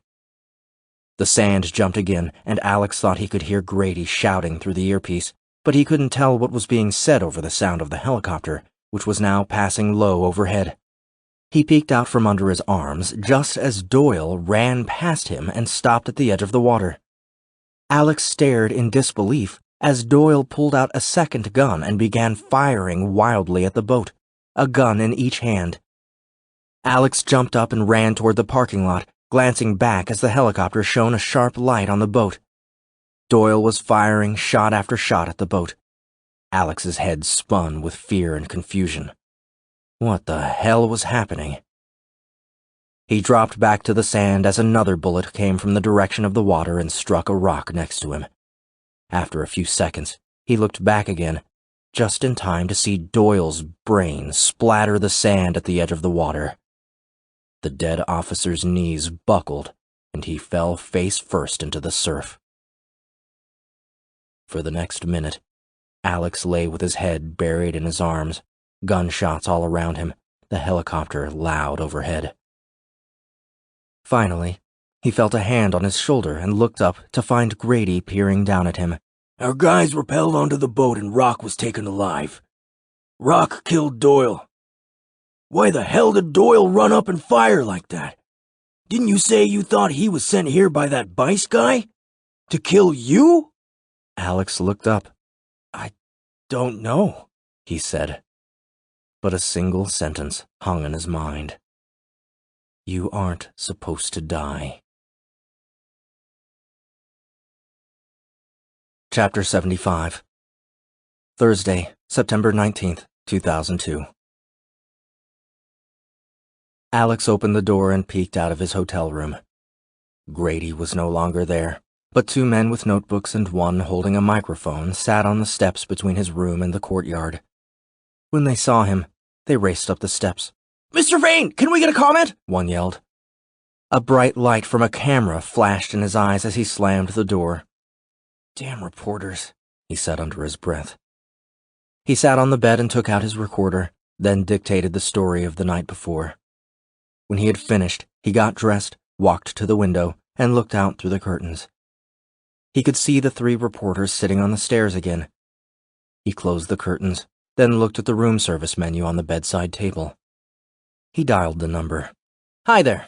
Can I get 3 orders of pancakes, 3 Western omelets, and a pitcher of coffee? Yeah, deliver it to the 3 men sitting on the steps outside room 203. I'm finishing something up and keeping them waiting for an interview. Bill it to my room. Yeah. Thanks. 20 minutes later, Alex watched out the window as the food order arrived and the reporters tried to figure out what was going on. While they spoke with the man from room service, Alex opened the door and crept down the walkway. In the business center, he tried logging onto his work email, but it had been shut down. He checked his personal email and saw a message from James Stacy. From james@newscoop.com to alexvane@hotmail.com. Subject, I watched the video. Date, September 18th, 2002, 5:12:15 p.m. Eastern. Alex, called you a couple times yesterday. Maybe I shouldn't have, but I emailed myself a copy of that video the night you were in the newsroom with Camila. I just watched it. You need to get in touch with me. I've started my own website, www.newscoop.com, a whole site devoted to investigative reporting into the inner workings of the press. All the news about the news. Do you need a job? My first act was getting someone to leak the records of the payphone you asked about. I'm running the site from my apartment for now. My second act might be to run the copy of that video if you don't get in touch with me soon. James Stacy, CEO, newscoop.com. Alex read the email twice. That little bastard, he said under his breath, smiling. At 9 a.m., Grady poked his head into the business center, trailed by another officer. I think those reporters think you're still in your room, he said, patting Alex on the back and laughing. That's the idea, Alex said. Alex, this is Detective Alio. He's here to take a report on what happened last night. Can we get your official statement? Alex led them past the reporters and back to the room, where he told Detective Alio everything he knew about Santiago, Rock, Martin, Downton, and Doyle. He connected Rock to the murders of Martin and Downton, and, finally, told them his theory about Macintosh Hollinger and Denver Bice. It took 3 hours, and when he was finished, Alio said, We'll compile our report and send it along to the NYPD. But I should say that nothing beyond what happened on the island is in our purview. What's going to happen to Rock? We're sending him to New York. We have him on attempted murder here, but they have a better case in New York, so we're extraditing him. From what I could gather on the phone, the city is pretty embarrassed about this Doyle guy. I still don't get why he would just start firing like that. Seems like he was here to kill Rock. To protect me. But why he did what he did, I don't know. My guess is you'll never know what really happened, Grady said. Don't be so sure. I'm a pretty good reporter. Anyway, as far as we're concerned, the case is closed. That whole mess with the Santiago kid, all that 9/11 stuff, we wouldn't touch that with a 10-foot pole. I'm sure the folks in New York will want to speak with you, though. I'm sure they will, Alex said, shaking the detective's hand and showing him out. When will that be? Grady asked, standing in the doorway. I mean, when are you leaving? I've got a red-eye tonight. Leave at 10. I'll pick you up at 8. On the flight from Kona to San Francisco, as most of the other passengers slept, Alex stood in the airplane bathroom with his head ducked down and his lips an inch from his recorder, dictating parts of his story. Several times, he took out the tape he was working on and inserted the recording of his conversation with Downton, memorized a quote, then swapped tapes and dropped the quote into the story. After he filled a tape, he started another. On the connecting flight from San Francisco to New York, he wrote out a series of notes on a yellow legal pad. He planned to give a copy of the notes to the NYPD, though he knew that he would have to repeat much of what he was writing in interviews. He started with his work on the Santiago trial and his meetings with Downton. Then he covered the precise details of how he had obtained the video, the day his apartment had been ransacked, and his flight to Hawaii. He described his encounters with Rock, his 4 days under the protection of the KPD, and his eventual role in apprehending Rock. He also included a detailed description of Doyle and some quotes from Downton about how he had recorded the video in the first place. Finally, he included a few pages of notes with everything he had learned about Macintosh Hollinger and Denver Bice. He knew that it would not be enough to connect Rock or Doyle to Bice, but he thought maybe the NYPD would have information that could fill in the gaps. By the time the plane landed at JFK, he had filled 20 pages, which he stuffed into his bag as he walked off the plane. Chapter 76. Saturday, September 21st, 2002. Alex awoke at 7 a.m. and surveyed his apartment. He stepped into the kitchen over books, clothes, and papers and put on a pot of coffee. As it brewed, he pushed everything into the corner of the room.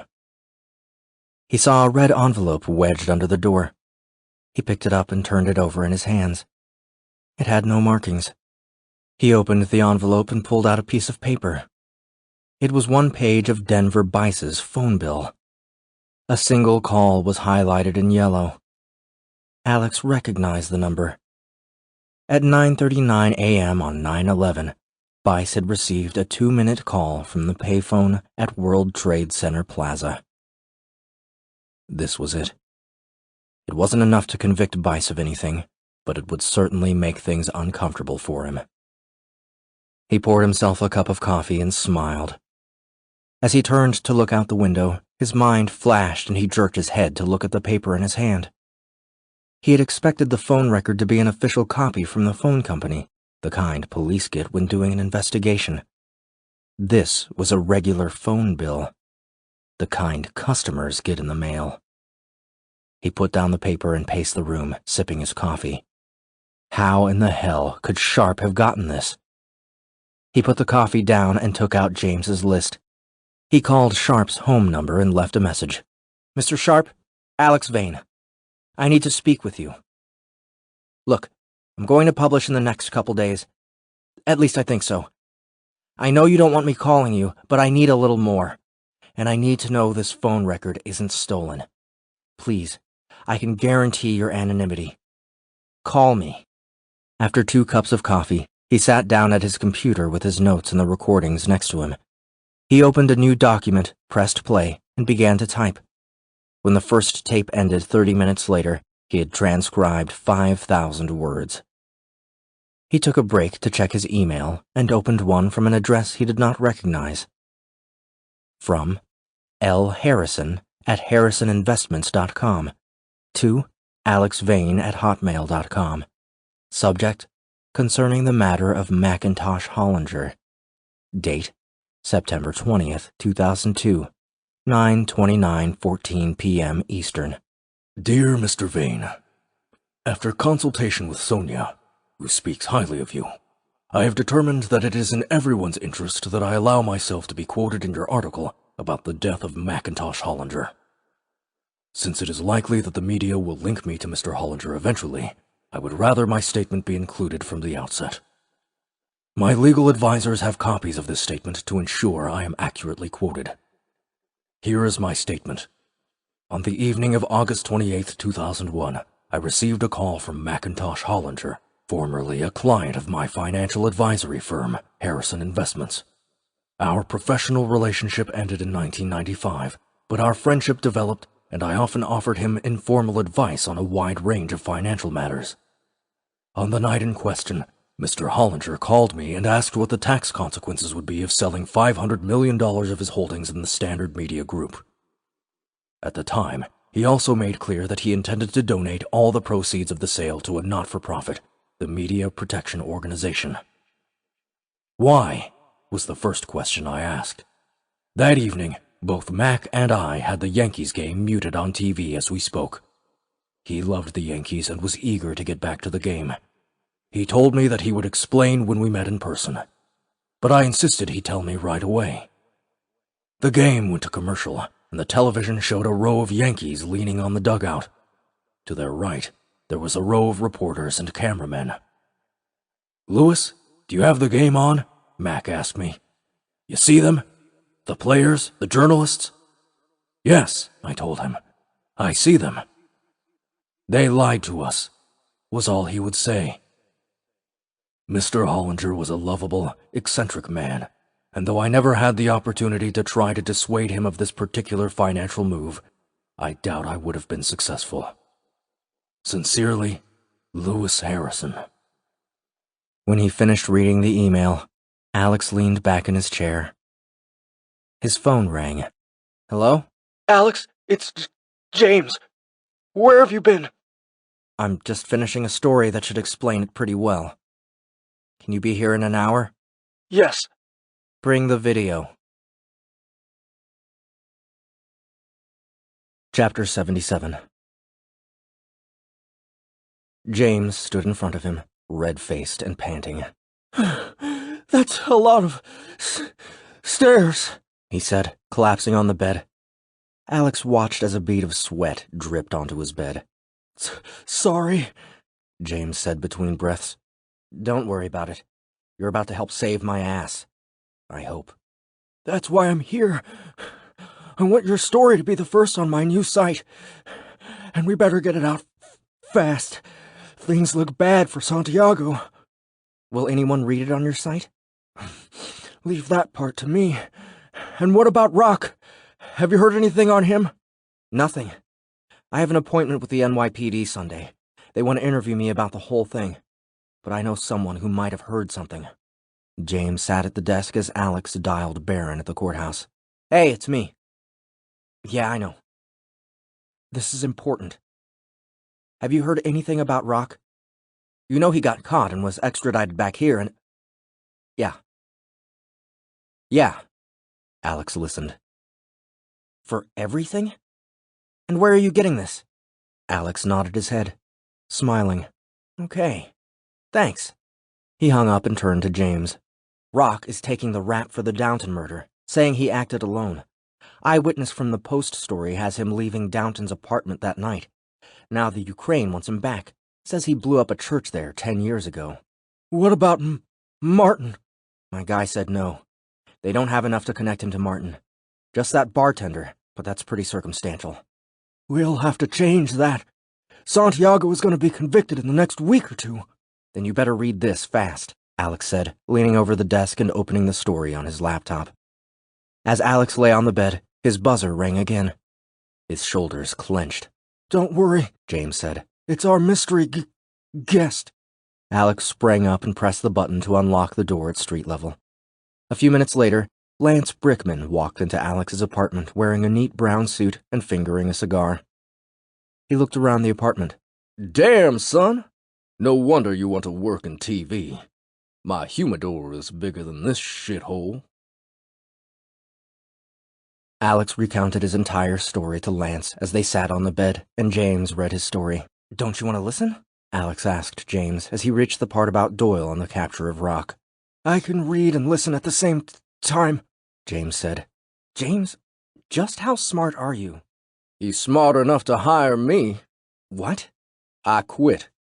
After 29 years and 10 months, I am no longer employed by the New York Standard. Alex smiled at him. I'm gonna work for the internet. Don't really know what that means. He shrugged. But James tells me you're coming on board. Says I can write whatever I want about all the bastards in the sports media. Says he'll get people to read it. Gonna rip everyone in sports a new one. What about your vesting? Your stock? Hell with the stock. Once we run your story, it's not gonna be worth anything anyway. Alex laughed and nodded towards James. He said I was coming along too? Not looking away from the computer, James said, I figured you would decide on the plane. I guess that makes us partners. He swiveled his chair around. Finished. Well, how is it? Was it worth you both getting fired? Well, it's too long, and 5 things are missing. Having you as my editor feels weird. Didn't you work for me like 2 weeks ago? Get used to it. It's good, but can we stick to what it needs? Lance, can you call around and get some people to go on record about Downton? Sports people, people who knew him. The more famous, the better. You know, heartwarming stuff. Lance nodded. That I can do. But what are the 5 things? James held up his index finger. First, we need to add the evidence showing that Hollinger called Bice from the payphone on the morning of 9/11. Like I said, I have those records now. I almost forgot, Alex said. He handed him the phone bill he had received that morning. Wow, this is better than what I got. At some point I'll want to know if you got this legally, but that can wait. Second, he held up another finger. We need to get the finance guy who spoke to Hollinger to go on record. What was his name? Harrison. He emailed this morning. I can insert that. Good, James said, as he put up a third finger. Third, we need Bice's denial, or a denial from Bice's camp. Fourth, he continued, holding up another finger, we need an explanation of that black fuzz found in Hollinger's mouth. I'll handle the Bice denial today. But I'm not going to be able to find out anything about that fuzz. Could be a million things. And, as you know, we're not getting the coroner's report. At least call his office so we can insert a no comment. And what about the video? That's the centerpiece of the story. If we do it right, every news station in the country will be running it by tomorrow night.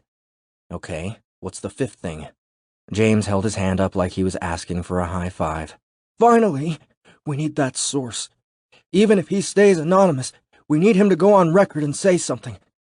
Anything that connects Rock to Bice, or Bice to Hollinger on the morning of 9/11.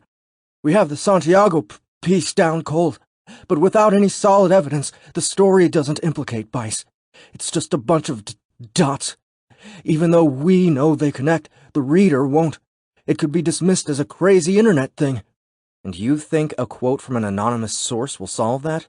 Most people skim articles. They skip the attributions, they skip the B matter, and they scan down for the quotes. People are more willing to believe something between quotation marks. That's why journalists spend half their time trying to get people to say things they already know to be true. I called Sharp this morning. Haven't heard back. And, to be honest, I'm no longer 100% sure he's the source. How could he have gotten Bice's personal phone bill? Lance was already on his cell phone making calls, and James turned to the computer. Alex looked down at his phone. He had a text from Camila. I found your poll in my apartment. Dinner tomorrow? Sweet Marie's at 6 o'clock?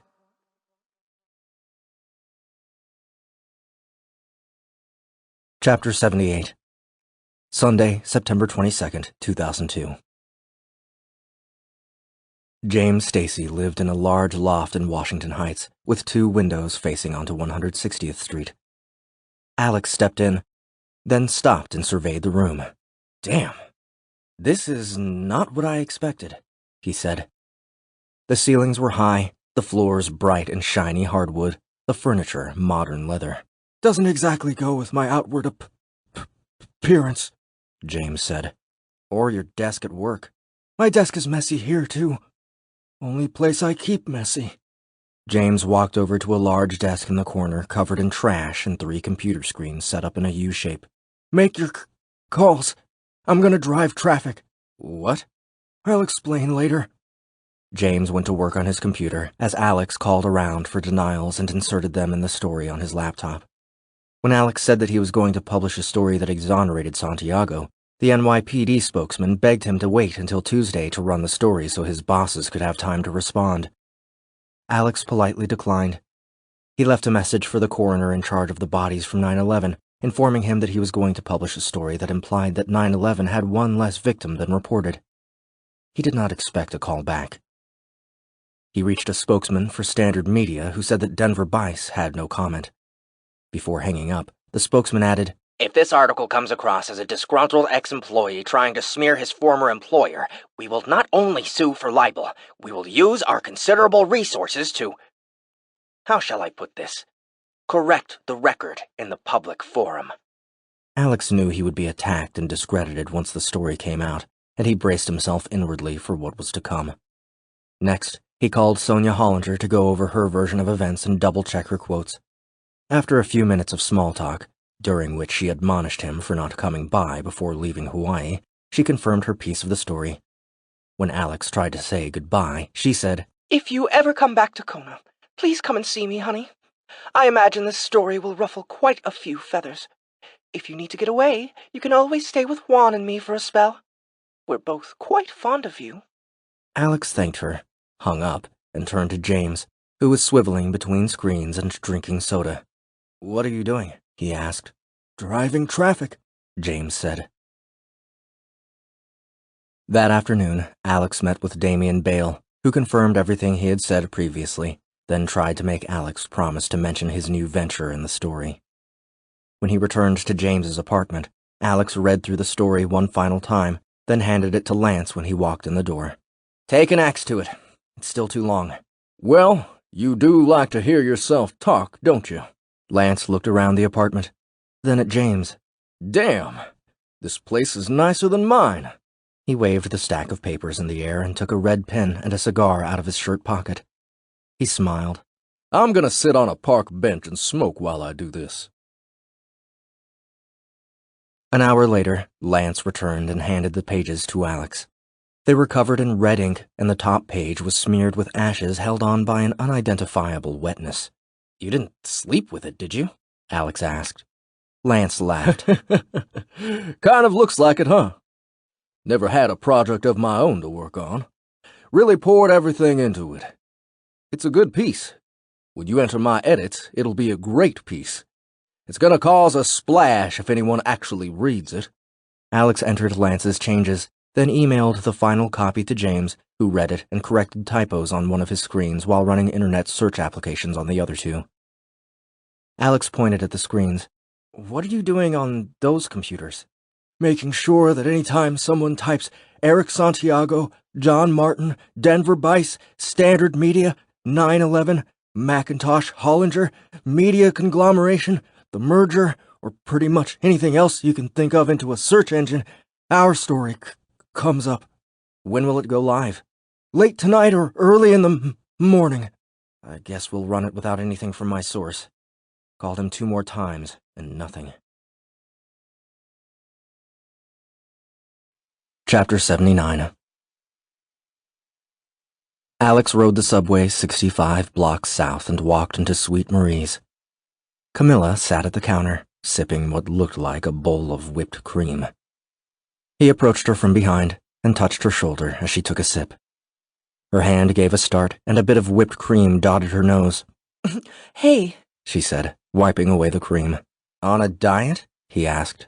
It's hot chocolate. And yes, I'm limiting myself to 6 servings of whipped cream a day. She reached down and handed him his pole from the floor. It was still in my apartment. Alex took it and smiled. Thanks. The waitress came out of the kitchen and handed them menus. They read in silence, then put their menus down at the same time. Did you get the story? Yeah, I got it. It's gonna run tomorrow on a new website that James Stacy started.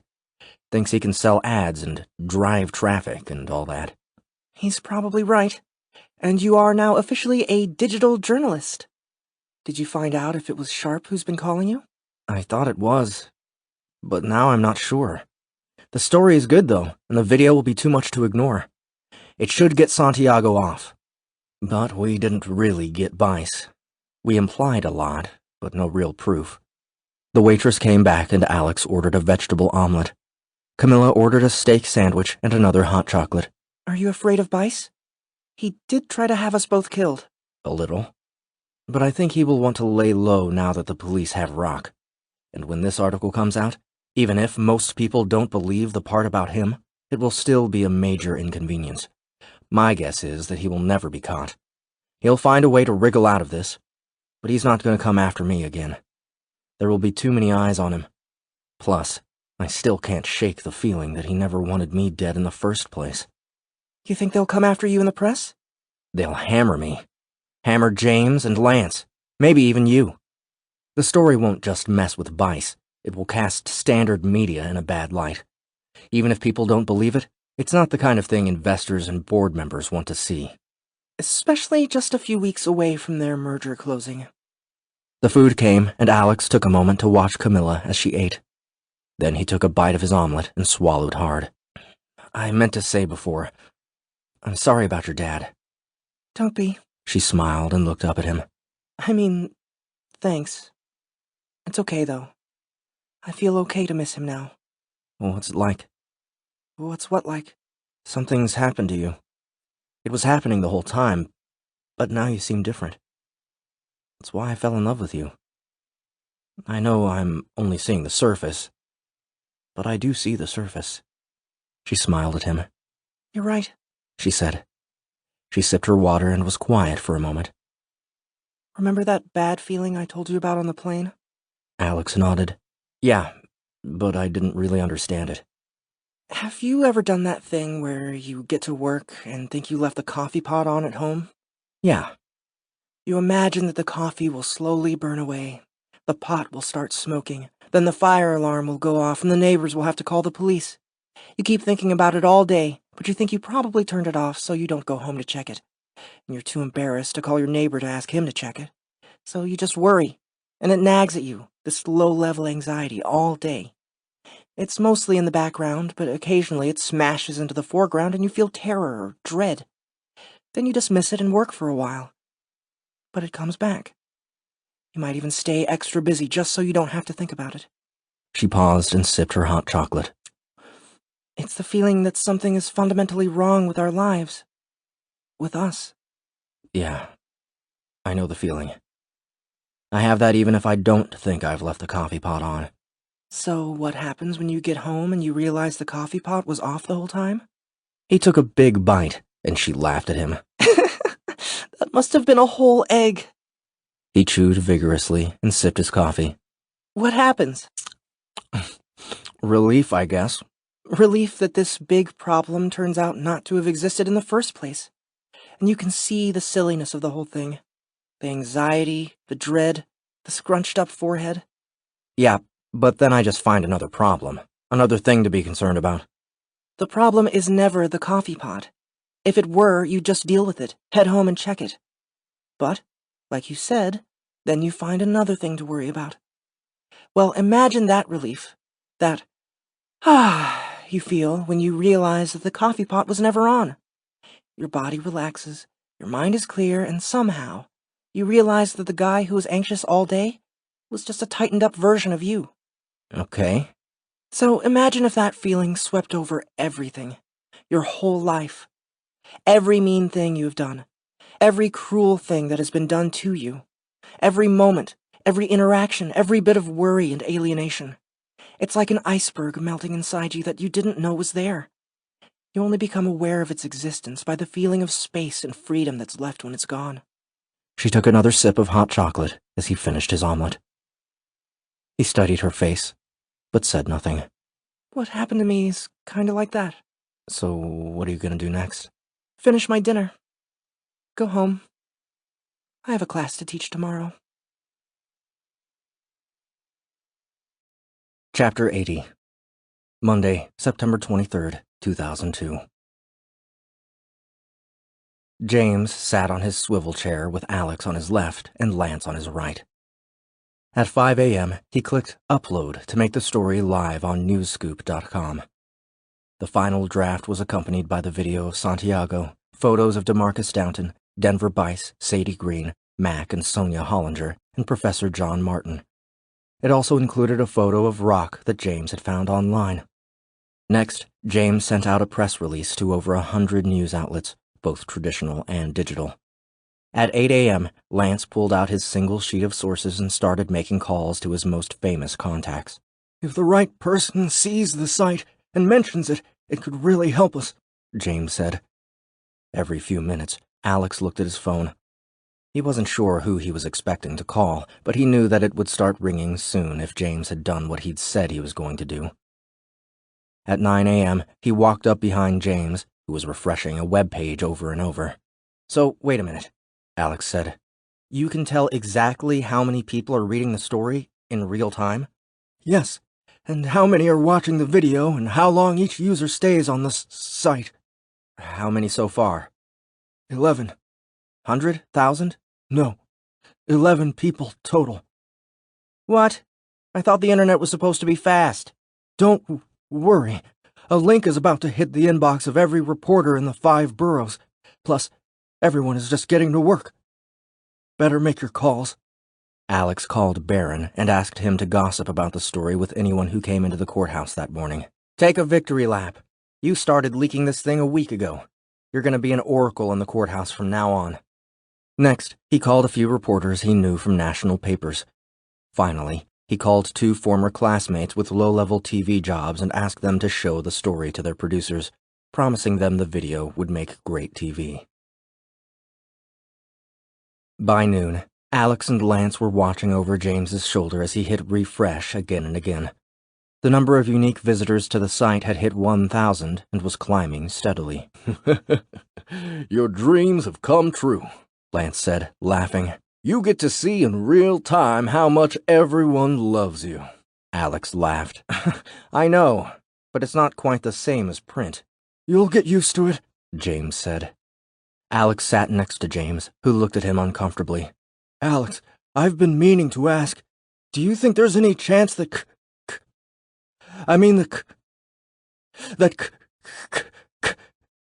that Camila would..." "Nah. I mean, I felt like back at the office a few weeks ago she..." "Don't think so." "Well, then, once we're all rich and famous from this, I'm hoping that you guys can help me in that department." James looked back at the screen and refreshed the site traffic. "Do you two know what an exponential increase is? It's when you go from 5 readers an hour to 25 an hour to 125 an hour, and so on." "Yeah, we know what it is." "Well, we're there. Turn on the TV. I'm expecting it soon. We got 1,000 views in the last 20 minutes. If the rate keeps climbing throughout the day, we'll be at 100,000 views by dinner time, and that's if TV doesn't pick it up." Lance and Alex looked at each other. "But how do we get paid?" "See the ads at the top and bottom of the page? 1 cent per page view, 30 cents per ad click." "What does that mean?" Alex looked at Lance. "It means that if millions of people watch the video and read the story, and if some of them click on the ads, we don't have to go out and beg for jobs tomorrow." That afternoon, Alex clicked back and forth between CNN, Court TV, and the local news, waiting for the coverage. He imagined the frantic calls that must be taking place between Sharp and the NYPD, and between TV producers and their sources. He smiled as he thought of the voicemail of the Standard Media spokesman filling up with requests for comments. At 2 p.m., he got a call from a Post reporter, asking if he would be interviewed for a story about his story. He declined to comment and reminded him of the press release James had sent out earlier. After that, he got a text message from Sadie Green. Saw the story. Wow. I take back all the nasty stuff I said to you and about you behind your back. Looks like Bice was more like Two-Face than Lex Luthor or Dr. Doom. By 3 p.m., Alex was receiving a call every 15 minutes, first from local reporters, then national reporters, then TV producers asking if he would appear on a segment. He declined all of them. At 4:45 p.m., WNYW did a teaser for the 5 o'clock news and mentioned the story for the first time on TV. A startup website has published startling accusations that could complicate the sensational murder trial of Eric Santiago and disrupt the proposed merger between Standard Media and Nation Corp. Details at 5. "Well," Lance said, patting Alex on the back, "you're gonna be on TV after all." James plugged wires into the back of his computer, then walked to the TV and connected them. What's that for? Capturing our coverage so we can use it to promote the site. Never too early to start thinking about our next story. The news led with a summary of Alex's article and showed a still shot of the video next to the photo Alex had submitted when he applied for a job.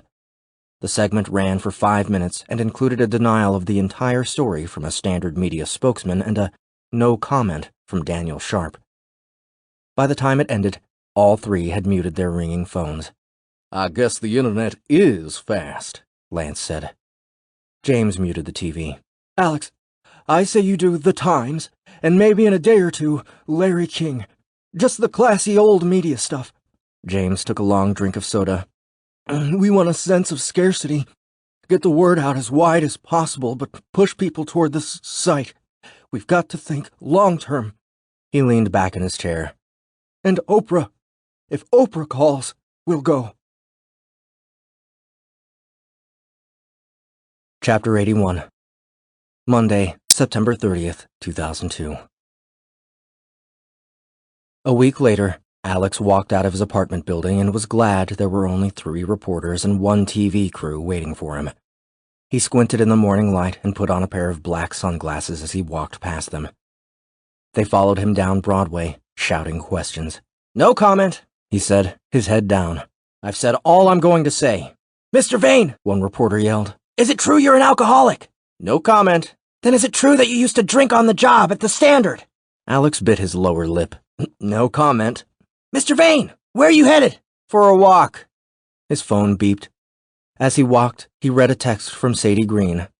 Half of London turns out to protest a made-up war over the weekend. And what do the New York papers lead with Monday morning? Your sorry ass. But seriously, nice job on the story. A small man edged up next to Alex, jogging to keep up with his brisk pace. Sources inside Standard Media say you have a personal grudge against the company, and that you fabricated the story to become famous. Do you have a comment? Alex ignored him. As he crossed 95th Street, the reporters turned back. Oprah had not called, but in the last few days Alex had appeared in a feature in the New York Times and had done an hour on Larry King Live. He had turned down job offers from every local TV station, as well as CNN. The story had received over 4 million hits and generated 80,000 click-throughs.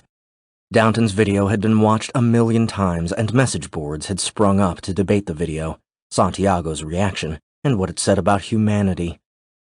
Altogether, Newscoop.com had made $145,000 from the story. As he crossed 85th Street, Alex's phone rang and he flipped it open. Baron, what's up? It's over, Baron said. He was talking fast and breathing hard. What's over? The trial. Santiago. He's gonna be released today. Can you get down here? What happened? Sharp is gonna drop the case. He's gonna make a huge show of it, too. Courthouse steps. Justice being served. All that shit. I'm hearing that they're working a case against Rock for killing Martin. You gotta get down here. Alex stopped walking and stared at the cars going by. I'll head down there now, but can you get a note to Santiago for me? That night, Alex and Camila stood outside Santiago's dorm on Carmine Street along with a handful of reporters and a local TV crew. I guess the national press goes home after dinner, Alex said. Camila shivered in the cold night air. Santiago emerged a few minutes later wearing jeans and a black peacoat, his face partially covered by a black scarf. Alex noticed the deep pockmarks on his forehead as he held out his hand. A photographer clicked away. They shook hands, and Alex said, Thanks for meeting us. I thought we'd walk a bit to get away from all these reporters. He turned to the group. Head home, guys. We're not making any news tonight. Camila held out her hand to Santiago. Camila Gray, you're back to looking like a regular NYU student. I saw you in court, Santiago said. I thought you were pretty. They walked in silence to 6th Avenue, trailed by a photographer and a reporter who dropped away when they turned onto West 4th toward Washington Square Park. What are you going to do now? Alex asked. I don't know, Santiago said. He spoke in a flat monotone and didn't look at Alex as he answered. Are you going to enroll in classes this semester? I don't know. Alex looked at Camila, then back at Santiago. I was wondering if you'd like to do an interview about the whole ordeal. You know, what happened that night, what jail was like, how it feels to be free. You probably know this was a pretty big story. I know. I was more entertaining than the terrorists. That's what I read anyway. I don't really know what it means. So, what do you think about being interviewed? No, I'm not going to do that. But this is your chance to tell your side of the story, to get your version of— Oh, please, Alex, don't give him that line. Santiago stopped in front of a pizza shop and inhaled. The only bad thing about jail was the food. It was no good. Alex led them in and bought Santiago a slice of pepperoni. They walked slowly toward the park as Santiago ate. At the edge of the park, Santiago finished his slice and stopped to look at Alex. Why'd you release that video? He asked. His face was blank, but his eyes flashed. Why did you have to release it? Alex caught Santiago's eye. What? What do you mean? We released it to get you out of jail, to show that you didn't kill him. Santiago looked across the park, lit only by a few streetlights. Maybe I was better off in there. They gave me food and a bed and some company at least. Like I said, though, the food was no good. Alex put a hand on his shoulder. But now you can go back to school. Have a life. You know, not be in jail. I don't understand how you can— Calm down, Camila said, taking Alex's hand. He quieted, and the three of them headed toward the center of the park. Santiago gestured toward the statue of Garibaldi, illuminated by a spotlight from below. The finance students throw pennies at the base of the statue at the beginning of each semester. For luck. They stopped under the statue, and Santiago picked up a penny. Who is he, anyway? An Italian general and politician. He's credited with helping to unify Italy. He looked at Santiago, who didn't seem to be listening. Eric, I've been wondering, why did you come to NYU anyway? I mean, it's not much of a baseball school, and you had offers to some good California programs. Santiago looked down at the penny. You really want to know? Yeah. I didn't care about baseball. I came here because I didn't want my mom to see what I was going to do. You know, the drugs and peep shows and all that. If you don't mind me asking, Eric, from the video it looks like you saw that something was wrong with him. With Professor Martin, I mean. Then, after he collapsed, it looked like you smiled. What was going on with you? Santiago sat on a slatted wooden bench near the base of the statue. Alex and Camila sat on either side of him. Did you know he was dying? Santiago looked at her. Remember in the trial, when Sharp said that I used to kill bugs? He wasn't right about that. I never killed any of them. He looked at Camila. In L.A., we had one of those little patches of grass in our front yard. A little square of grass like everyone else. You know those? Camila nodded. We had one of those in Des Moines. Santiago smiled. We got a lot of sunshine out there. And when it does rain, it usually doesn't last long. But sometimes it'll rain buckets for an hour or two. The worms will crawl out of the dirt and make their way into the middle of the sidewalk. Then, all of a sudden it'll stop raining and be like 80 degrees. The sun burns down hot, right on them. The worms get trapped on the sidewalk, you know? Camila nodded, and Santiago turned to stare into her eyes. My mom used to shoot at flies with rubber bands while sitting on the couch. But I could never do that, you know? I could never even wash an ant down the drain of my bathtub. I just wouldn't take a tub that day if there was an ant crawling around in there. But when the worms would get stuck out on the sidewalk, I would just watch them. The sidewalk would dry off quick in the bright sun, and then all of a sudden the worms would be stuck, trying to crawl back to the wet dirt. Sometimes they made it, but sometimes they didn't. The ones that didn't just dried out in the sun and died. I don't know who told Sharp that I like to kill bugs. That wasn't true. But I do like watching them die. Camila was staring at him. Alex had looked away. Santiago stood up and put his hand on Alex's shoulder. If you want to know why I'm not going to be in your story, that's why. I know I'm broken. There's something inside me that God bent crooked when he made me, and it's never gonna be fixed. That's why I should be in jail. But you and all the guys who wrote about me, you're all broken too. You just don't know it. I'm not sure what you mean. Santiago put his hands in his pockets. I watch the worm die and I smile about it. You see the worm on the ground, watch him die, then write a story about his tragic death. Chapter 82. Wednesday, October 2nd, 2002. Alex was sipping black coffee and reading the Post at a Starbucks on West 72nd when Greta Mori walked in and sat next to him.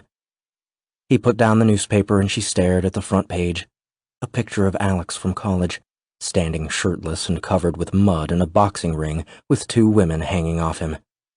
The headline read, "Muckraker?" Nice, she said, pulling her long black hair into a ponytail. You must be so proud. I have to admit, that was a fun night. It won't be the last article either. Doesn't it hurt? She asked. You should see the quotes inside. They are anonymous, from people I used to work with, saying I'm undisciplined, lazy, an ambitious pretty boy who would make up anything for fame. She eyed him. That sounds about right. Doesn't mean my story isn't true, though. A group of tourists walked to the window and stared at Alex. One man held a copy of the Post up to the window and pointed at Alex as another man photographed him. Didn't expect you to call, she said at last. I didn't either. What's that supposed to mean? Just that I'm surprising myself these days. So, how's your 15 minutes going?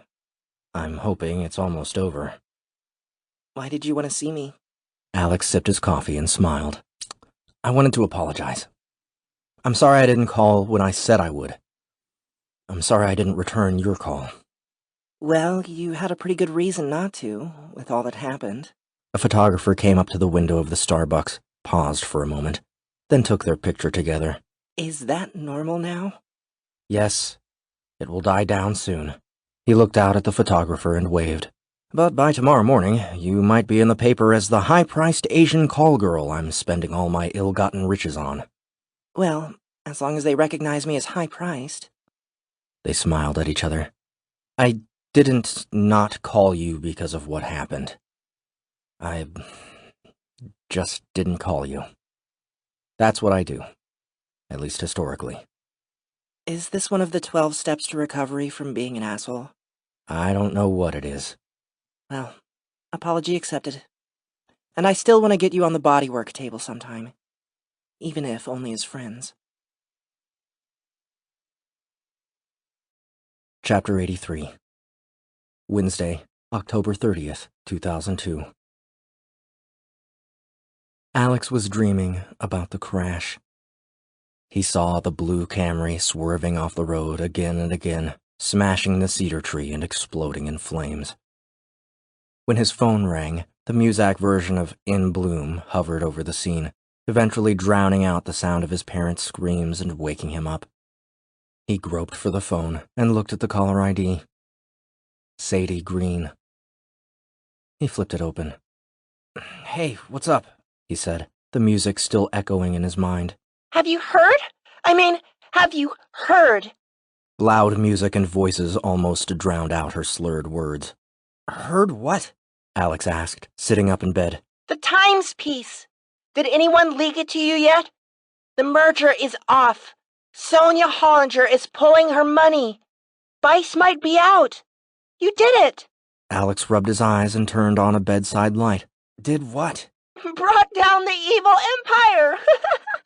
Alex could hear Sadie shouting and laughing. Are you in a bar? Hell yes. Are you drunk? Hell yes. Why aren't you? I was sleeping, Sadie. What are you talking about? A Times reporter leaked me the story. It'll be in tomorrow's paper. Wait, it's today's paper.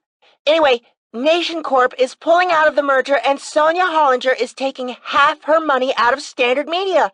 And there's a rumor that Bice might be out as CEO. Wow. It looked like he might weather this thing. Anyway, I'm celebrating. I've been getting calls for weeks from internet startups, mom-and-pop newspapers, and other nonprofits wondering whether the deal might fall through. The internet is going to stay free for at least a little while longer. A lot of people have been holding their breath over this. It's just one merger. There'll be more. Yeah, but this is a good start. I guess. But I don't really feel like celebrating. I don't know. I wasn't in this to stop the merger. Come on, Alex. This is the scene in Return of the Jedi where they blow up the Death Star. But it's not just some dance party for the Ewoks. Her words were almost incomprehensible. It's the remake where they show the whole galaxy celebrating. You blew up the fucking Death Star! This is a big deal! Bice isn't even in jail, and he's not going to be. Alex thought he heard another woman's voice, muffled by loud music. I gotta go. Anyway, I just wanted to say you're awesome. Not that you need to get any more full of yourself, but thanks. She hung up without saying goodbye, and Alex went back to sleep. At 5 a.m., Alex drank coffee on a bench outside the corner deli as he read the story. Nation Corp pulls out of merger. Cites bad publicity and declining stock price. Hollinger widow said to contemplate divestment as CEO Bice on hot seat. Wednesday, October 30th, 2002.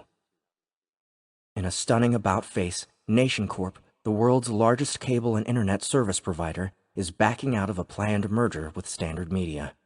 Though a final vote of the board will not take place until next week, multiple sources have confirmed that the merger is off. The Standard Media stock price has dropped 10% over the last month after a story on newscoop.com, an internet startup, implicated its CEO, Denver Bice, in an elaborate plot involving conspiracy and murder. Though no substantial evidence against Bice has emerged and no charges have been filed, the rumors were enough to damage the merger. Sources inside Nation Corp say that a key element was a planned divestment by Sonia Hollinger, the widow of Macintosh Hollinger. To make matters worse for the CEO, who has defended himself vigorously in the weeks since the story broke, an executive inside Standard Media says that Bice himself may be at risk. According to the executive, who declined to be identified, a rift exists on the board of directors between those who want Bice out and those who want to continue to back him. Alex stopped reading when he got to the B matter. He sighed with satisfaction and watched the cars go by, then finished his coffee and walked back to his apartment. Chapter 84. Denver Bice leaned back in his black leather chair. He took 5 breaths with his eyes closed, then opened them and took 5 more. He looked down at the copy of the Times on his desk, pounded his fist on it, then picked up the phone and dialed. After 5 rings, he left a message. "Lawrence, it's Denver. Are you avoiding my calls? We can still fight this. There's more we can try. Call me back. I'll be in the office all day."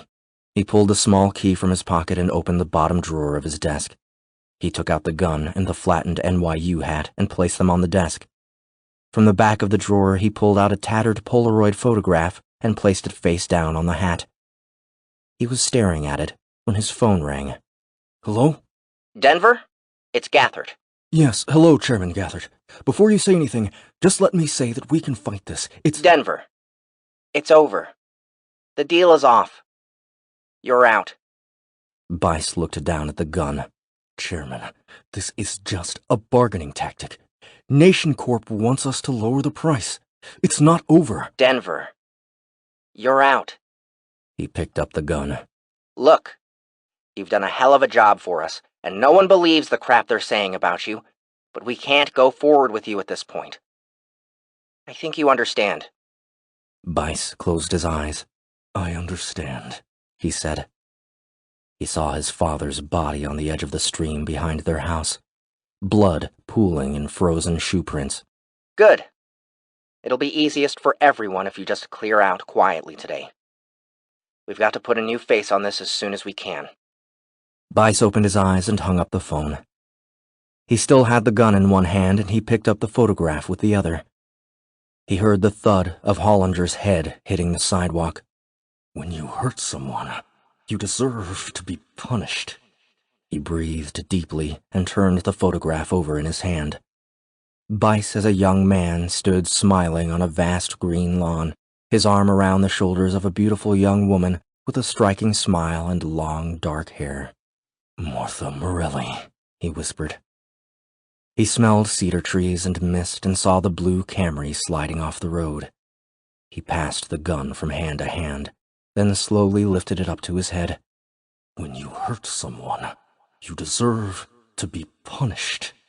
He pressed it hard into his temple, his index finger on the trigger. He heard the roar of the river again, the thud of Hollinger's head, and the screams of Alex's mother, trapped in the car as it burned. Martha Morelli. He smelled cheap scotch and felt belt lashes on his back. "When you hurt someone, you deserve to be punished." His finger pressed slightly on the trigger. "I deserve to be punished." He looked down at the NYU hat and his finger relaxed. He set the gun down on the desk.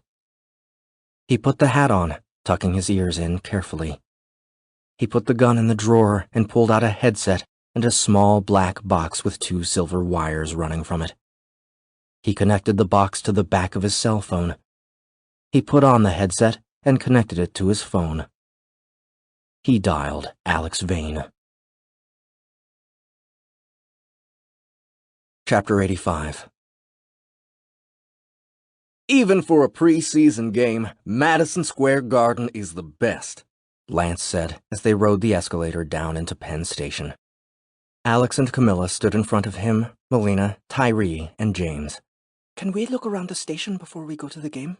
Melina asked. "Little Tyree has never been here." They all walked toward the center of the station.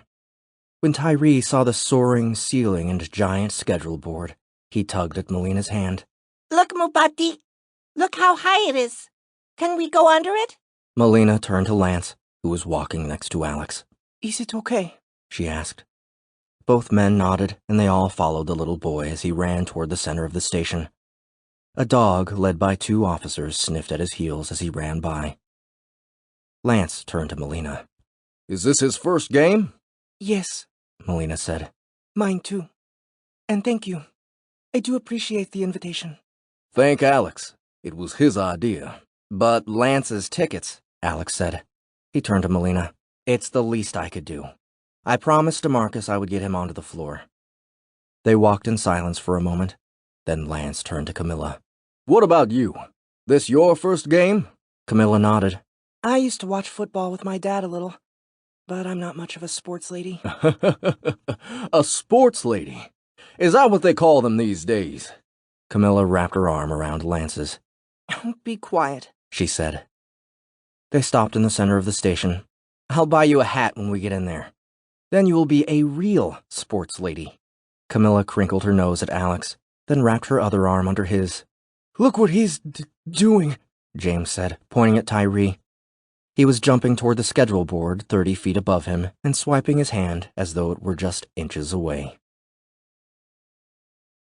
They took their seats courtside, James on the end, Lance next to him, Alex in the center, Camila next to him, and Melina at the end with Tyree on her lap.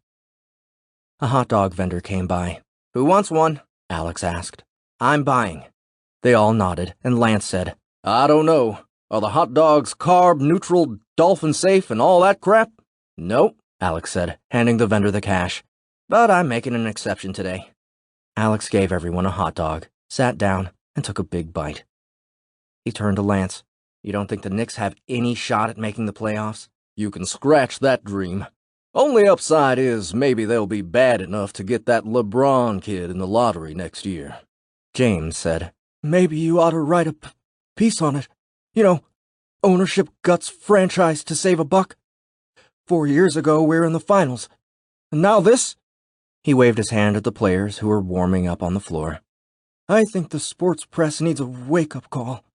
Tyree got off Melina's lap and stood right at the edge of the court, jumping up and trying to reach the scoreboard 50 feet above him. The stands were filling, and James pointed across the court to the front row on the opposite side. "Look who it is." Alex turned and saw Daniel Sharp laughing next to a tall blonde woman. He wore jeans and a black blazer with a Knicks hat. "Must be phase 2 of his mayoral marketing campaign. Start pretending to care about the Knicks and Yankees. Maybe I should go see if he wants to go on the record about Bice. One of the players came over and slapped Lance on the shoulder. He was a light-skinned black man in his late 30s with specks of gray in his short hair. "You gonna write some nice stuff about us this year, Fatty?" he asked. "Don't work for the Standard no more. And aren't you too old to be playing basketball? I thought you'd be an assistant coach by now with your old rickety ass." He handed the player a card. Newscoop.com. The player looked at the card and tucked it into the pocket of his warm-up pants. "Who are these folks?" "Alex and James. Work with them at the new venture. Camila Gray, she teaches at NYU. And that's Melina and Tyree Downton. They're Demarcus's kin. Everyone, this is Ben Davis, but we call him Chicken Legs. Came up in Brooklyn 6 or 7 years behind Demarcus. He used to school me in the park," Ben said to Melina. "One time, I'll never forget it, I was 10 years old. He jumped over my head for a lob dunk. In a game. Never seen anything like it." Ben walked over to Tyree, who was still jumping toward the ceiling. He grabbed him out of the air. "You want to play here someday?" Ben asked him. I don't know. Can you touch the scoreboard? Ben held Tyree in his left arm and reached up with his right arm, leaning forward onto the tips of his toes.